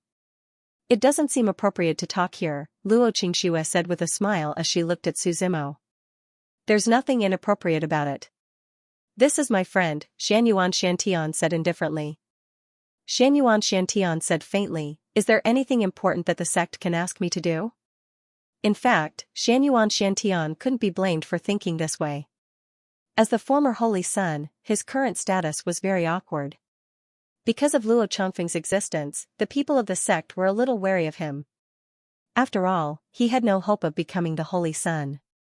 However, he was unwilling to be ordinary in his heart. Therefore, he was very conflicted. "Let's go," Luo Changfeng didn't say much. He pulled a chair and sat down. Then, he said calmly, "You should know about the Southern Sky Four Devils, right?" Xiantian nodded slightly. The Southern Sky Four Devils were 4 rogue cultivators of the eastern continent. To be precise, they were evil cultivators. Their cultivation method was too cruel. Therefore, they were attacked by many people. However, the 4 of them had high cultivation and were very secretive. Therefore, many people couldn't do anything to them. Some time ago, the Southern Sky Four Devils entered the territory of our Divine Sun sacred clan and massacred a village. Luo Changfeng said, "The elders of the sect came out of seclusion and chased after them. They killed 3 of them, but one of them escaped. I was ordered to chase after that person. According to the tracking and searching along the way, I guess that he should be hiding around chasing Sun City." "Who escaped?" Xiantian asked. The Southern Sky Four Devils each had their own abilities. Each of them was proficient in a different field. Therefore, he naturally had to ask clearly. "It's the Formation Devil, Gong Sun Hong," Luo Changfeng replied. "Therefore, I hope that you can cooperate with us and capture Gong Sun Hong together. We can also restore peace to chasing Sun City. Chasing Sun City is so big. If he really hides, we won't be able to find him, Xiantian said after thinking for a while. He won't hide forever because the evil technique he cultivates is too special. He must drink the blood of young boys and girls. So he will definitely take action again, Luo Changfeng said with certainty. What do you mean? Xiantian frowned slightly. I want you to gather all the young boys and girls in Chasing Sun City and protect them. In addition, seal the city and don't allow anyone to leave, Luo Changfeng said. It won't be long before he shows his true colors. That's impossible. Chasing Sun City is such a big city. It can't be sealed so easily, Xiantian said as he shook his head. I'm following the orders of the sect. I have the right to make decisions, Luo Changfeng said faintly. I'll be responsible for anything that happens. Since you have the right to make decisions, I won't interfere in this matter, Xiantian said directly. From now on, you'll be in charge of Chasing Sun City. The credit is yours. You'll also be responsible for anything that happens. Okay, Luo Changfeng nodded calmly. Luo Qingxue wanted to say something, but she could only shake her head helplessly in the end. Then you can leave. Don't disturb me while I'm drinking, Xiantian turned around and smiled at Su Zimo. Brother Su, cheers. Su Zimo smiled and raised his cup. Luo Changfeng didn't say anything. He stood up and left without any expression on his face. After they walked out of the restaurant, Luo Qinglu said indignantly, Senior Brother Changfeng, you're a holy son. How can you let Xiantian neglect you like this? If you want someone to die, you must make him go crazy first, Luo Changfeng shook his head calmly. He said, quarreling and fighting are meaningless. Forbearance is a must for a successful person. Either forbearance or kill in one blow. Do you know the calm before the storm? You're so profound. I don't understand, Luo Qinglu shook her head and replied. Luo Qingxue smiled and explained, Senior Brother Changfeng has just ascended to the position of Holy Son. He can't be too sharp. Once he stabilizes his position, it'll be time for a great purge. Senior Brother, what should we do now? The only male disciple among the four asked. Luo Changfeng pondered for a moment and said, go to the city lord's mansion, then seal the city today. First, ask around to see if anyone has a missing child. After that, we gathered all the children together and left them under the protection of us and the city lord's mansion. When Gong Sun Hong could no longer bear it, he would naturally come out. Also, order people to search the entire city. Isn't this a bit too loud? The male disciple asked hesitantly. To beat a snake, you have to hit where it hurts. If you don't kill it in one strike, it might rise from the ashes. Luo Changfeng said solemnly, now that we have killed the other 3 devils, enmity has already been formed between our Divine Sun clan and him. If we don't catch him quickly, he will be free to kill more people. Then I'll do it right away. The male disciple nodded. In the restaurant, Xiantian snorted coldly as he watched Luo Changfeng and the others leave. Brother Su, do you want to watch a good show? Xiantian looked at Su Zimo and asked. What do you mean? Su Zimo was slightly startled. If Brother Su is not busy, you can stay in my Chasing Sun City for a few days. Xiantian said. Su Zimo looked at Xiantian with interest. He was not in a hurry to come back this time. Other than visiting his parents, he was also dealing with some matters. I won't hide it from Brother Su. Actually, I have heard about the 4 Southern Heaven Devils. A few days ago, before Luo Changfeng and the others came, I had already asked people to pay attention to Gong Sun Hong's movements. Xiantian said with a smile. Now, I have almost grasped it. Su Zimo smiled. He did not expect such a result. Although Xiantian was no longer the Holy Son, he should still have some spies in the sect. After all, he had just been stripped of his position as the Holy Son, and his forces should still be strong. Then why didn't you say so just now? Su Zimo asked. I don't want to give this credit to him. Xiantian said. Brother Su, how about staying for a few days? I have no objection. Su Zimo nodded slightly. After the 2 finished eating, Xiantian brought Su Zimo to the city lord's mansion. He tidied up a small courtyard in the mansion for Su Zimo to live in. The sky gradually darkened. The small courtyard where Su Zimo lived was just next to the small courtyard where Luo Chongfeng and the others lived. The courtyard was not big, but the decoration was very unique. In the evening, the late autumn season was already a little cold. The leaves on the big trees in the courtyard turned yellow and fell down. The space in front of Su Zimo was torn apart, and Baemont's burly body slowly walked out. "What's the matter?" Su Zimo asked. "Master, it's time for me to leave." Baemont knelt on one knee. After a moment of silence, he said, "Your mission." Su Zimo narrowed his eyes. He did not expect this day to finally come. Baemont nodded. "Now you can tell me what your mission is." Su Zimo asked. "Master, you should know about the space door that connects the primordial devil's den to the Yuanyang continent, right?" Baemont said. Su Zimo nodded. "Isn't the space door sealed?" "Every generation of great emperors will cast a seal to prevent the primordial devil's den from connecting to the Yuanyang continent."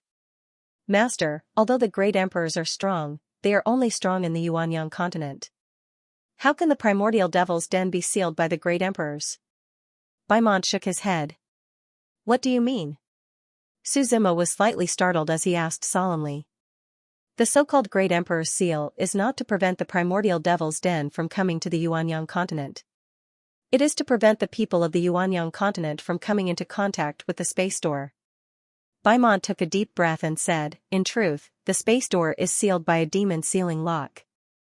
The devil suppressing lock is made from a very special kind of crystal, which greatly restricts our power. It prevents the primordial devil's den from connecting to the space door." "The demon sealing lock," Su Zimo murmured. "Yes. If you want to break the demon sealing lock, you must use a key refined from a chaos stone." Baemont explained, "The chaos stone is unique in the world. There is only one in the world. Every 1,000 years, the world will return to its original point. The sun, moon, and stars, including the Yuanyang continent and sky beyond heaven, will all return to a straight line. On that day, the demon sealing lock will rotate and the seal will temporarily lose its effect. That will be the best time for the chaos stone to break the seal. Now that 1,000 years is almost up, it is time for the demon sealing lock to open." "Where is the chaos stone?" Su Zimo asked with narrowed eyes. "The demon slaying clan," Baemont said. Su Zimo was slightly startled. The demon slaughtering clan. It's been a long time since he thought of this name. The demon slaughtering clan is not only responsible for hunting down the heavenly demons of each era, but they also guard the chaos stone. Baemont said, "I need to get the chaos stone before the demon sealing lock rotates. Only then can I open the space gate." "You want to go to the demon slaughtering clan?" Su Zimo felt a little dazed. She murmured, "Lan Kier."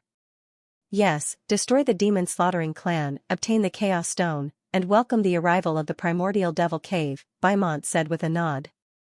"How confident are you?" Su Zimo thought for a while and asked. "I don't know. That clan is never as simple as it seems," Baemont said thoughtfully. "Go.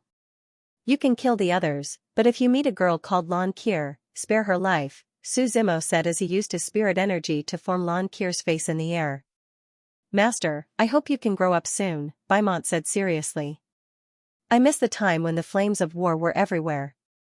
You led us to break fate, to fight against the heavens, to become enemies with the entire world.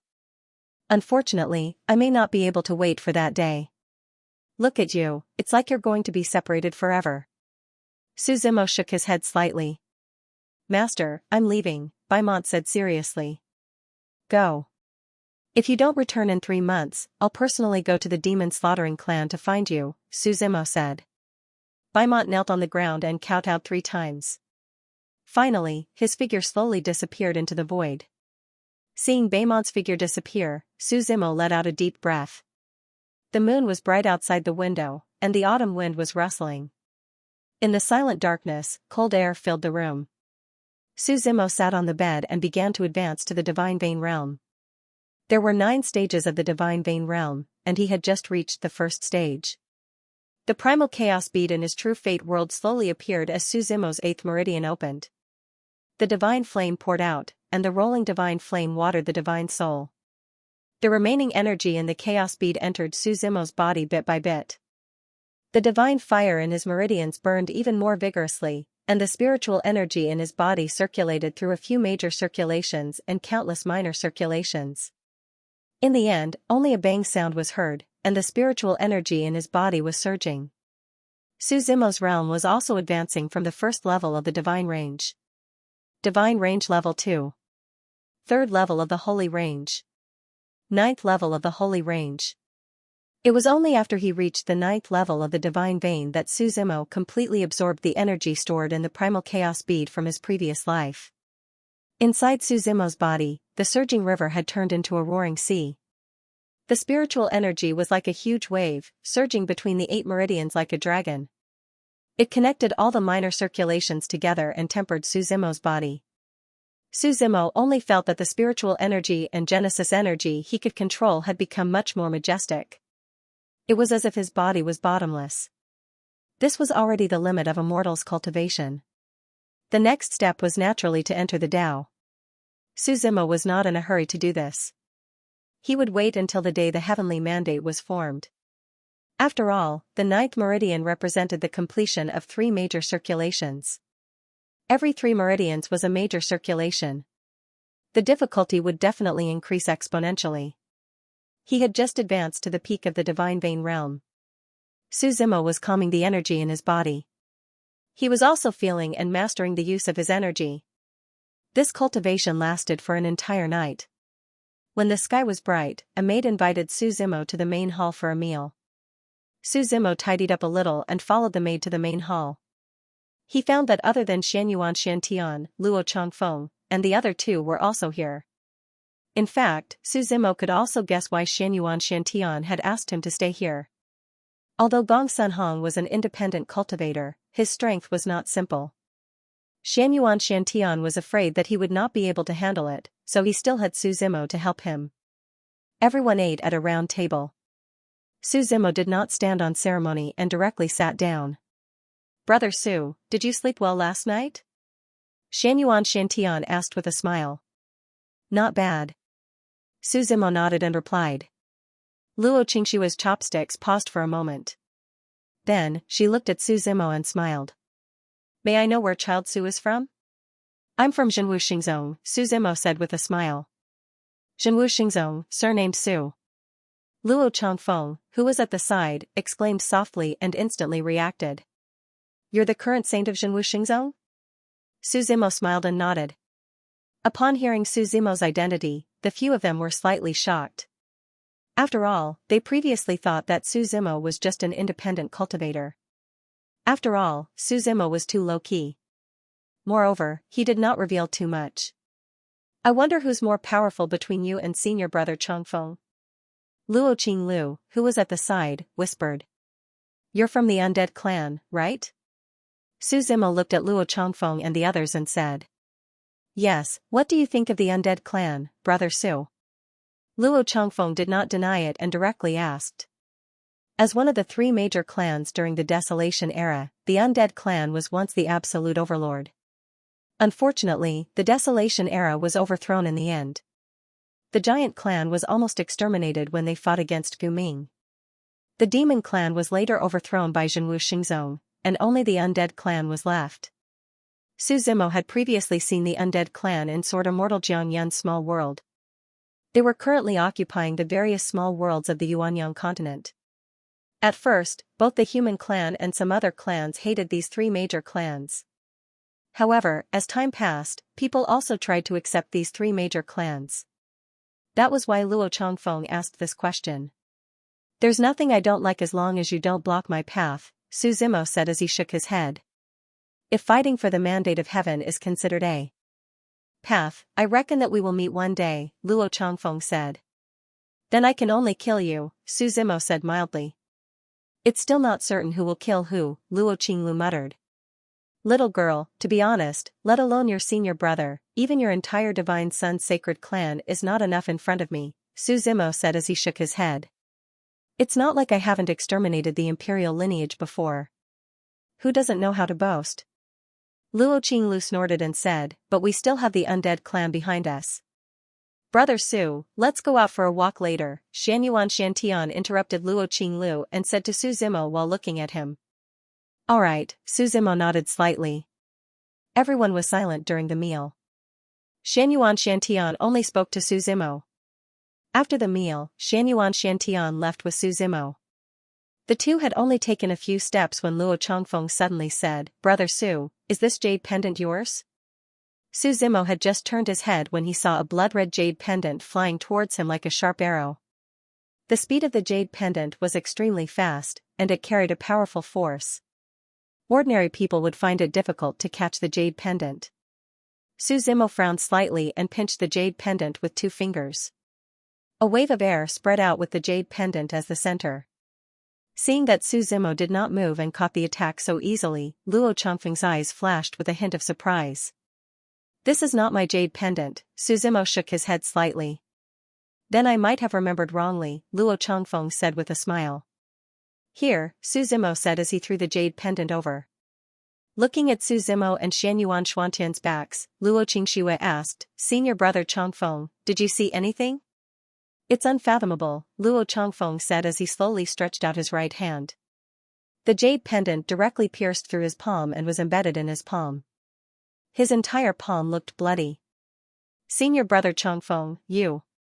Luo Qingxue's expression changed drastically as she said in disbelief. It's fine, Luo Chongfeng shook his head slightly. He pulled out the jade pendant, and the wound on his hand healed at a speed visible to the naked eye. The saint of Zhenwu Xingzong is indeed extraordinary. Su Zimo and Xianyuan Shantian walked out of the governor's mansion. They followed Xianyuan Shantian all the way to the west of the city. Although Zhuri City had been sealed off yesterday, it was still very lively. The scene in the city was still very lively and bustling. The two walked on the street in the west of the city.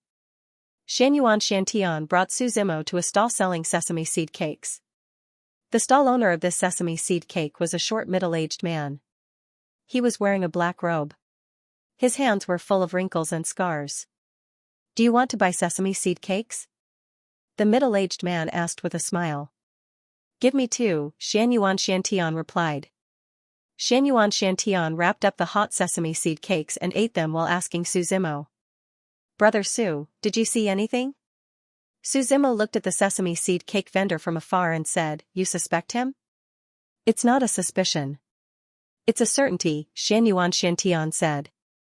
I've ordered people to keep an eye on him for a long time. We've been observing him since he entered the city. Xianyuan Shantian said, selling sesame seed cakes is just a cover for him. During the day, he was pushing the sesame seed cake stall around the city.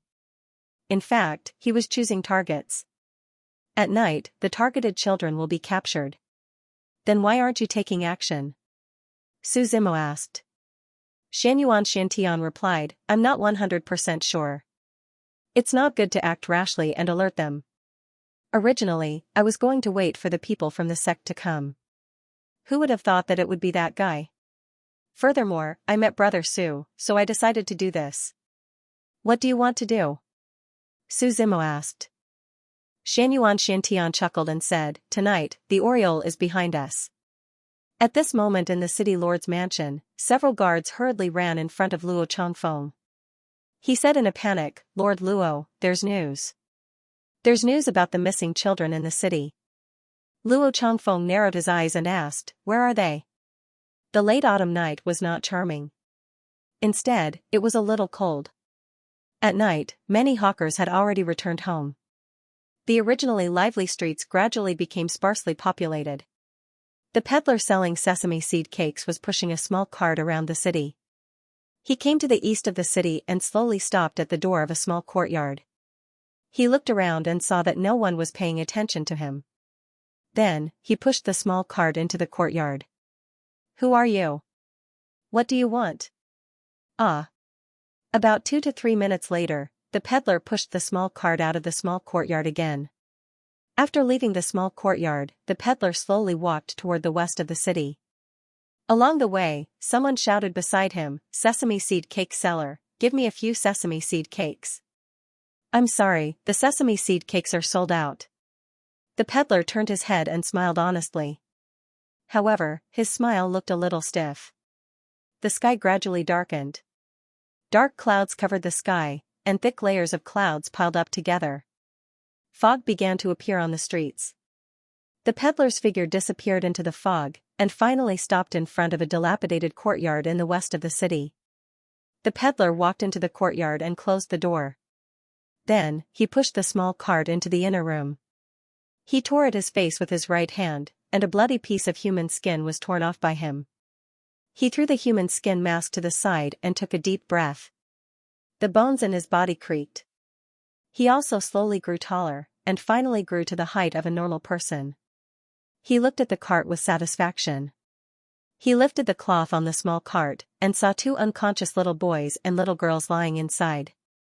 He was about to carry the 2 children out when his expression suddenly froze. He instantly turned his head and looked at the back of the room. He said, "Who is it?" "Gong Sun Hong, we meet again." Luo Changfeng slowly walked out. "I was wondering who it was. You people of the Divine Sun Sacred Clan really don't go away." Gong Sun Hong sneered. "Less nonsense. Hand over that thing, and we can let you live." Luo Changfeng said calmly. "Say, if I hand this thing over to another imperial lineage, will they protect me?" Gong Sun Hong said, "Your Divine Sun Sacred Clan really isn't afraid of snakes swallowing elephants. Your appetite is really big." "Then there's nothing more to say." Luo Changfeng was too lazy to talk nonsense. The might of the saint bloodline enveloped his entire body. Blood-red spiritual qi filled the surroundings between his palms, and he directly attacked Gong Sun Hong. Dark spiritual qi surged around Gong Sun Hong's body. With a light shout, a wave of qi spread out with him as the center, and the floor under his feet completely shattered. When the 2 were fighting, Luo Changfeng completely had the attitude of exchanging injuries for injuries. He didn't defend at all, and only attacked crazily. The 2 exchanged a few blows, and Gong Sun Hong couldn't hold on any longer. He was directly sent flying by a palm, and a mouthful of blood sprayed into the air. "You undead clan really aren't simple." Gong Sun Hong laughed bitterly. "Hand it over, and I can leave you a complete corpse." Luo Changfeng said calmly. Seeing Luo Changfeng walking step by step towards Gong Sun Hong, on a distant roof, Su Zimo said to Xiantian, "Looks like you won't be able to be the Oriole." "Brother Su, don't underestimate these Southern Heaven 4 devils. Do you know why this Gong Sun Hong was called the Formation Devil?" Xiantian replied with a smile. Within the room, Luo Changfeng struck out with a palm towards Gong Sun Hong. A bang sound was heard. Gong Sun Hong's figure actually turned into a few wisps of green smoke and disappeared. Then, a transparent barrier appeared around the entire room. On the floor of the room, waves of spiritual qi surged, and a deep void door opened from the room. Gong Sun Hong appeared beside the void door, and said with a light smile, "I've set up a formation in this courtyard. Do you really think that you can enter without anyone noticing? Do you think everyone in this world is stupid?" "I don't need to use any tricks to deal with you," Luo Changfeng said calmly. Gong Sun Hong snorted coldly, looking a little embarrassed. He didn't expect Luo Changfeng to look down on him like this. The aura of the Saint Meridian realm spread out from his body, and ripples appeared on the space door beside him. Then, a beast's roar came from the space door. A rumbling explosion resounded in the void, and a pair of purple claws tore open the space door. The monster's huge body slowly walked out of the space door. It was a purple monster with a body similar to that of a normal human. The monster had long hair, and a purple headband was tied around its head. There was also a dark yellow circle around its neck.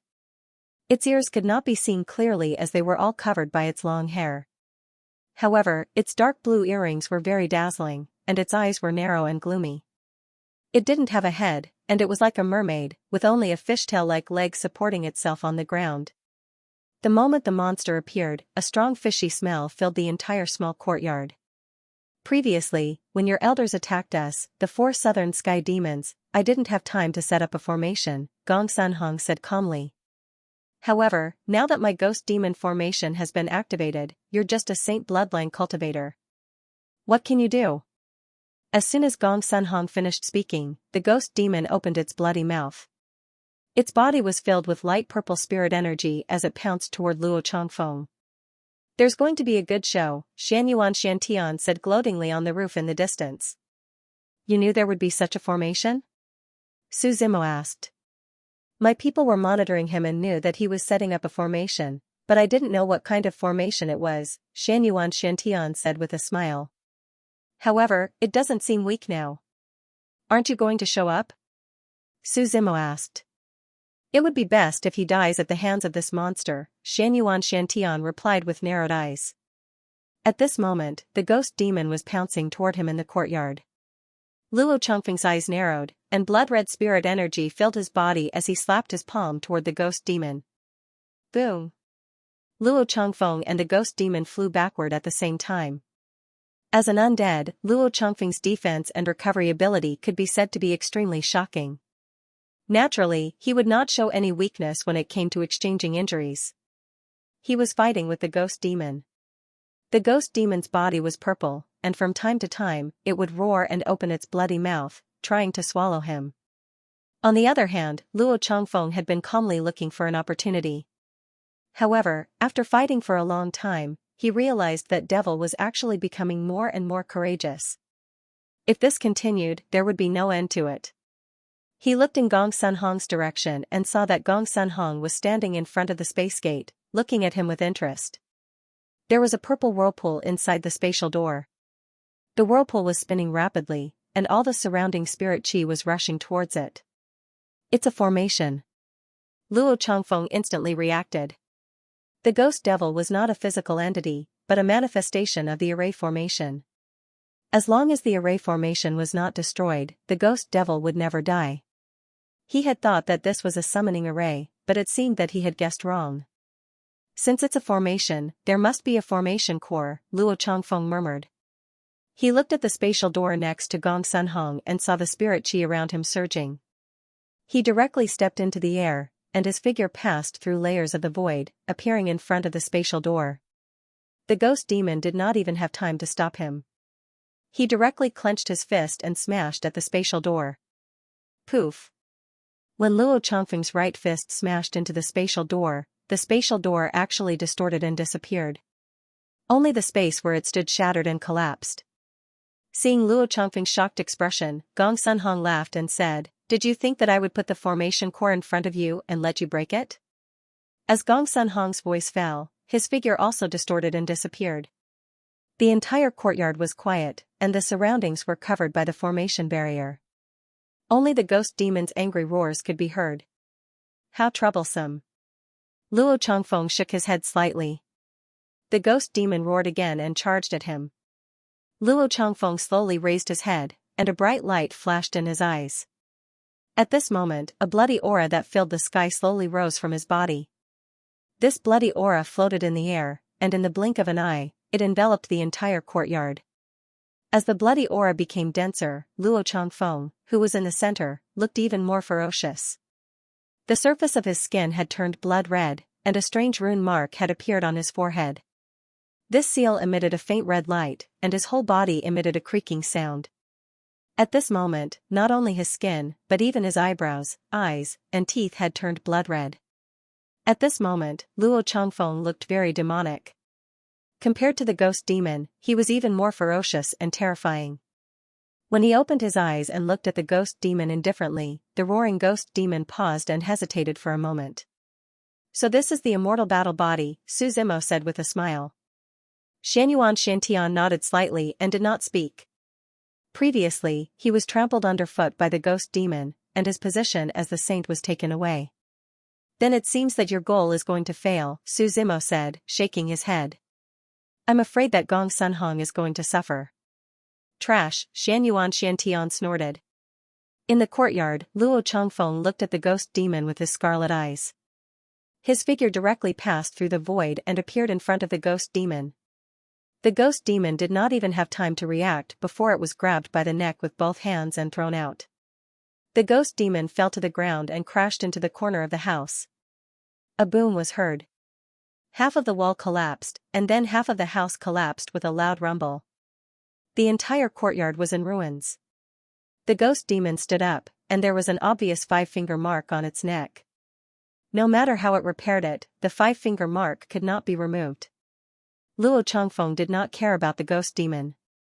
He glanced around the courtyard. Then, his figure was so fast that even the afterimage could not be seen clearly. He appeared in the corner of the courtyard. His hands directly broke through the void, grabbed Gong Sun Hong's neck, and pulled him out of the void. After Gong Sun Hong was caught, the blood-red color on Luo Changfeng's body slowly faded. He withdrew from the immortal battle body and returned to normal. Do you know? When you're strong enough, you won't care about any schemes and tricks. Luo Changfeng said indifferently. Let me go, and I'll tell you where the weak water pearl is hidden, Gong Sun Hong said with difficulty. Luo Changfeng looked at Gong Sun Hong and remained silent. Don't you want the weak water pearl, one of the 5 spiritual pearls? Gong Sun Hong said while struggling. Once I'm dead, no one will know where it is anymore. Speak, Luo Changfeng said indifferently. Gong Sun Hong took a deep breath and said, you have to promise me that you'll let me go if I tell you the news. Okay. You should know that my goal is the weak water bead.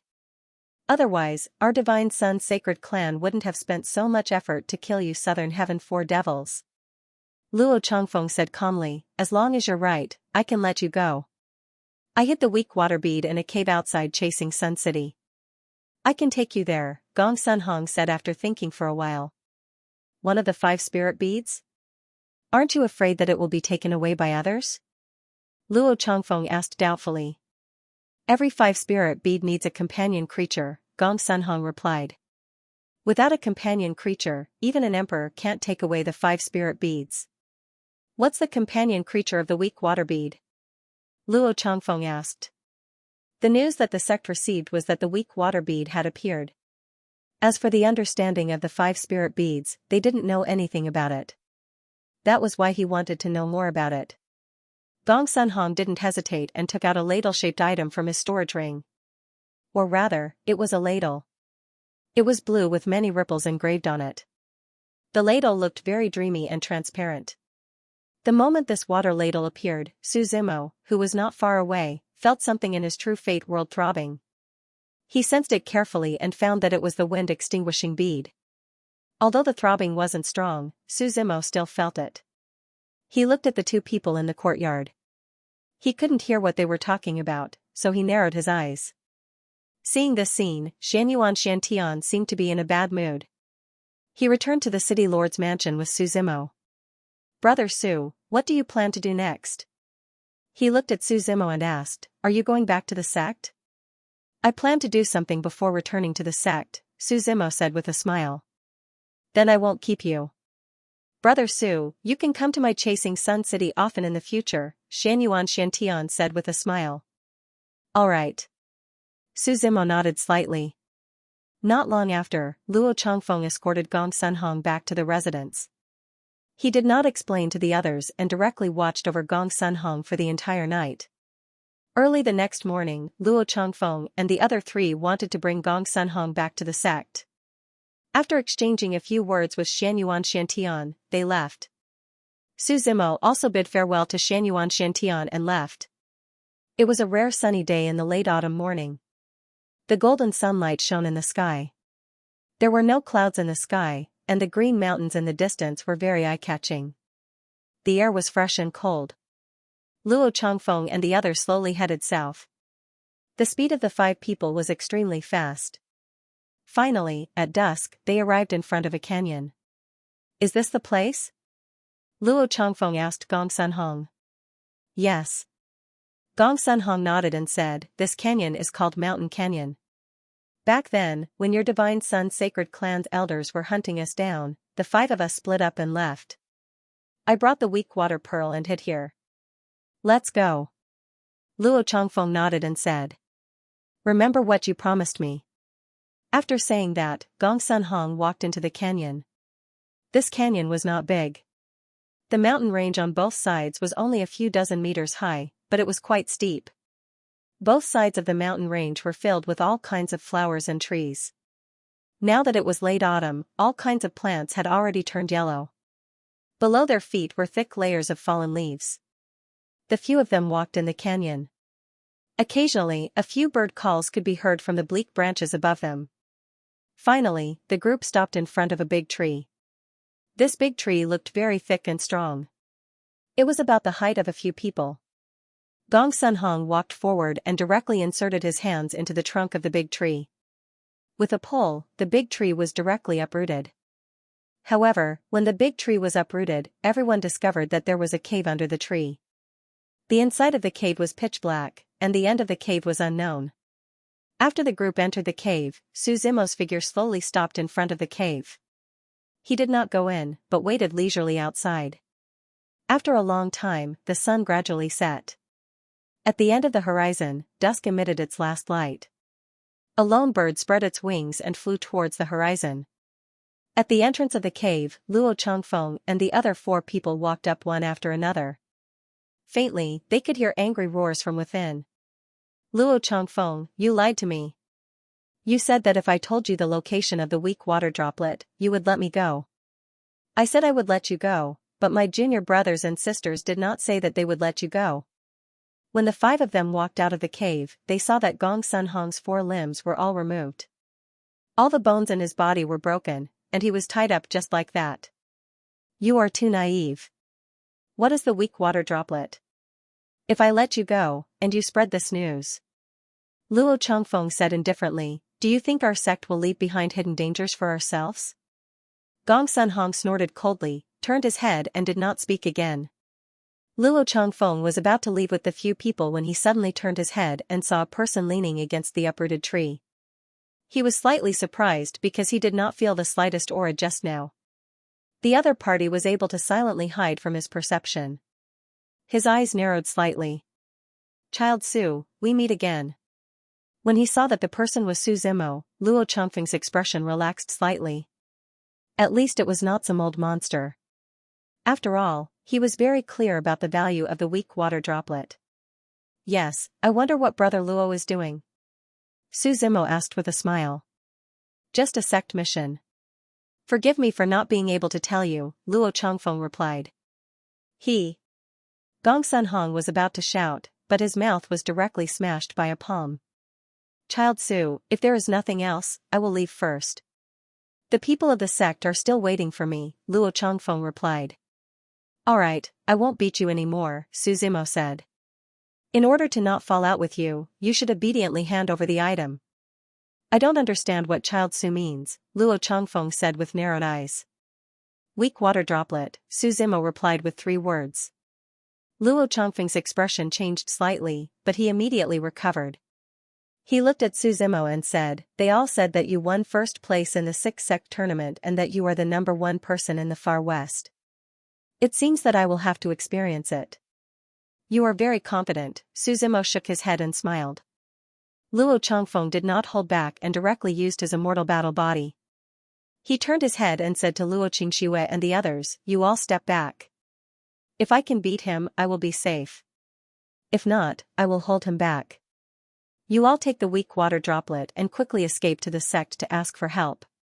Su, if you dare to hurt my senior brother, my undead clan will definitely not let you go. Luo Qinglu shouted from the side. Hearing Luo Qingliu's words, Su Zimo smiled carelessly and said, then I'll wait for you undead race. Luo Qinglu snorted coldly and retreated to the side with Luo Qingxue and the other 2. Luo Changfeng's Saint Vein aura shrouded his entire body as he stared at Su Zimo with his scarlet eyes. His right leg moved back slightly, while his left leg took half a step forward. He directly charged towards Su Zimo. Crimson spiritual chi spread out from his fist, and the mark on his forehead also shone incessantly. In just an instant, he appeared in front of Su Zimo. His fist heavily smashed onto Su Zimo's body. With a boom, a wave of air spread out from the 2 of them. Luo Changfeng stared blankly at his fist. At that moment, he felt as if he had smashed onto an incomparably hard piece of iron. Undead battle body? Su Zimo laughed lightly and said, have you played enough? You. Luo Changfeng's heart was beating wildly. He wanted to say something, but the words seemed to be stuck in his throat, and he didn't know what to say. Su Zimo grabbed Luo Changfeng's neck and slowly lifted him up. How can this be?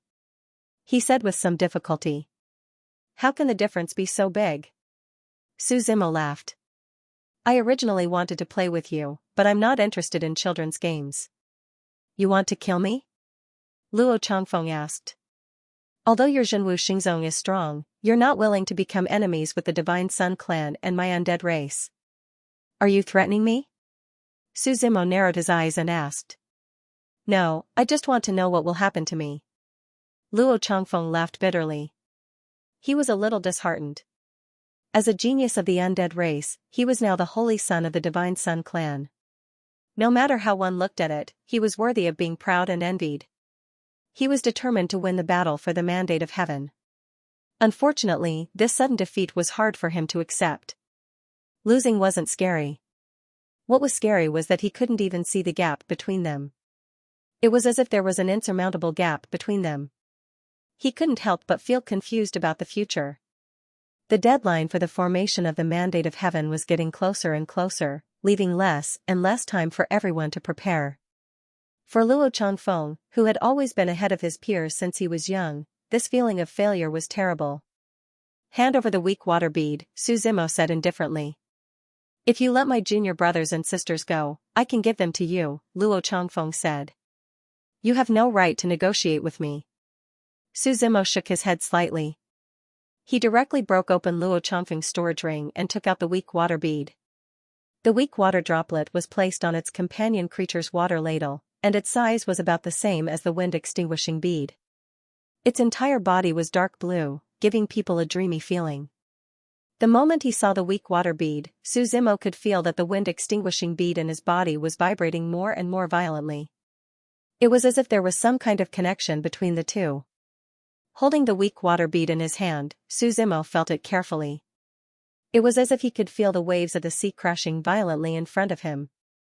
In the past, there were 3,000 weak water beads, but only one ladle was taken. This weak water bead was the heaviest water.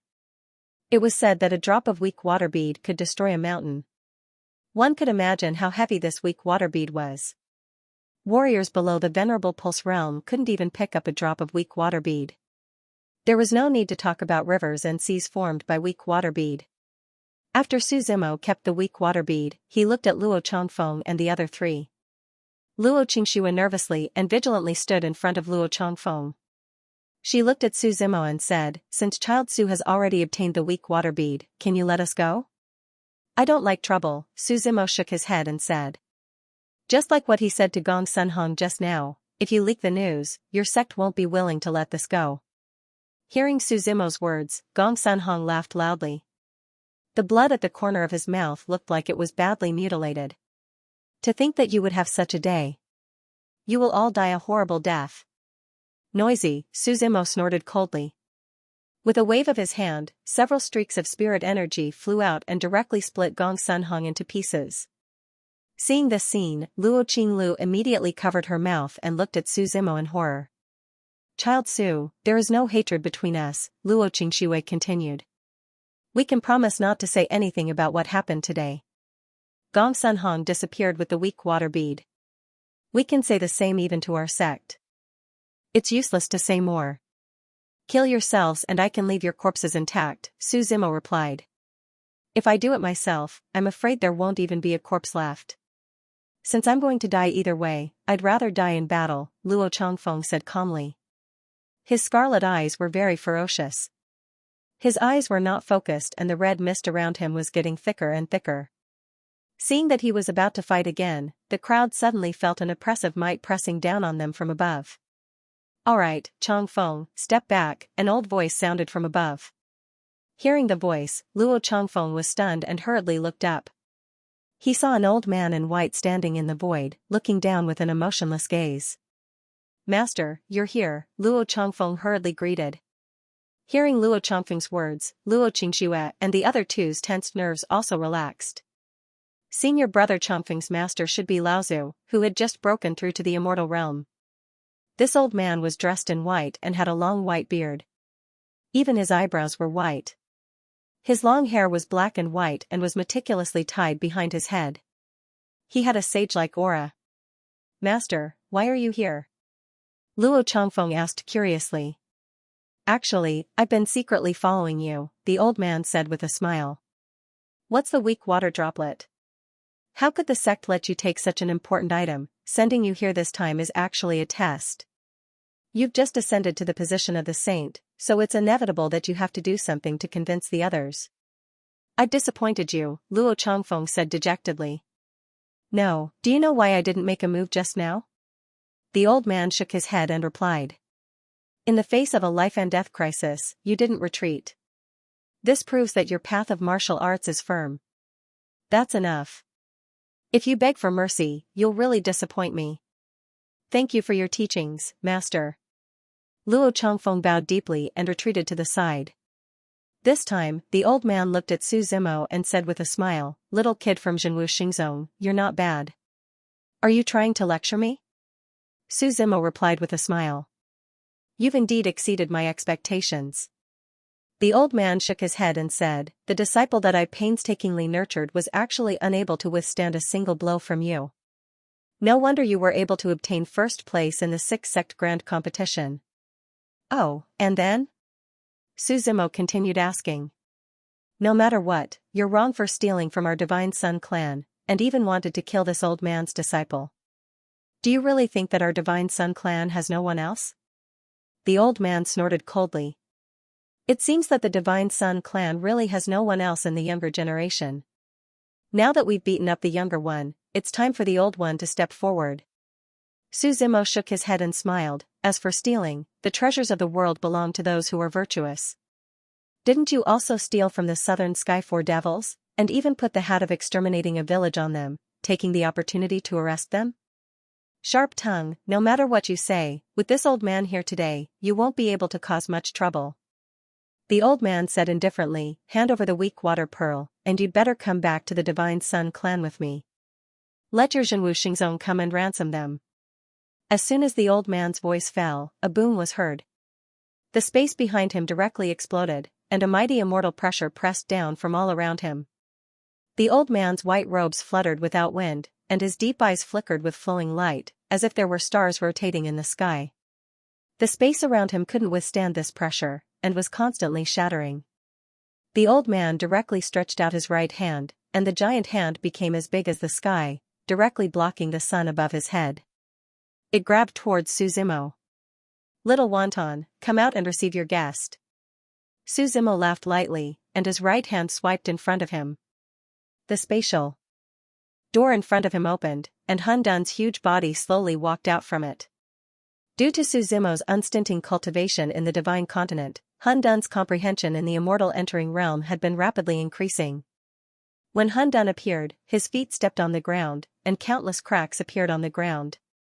An even stronger immortal pressure mixed with the beast pressure spread out majestically from Hun Dun's body. In this canyon, countless demon beasts felt this beast pressure, and all knelt on the ground, trembling in submission. Vain beast, a vain beast of the immortal entering realm, the old man murmured softly. His gaze was solemn, and it was only then that he began to take it seriously. He looked at Su Zimo and said, I underestimated you. Hun Dun, finish him off, Su Zimo said indifferently. Hun Dun roared into the sky, and a pair of wings that covered the sky slowly spread out behind him. His huge body charged toward the old man. The wings tore through the endless void and arrived before the old man in the blink of an eye. That's fast, the old man said in surprise. He hurriedly activated the spiritual energy around him to block Hun Dun's attack. With a boom sound, a blast of air exploded in all directions. A black hole appeared in space, and half of the sky collapsed. Endless waves of wind swept over. Hun Dun's body took 3 to 5 steps back, while the old man fell directly to the ground. As expected, demonic beasts still have an advantage over humans in the same realm, the old man muttered as he felt his arms go numb. Do you still want this weak water droplet? Su Zimo asked with a smile. Holy Sun Su, this matter is not over, the old man looked at Su Zimo and said plainly. He grabbed the 4 people beside him, broke through the layers of void, and left quickly. Hun Dun was about to give chase, but he was stopped by Su Zimo. The gap between you and him is not big. As long as he wants to avoid battle, you won't be able to kill him, Su Zimo said as he shook his head. Hun Dun nodded, looked at Su Zimo, and said, "Boss, now that the divine mainland has stabilized, I saw many beasts with good talents, and I want to teach them. When the time is right, we can take them into our thousand demons tribe." "Not now. The divine mainland has just stabilized, and it's still developing.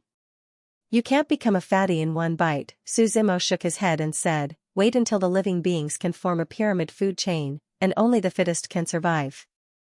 When the demon ancient era enters the great cultivation era, then the thousand demons tribe can appear." Hearing Suzimo's words, Hun Dun could only nod regretfully, and then return to the divine mainland. This was because the flow of time between the divine mainland and the Yuanyang continent was different. It was often said that a day in heaven was a year on earth. The time ratio between the Yuanyang continent and the divine mainland was about 1 to 7. Ever since the world's rules were perfected, Suzimo had noticed this situation. The flow of time in the divine mainland was 7 times faster than in the Yuanyang continent. Normally, 1 day in the Yuanyang continent was equivalent to 7 days in the divine mainland. Killing Luo Changfeng was not Suzimo's main goal. Now that he had the weak water droplet, 2 of the 5 spiritual pearls were in Suzimo's hands. As for the other 3, Suzimo had no clue, and could only rely on fate. Taking advantage of this time, Suzimo went to take a look at his true fate world. After the initial chaos in the divine mainland, all living beings had gradually become familiar with the way of life. Those who could not adapt to the living environment would eventually perish. Wild beasts were still the masters of this world, but humans were originally at the bottom of the food chain, and could only become food for wild beasts. Now, they had learned how to make simple traps to hunt for prey, and found caves that could shelter them from the wind and rain as their sleeping places. However, fire was still a very foreign thing to them. Humans were still like wild beasts, eating raw food. They had not learned how to control fire, drill wood to make fire, or even communicate with words. Suzimo did not interfere with the operation of the world. This was a necessary step, and also the process of the development of all living things. After coming out of the true fate world, Suzimo identified the direction and prepared to go back to Zhenwu Xingzong. Now, half of the sky had already fallen, and the sky was gradually darkening. Scattered stars appeared in the sky, and a crescent moon hung in midair, half hidden by dark clouds. Suzimo summoned the dark heavenly tiger, leaned on its back, and slowly walked toward Zhenwu Xingzong. Now, the dark heavenly tiger had grown into an emperor realm beast under Suzimo's nourishment. Its body was huge, and it looked very mighty. However, to Suzimo, it was just a means of transportation, and basically did not need to fight. After walking out of the canyon, he walked north for about half an hour. Under the dim moonlight, the dark heavenly tiger's figure slowly stopped. This was because not far ahead, a figure appeared. It was a figure covered in a black robe. "Long time no see," the black-robed figure turned around and said to Suzimo. "You're really willing to leave your forbidden area, aren't you afraid of being discovered?" Suzimo stood up from the dark heavenly tiger and said with a smile. The black-robed figure lifted the hood of his black robe, revealing a plain but shocking face. He was God Emperor, the ruler of the old territory. The founder of the Gate of God. "I've searched for a long time, but I couldn't find the blood clan you told me about," God Emperor said. Suzimo shook his head and said, "The blood race has already gone into seclusion. It won't be easy to find them." In this era where the human race was flourishing and the Yao race was following closely behind, the other races could only live with their tails between their legs. Just like the blood race, they must be hiding in the corners of this world. Perhaps the sealing race didn't come out, or perhaps someone close to you was a member of the blood race. It's just that you never knew. God Emperor said, "I want to ask you for a favor." Suzimo asked, "You want me to help you find the blood race?" God Emperor nodded and said, "Can you help me check in your sect? Your sect must have records of the blood race. My identity can't be too exposed right now. You should know that there are too many sects on this continent that are hostile to me. Once they find out about my fate, they will definitely kill me. If I know about this, they will probably invade the old territory." Suzimo chuckled. God Emperor was too arrogant when he was young and wanted to rule the entire Yuanyang continent. In the end, he was killed by 3 emperors and his will of heaven was shattered. Now, before he obtained the myriad Tao Red Lotus to condense the will of heaven, he could only hide. Suzimo said, I'll go back and look for you, but I can't be sure if there are any records of the blood race. Even in his previous life, he didn't hear anything about the blood race. There were more than 3,000 races in the world, and there were many that he didn't even know about. If he didn't help God Emperor find the Red Lotus, he probably wouldn't even remember the blood race. Thank you. God Emperor nodded and said, if there is any news, you can come find me at the Divine Gate. Suzimo said, you should go back as soon as possible. The imperial lineage around the old territory is very wary of your Divine Gate. God Emperor looked into the distance. He waved his right hand and a spatial gate appeared in front of him. Then, the God Emperor entered the spatial door, and the surroundings became peaceful. Suzimo could see that compared to before, God Emperor, who had experienced great ups and downs, seemed to have lost a lot of his sharpness. There were good and bad things in this state, or perhaps he had hidden all his sharpness. However, Suzimo wasn't afraid that God Emperor would betray him. After all, Baimont had planted a demon seal on him. Suzimo could also control it. Unless one day God Emperor also broke through the 10th meridian, only then would he be able to break the shackles of the demonic seal. The scattered stars in the sky gradually dimmed, and a few dark clouds covered the moonlight. The sky looked a little gloomy. Suzimo was lying on the back of the dark heaven tiger. He could feel a few drops of rain falling from the sky. As the raindrops fell on their faces, they felt cold. The huge body of the dark sky tiger gradually disappeared in the drizzle. Early in the morning, Zhenwu Xingzong was shrouded in a layer of fairyland-like fog.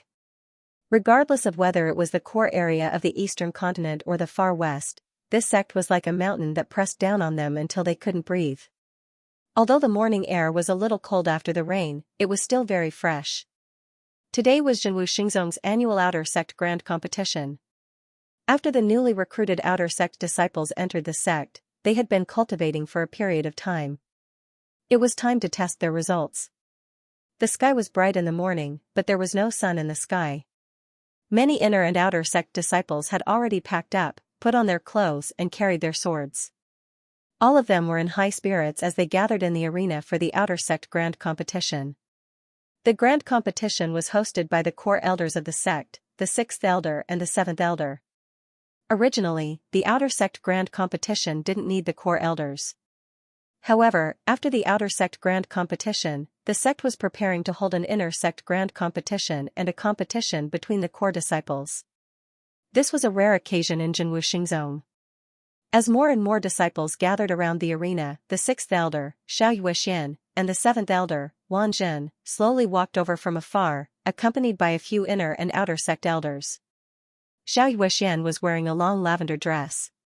Her face was calm and she wore light makeup. A faint aura of the Saint bloodline realm surrounded her. Not long ago, she had just been released from confinement. Originally, the sect wanted to strip her of her position as the 6th core elder. However, under the guarantee of Empress Hong Tian's general, Fei Hong Laozu, the sect reluctantly agreed.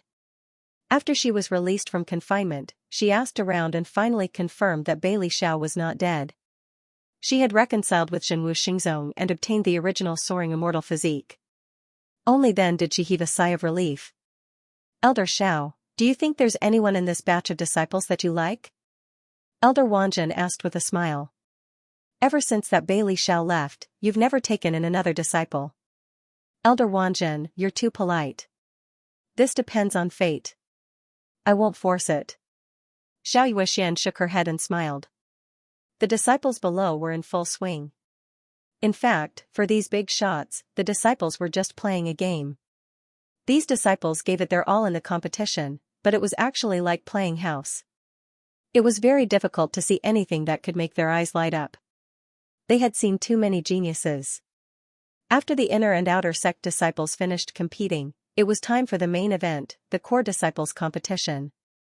As the future leaders of the younger generation in the sect, the core disciples competition was what everyone looked forward to the most.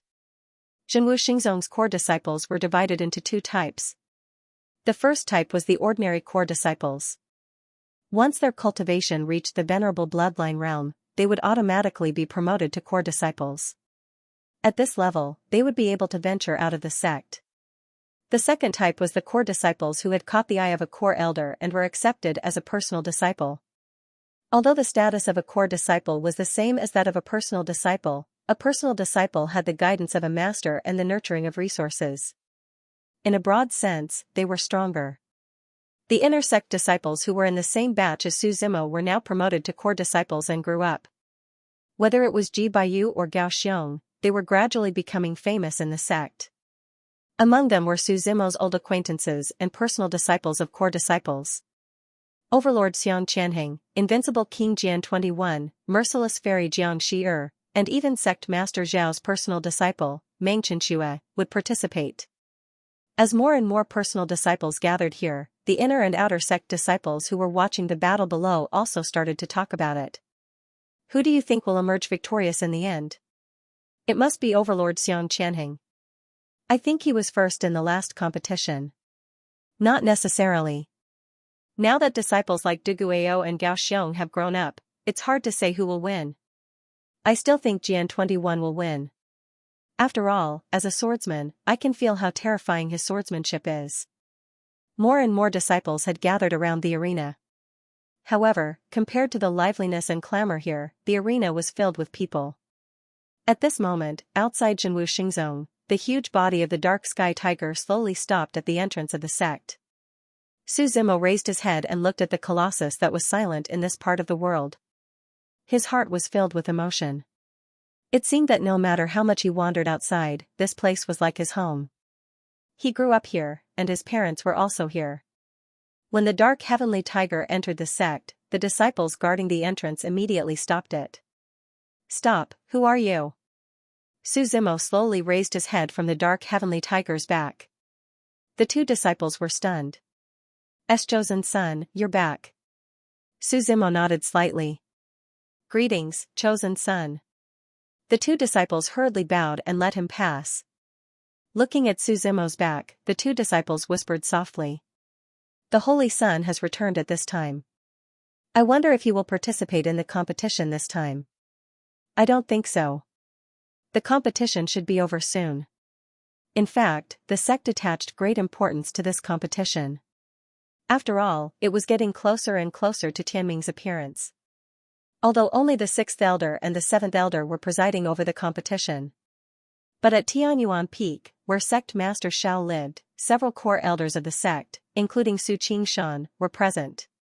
There was a huge mirror in front of everyone, and the situation of the competition was clearly reflected in the mirror.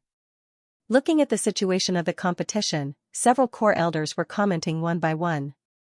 Gao Xiong has the bloodline of the ancient strength bearer. He's a good seedling with endless potential. Unfortunately, his bloodline is only half activated, and he's probably going to lose this competition. Ji Baiyu isn't simple. I heard that she's the descendant of Emperor Featherflight. She also learned a lot of things left behind by Emperor Featherflight. Her future is promising. The disciple that the sect master brought back isn't simple either. His talent and temperament are top-notch. He's even stronger than our disciples. There's also Du Guiyou. In recent years, he hasn't lost a single battle in Zhenwu Xingzong. He's already the #1 disciple in the sect. It's a pity that I've tried to take him in as a disciple several times, but he rejected me. I heard that his master is a reclusive expert. If I have the chance, I'll go and take a look. The 4th elder sighed. Upon hearing 4th elder's words, sect master Shao glanced at Su Qingshan and smiled. Shouldn't the #1 person in the sect be Nephew Zimo? That's not wrong. However, Nephew Zimo has not been in the sect for the past few years. Those new disciples have never seen him before. After all, seeing is believing. Therefore, if it weren't for the position of the Holy Sun, many people probably wouldn't have remembered him. The 4th elder replied.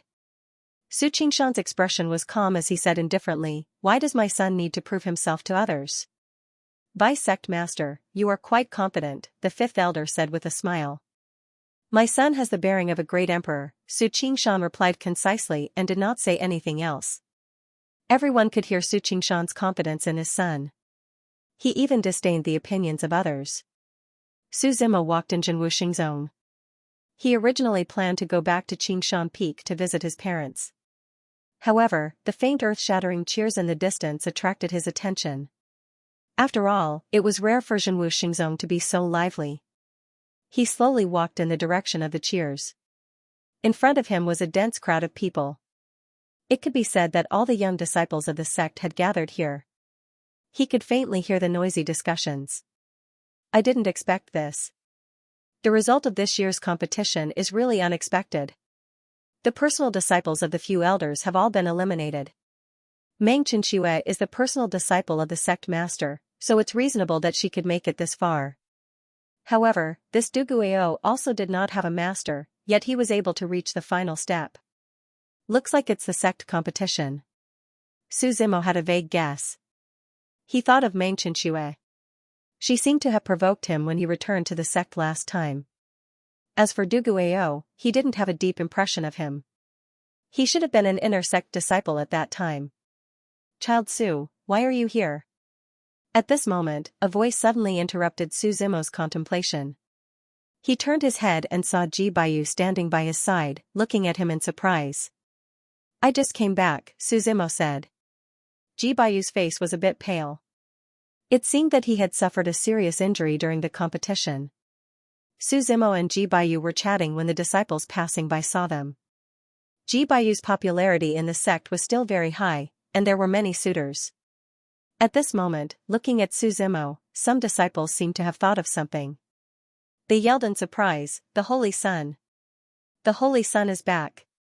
Yes, he must be the Holy Sun. I saw him in the last sect competition. There were also some new disciples who looked at Su Zimo and discussed in low voices.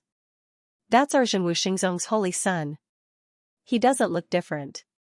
In the arena, the battle between Du Guiyou and Meng Qinshui had reached its climax. Both of them were really angry.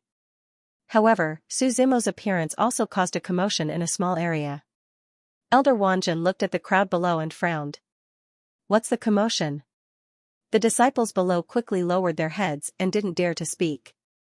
A few disciples said carefully, Elder, the Holy Sun is back. At this moment, the crowd automatically parted to make a path for Su Zimo. Elder Wanjin sighed when he saw that Su Zimo seemed to have grown a lot in the past few years. He glanced at Xiao Yuxian from the corner of his eye. After all, he knew about the grudge between the two. Xiao Yuxian's expression was calm as if nothing had happened. Xiama, come here. In the crowd of core disciples, Xiao Zai and Meng Kuo waved at Su Zimo.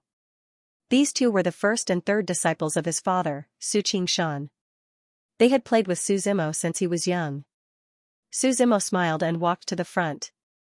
The personal disciples next to him all had different expressions. Xianxia looked indifferent and didn't look at Su Zimo. Xiang Qianheng and the others had smiles on their faces. As for what they were thinking, no one knew. At this moment, the battle in the arena had reached its conclusion. Du Guiyou held a long halberd in one hand and used the heaven-transforming halberd technique in the other. Endless holy aura surged from his body. The sight of the halberd hit Meng Qinshui's abdomen and blasted her out of the arena. Senior brother Dugu is mighty. A disciple shouted from below. Du Guiyou's eyes were domineering. He looked around and the halberd in his hand exploded with power. Many people around him didn't even dare to look at him directly. Zhenwu Xingzong is the best of the younger generation. Am I worthy? Du Guiyou raised his head and looked directly at the seventh elder. There's no such thing as number one. Cultivation is for yourself, not to compete with others. The seventh elder shook his head and smiled. Although that's the case, I've defeated everyone in the younger generation. I still want the title of number one, Du Guiyou said domineeringly.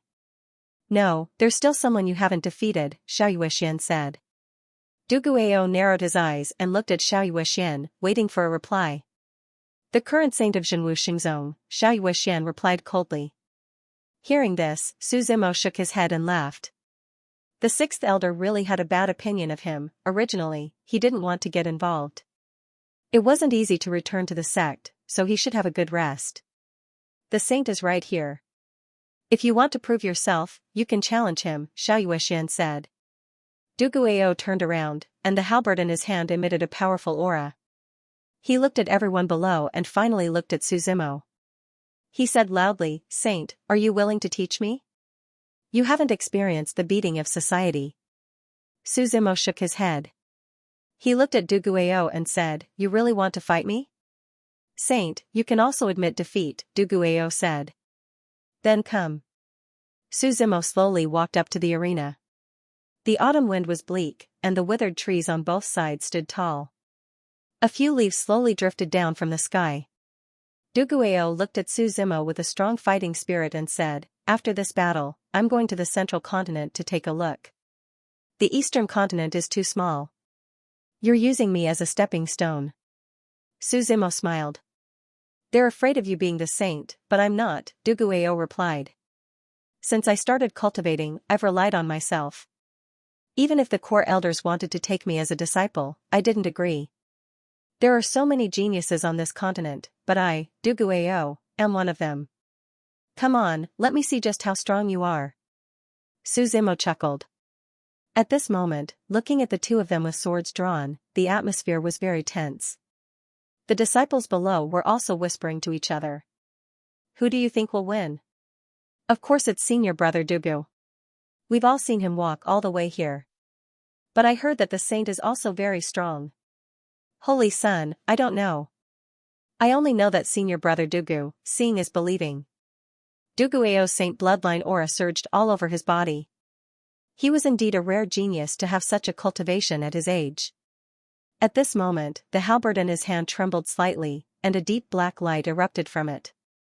"Heaven-transforming halberd!" Du Guiyou roared as the halberd in his hand sliced through the void. He shattered the boundless space around him. His aura was awe-inspiring, and his halberd technique had reached the point of perfection. He charged straight at Su Zimo. When the halberd smashed through all obstacles, it rushed towards Su Zimo with an almost invincible momentum. Everyone seemed to hold their breaths as they stared at Su Zimo, waiting for his next response. Su Zimo shook his head in boredom and slowly stretched out his right hand. His index finger and middle finger gently pinched the halberd. His movements were very slow. However, such a sloppy response directly clamped the imposing halberd between his fingers. It was as if a great fire in September was drowned by an overwhelming sea. The majestic halberds. Aura suddenly stopped. Du Guiyou looked at his halberd in disbelief. All his strength seemed to have sunk into a quagmire.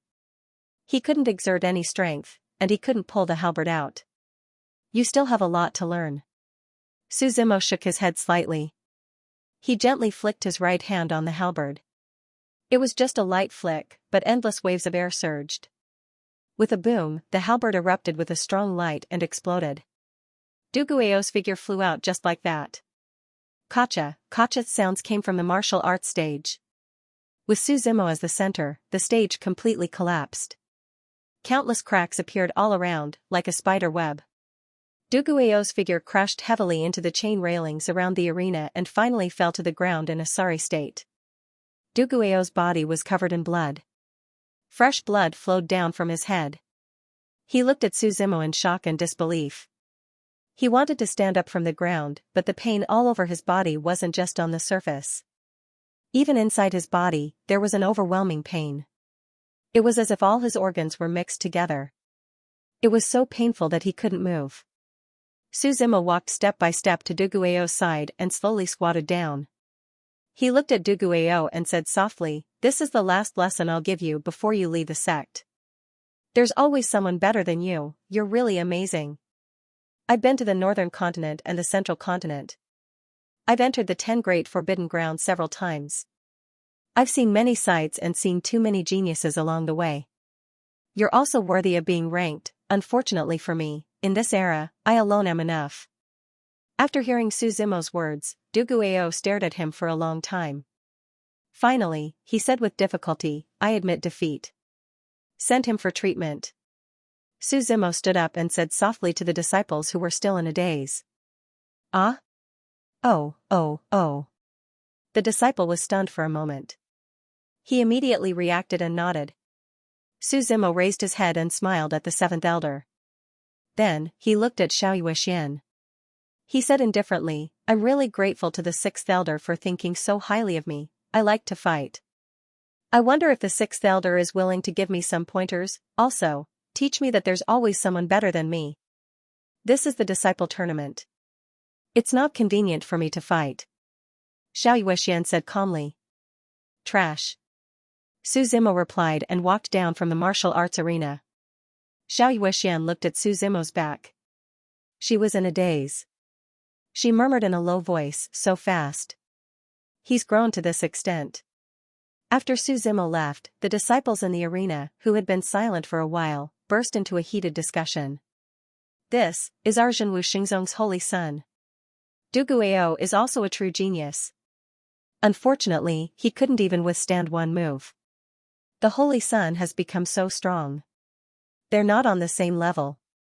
Listening to the disciples' discussion, Elder Wanjun looked at Xiao Yuexian and asked, Elder Xiao, how will the rankings be determined in this sect tournament? What's the point of ranking? Xiao Yuexian replied, let's rank whoever wins. Elder Wanjun smiled bitterly. Although Su Zimo didn't participate in the sect tournament, he only fought one battle. However, no matter who was ranked first in this sect tournament, the limelight would be stolen by Su Zimo. He thought about it and finally gave the first place to Su Zimo. In order to avoid embarrassing the others, the disciples were all convinced. At this moment, on Tianyuan Peak, everyone was watching Su Zimo appear and leave. The audience in the hall fell silent. No one knew what they were thinking, probably like a bottle of mixed feelings that had been knocked over. Everyone, please excuse me for a moment. My son is back and will probably go to Qingshan Peak to find me. Su Qingshan stood up and said, that brat hasn't come back in years. This time, he injured a fellow disciple. I'm going to have a good talk with him. Everyone looked at Su Qingshan. Although he said that, there was a smug look on his face, as well as an expression of trying to stifle a smile. Everyone could only sigh and say, what a hypocrite. You're really good at educating him. The children have their own ways to solve their own problems. We shouldn't interfere. Sect Master Xiao said from the side. Watching Su Qingshan's departing figure, Sect Master Xiao turned his head and looked at the many silent core elders. He asked, what do you all think? The fierce tiger returns to the forest, the true dragon returns to the sea. Us old guys are probably not his match. What else can we think? The second elder said with a smile. Qingshan has a good son. Sect Master Xiao sighed.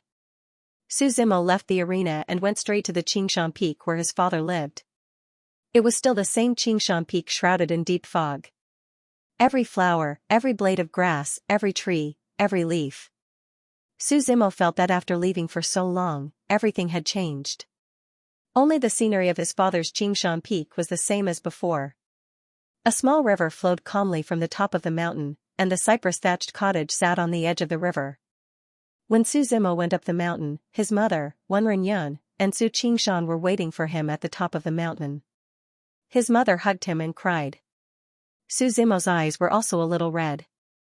Everyone in this world would leave you and have a conflict of interest with you, but only your parents would selflessly contribute without asking for anything in return. You've grown up a lot. As your father, I can't keep up with you. Su Qingshan lamented from the side. Su Zimo glanced at his father. His father had also broken through from the Saint Vein realm to the Divine Vein realm. Shouldn't a father be gratified to see his son grow up?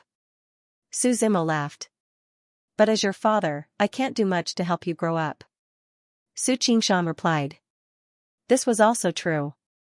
Along the way, Su Zimo rarely stayed in the true martial sacred sect.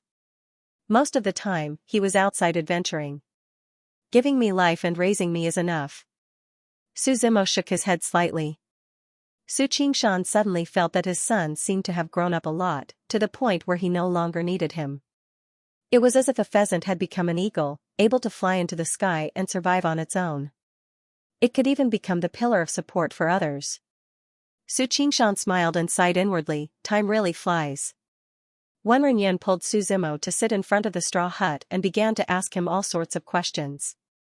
Su Zimo was also happy to share some of his experiences.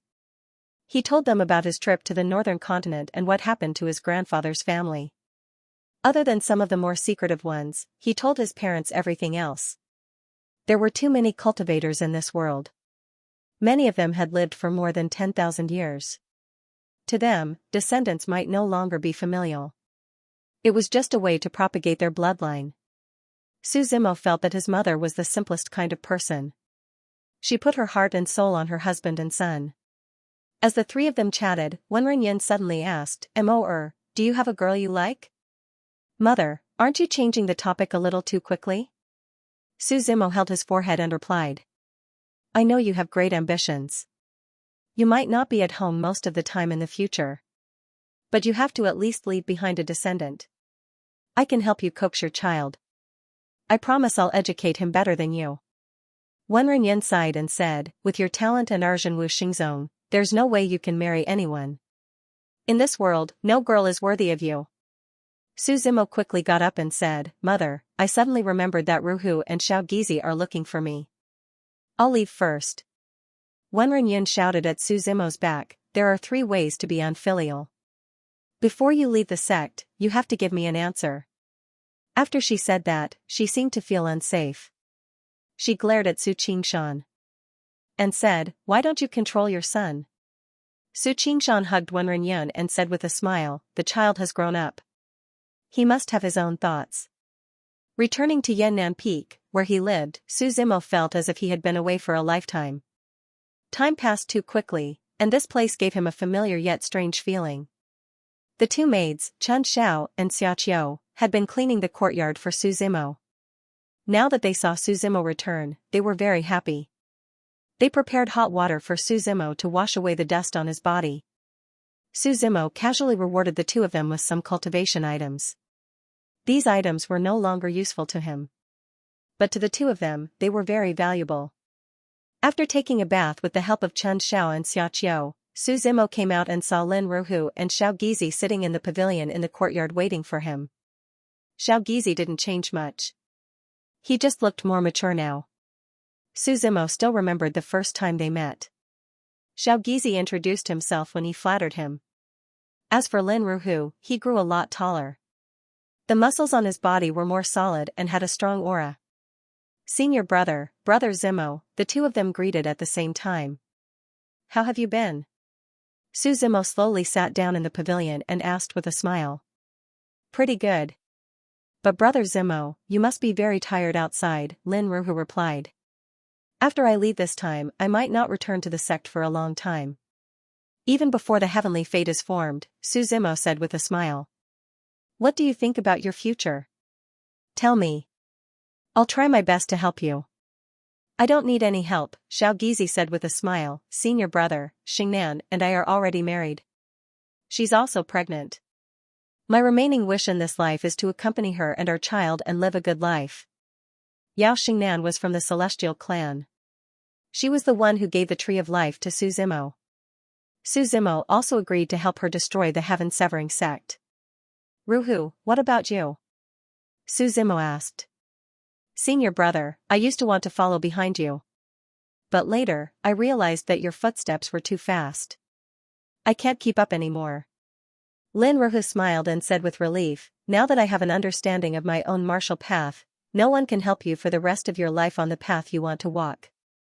I want to walk this path alone. Maybe we can meet again one day. Hearing the words of the 2, Su Zimo suddenly thought of a sentence. The peak of martial arts is loneliness. It's loneliness. It's a long search. It's lonely at the top. When you started from the beginning of the martial path, there were so many people accompanying you. Unfortunately, as you walked towards the peak, you would realize that there were fewer and fewer people around you. Some people reached the end of their lifespans and turned into piles of bones on this path. Some people had other pursuits and eventually started a family, wanting to stop and enjoy the scenery along the way. Su Zimo could understand their thoughts. Xiaogizi did not want to roam the world anymore. Perhaps the appearance of Yao Xingnan and her child had given Xiaogizi new pursuits. Lin Ruhu had also matured a lot. He wanted to walk this martial path himself. After all, no one could help you forever. The path that others helped you walk was ultimately not your own experience. Everyone had their own thoughts and pursuits, and Su Zimo was willing to respect their choice. The future is promising, Su Zimo said to the 2 of them. Senior brother, my real name is Zhang Gilin. I hope you can remember my name. Xiaogizi smiled and said, from now on, my child's name will be Zhang Shanjue. Su Zimo smiled and nodded. He chatted with Lin Ruhu and Xiaogizi for an entire day. The two of them only left when the sky was filled with stars. Su Zimo looked at the resplendent starry sky. A gentle breeze slowly blew past the mountainside. Su Zimo simply moved a reclining chair and slept in the courtyard. He did not comprehend or cultivate that night. He just slept quietly for an entire night.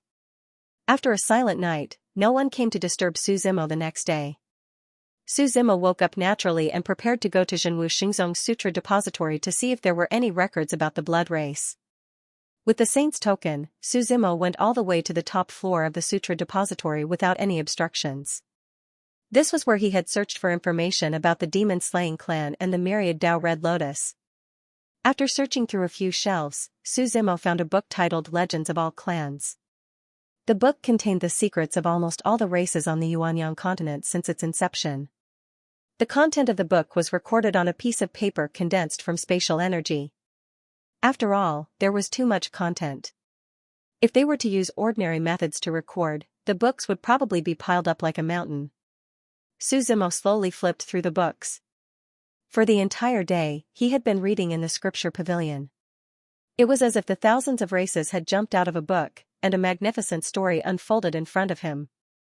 Thousand Feather Clan, Fallen River Clan, Viyu Clan, these strange races that Su Zimo had never heard of before were indeed very attractive. Finally, the sky gradually darkened, and the moonlight outside was sparse. When the moon pearl in the scripture depository slowly lit up, Su Zimo finally found the records of the blood breeds. This was a race with a long history. The origin of the blood breeds had long been unrecorded, but the peak of their race was the age of emperors. At that time, there was a peerless genius in the blood breeds. It was said that he had painstakingly cultivated for 3,000 years, and when he finally appeared, he already had the power to suppress the world. That person was Lord of Heaven Divine Blood. In that era, Lord of Heaven Divine Blood was almost invincible among his peers. Everyone thought that he would become the contender for the mandate of heaven, and eventually lead the blood breeds to a true renaissance. Unfortunately, Lord of Heaven Divine Blood met another monster. The monster with the monarch title Eternal Universe. Emperor Eternal Universe came from the Taiyuan Heaven sect, a sect with two emperors. In addition to their ancestor, Emperor Taiyuan, there was the even more brilliant Emperor Eternal Universe. In the final battle, Lord of Heaven Divine Blood lost to Emperor Eternal Universe, and also missed the mandate of heaven of that era. In the end, Lord of Heaven Divine Blood, who could only enter the immortal path, was disheartened and lost his former sharpness on the path of martial arts.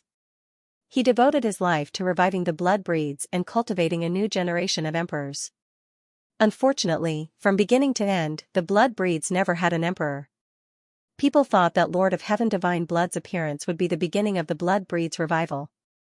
Who would have thought that from then on, it was already the end of the blood breeds? Su Zimo slowly flipped through the book in his hand. The records in the book were not very detailed, but he could roughly understand some of the rumors of that era. In the beginning, under the leadership of Lord of Heaven Divine Blood, the blood breeds did indeed start to rise bit by bit. Although they could not compare to the human race and the Yao race, they gradually gained a position among the 100 races. Unfortunately, for some unknown reason, the blood breeds offended an imperial lineage. Heavenly Sword Mountain. In that era, the conflict between the blood breeds and Heavenly Sword Mountain had reached a climax. Unfortunately, the difference in power between the two sides was not big, and neither side could do anything to the other. Unfortunately, the blood breeds did not expect that the mandate of heaven of that era would be carried by someone from Heavenly Sword Mountain. A man with the monarch title Xianxia Tian walked out of Heavenly Sword Mountain, and in the end, swept away all obstacles. In the end, the blood breeds experienced a great battle, and their vitality was greatly damaged, so they could only seal their race and not come out. Since then, Heavenly Sword Mountain's reputation in the Heavenly Luan region, one of the 5 regions of the central continent, and their development was extremely fast. And since then, there were no more traces of the blood breeds. Today, the gears of the era slowly turned, and everything changed greatly, but the blood breeds still did not come out.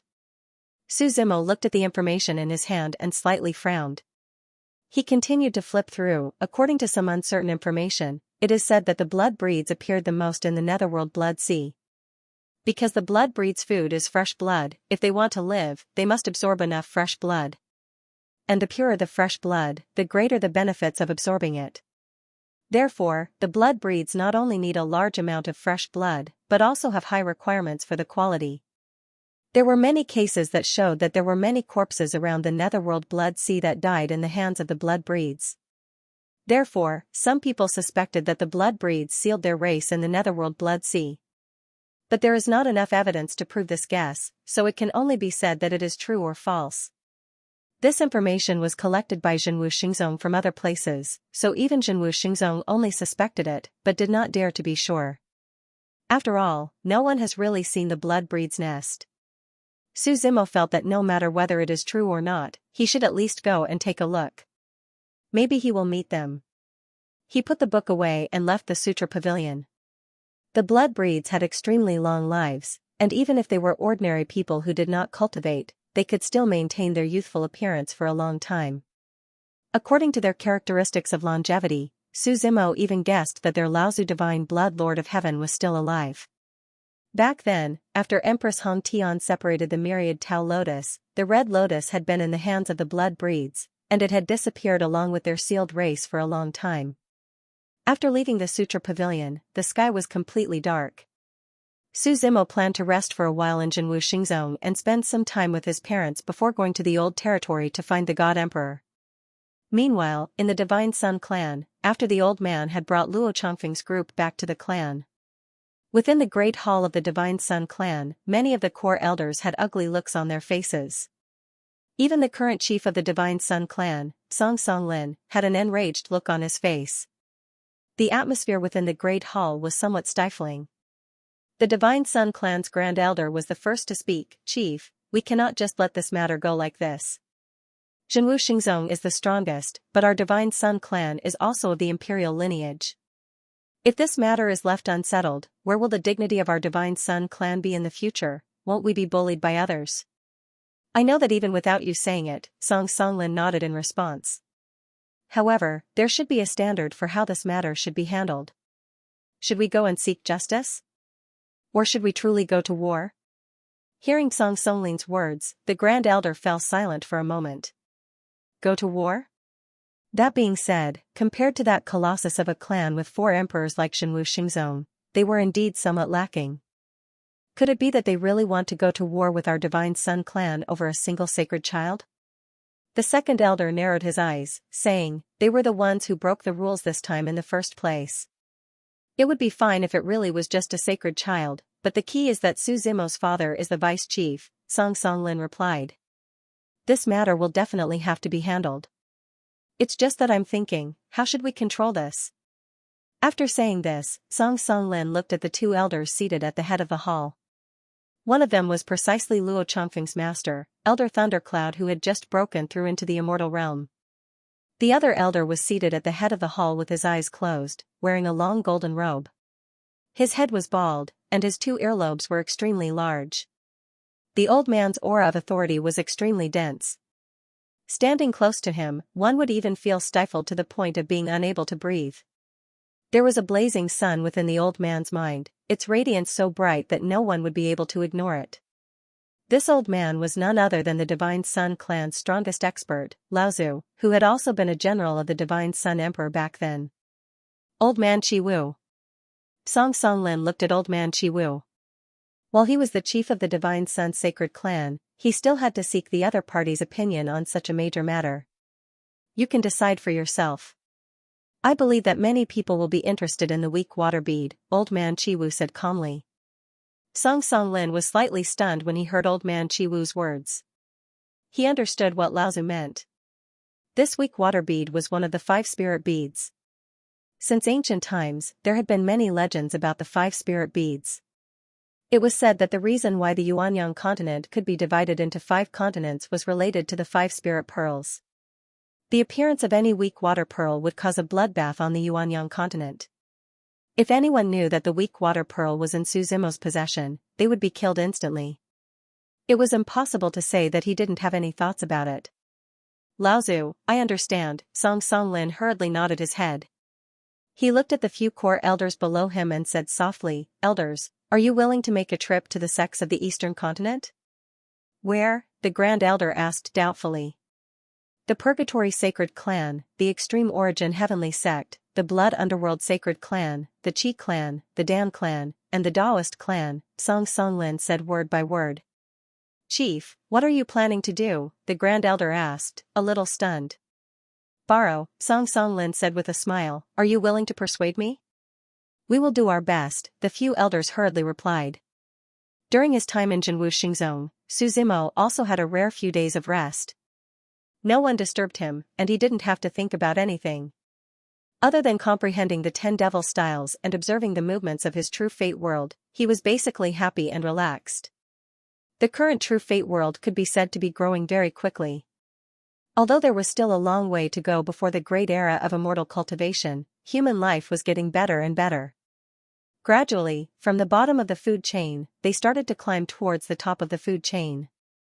Wind, rain, thunder, lightning, and snow.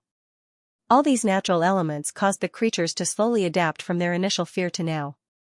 Chaos restricted all the creatures in the Thousand Demons tribe, and they were not allowed to step out of their territory. Otherwise, the worldview that the creatures had built up would collapse in an instant. Worldview was something that needed a gradual process to slowly break through. In the blink of an eye, half a month had passed. The time to leave was getting closer and closer. One morning, Su Zimo was resting on Yannan Peak. Suddenly, he heard an explosion coming from the east of the sect. He turned his head and saw that half of the sky in the east had changed color. The sun above his head was blocked, and there were no clouds in the sky for thousands of miles. It looked very scary. A loud shout came from the east, and this voice seemed to spread throughout the entire Jinwu Xingzong. Sect Master Xiao, please come out for a chat. Seeing such a scene, many of the disciples of Jinwu Xingzong were shocked. This was the first time that someone had come to Jinwu Xingzong so aggressively since the end of the previous era. Many people looked towards the east, and they could vaguely see many figures standing in mid-air. Then, they saw Sect Master Xiao walking out from Jinwu Xingzong, step by step. Sect Master Tsong, why are you looking for me?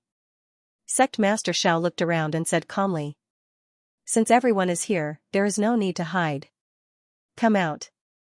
As soon as he finished speaking, several ripples appeared in the void. Space was torn apart as numerous figures with majestic auras appeared in the sky.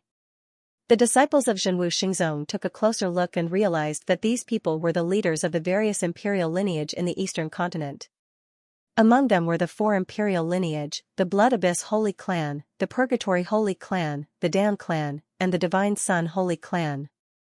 Especially the Purgatory Holy Clan, which was a clan with 2 emperors. What is the meaning of your arrival at Jinwu Xingzong today? Sect Master Xiao narrowed his eyes and asked calmly, do you want to start a war? Sect Master Xiao, please don't misunderstand. I'm just here to confirm something, Song Songlin smiled and shook his head. A total of 4 imperial lineage had come today. In fact, he had invited almost all of the imperial lineage in the Eastern Continent. Unfortunately, the Qi clan, the Extreme Yuan Heavenly Sect, the 100 Lane clan, and the Mo clan had all rejected. However, these sects were enough for today. What is it? Sect Master Xiao frowned and asked. Is your sect's holy son Su Zimo here? Song Songlin asked. He's in this sect.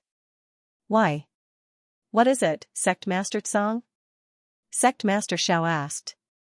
That's good, Song Songlin snorted and said, Sect Master Xiao, please ask the Holy Son to come out. I want to confront him face to face.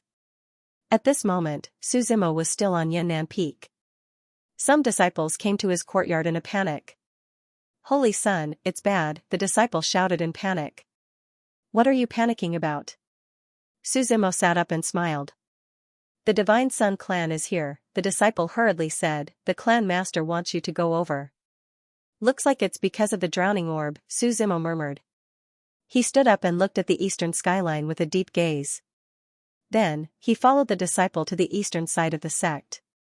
At this moment, other than the 4 leaders of the imperial lineage, there were also some people hidden in the void. This situation had already attracted the attention of the other powers in the eastern continent. At this moment, many people's attention was on Zhenwu Xingzong. This colossus that had been silent for an entire era was finally being challenged. This was especially true for the two first-rate powers in the far west, the Immortal Spirit Sect and the Sacred Spring Sect. Su Zimo leisurely came to the eastern side of the sect and saw Su Zimo's arrival. That Song Songlin let out a stern shout and shouted, "Su Zimo, do you know your crime?" "What do you mean, Clan Master Song?" Su Zimo frowned slightly and asked. "You injured my Divine Sun Clan's disciple and even stole my Divine Sun Clan's precious treasure. Don't you think you owe me an explanation?" Song Songlin asked loudly. "What does this have to do with you?" Su Zimo looked at the three imperial lineage of the Purgatory Sacred Sect and asked calmly. The Purgatory Sacred Sect's Clan Master Yan Hong laughed and said, "We are good friends with Clan Master Song. This time, he also invited us to uphold justice." "Su Zimo, you still won't admit it?" Song Songlin snorted coldly. "Didn't you want an explanation?" "Then I'll give you one," Su Zimo said calmly. "The truth is that I obtained the drowning orb from the hands of the Southern Heaven Four Devils. After your Divine Sun Sacred Clan people found out about it, they actually tried to snatch it from me. In the end, they were all killed by me." "What a bunch of nonsense. This drowning orb is a precious treasure of our Divine Sun Clan in the first place. What Southern Heaven Four Devils are there?" Song Songlin shouted harshly. "Look, you don't believe what I said, and you want me to explain it to you." Su Zimo shrugged and replied helplessly. Still so stubborn even in the face of death. Song Songlin's Meridian Realm aura surged around him.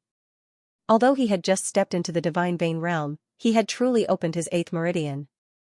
A majestic aura surged from his body. At this moment, Su Qingshan flew over from the sect. His holy meridians gathered around him. He looked deeply at the pine forest and said indifferently, "Try and touch my son." "Sect Master Xiao, are you trying to protect him?" Song Songlin looked at Sect Master Xiao, frowning. "Sect Master Song, don't be too anxious. Why is it that the words of your sect's disciples are right, while our sacred son is spouting nonsense?" Sect Master Xiao shook his head, saying, "This matter can be investigated slowly. However, if you want to use your power to suppress others, you can try. I, Zhenwu Xingzong, have been around since the era of emperors. What have I not experienced? When my ancestors roamed the Yuanyang continent, your sects had probably yet to be established. Although your descendants are incompetent, they are unwilling to lose their prestige. Since that's the case, let's fight," Song Songlin shouted, his aura growing stronger and stronger.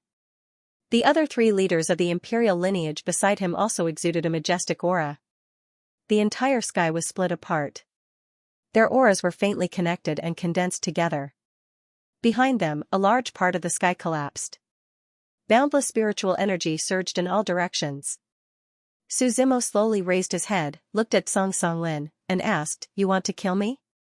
"Hand over the drowning pearl, and I'll let bygones be bygones," Song Songlin said indifferently. "You're just an ant that has just entered the divine range. Why are you so arrogant?" Su Zimo shook his head slowly. In the next moment, boundless Genesis energy spread out from his body, and his figure disappeared into the void. He was so fast that ripples appeared in the air. Most of the people present did not even have time to react. Su Zimo had already appeared behind Song Songlin, and he slammed his palm down. Rumble. Explosions rang out in the surroundings. This palm strike was extremely powerful, and the surrounding space was completely shattered. The Genesis energy spread out in half the sky. Su Zimo was already at the peak of the divine range. Naturally, Song Songlin, who had just entered the divine range, could not be compared to him. The difference between them was like heaven and earth. When Su Zimo's palm landed, Song Songlin instantly reacted. So fast. He hurriedly turned around and slammed his palms against Su Zimo's in an attempt to defend himself. Boom! Half of the sky collapsed from the impact, and spatial turbulence roared in all directions. Song Songlin did not even have time to defend himself before he was sent flying. The moment Song Songlin was sent flying, Su Zimo's eyes flashed with lightning. Traces of purple electric arcs surged out with a zizi sound, and another boom sound was heard. 2 bolts of lightning, which seemed to carry the wrath of the thunder god, descended from the sky and struck Song Songlin right in the center. Rumbling sounds continued to ring out in the sky, and the spectators were already rooted to the spot. Is the saint so powerful? The disciples in Jinwu Xingzong still could not believe what they were seeing. Doesn't that mean that even our sect master Xiao is no match for the saint? Someone muttered. When the dust settled, Song Songlin was half kneeling on the ground in the center of the explosion. His body was covered in blood, and his flesh was torn open. He was quickly recovering from his injuries. He raised his head and looked at Su Zimo with an ugly expression. Peak of the divine range. Su Zimo chuckled, and his figure once again disappeared into the void. The next moment, he appeared behind Song Songlin with a tyrannical shadow in his hand unsheathed. The scimitar fell from the sky with endless power. It was about to cut Song Songlin's neck. Suddenly, there was a cold snort in the sky. Then, a big hand appeared from thin air and grabbed at Su Zimo. Su Zimo's scimitar did not slow down, but the big hand was obviously faster. The big hand grabbed the tyrannical shadow. With a boom, the big hand was directly destroyed by the scimitar. With an explosion, Su Zimo took a few steps back. He stared at the horizon. The space in front of him was torn apart, and 2 old men walked out. One of the old men was Elder Thundercloud, who had just entered the immortal realm. The other old man had a blazing sun behind his head. He was the Laozu clan of the Divine Sun clan, and the general of the Divine Sun Emperor, Old Man Chi Wu. Looks like your Divine Sun clan has come out in full force, Sect Master Xiao said calmly with narrowed eyes. Sky Screen, are you not coming out? Old Man Chi Wu said calmly as he looked at Jinwu Xingzong. He didn't pay attention to the others. He just looked indifferently at the sect. Haven't I always been here? An old voice sounded from another part of the void. Old Man Chi Wu hurriedly stood up and saw Sengoku sitting in the void behind him. He was holding a fishing rod in his hand. The fishing rod slowly descended from the sky. It was like a river descending 3,000 feet. At the bottom of the fishing rod, a long river was surging in the void. This river surged up as if it wanted to reach the 9 heavens. Countless fish of different colors were crazily swimming at the end of the fishing rod. Such an ordinary fishing rod had descended from the sky and created a huge wave. Sengoku sat there leisurely, looking very relaxed. Tianmu, do you also want to fight? Old Man Chi Wu asked. You're not enough. Sengoku shook his head slightly. Although Ancestor Shunsun praised you greatly when he inherited the mandate of heaven, saying that you could survive 10 moves from him without losing, Old Man Chi Wu snorted coldly. But you and I are in the same realm. I've been waiting for this battle for a long time. I've said that you're not enough. Sengoku still shook his head. He waved his right hand, and an invisible force spread out from his palm. Then, the huge wave below started to churn. A water droplet soared into the sky and landed in Sengoku's hand. He flicked his index finger, and the water droplet instantly emitted a dazzling light. It directly broke through the void and charged towards Old Man Chi Wu. Old Man Chi Wu snorted coldly. An immortal aura spread out from his body like a vast ocean. Endless spirit chi surged in his right hand, and he directly grabbed at the water droplet. With a bang, the water droplet actually pierced through Old Man Chi Wu's hand and exploded in the distant horizon. Half the sky collapsed from the explosion. Old Man Chi Wu was stunned as he looked at the rapidly healing wound in his hand. After a long while, he looked at Sengoku who was fishing leisurely and took a deep breath. After a long silence, he said, "You've reached that level?" Back then, I accompanied that brat Jin Wu to start the era of emperors. I can be considered the #1 warrior of this new era. If I don't make a breakthrough soon, I'm afraid my lifespan won't allow it, Sengoku said with a smile. Old Man Chi Wu fell silent when he heard Sengoku's words. Great Emperor Jinwu was the first great emperor of the emperor's era. Naturally, Sengoku was the first great emperor. The other party's era of existence was probably much more ancient than his own. He hadn't even experienced the desolate era after that. Get the others to come out. Otherwise, you will have to stay here today, Sengoku said indifferently. As soon as he finished speaking, ripples appeared in the surrounding void again. A few figures tore through the void and walked out with majestic auras. There were a total of 3 figures. One of them was wearing a blood-red robe. He was bald, but his eyebrows were very thick. His eyes were like the eyes of an eagle. They were very sharp and hazy. The moment he appeared, the sound of a sea of blood seemed to echo around him. The entire sky was dyed blood-red. That's Laozu of the Blood Abyss Holy Sect. He was the Blood Ancestor, the Blood Abyss Great Emperor's warrior back then. Someone in the outside world who was watching this battle shouted excitedly. These Laozu were usually in seclusion. It was very difficult to see them. That's right. It said that back then, he was known for his blood. He followed the Blood Abyss Great Emperor through the endless sea of blood in the underworld. As the Blood Ancestor appeared, another old man wearing a black robe slowly walked out. His face was covered in dense scars. There wasn't a single unscathed spot on his face. He looked ferocious and scary. He held an iron chain in his hands. His eyes were scarlet, and his long hair was scattered messily behind his head. That's... Someone looked at the black-robed old man and said in surprise, Laozu of the Purgatory Holy Sect, the Sky Prison Saint. It seems that the imperial lineage is really going to war with Jinwu Xingzong this time. I wonder if Sengoku can stop them, someone said worriedly. It's not over yet. Someone looked in the direction of the Dan family and saw another figure walk out of the void. This figure was an old man wearing a sack cassock. He looked a little fat and had a very happy smile on his face. His earlobes were very thick and the skin on his face was almost squeezed together. If one didn't look carefully, one wouldn't even be able to see the old man's eyes. That's the 9 Alchemy Old Man. It said that when the Elixir Emperor was refining pills, he specially let him be in charge of the furnace. In terms of alchemy skills, he can be ranked in the top 5 in the entire Yuanyang continent. My friends, long time no see, the 9 Elixir Old Man said with a smile. It seemed that he always had a smile on his face and no other expression. 9 Elixir, give me one of your 9 heavens pills. I really miss that feeling, Chiwu said with a smile. That won't do. Unless it's a matter of life and death, I definitely won't take it out. The 9 Elixir Old Man shook his head and smiled.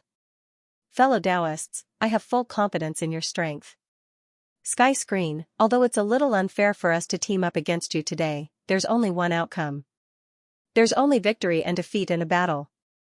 There's no fairness, the Sky Prison Saint said calmly. It's time for my old bones to move. Sengoku slowly stood up and walked out of the void. Although you've reached that level, you still haven't opened your 10th meridian. I'm afraid you won't be able to defeat us, the Blood Ancestor said with a deep gaze. Sengoku didn't say anything else. His aura had already burst through the entire sky.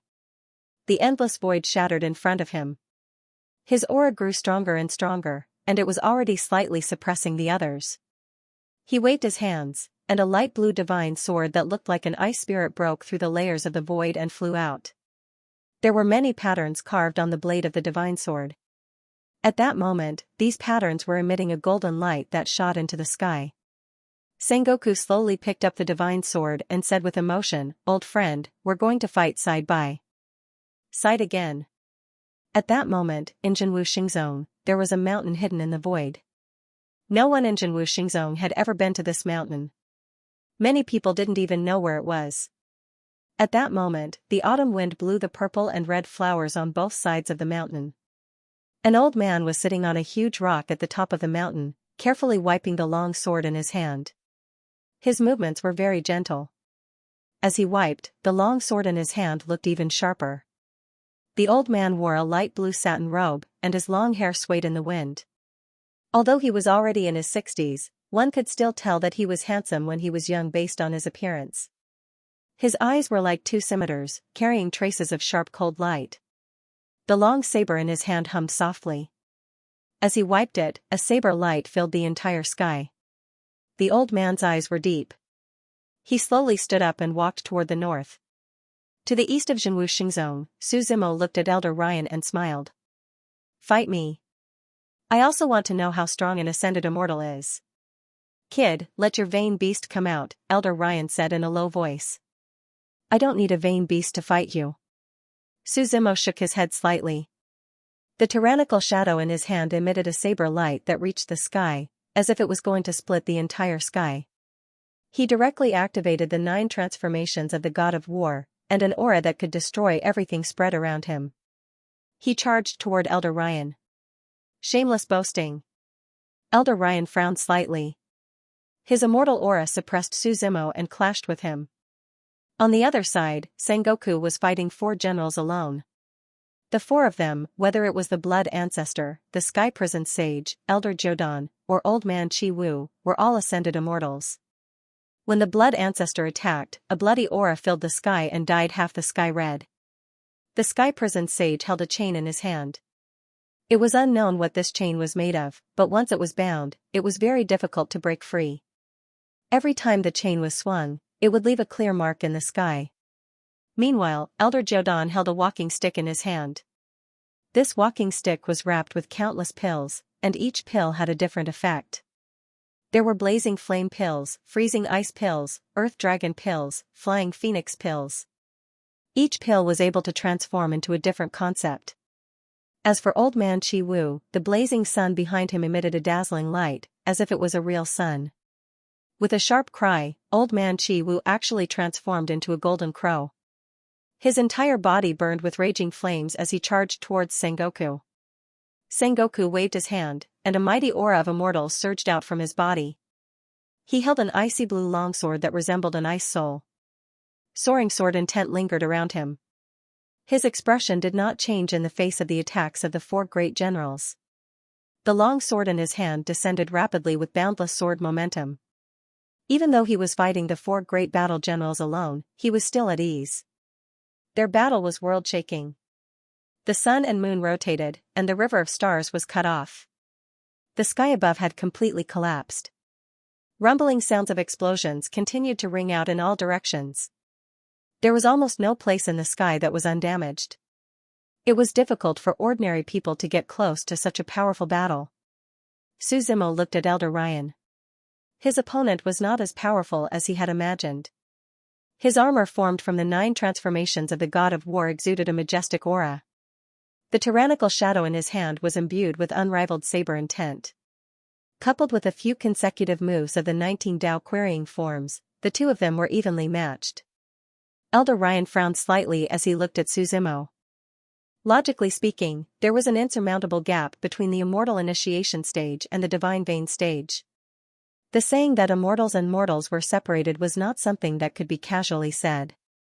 However, in the battle just now, he did not gain any advantage. Suzumo shook his head slightly and said, "Looks like you've disappointed me. Beat me first." Elder Thundercloud snorted coldly as a majestic aura came crashing down from the sky. Suzumo swung the tyrannical shadow in his hand, and the saber intent in his hand became stronger and stronger. 14th Dao querying form, reverse samsara, Suzumo shouted softly. From the 13th form, Blood Empress of the Form King, surges of samsara's power condensed on the tyrannical shadow. Countless black holes appeared around him, and the black holes with samsara's aura were spinning. As these black holes spun, the entire sky was overturned. Suzumo slowly swung the tyrannical shadow, and the black holes were all attached to the tyrannical shadow's blade. As the tyrant shadow descended, the entire sky collapsed. Countless black holes carried the aura of reversing the cycle of reincarnation, wanting to annihilate Elder Thundercloud within. Elder Ryan's expression changed slightly, and a golden 9-headed bird soared into the sky behind him. That was his true fate.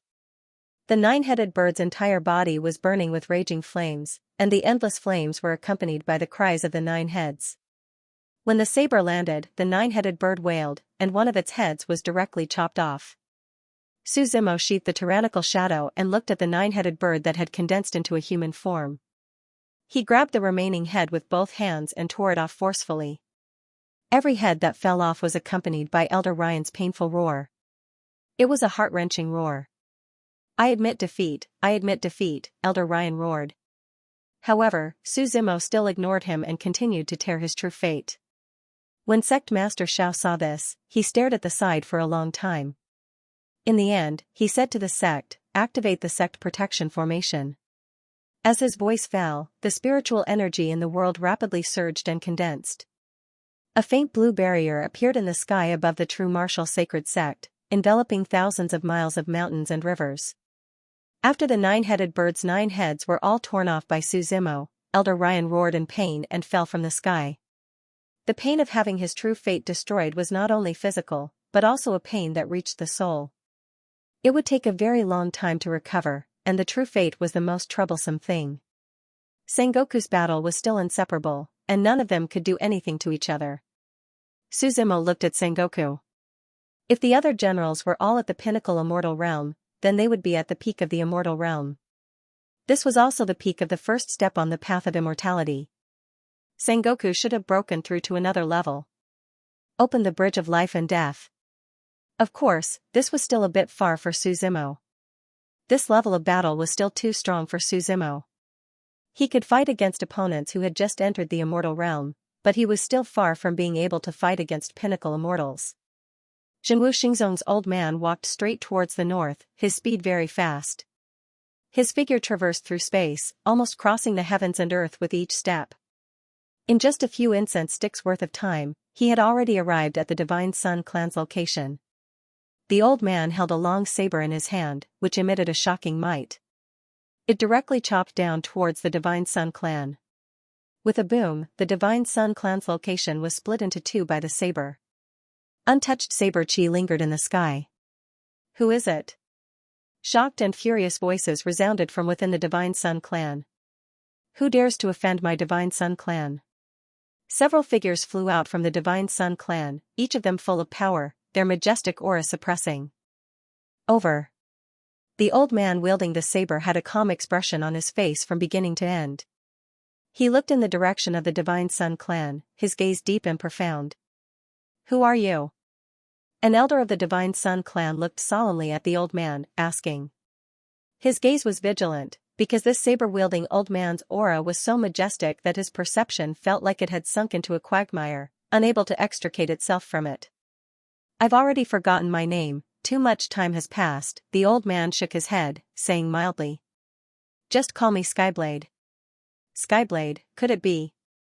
That elder pondered for a moment, his expression instantly becoming startled. Could Senior be the general of the Three Blades Emperor? Looks like you know quite a lot, the old man smiled mildly. He waved the saber in his hand once more, and as the saber descended, endless sharpness was revealed. Senior, please stay your hand, that elder hurriedly shouted. However, the old man completely ignored him, his saber chi stirring up the winds and clouds within the Divine Sun clan. Many Divine Sun clan disciples hid, not daring to come out. Today, I'll destroy your Emperor Foundation, consider it a lesson, the old man said mildly. In fact, everyone knew that emperors would always choose a good place before establishing a clan. In the end, they would establish their Emperor Foundation. As long as there was an Emperor Foundation, the clan would definitely be filled with spiritual chi, nourished by all living things, a rare land of treasures. And with the existence of an Emperor Foundation, the clan could always maintain an abundance of spiritual chi, not fearing that it would dissipate. In short, an Emperor Foundation was the foundation of a clan. When the old man's saber descended, the entire Divine Sun clan's Emperor Foundation was destroyed. All the buildings within the clan began to collapse, the spiritual chi also dissipating, and those spiritual flowers and trees quickly withered. The Divine Sun clan's elders sat paralyzed within the clan, looking at the clan that had been passed down from generation to generation, and now it had actually become like this. For a moment, he wanted to cry. Report this matter to the sect leader and Laozu. Go quickly, he hurriedly said to the other elders. At this moment, the Divine Sun clan was already in a complete mess. This was also the greatest blow that the Divine Sun clan had ever suffered in its many years of existence. However, this matter was not limited to the Divine Sun clan, as it was also playing out in the other clans. In the core region of the eastern continent, a loud roar also rang out from the Blood Underworld Holy Sect. Who dares to offend my Blood Hades Holy Sect? Quick, activate the Grand Protective Array. The formation has been broken. Our Monarch Foundation has been destroyed. Naturally, the Dan family of the eastern continent was not spared either. Even their most representative building, the Pill Tower, was directly destroyed. At this moment, the old man's figure circled around half of the eastern continent and finally stopped in front of the Purgatory Holy Sect. This sect with two martial emperors could be said to be a sect with rich accumulations. When the old man stopped in the air above the Purgatory Holy Sect, another old man walked out from the Purgatory Holy Sect. Skyblade, I have been waiting for you for a long time, said the old man who walked out from the Purgatory Holy Sect with a faint smile. He was wearing a light green linen robe. The robe looked very loose, and it wrapped around his thin and weak body. Behind this old man was a long sword. It was blood-red in color, extremely demonic, and filled with a dense aura of slaughter. Sword Drinker, it seems that this attack on our Zhenwu Xingzong was also planned by you, General Skyblade said calmly. No, no, no. The Divine Sun clan was the one in charge. We were just there to join in the fun, the general shook his head with a faint smile. He was the general of the Purgatory Holy Sect's second emperor, the Emperor of Massacre. He was also one of the few remaining Laozu of the Purgatory Holy Sect. Looking at old man Skyblade, the general said, I already know why you have come. Today, with me here, you should hurry back to your Zhenwu Xingzong's encirclement. Do you really think you can stop me? Old man Skyblade said calmly. Skyblade, you and I are evenly matched. Unless you can step into that level, the general said, shaking his head. Then what if I join in? A voice suddenly resounded from the void. The figure of a youth slowly walked out from the void. This youth held a wine gourd in his hand. He was dressed in white and had a long sword hanging from his waist. He raised his head and drank. The wine was like a lonely moon, the cold sword like frost. The sake flowed down his neck, making him look unrestrained and unrestrained. As the young man stepped forward, the general's face grew increasingly unsightly. Wanderer, he said, enunciating each word. Sword Drinker, let me face you, the white-clothed youth said with a light smile. Wanderer was the general of the third emperor of Zhenwu Xingzong, the Divine Travel Emperor. He was also one of the last remaining Laozu of Zhenwu Xingzong. Do you really want to fight to the death? The general snorted. The fish will die, but the net won't break. The youth smiled and shook his head. He unsheathed the long sword at his waist and, in the blink of an eye, appeared behind the general. The youth's afterimages filled the area. Laozu had no choice but to use all his strength to deal with them. When Skyblade saw this scene, the long saber in his hand slashed down towards the Purgatory Holy Sect. The sect protecting formation only managed to withstand 2 blows before it was annihilated. When the long sword fell, the entire Holy Purgatory Sect's Emperor Foundation was uprooted. Seeing this, Laozu's eyes widened. He roared, Skyblade, you've gone too far. Sword Drinker, do you really think you can provoke Zhenwu Xingzong just because we haven't had an emperor for so many generations? Skyblade said calmly. If it weren't for the fact that the Mandate of Heaven is about to be formed and we don't want to change the situation in the Eastern continent, this matter wouldn't have ended so easily. Seeing his Emperor Foundation destroyed, the sword-thirsty warlord roared angrily as he watched the two of them leave. At this moment, the battle in the sky above the true martial sacred sect had reached a white-hot stage. The sky above had been completely destroyed, but Sengoku was still fighting without a change in expression. Is the Bridge of Life and Death really that powerful? It hasn't even opened its 10th meridian. How can it stop us? Old man Chiwu said in disbelief. This is the Bridge of Life and Death. If it had opened its 10th meridian, you'd all be dead by now, Sengoku said calmly, the sword intent in his hand shocking the heavens. While they were fighting, the transmission tokens at their waists suddenly lit up. Looking at the content of the communication token, the patriarchs' faces were all gloomy. Sky Screen, the Holy Purgatory Sect will remember this grudge, the Sky Prison sage said, then unwillingly fled into the void. Seeing the people of the Purgatory Sacred Clan leave, the expressions of the other imperial lineage were naturally ugly as well.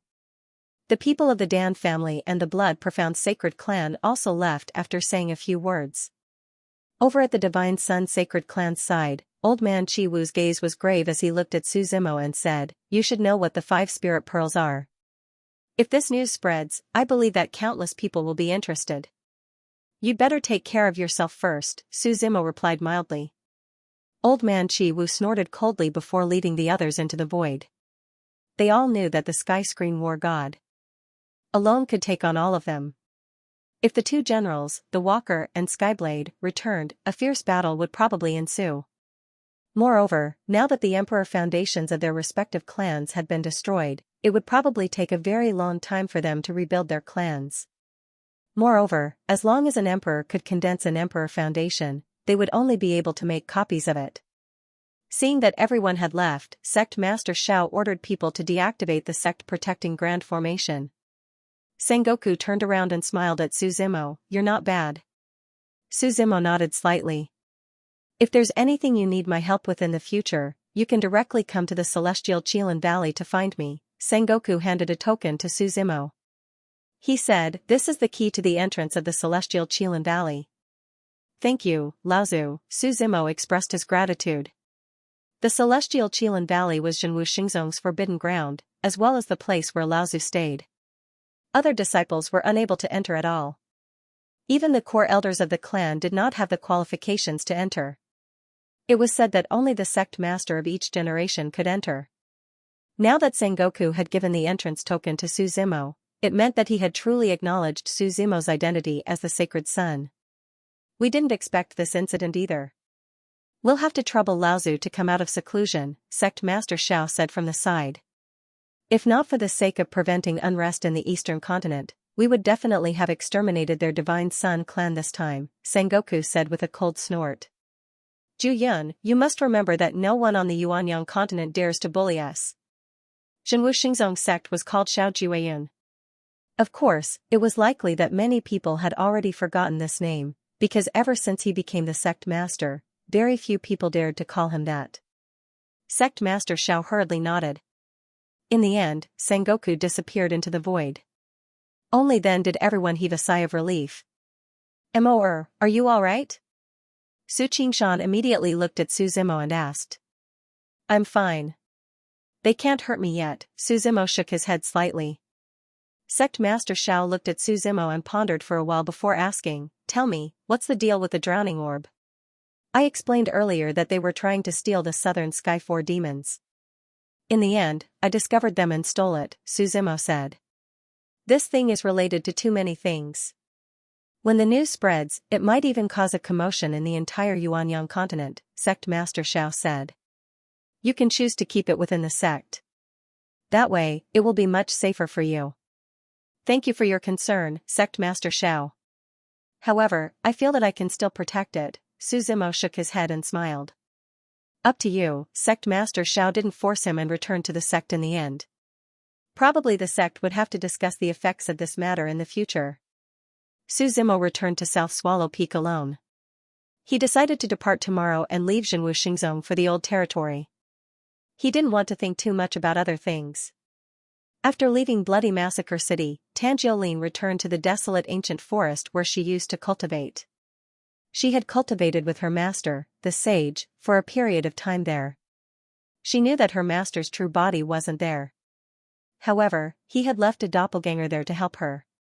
When she returned to the desolate ancient forest, it was already late at night. The sky was filled with stars and a bright moon hung high in the sky. She saw her master sitting on the waterfall above the mountain pool and devouring the essence of the stars and moon. The doppelganger's power would weaken as he left his true body. If he wanted to preserve his doppelganger, he would have to cultivate continuously. Of course, it was said that after opening the 10th meridian, he could separate his spirit from his body and create a true doppelganger. "You're back." The middle-aged man looked at Tanjiolin and smiled gently. Tanjiolin nodded. "How was your trip this time?" the middle-aged man continued to ask. "I met him," Tanjiolin said gloomily as she recalled the previous defeat. "Who?" the middle-aged man quickly asked. "That man. He knows about you?" The middle-aged man frowned slightly. "I'm no match for him," Tanjiolin replied with a nod. "It seems that you've grown up." The middle-aged man sighed slightly. Then he smiled and said, "Don't be too sad. You haven't reached the divine pulse realm yet. When you reach the same realm, you may not be weaker than him." "Master, can I really defeat him?" Tanjiolin asked. "You have to understand that you've never been fighting alone," the middle-aged man comforted her. "Fate told me that he has to face the entire Yuanyang continent and even the Outland." "I'm not alone," Tanjiolin muttered to herself. Early the next morning, Suzumo left Yannan Peak. He went to Qingshan Peak to say goodbye to his parents. Finally, he also said goodbye to Lin Ruhu, Xiaogizi, and Ji Baiyu. The late autumn season was finally coming to an end. White snow fell in the wee hours of the morning. The entire Zhenwuxing zone was covered by a layer of white. There was a bleak coldness in the cold wind. Perhaps the departure of autumn was for the arrival of a better spring. Su Zimo sat on the back of the dark sky tiger. His figure slowly disappeared under the reflection of the giant Zhenwuxing zone. On the peak of Qingshan Peak, the two people slowly looked away. Su Qingshan looked at Wen Renyun and said, "What did Moer say when he left?" "He said that the next time he comes back, he'll bring the girl back for us to see," Wen Renyun replied. That's good," Su Qingshan repeated, feeling gratified. A man's ambition is to travel far. The road ahead is full of thorns and flowers, but the future is bright. Su Zimo sat on the back of the dark sky tiger and walked slowly along the tree-lined path. He allowed the white snow to fall on his clothes. Perhaps parting was always sad. The snow fell for 3 days. The whole world was silent and cold. That afternoon, the snow was still falling relentlessly. The huge body of the dark sky tiger suddenly stopped. Su Zimo rubbed his sleepy eyes. He sat up and looked up. Unknowingly, an inn had appeared in front of him. It was a small, ancient-looking inn in the middle of the road. There was no sign on the door of the inn. There was only a flag on the side. The words "Good and Evil Inn" were written on it. Su Zimo was slightly startled.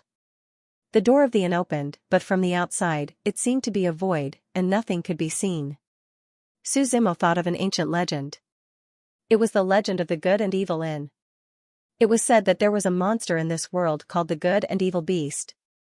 It loved the good and hated the evil. It appreciated the good and would often help them. However, it would never be merciful to those who had committed evil deeds and committed evil deeds. Later, it opened a mobile inn that catered to the people of this continent. Whenever a good person entered the inn, it would fulfill one of their wishes. If an evil person entered, they would be sealed. They had to fulfill a good person's wish before they could regain their freedom. The Good and Evil Inn traveled between the 5 continents. It did not have a fixed location or destination. Any good person who saw it would be able to reach the heavens in a single step. As for the evil people, they would be terrified and would stay away. Su Zimo had heard this story in his previous life, but he had never seen this inn before. Even its authenticity was up for debate. Su Zimo looked at the inn in front of him, put away the dark heaven tiger, and slowly walked into the inn. He looked at the flag that was fluttering in the cold wind, and finally stepped into the inn. His body entered the void, and it felt as if he had entered another space. Compared to the cold outside, the temperature inside was neither hot nor cold, and it was very pleasant. After Su Zimo walked in, he looked at it seriously. The interior of the inn was not very big. There was only a table, and there were 4 chairs around the table. There was a stove next to the table, and the stove was burning with raging flames. There was some water boiling in the stove. The water was not put into any kind of container. It just appeared out of thin air and was boiled by the stove. Seeing that Su Zimo was staring at him, 2 eyes actually appeared on the stove. It glared at Su Zimo and said, "What are you looking at? Haven't you seen someone as handsome as me?" Su Zimo chuckled. In addition to the stove, there were many paintings hanging on the walls of the inn. Su Zimo gave it a quick glance. Most of the paintings were about the Good and Evil Tavern. It must have been painted by some people on the Yuanyang continent. It was quite fantastical. In addition, at the front of the inn, there was a table made of 10,000-year-old sandalwood. A little girl with small horns was snoring on the table. Her snores were especially loud, a little like the thunder in the sky, and there were bubbles blowing from her nose. The little girl had a head of short white hair. At this moment, her head was buried in her chest as she slept. The atmosphere in the inn was very quiet. As Su Zimo walked forward, the little girl seemed to have heard him and slowly raised her head. Her eyes were very big and full of spirit. Her face had some baby fat and was pink and tender. A pair of black eyes looked at Su Zimo. She yawned and muttered to herself, "Another guest is here." She turned her head and shouted into the inn, "Sir, your guest is here." As soon as she finished speaking, a small door with a black cloth hanging at the front of the inn, to the left of the sandalwood table, was pushed open. A middle-aged man in green clothes and a silk headscarf walked out. He had a very elegant temperament. The middle-aged man in green held a folding fan in his hand and had a very gentle smile on his face. The middle-aged man smiled and said, "Guest, I think you should know the rules of the Good and Evil Tavern." Suzumo nodded and replied, "I heard some rumors about you, so I came in to take a look out of curiosity." The middle-aged man stared at Suzumo and asked, "Those who dare to come in here are all good people. So, are you evil or good? Then, may I ask, what is good? What is evil?" Suzumo asked. The middle-aged man smiled and said, "We have our own standards of judgment." He waved his right hand, and the boiling water on the stove turned into a stream of water. It fell into the teacup on the table. After the stream of water fell into the teacup, it was divided into two extremes. One side was extremely clear, while the other side was extremely murky. The middle-aged man pointed at the teacup and said, "Whether you are good or evil, you will know after drinking this cup of water." Suzumo curiously picked up the teacup, but didn't see anything out of the ordinary, so he drank it all in one gulp. After drinking the cup of water, Suzumo's consciousness suddenly stopped. The scene in front of him turned black, as if a mysterious power was pulling at his memories and forcing him to reverse. This reverse was Suzumo's memories, not only the memories of this life, but also the memories of his previous life. Looking back, Suzumo saw the scenes of the past. The failures and unbearable failures of his previous life. In the end, after going through all kinds of hardships, he still died under his opponent's sword. Even if he looked back, Suzumo's heart still didn't feel good. Someone once said that a true powerhouse could face the bleakness of life and the failures of the past, and be a warrior in life. But who wouldn't want to go back in time and give themselves another chance to start over? Suzumo's emotions changed from the initial ups and downs to a gradual transformation. Perhaps the memories allowed him to experience the failures of the past again. In the end, the scenes of this life changed again in front of him.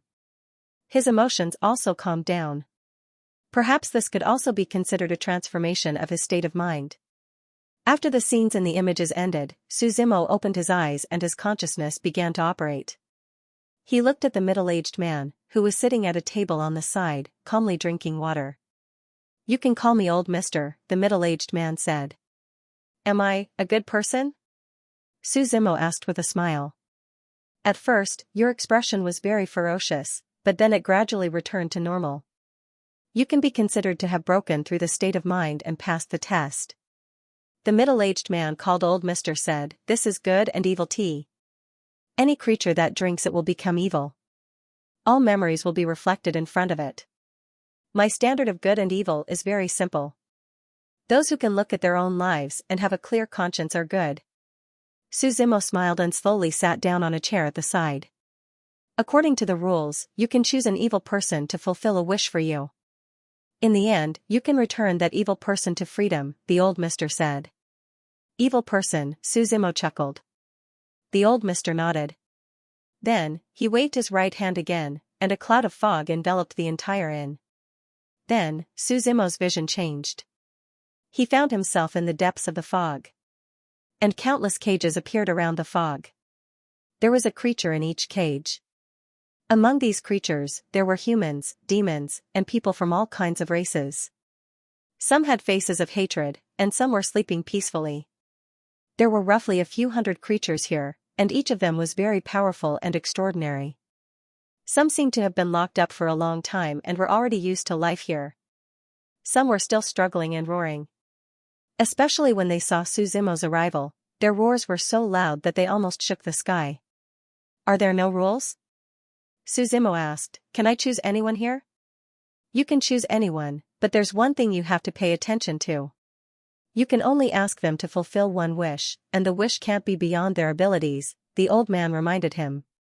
Suzumo slowly walked to the front of the cages and saw that there was a human in the cage in front of him. It was a man with disheveled hair that almost reached his waist and covered his entire head. The only thing that was exposed was a pair of soul-stirring eyes. "His name is Tai Liangmu. A few years ago, the Purple Sun Empire and the Greenwood Empire went to war. As the deputy general of the Purple Sun Empire, he betrayed the enemy. In the end, he lost the war and the people of the city were all slaughtered. He has to bear most of the responsibility for these sins. The old man introduced from the side. Suzumo glanced at the man. The man did not say anything and only looked at Suzumo emotionlessly. Next, the old man introduced a few more people to Suzumo, and each of them belonged to the category of people who had committed heinous crimes. However, Suzumo was not satisfied with any of them. "What do you want?" The old man looked at Suzumo and asked. "Are there any sinners from the Nether Blood Sea?" Suzumo asked. "The Nether Blood Sea?" The old man was slightly stunned and then said, "Are you sure?" "What do you mean?" Suzumo frowned slightly. "Nothing, I'll take you there." The old man smiled and shook his head. Then, the old man led Suzumo all the way to the north. Along the way, the cages were placed in a long line in an orderly manner. Suzumo did not know how big the space was, but the more he looked, the more shocked he became. Finally, the two of them stopped in front of a dark purple cage in the corner. Inside the cage was a man who looked very similar to a human, but his skin was very white. His skin was a sickly white, and his eyes were like those of a dead octopus. There was no difference between black and white, and they were all blood red. "He's from the blood race?" Suzumo could tell that something was amiss at first glance. To be precise, he's a defective product created by combining the bloodlines of both humans and vampires, the old man said with a smile. Seeing Suzumo's puzzled expression, the old man explained, "His father is a human, and his mother is a vampire." "Understood." Suzumo nodded slightly. "Back then, he escaped from the netherworld sea of blood and barged into my good and evil tavern. Later on, I imprisoned him here." The old man continued to explain. "Unfortunately, most of the creatures here have signed the terms of good and evil with me. As long as they fulfill a wish, they will be free. However, he was the only one who refused to sign the contract with me. Furthermore, I have no way of knowing what evil he committed." "Then why are you recommending him to me?" Suzumo frowned slightly and asked. "Don't worry, let me finish." The old man smiled and said, "He's the only creature from the netherworld sea of blood here. I'm also giving you a choice. If you can convince him to sign the terms of good and evil, I can let him leave with you. This is also a good thing for you. Don't you want to know more about the netherworld sea of blood? He should know quite a lot." Hearing the old man's words, Suzumo pondered for a while. Finally, he nodded and said, "Can you let me be alone with him for a while?" "I'll try." "Sure." The old man smiled and nodded. Then, he waved his right hand, and the white fog in front of him enveloped Suzumo and the cage. The old man gradually disappeared. Suzumo observed his surroundings and finally confirmed that there was nothing wrong. Then, he looked at the man from the Blood Clan. "I think we can talk?" Suzumo said with a smile. After he finished speaking, the Blood Clan man's expression remained calm. He didn't even look at him. "I can take you out of here and set you free. I can even let you not sign the terms of good and evil," Suzumo continued. "If you still want to go out, talk to me. If you really want to die of old age here, I'll leave now." Seeing that the man from the Blood Clan still did not respond, Suzumo did not want to waste any more time. He got up and prepared to leave. "Wait a minute." A slightly hoarse voice came from behind him. This voice sounded very unpleasant, as if it had not spoken for hundreds of years and had rested. Seeing that Suzumo ignored him, the man in the cage seemed to be a little anxious. He frantically slammed the iron bars of the cage and shouted, "I'm willing to talk." The volume of his voice and the extent of his actions almost shook the entire space. Suzumo slowly stopped and turned to look at the man from the Blood Clan. He said calmly, "Do you think I'm begging you? You don't seem to know who's a prisoner." "I want to go out." The man from the Blood Clan sat in the cage and said calmly. However, Suzumo could feel the desire in the depths of his heart. This person had a huge secret. This was Suzumo's premonition. "Let's talk about the deal." Suzumo turned around and said. "What do you want to know?" The man from the Blood Clan asked. "Take me to the Blood Clan," Suzumo said. Although he already knew that the Blood Clan was probably near the Nether Blood Sea, the Nether Blood Sea was one of the 10 forbidden areas. It was so vast that if he did not know the route, Suzima would not be able to find the location of the Blood Clan no matter how much time he had. Originally, he wanted to try his luck with God Emperor. However, now that he had met the Good and Evil Tavern, he could give it a try. "What do you want?" The man from the Blood Clan looked at Suzimo cautiously and asked. "You seem to care about the Blood Clan," Suzimo said with a smile. "Logically speaking, you have the blood of the human race. The Blood Clan should hate you." There were tens of thousands of races on the Yuanyang continent. In fact, the human race and the demon race had a huge population. As the saying went, when the forest is big, there will be all kinds of birds. Therefore, these two races were the most tolerant. As for the other races, their bloodlines and other things were very important to them. People like this man who had the blood of other races would not be accepted by the Blood Clan. "This has nothing to do with you." "Why are you looking for the Blood Clan?" the man asked. "I don't mean any harm. I'm just going to take something," Suzimo said with a smile. "I can take you there." The man thought for a moment and finally nodded. "But there's one thing I can't guarantee. I've been locked up here for over 500 years. I can't be sure if there are still blood breeds living in the location I knew before." Hearing the man's words, Suzimo thought for a bit, then said, "All you need to do is lead the way. I'll decide if there are or not. One more thing, if we don't sign the Good and Evil clause, can you take me out?" the man asked doubtfully. "If he doesn't agree, then beat him until he agrees," Suzimo calmly said. The blood breed man was a bit surprised, then finally spoke. "My name is Yifei Yang." Suzimo nodded, then looked at the fog outside the cage. The white fog slowly dissipated, and the old man's figure appeared again. "How was it?" He looked at Suzimo and smiled. He agreed. Suzimo nodded. "You really didn't disappoint me." The old man smiled. He waved his right hand, and endless spirit energy gathered around him. A large crack appeared in the white void, bringing with it wind, rain, thunder, and lightning. Accompanied by lightning and thunder, a piece of paper fluttered down. This piece of paper gave off an ancient aura, looking very ancient. At this time, the old man held the paper in his hand, then smiled at Suzimo and Yifei Yang. "You two represent both good and evil. All you need to do is sign this." "You don't understand what I mean." Suzimo shook his head. He said, "I'm really sorry, but I'll have to disappoint you." "What do you mean?" the old man asked doubtfully. "I'll take him away, but I won't sign this." Suzimo shook his head. Hearing Suzimo's words, the old man was a bit surprised, then finally reacted. He looked at Suzimo, then smiled. "Young man, don't you know how to return the favor? The Good and Evil Tavern has given you so many benefits, shouldn't you repay me? The legends I've heard tell me that the Good and Evil Beast likes good and hates evil. But from what I know, the Good and Evil Beast's cultivation requires them to consume both good and evil fruits." Suzimo smiled. "Rather than saying that the Good and Evil Tavern is helping others, it's better to say that they're all your puppets that you use to cultivate." Hearing Suzimo's words, the old man's elegant demeanor suddenly changed. His expression froze, then he stared at Suzimo with a dark gaze. "Do you want to die?" The old man looked at Suzimo and asked word by word. Suzimo waved his hand, then the space in front of him was torn to shreds. The majestic aura of entering immortal surged, and the moment the chaos appeared, the surrounding creatures that were still struggling in their cages all stopped. It was a bit. The old man glanced at Han Dun. He did not say anything, but there were distorted creaking sounds coming from his body. The old man raised his head, only to see that the skin on his face was peeling off.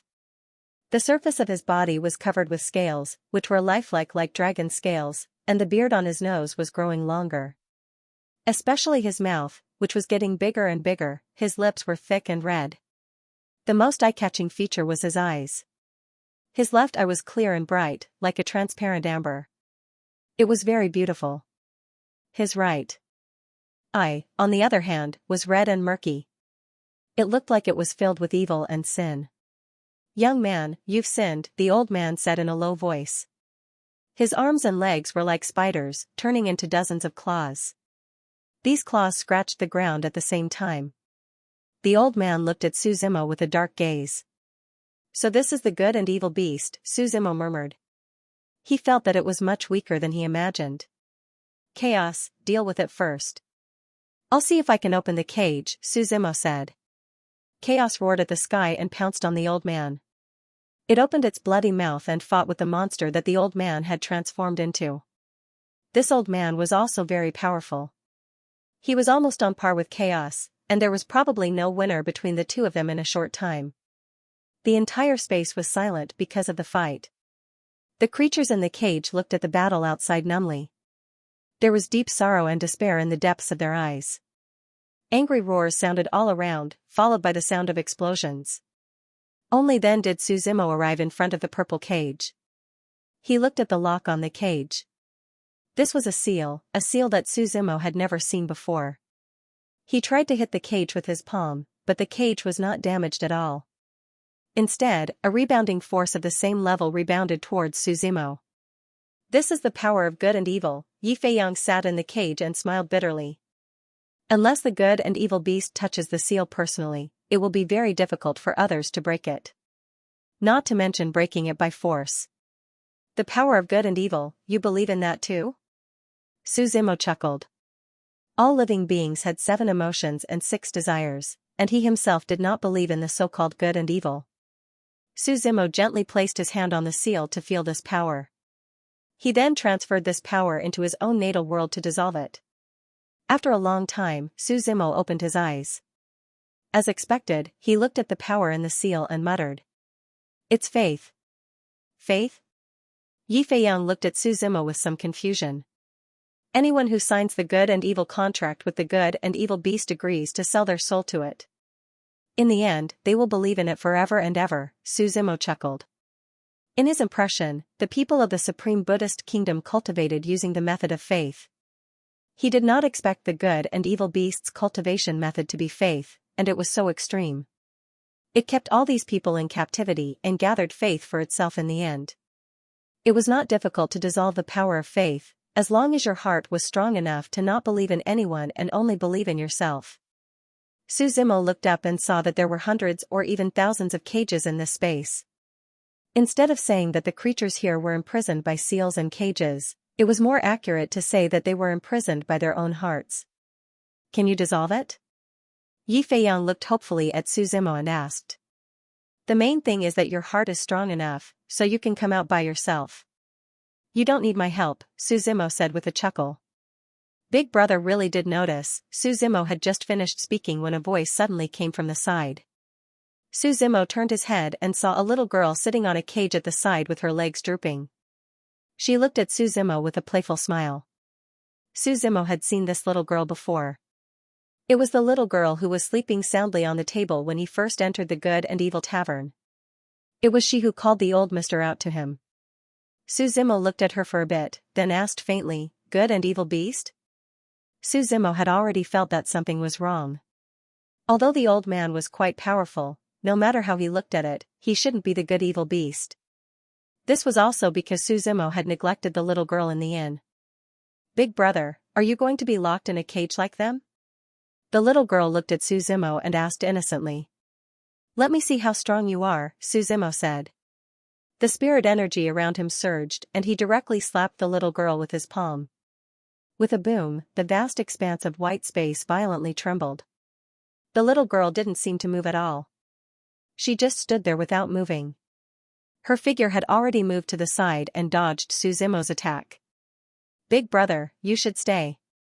The little girl smiled with a somewhat sinister expression. The aura around her instantly became majestic, like the power of the sea, surging over in a mighty manner. Immortal King. Feeling the aura around the other party, Suzumo murmured. Waves of power of faith condensed around her. Her figure didn't change much, but because of the power of faith, Suzumo found that the other party was much taller and more imposing. The good evil beast stretched out her hand, and the palm pressed down from the sky with the power of unbounded. Suzumo could feel the pressure from it. He slowly pulled out the tyrannical shadow on his back. A blade slashed out with great momentum, and the sharp blade energy collided with the palm of the good evil beast. With a boom, the surrounding fog was dispersed, and the blade energy was directly annihilated. And the hand still fell down with an indestructible force. The Immortal King, this seemed to be the strongest opponent Suzumo had faced alone since his debut. Seeing the pair of palms descending, Suzumo stood motionless in the center. In the end, the palm broke through the layers of space with the power of Unbounded and slapped on Suzumo's body.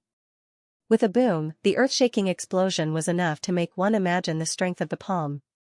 The entire space was shrouded in white mist, covering everything.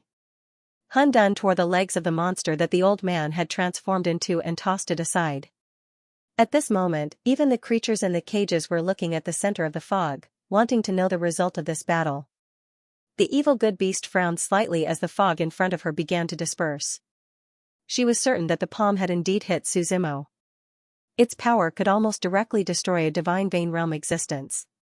When the fog began to dissipate, a figure was faintly discernible in the fog. Suzumo slowly raised his head. His eyes were filled with a thick demonic aura. Demonic chi soared into the sky, looking at the evil good beast through the layers of fog. It was as if it could penetrate everything, domineering and boundless. When the fog completely dissipated, Suzumo, who was in the center, was standing there, safe and sound.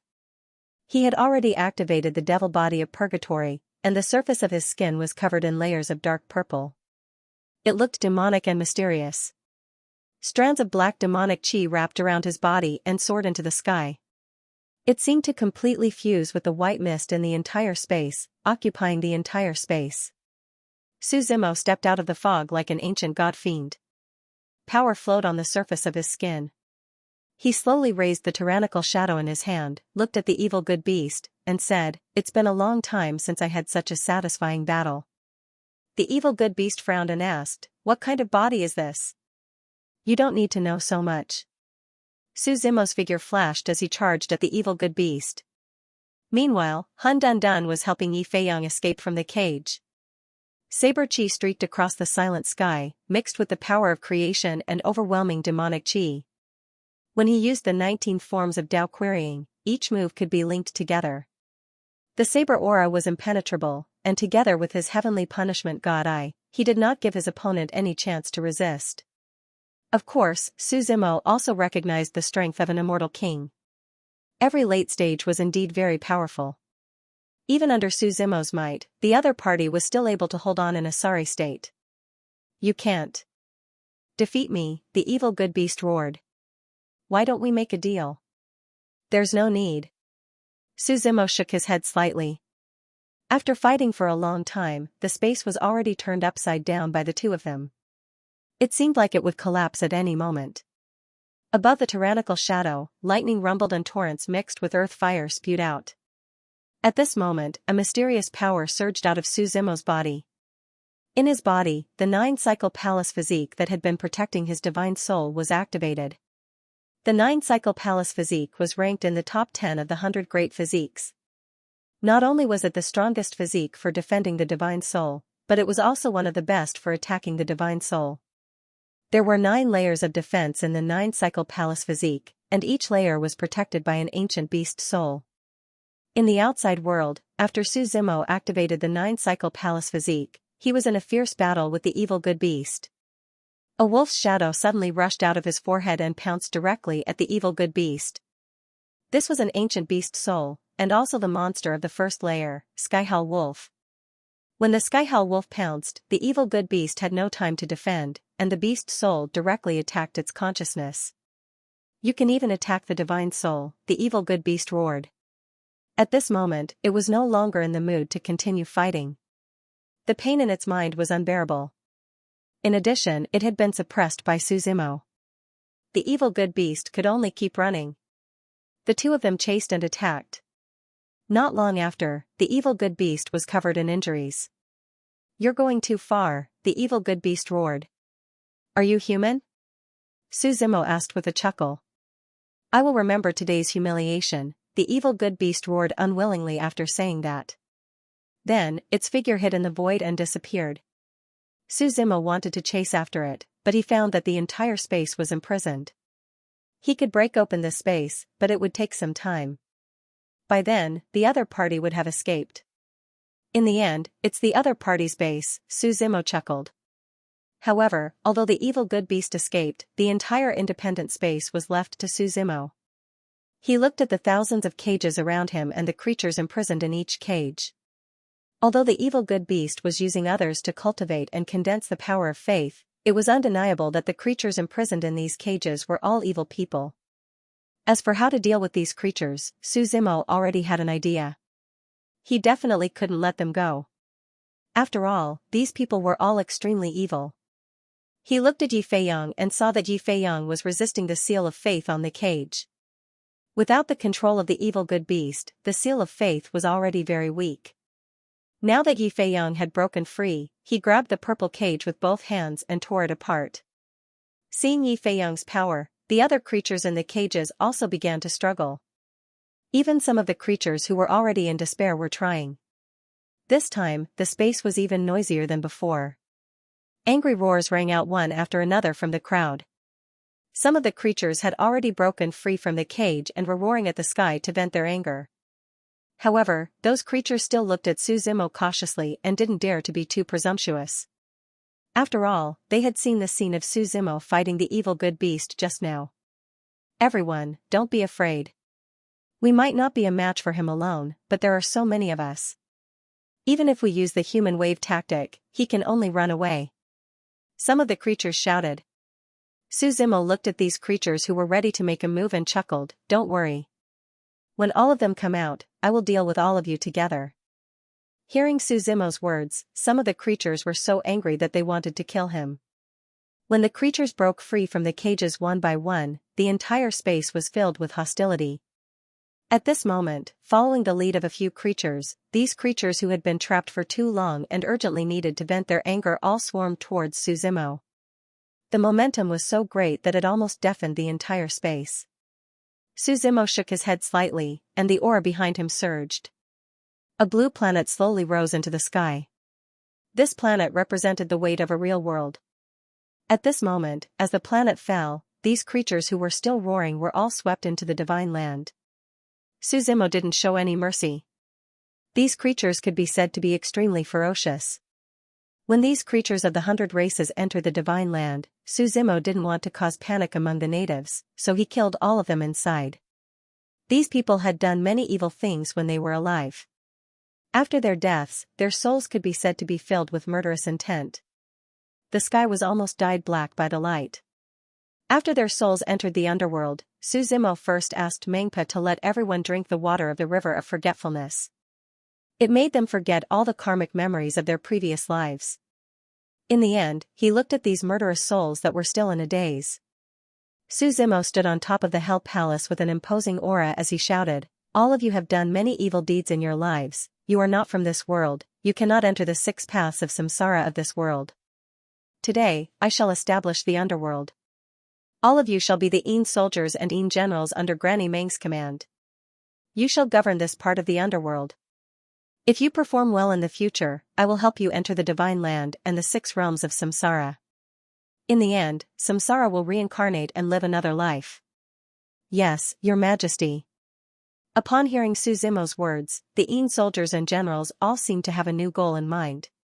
All of them were brimming with killing intent as they knelt on the netherworld bridge above the river of forgetfulness. Their voices were as loud as thunder. Su Zimo nodded with satisfaction. Being a Een soldier was painful. They were unable to become a true living being. They were unable to experience the 7 emotions and 6 desires of ordinary people: joy, anger, sorrow, joy, separation, and reunion. They were like machines, staying on the river of forgetfulness all day long, doing the same job year after year. However, Su Zimo did not lie to them, because they all said that they were living beings of the Yuanyang continent. They were indeed unable to enter the samsara of the divine land. The underworld still needed to be perfected, but Su Zimo was prepared to take it slow. The road had to be taken one step at a time. No one could become a fatty in one bite. After arranging the underworld, Su Zimo left his true fate world. In the outside world, after so many battles, the empty space finally couldn't withstand it and broke apart. When Su Zimo came out of the space, he found himself standing on the road from before. The good and evil tavern in front of him had already disappeared. Su Zimo knew that the good and evil beast had bled a lot this time. The other party had directly separated the good and evil tavern from the empty space. This was also someone else's nest, so there must be a lot of backup plans. When the good and evil beast left, the monster called Old Mister did not have time to take it away. Su Zimo let Hundan bring it to the Thousand Demons tribe, and then he could slowly train it with the other monsters. Meanwhile, he looked at Yi Feiyang, who had just regained his freedom. Don't worry, I will keep my promise, Yi Feiyang smiled. I also need to return to my tribe. Of course, I believe you, Su Zimo smiled. But before that, follow me to the old land. It's also one of the 10 forbidden areas? Yi Feiyang asked curiously. Just follow me, you are only responsible for leading the way, no need to ask so many questions, Su Zimo said. When we reach the blood race, you will also regain your freedom. Hearing Su Zimo's words, Yi Feiyang nodded slightly. It was currently afternoon, and the snow seemed to have stopped not long ago. The entire world was still covered in pure white snow. The two of them slowly walked towards the core area of the eastern continent. Almost half a month later, they did not encounter any disturbances along the way. Finally, they arrived at the old land. Withered and dark were the only words that were synonymous with this place. From the side, it looked like a mountain range, and from the side, it looked like a mountain range. The mountains and peaks in the distance were all shrouded in darkness. The old land, this land that was almost always sunk into darkness. Apart from some light in the outside world, there was no difference between day and night. How do we enter? Yi Feiyang looked around and asked Su Zimo. After all, everyone knew that apart from the Gate of God, no one in this era could safely enter the old land. Su Zimo took out the token that the God Emperor had given him. This was also the key to enter the old land. To be precise, this token could be used to contact the Gate of God. After Su Zimo used his spirit energy to activate the token, he sat cross-legged on the ground and waited. Although Yi Feiyang was a little confused, he did not dare to ask. In his heart, he had already classified Su Zimo as a member of the Gate of God. Central Continent, Tianluan region. This was one of the 5 major regions of the Central Continent. The Saint Flower region was to the north, and the Sealed Land was to the south. It was said that after the Central Continent was divided into 5 regions, the Tianluan region's overall power had always been ranked in the top 3. Whether it was the Heavenly Sword sect or the mysterious Lan family, they were all located here. Although it was already winter, the Lan family's location was still like spring all year round due to the formation. The Lan family's disciples lived their ordinary lives as usual. In the center of the city at the south gate, the lifelike statue of the Lan family's ancestor was placed on a high platform. On this day, a sudden clap of thunder sounded from the sky. Accompanied by the sound of thunder, the entire sky began to change color. A vast demonic aura soared into the sky, dyeing the entire sky. Even the city below was enveloped by the demonic aura. At this moment, the sun was blocked and the sky was cloudless. Thunder rumbled and lightning flashed in the clouds. The citizens of Sky Blue City all raised their heads to look at the sky in horror. What is this? They looked at the demonic aura. Some murmured and some discussed with each other. In the center of the city, in the blue manor, there were many emerald green plants growing around this low-key manor that didn't even reveal its talents. At this moment, even the plants had turned black. At the center of the manor, there was a pendulum hanging in the courtyard. Suddenly, it began to spin. The needle stopped at a certain spot and trembled non-stop, making zing-zing sounds. Most of the people of the Lan family didn't know that they were a demon-slaughtering family. As the number 1 power in Tianlan City, most of the people were panicking. Amidst the demonic aura, a pair of scarlet eyes shone in the sky, calmly looking at the entire city. What is that? Someone asked in horror.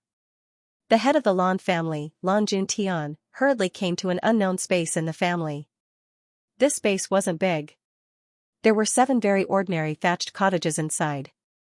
In front of these cottages was a large vegetable field. There were all kinds of vegetables in the field. Behind the thatched cottages was a large fruit forest. The spiritual trees here were so old that they were difficult to trace. Picking chrysanthemums under the eastern fence, leisurely looking at the southern mountain. The space wasn't very big, but the atmosphere was very peaceful. It was a good place to retire. In front of the main entrance, there was an endless river. This river followed the derivation of space and eventually disappeared at the end of the sky. No one knew how long this river was. When Lan Juntian entered this space, he saw 7 old men sitting by the river. They were leisurely fishing. These 7 old men looked very ordinary. They didn't have any shocking aura. It was as if they were 7 ordinary old men in their 60s, like the sun setting in the west. Juntian, you're here. One of the old men looked at Wu Juntian and smiled warmly. Laozu. Wu Juntian hurriedly bowed. You should understand that unless your clan is exterminated, don't disturb us, another old man said with a displeased expression. I know. Wu Juntian hurriedly nodded and said hesitantly, but the hint left by Laozu a long time ago is here. What's coming? Among the 7 people, there were some who didn't understand the meaning of this sentence. However, the old man sitting at the very front was looking at the sky. His originally turbid eyes flashed with a bright light. In the end, he muttered with a solemn expression, the world has changed. Jolene, what is it? The old man from before asked doubtfully. The day of the demon's arrival is here, Lan Jolene said softly. As soon as he finished speaking, the expressions of the other 6 old men changed drastically. Demon descends, someone repeated in a low voice. Everyone present understood what these 2 words represented. Just like the meaning of the existence of the demon-slaying family, this was their mission and also their value. It's been so many years. It seems that the seal of the primordial devil's cave is ready to move. The time of samsara once every 3,000 years has passed. An old man sighed and said, they want to snatch the stone of chaos. If the stone of chaos is snatched and the demon sealing lock is opened, the primordial devil's cave will descend on the Yuanyang continent. Lan Jiolin shook his head and said solemnly. The consequences will be unimaginable. So everyone, even if we have to fight to the death today, we must slay this demon here. Everyone nodded and made up their minds. They were all the ancestors of the Lan family and had existed for a very long time. It wasn't an exaggeration to say that everyone here had slain demons before. This was the mission of the Lan family's existence. Jun Tian, tell all the family members and citizens to leave this place, Lan Jiolin ordered. The 7 of us are going to meet this demon. Laozu, we'll stay and help you, Lan Jun Tian said anxiously. It's useless. You're too weak. No matter how many of you there are, you'll only increase the casualties. Lan Jiolin shook his head and said, you don't have to worry. We already have a backup plan. In other eras, heavenly demons have come to snatch the stone of chaos, but they've all been killed by us. Lan Juntian nodded vigorously and said, I'll wait for Laozu and the others to return victorious. Juntian, one day you'll stand in our position and face the new heavenly demon, Lan Jiolin said with a smile. Don't be nervous. The heavenly demon isn't as strong as you think. The 7 old men stood up and stepped into the air, walking out of this hidden space. At this moment, the outside world was already filled with demonic qi, completely enveloping an area of 100 miles around Tianlan City. It formed a barrier that prevented outsiders from entering, and the people inside had no way of leaving. People hid together in fear as they watched this apocalyptic scene. At this moment, in the Lan Manor, Lan Kier stood in her courtyard and looked at the scene in the sky. The other clansmen didn't know about the Demon Slayer family's deeds, but she was the Demon Slayer of this generation, so she knew more than the others. At this moment, Lan Juantian's figure walked in step by step. Father, Lan Kier greeted. Here, how's the Demon Slayer battle technique that I gave you going? Lan Juntian asked. I'm already practicing. Lan Kier nodded and said, I can already form the demon-suppressing energy. That's good. In this era, our Lan family is like a rootless duckweed. In the future, we'll have to rely on you to lead the family to glory. Lan Juntian looked at the demonic qi raging in the sky and said emotionally, if I had a choice, I definitely wouldn't want a girl like you to face this. Unfortunately, the selection of the Demon Slayer warriors is not something you and I can control. I understand. Father, you don't have to explain. Lan Kier smiled and shook her head. She asked, is there a new heavenly demon coming? Yes, but this matter will be dealt with by the Laozu. We don't have to worry too much, Lan Juntian said. Quickly pack up and hide with the other clansmen. Father also has to try his best to evacuate the crowd. Looking at Lan Juantian's back view, Lan Qier didn't speak for a long time. She just looked inexplicably at the distant east. She whispered softly, "What are you doing now?" When the 7 ancestors of the Lan clan walked out of the void in a grandiose manner. They stared at the demonic aura in the sky for a long time. Lan Jiulin said solemnly, "The great demon that came this time is not simple. Our Lan family has lived through the Desolation era and the Emperor's era, but we have never seen such a demonic aura," said Lan Jingxiong, another ancestor of the Lan family. They used to be demon slayers and had killed more than 1 or 2 heavenly demons. However, they had never seen such a powerful heavenly demon before. The 3 of them had heavy hearts. They knew that this was not a simple battle. Looking at the level of this demonic aura, it should be at the level of a demon general, said Lan Jingxiong as he stared at the sky. After killing so many demons, it's time to kill a demon general as a sacrifice, said the old man next to him coldly. Zijing, don't be careless, reminded Lan Jiulin. Don't worry. Lan Zijing nodded and said, this level is considered a big deal even in the primordial devil cave. Everyone was discussing. When everything reached a critical point, Baimon's figure slowly appeared in the sky. Baimont stared at the 7 Laozu from the Lan family. The 7 people opposite him were also sizing up Baimont. Are you this generation's heavenly demon? Lan Jiulin asked in a serious tone. Hand over the Chaos Stone and I can spare your Lan family from a bloodbath today, said Baimont calmly. Heavenly demons are the embodiment of evil. Our Lan family is the embodiment of justice. You should retreat and avoid being killed, snorted Lan Jingxiong coldly. Then there's nothing more to say. Baimont's aura was shocking. His right hand was accompanied by a huge amount of demonic aura as it fell towards Tianlan City. A loud explosion sounded from his palm. The entire space in the sky had completely collapsed, and the Unaged devil chi was spreading down in a mighty manner. Lan Jiulin was the first to step forward. The spiritual aura around him started to swirl and condense into a huge palm.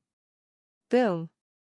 A mushroom cloud exploded in the sky, and endless waves of air spread out in all directions. Half of Sky Blue City's walls had been sliced off, and countless buildings had collapsed. It was accompanied by screams and wails. Lan Jiulin and Paimon didn't move an inch from their original spot. When the screams rang out from the city, Lan Jiulin and Paimon stood still. The void beneath Lan Jiolin's feet began to crumble. A streak of blood stained his green robe. It was a ghastly sight. Although this injury was nothing to an expert of his level, it wasn't a big deal. But it was just a simple test, and he was injured. How could it not be simple? So strong? Lan Zijing frowned slightly. Compared to the others, Lan Jiulin had a much clearer and stronger feeling. You're not on the path to immortality. Have you entered the Tao? Lan Jiulin probed. Only ants like you can distinguish the immortal Tao. In our era, there was no such thing as immortal Tao, Baimont said. He took a step forward, and his burly figure headed straight for the Lan Manor. Stop him! Lan Jiulin shouted and took the lead to chase after him. At this moment, Baimont was like a real demon king. Endless demonic aura surrounded him, and his eyes were deep and scarlet. The demonic aura behind him transformed into countless terrifying and ferocious faces. With every step he took, these ferocious faces would roar angrily. It was as if they were calling for their king, and their aura was majestic. Looking at the 7 ancestors of the Lan family who were charging at him, Baimont would send one of them flying with a slap. Although the 7 ancestors of the Lan family tried their best to stop him, they still could not stop Baimont. After all, Baimont's target was the Stone of Chaos, not the people of the Lan family. What should we do? We can't stop him at all, Lan Zijing said anxiously.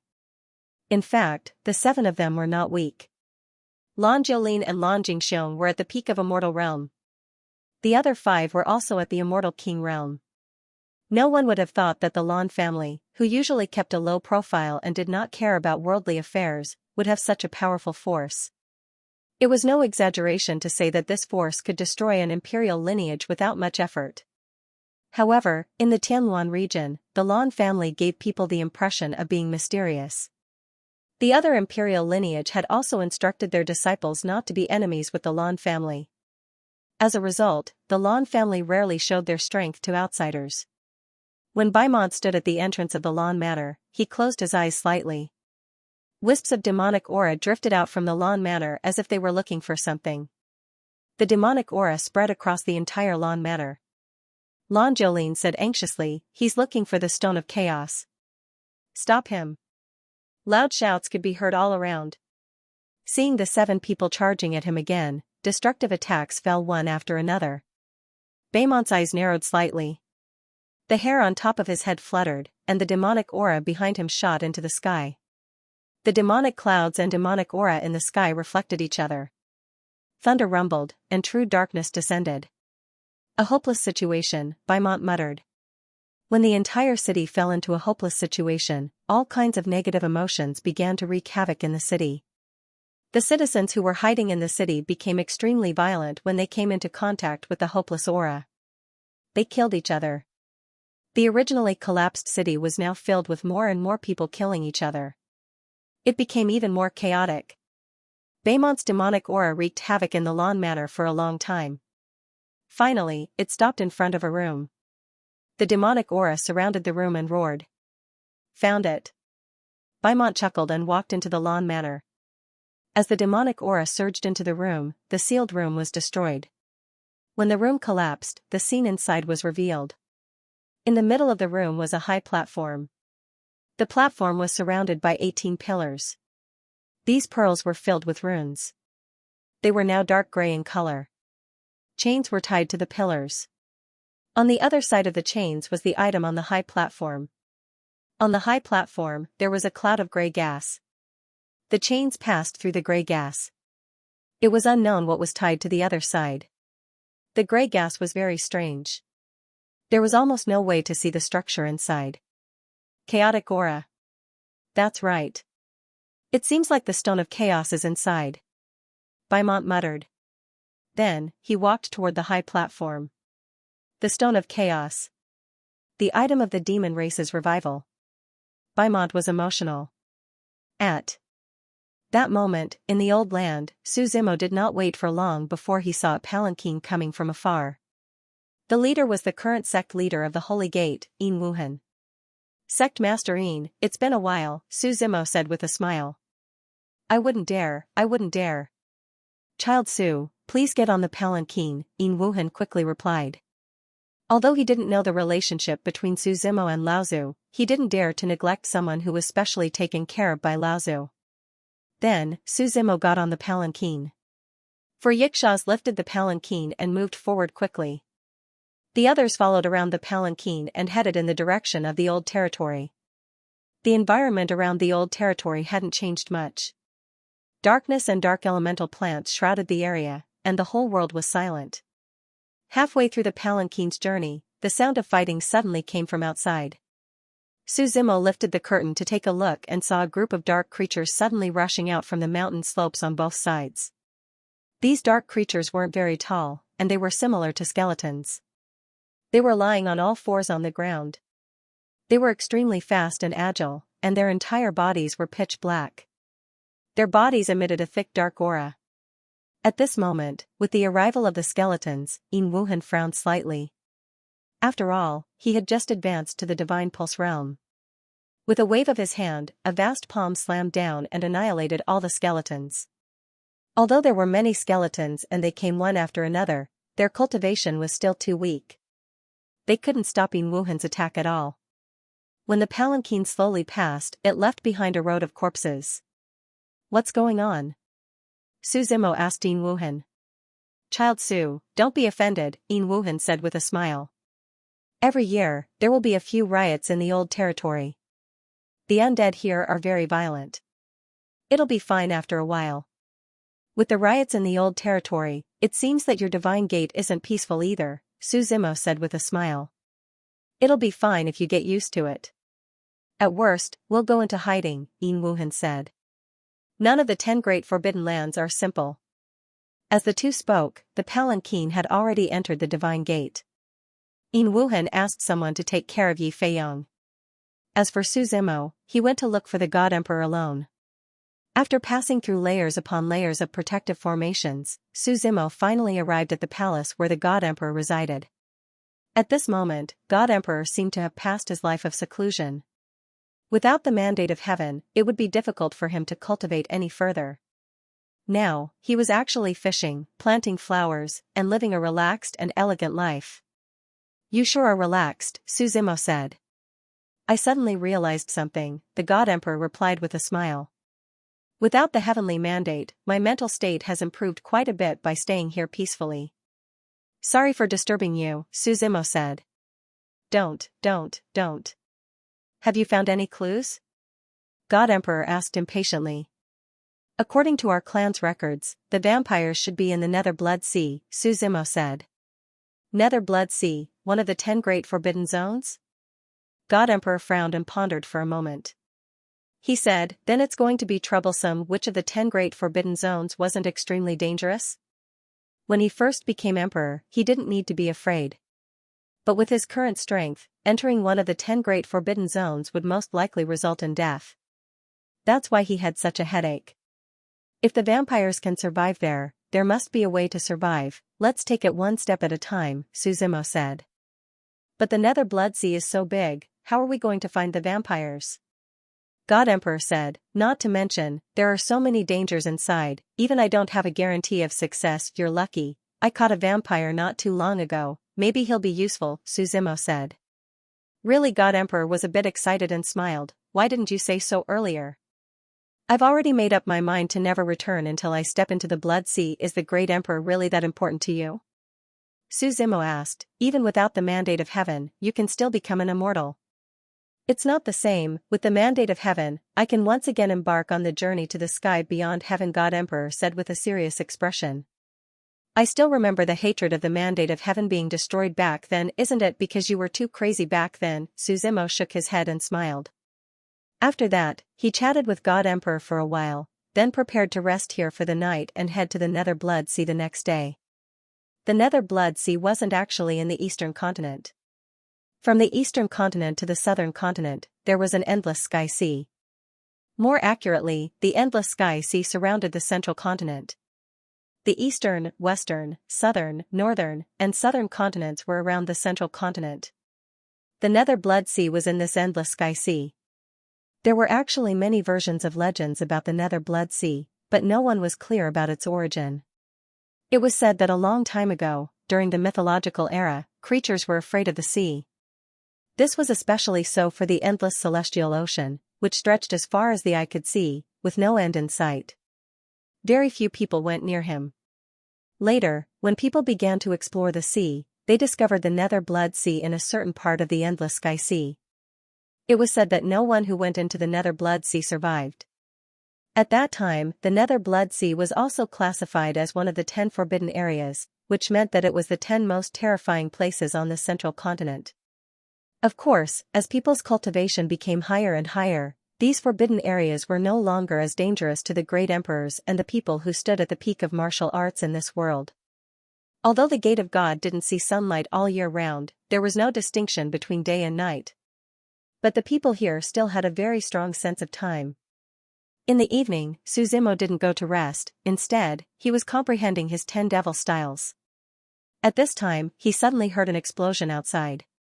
Su Zimo walked out of his room and saw various kinds of spirit energy colliding in the distant sky. The dark sky was dyed with a myriad of colors. Amidst the sounds of battle, there were even strange roars. Su Zimo casually stopped a Gate of God disciple and asked, "What's going on?"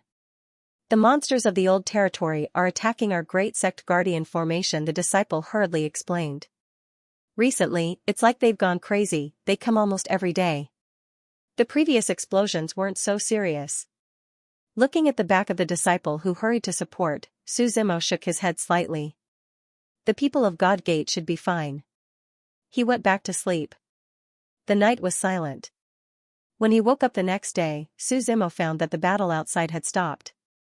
But the atmosphere in the entire God Gate was very solemn. God Emperor disguised himself and looked as if he had changed his face. He came early to find Su Zimo and set off to the Nether Blood Sea. Before leaving, Yin Wuhan specially reminded the three of them. Laozu, the situation outside the old territory is unknown, the road we opened before is no longer safe. Why don't you wait until this chaos is over before leaving? No need, I also want to see what kind of monster it is, God Emperor coldly snorted and replied. End of chapter 526. Don't forget to subscribe, like, and share the video to support the channel.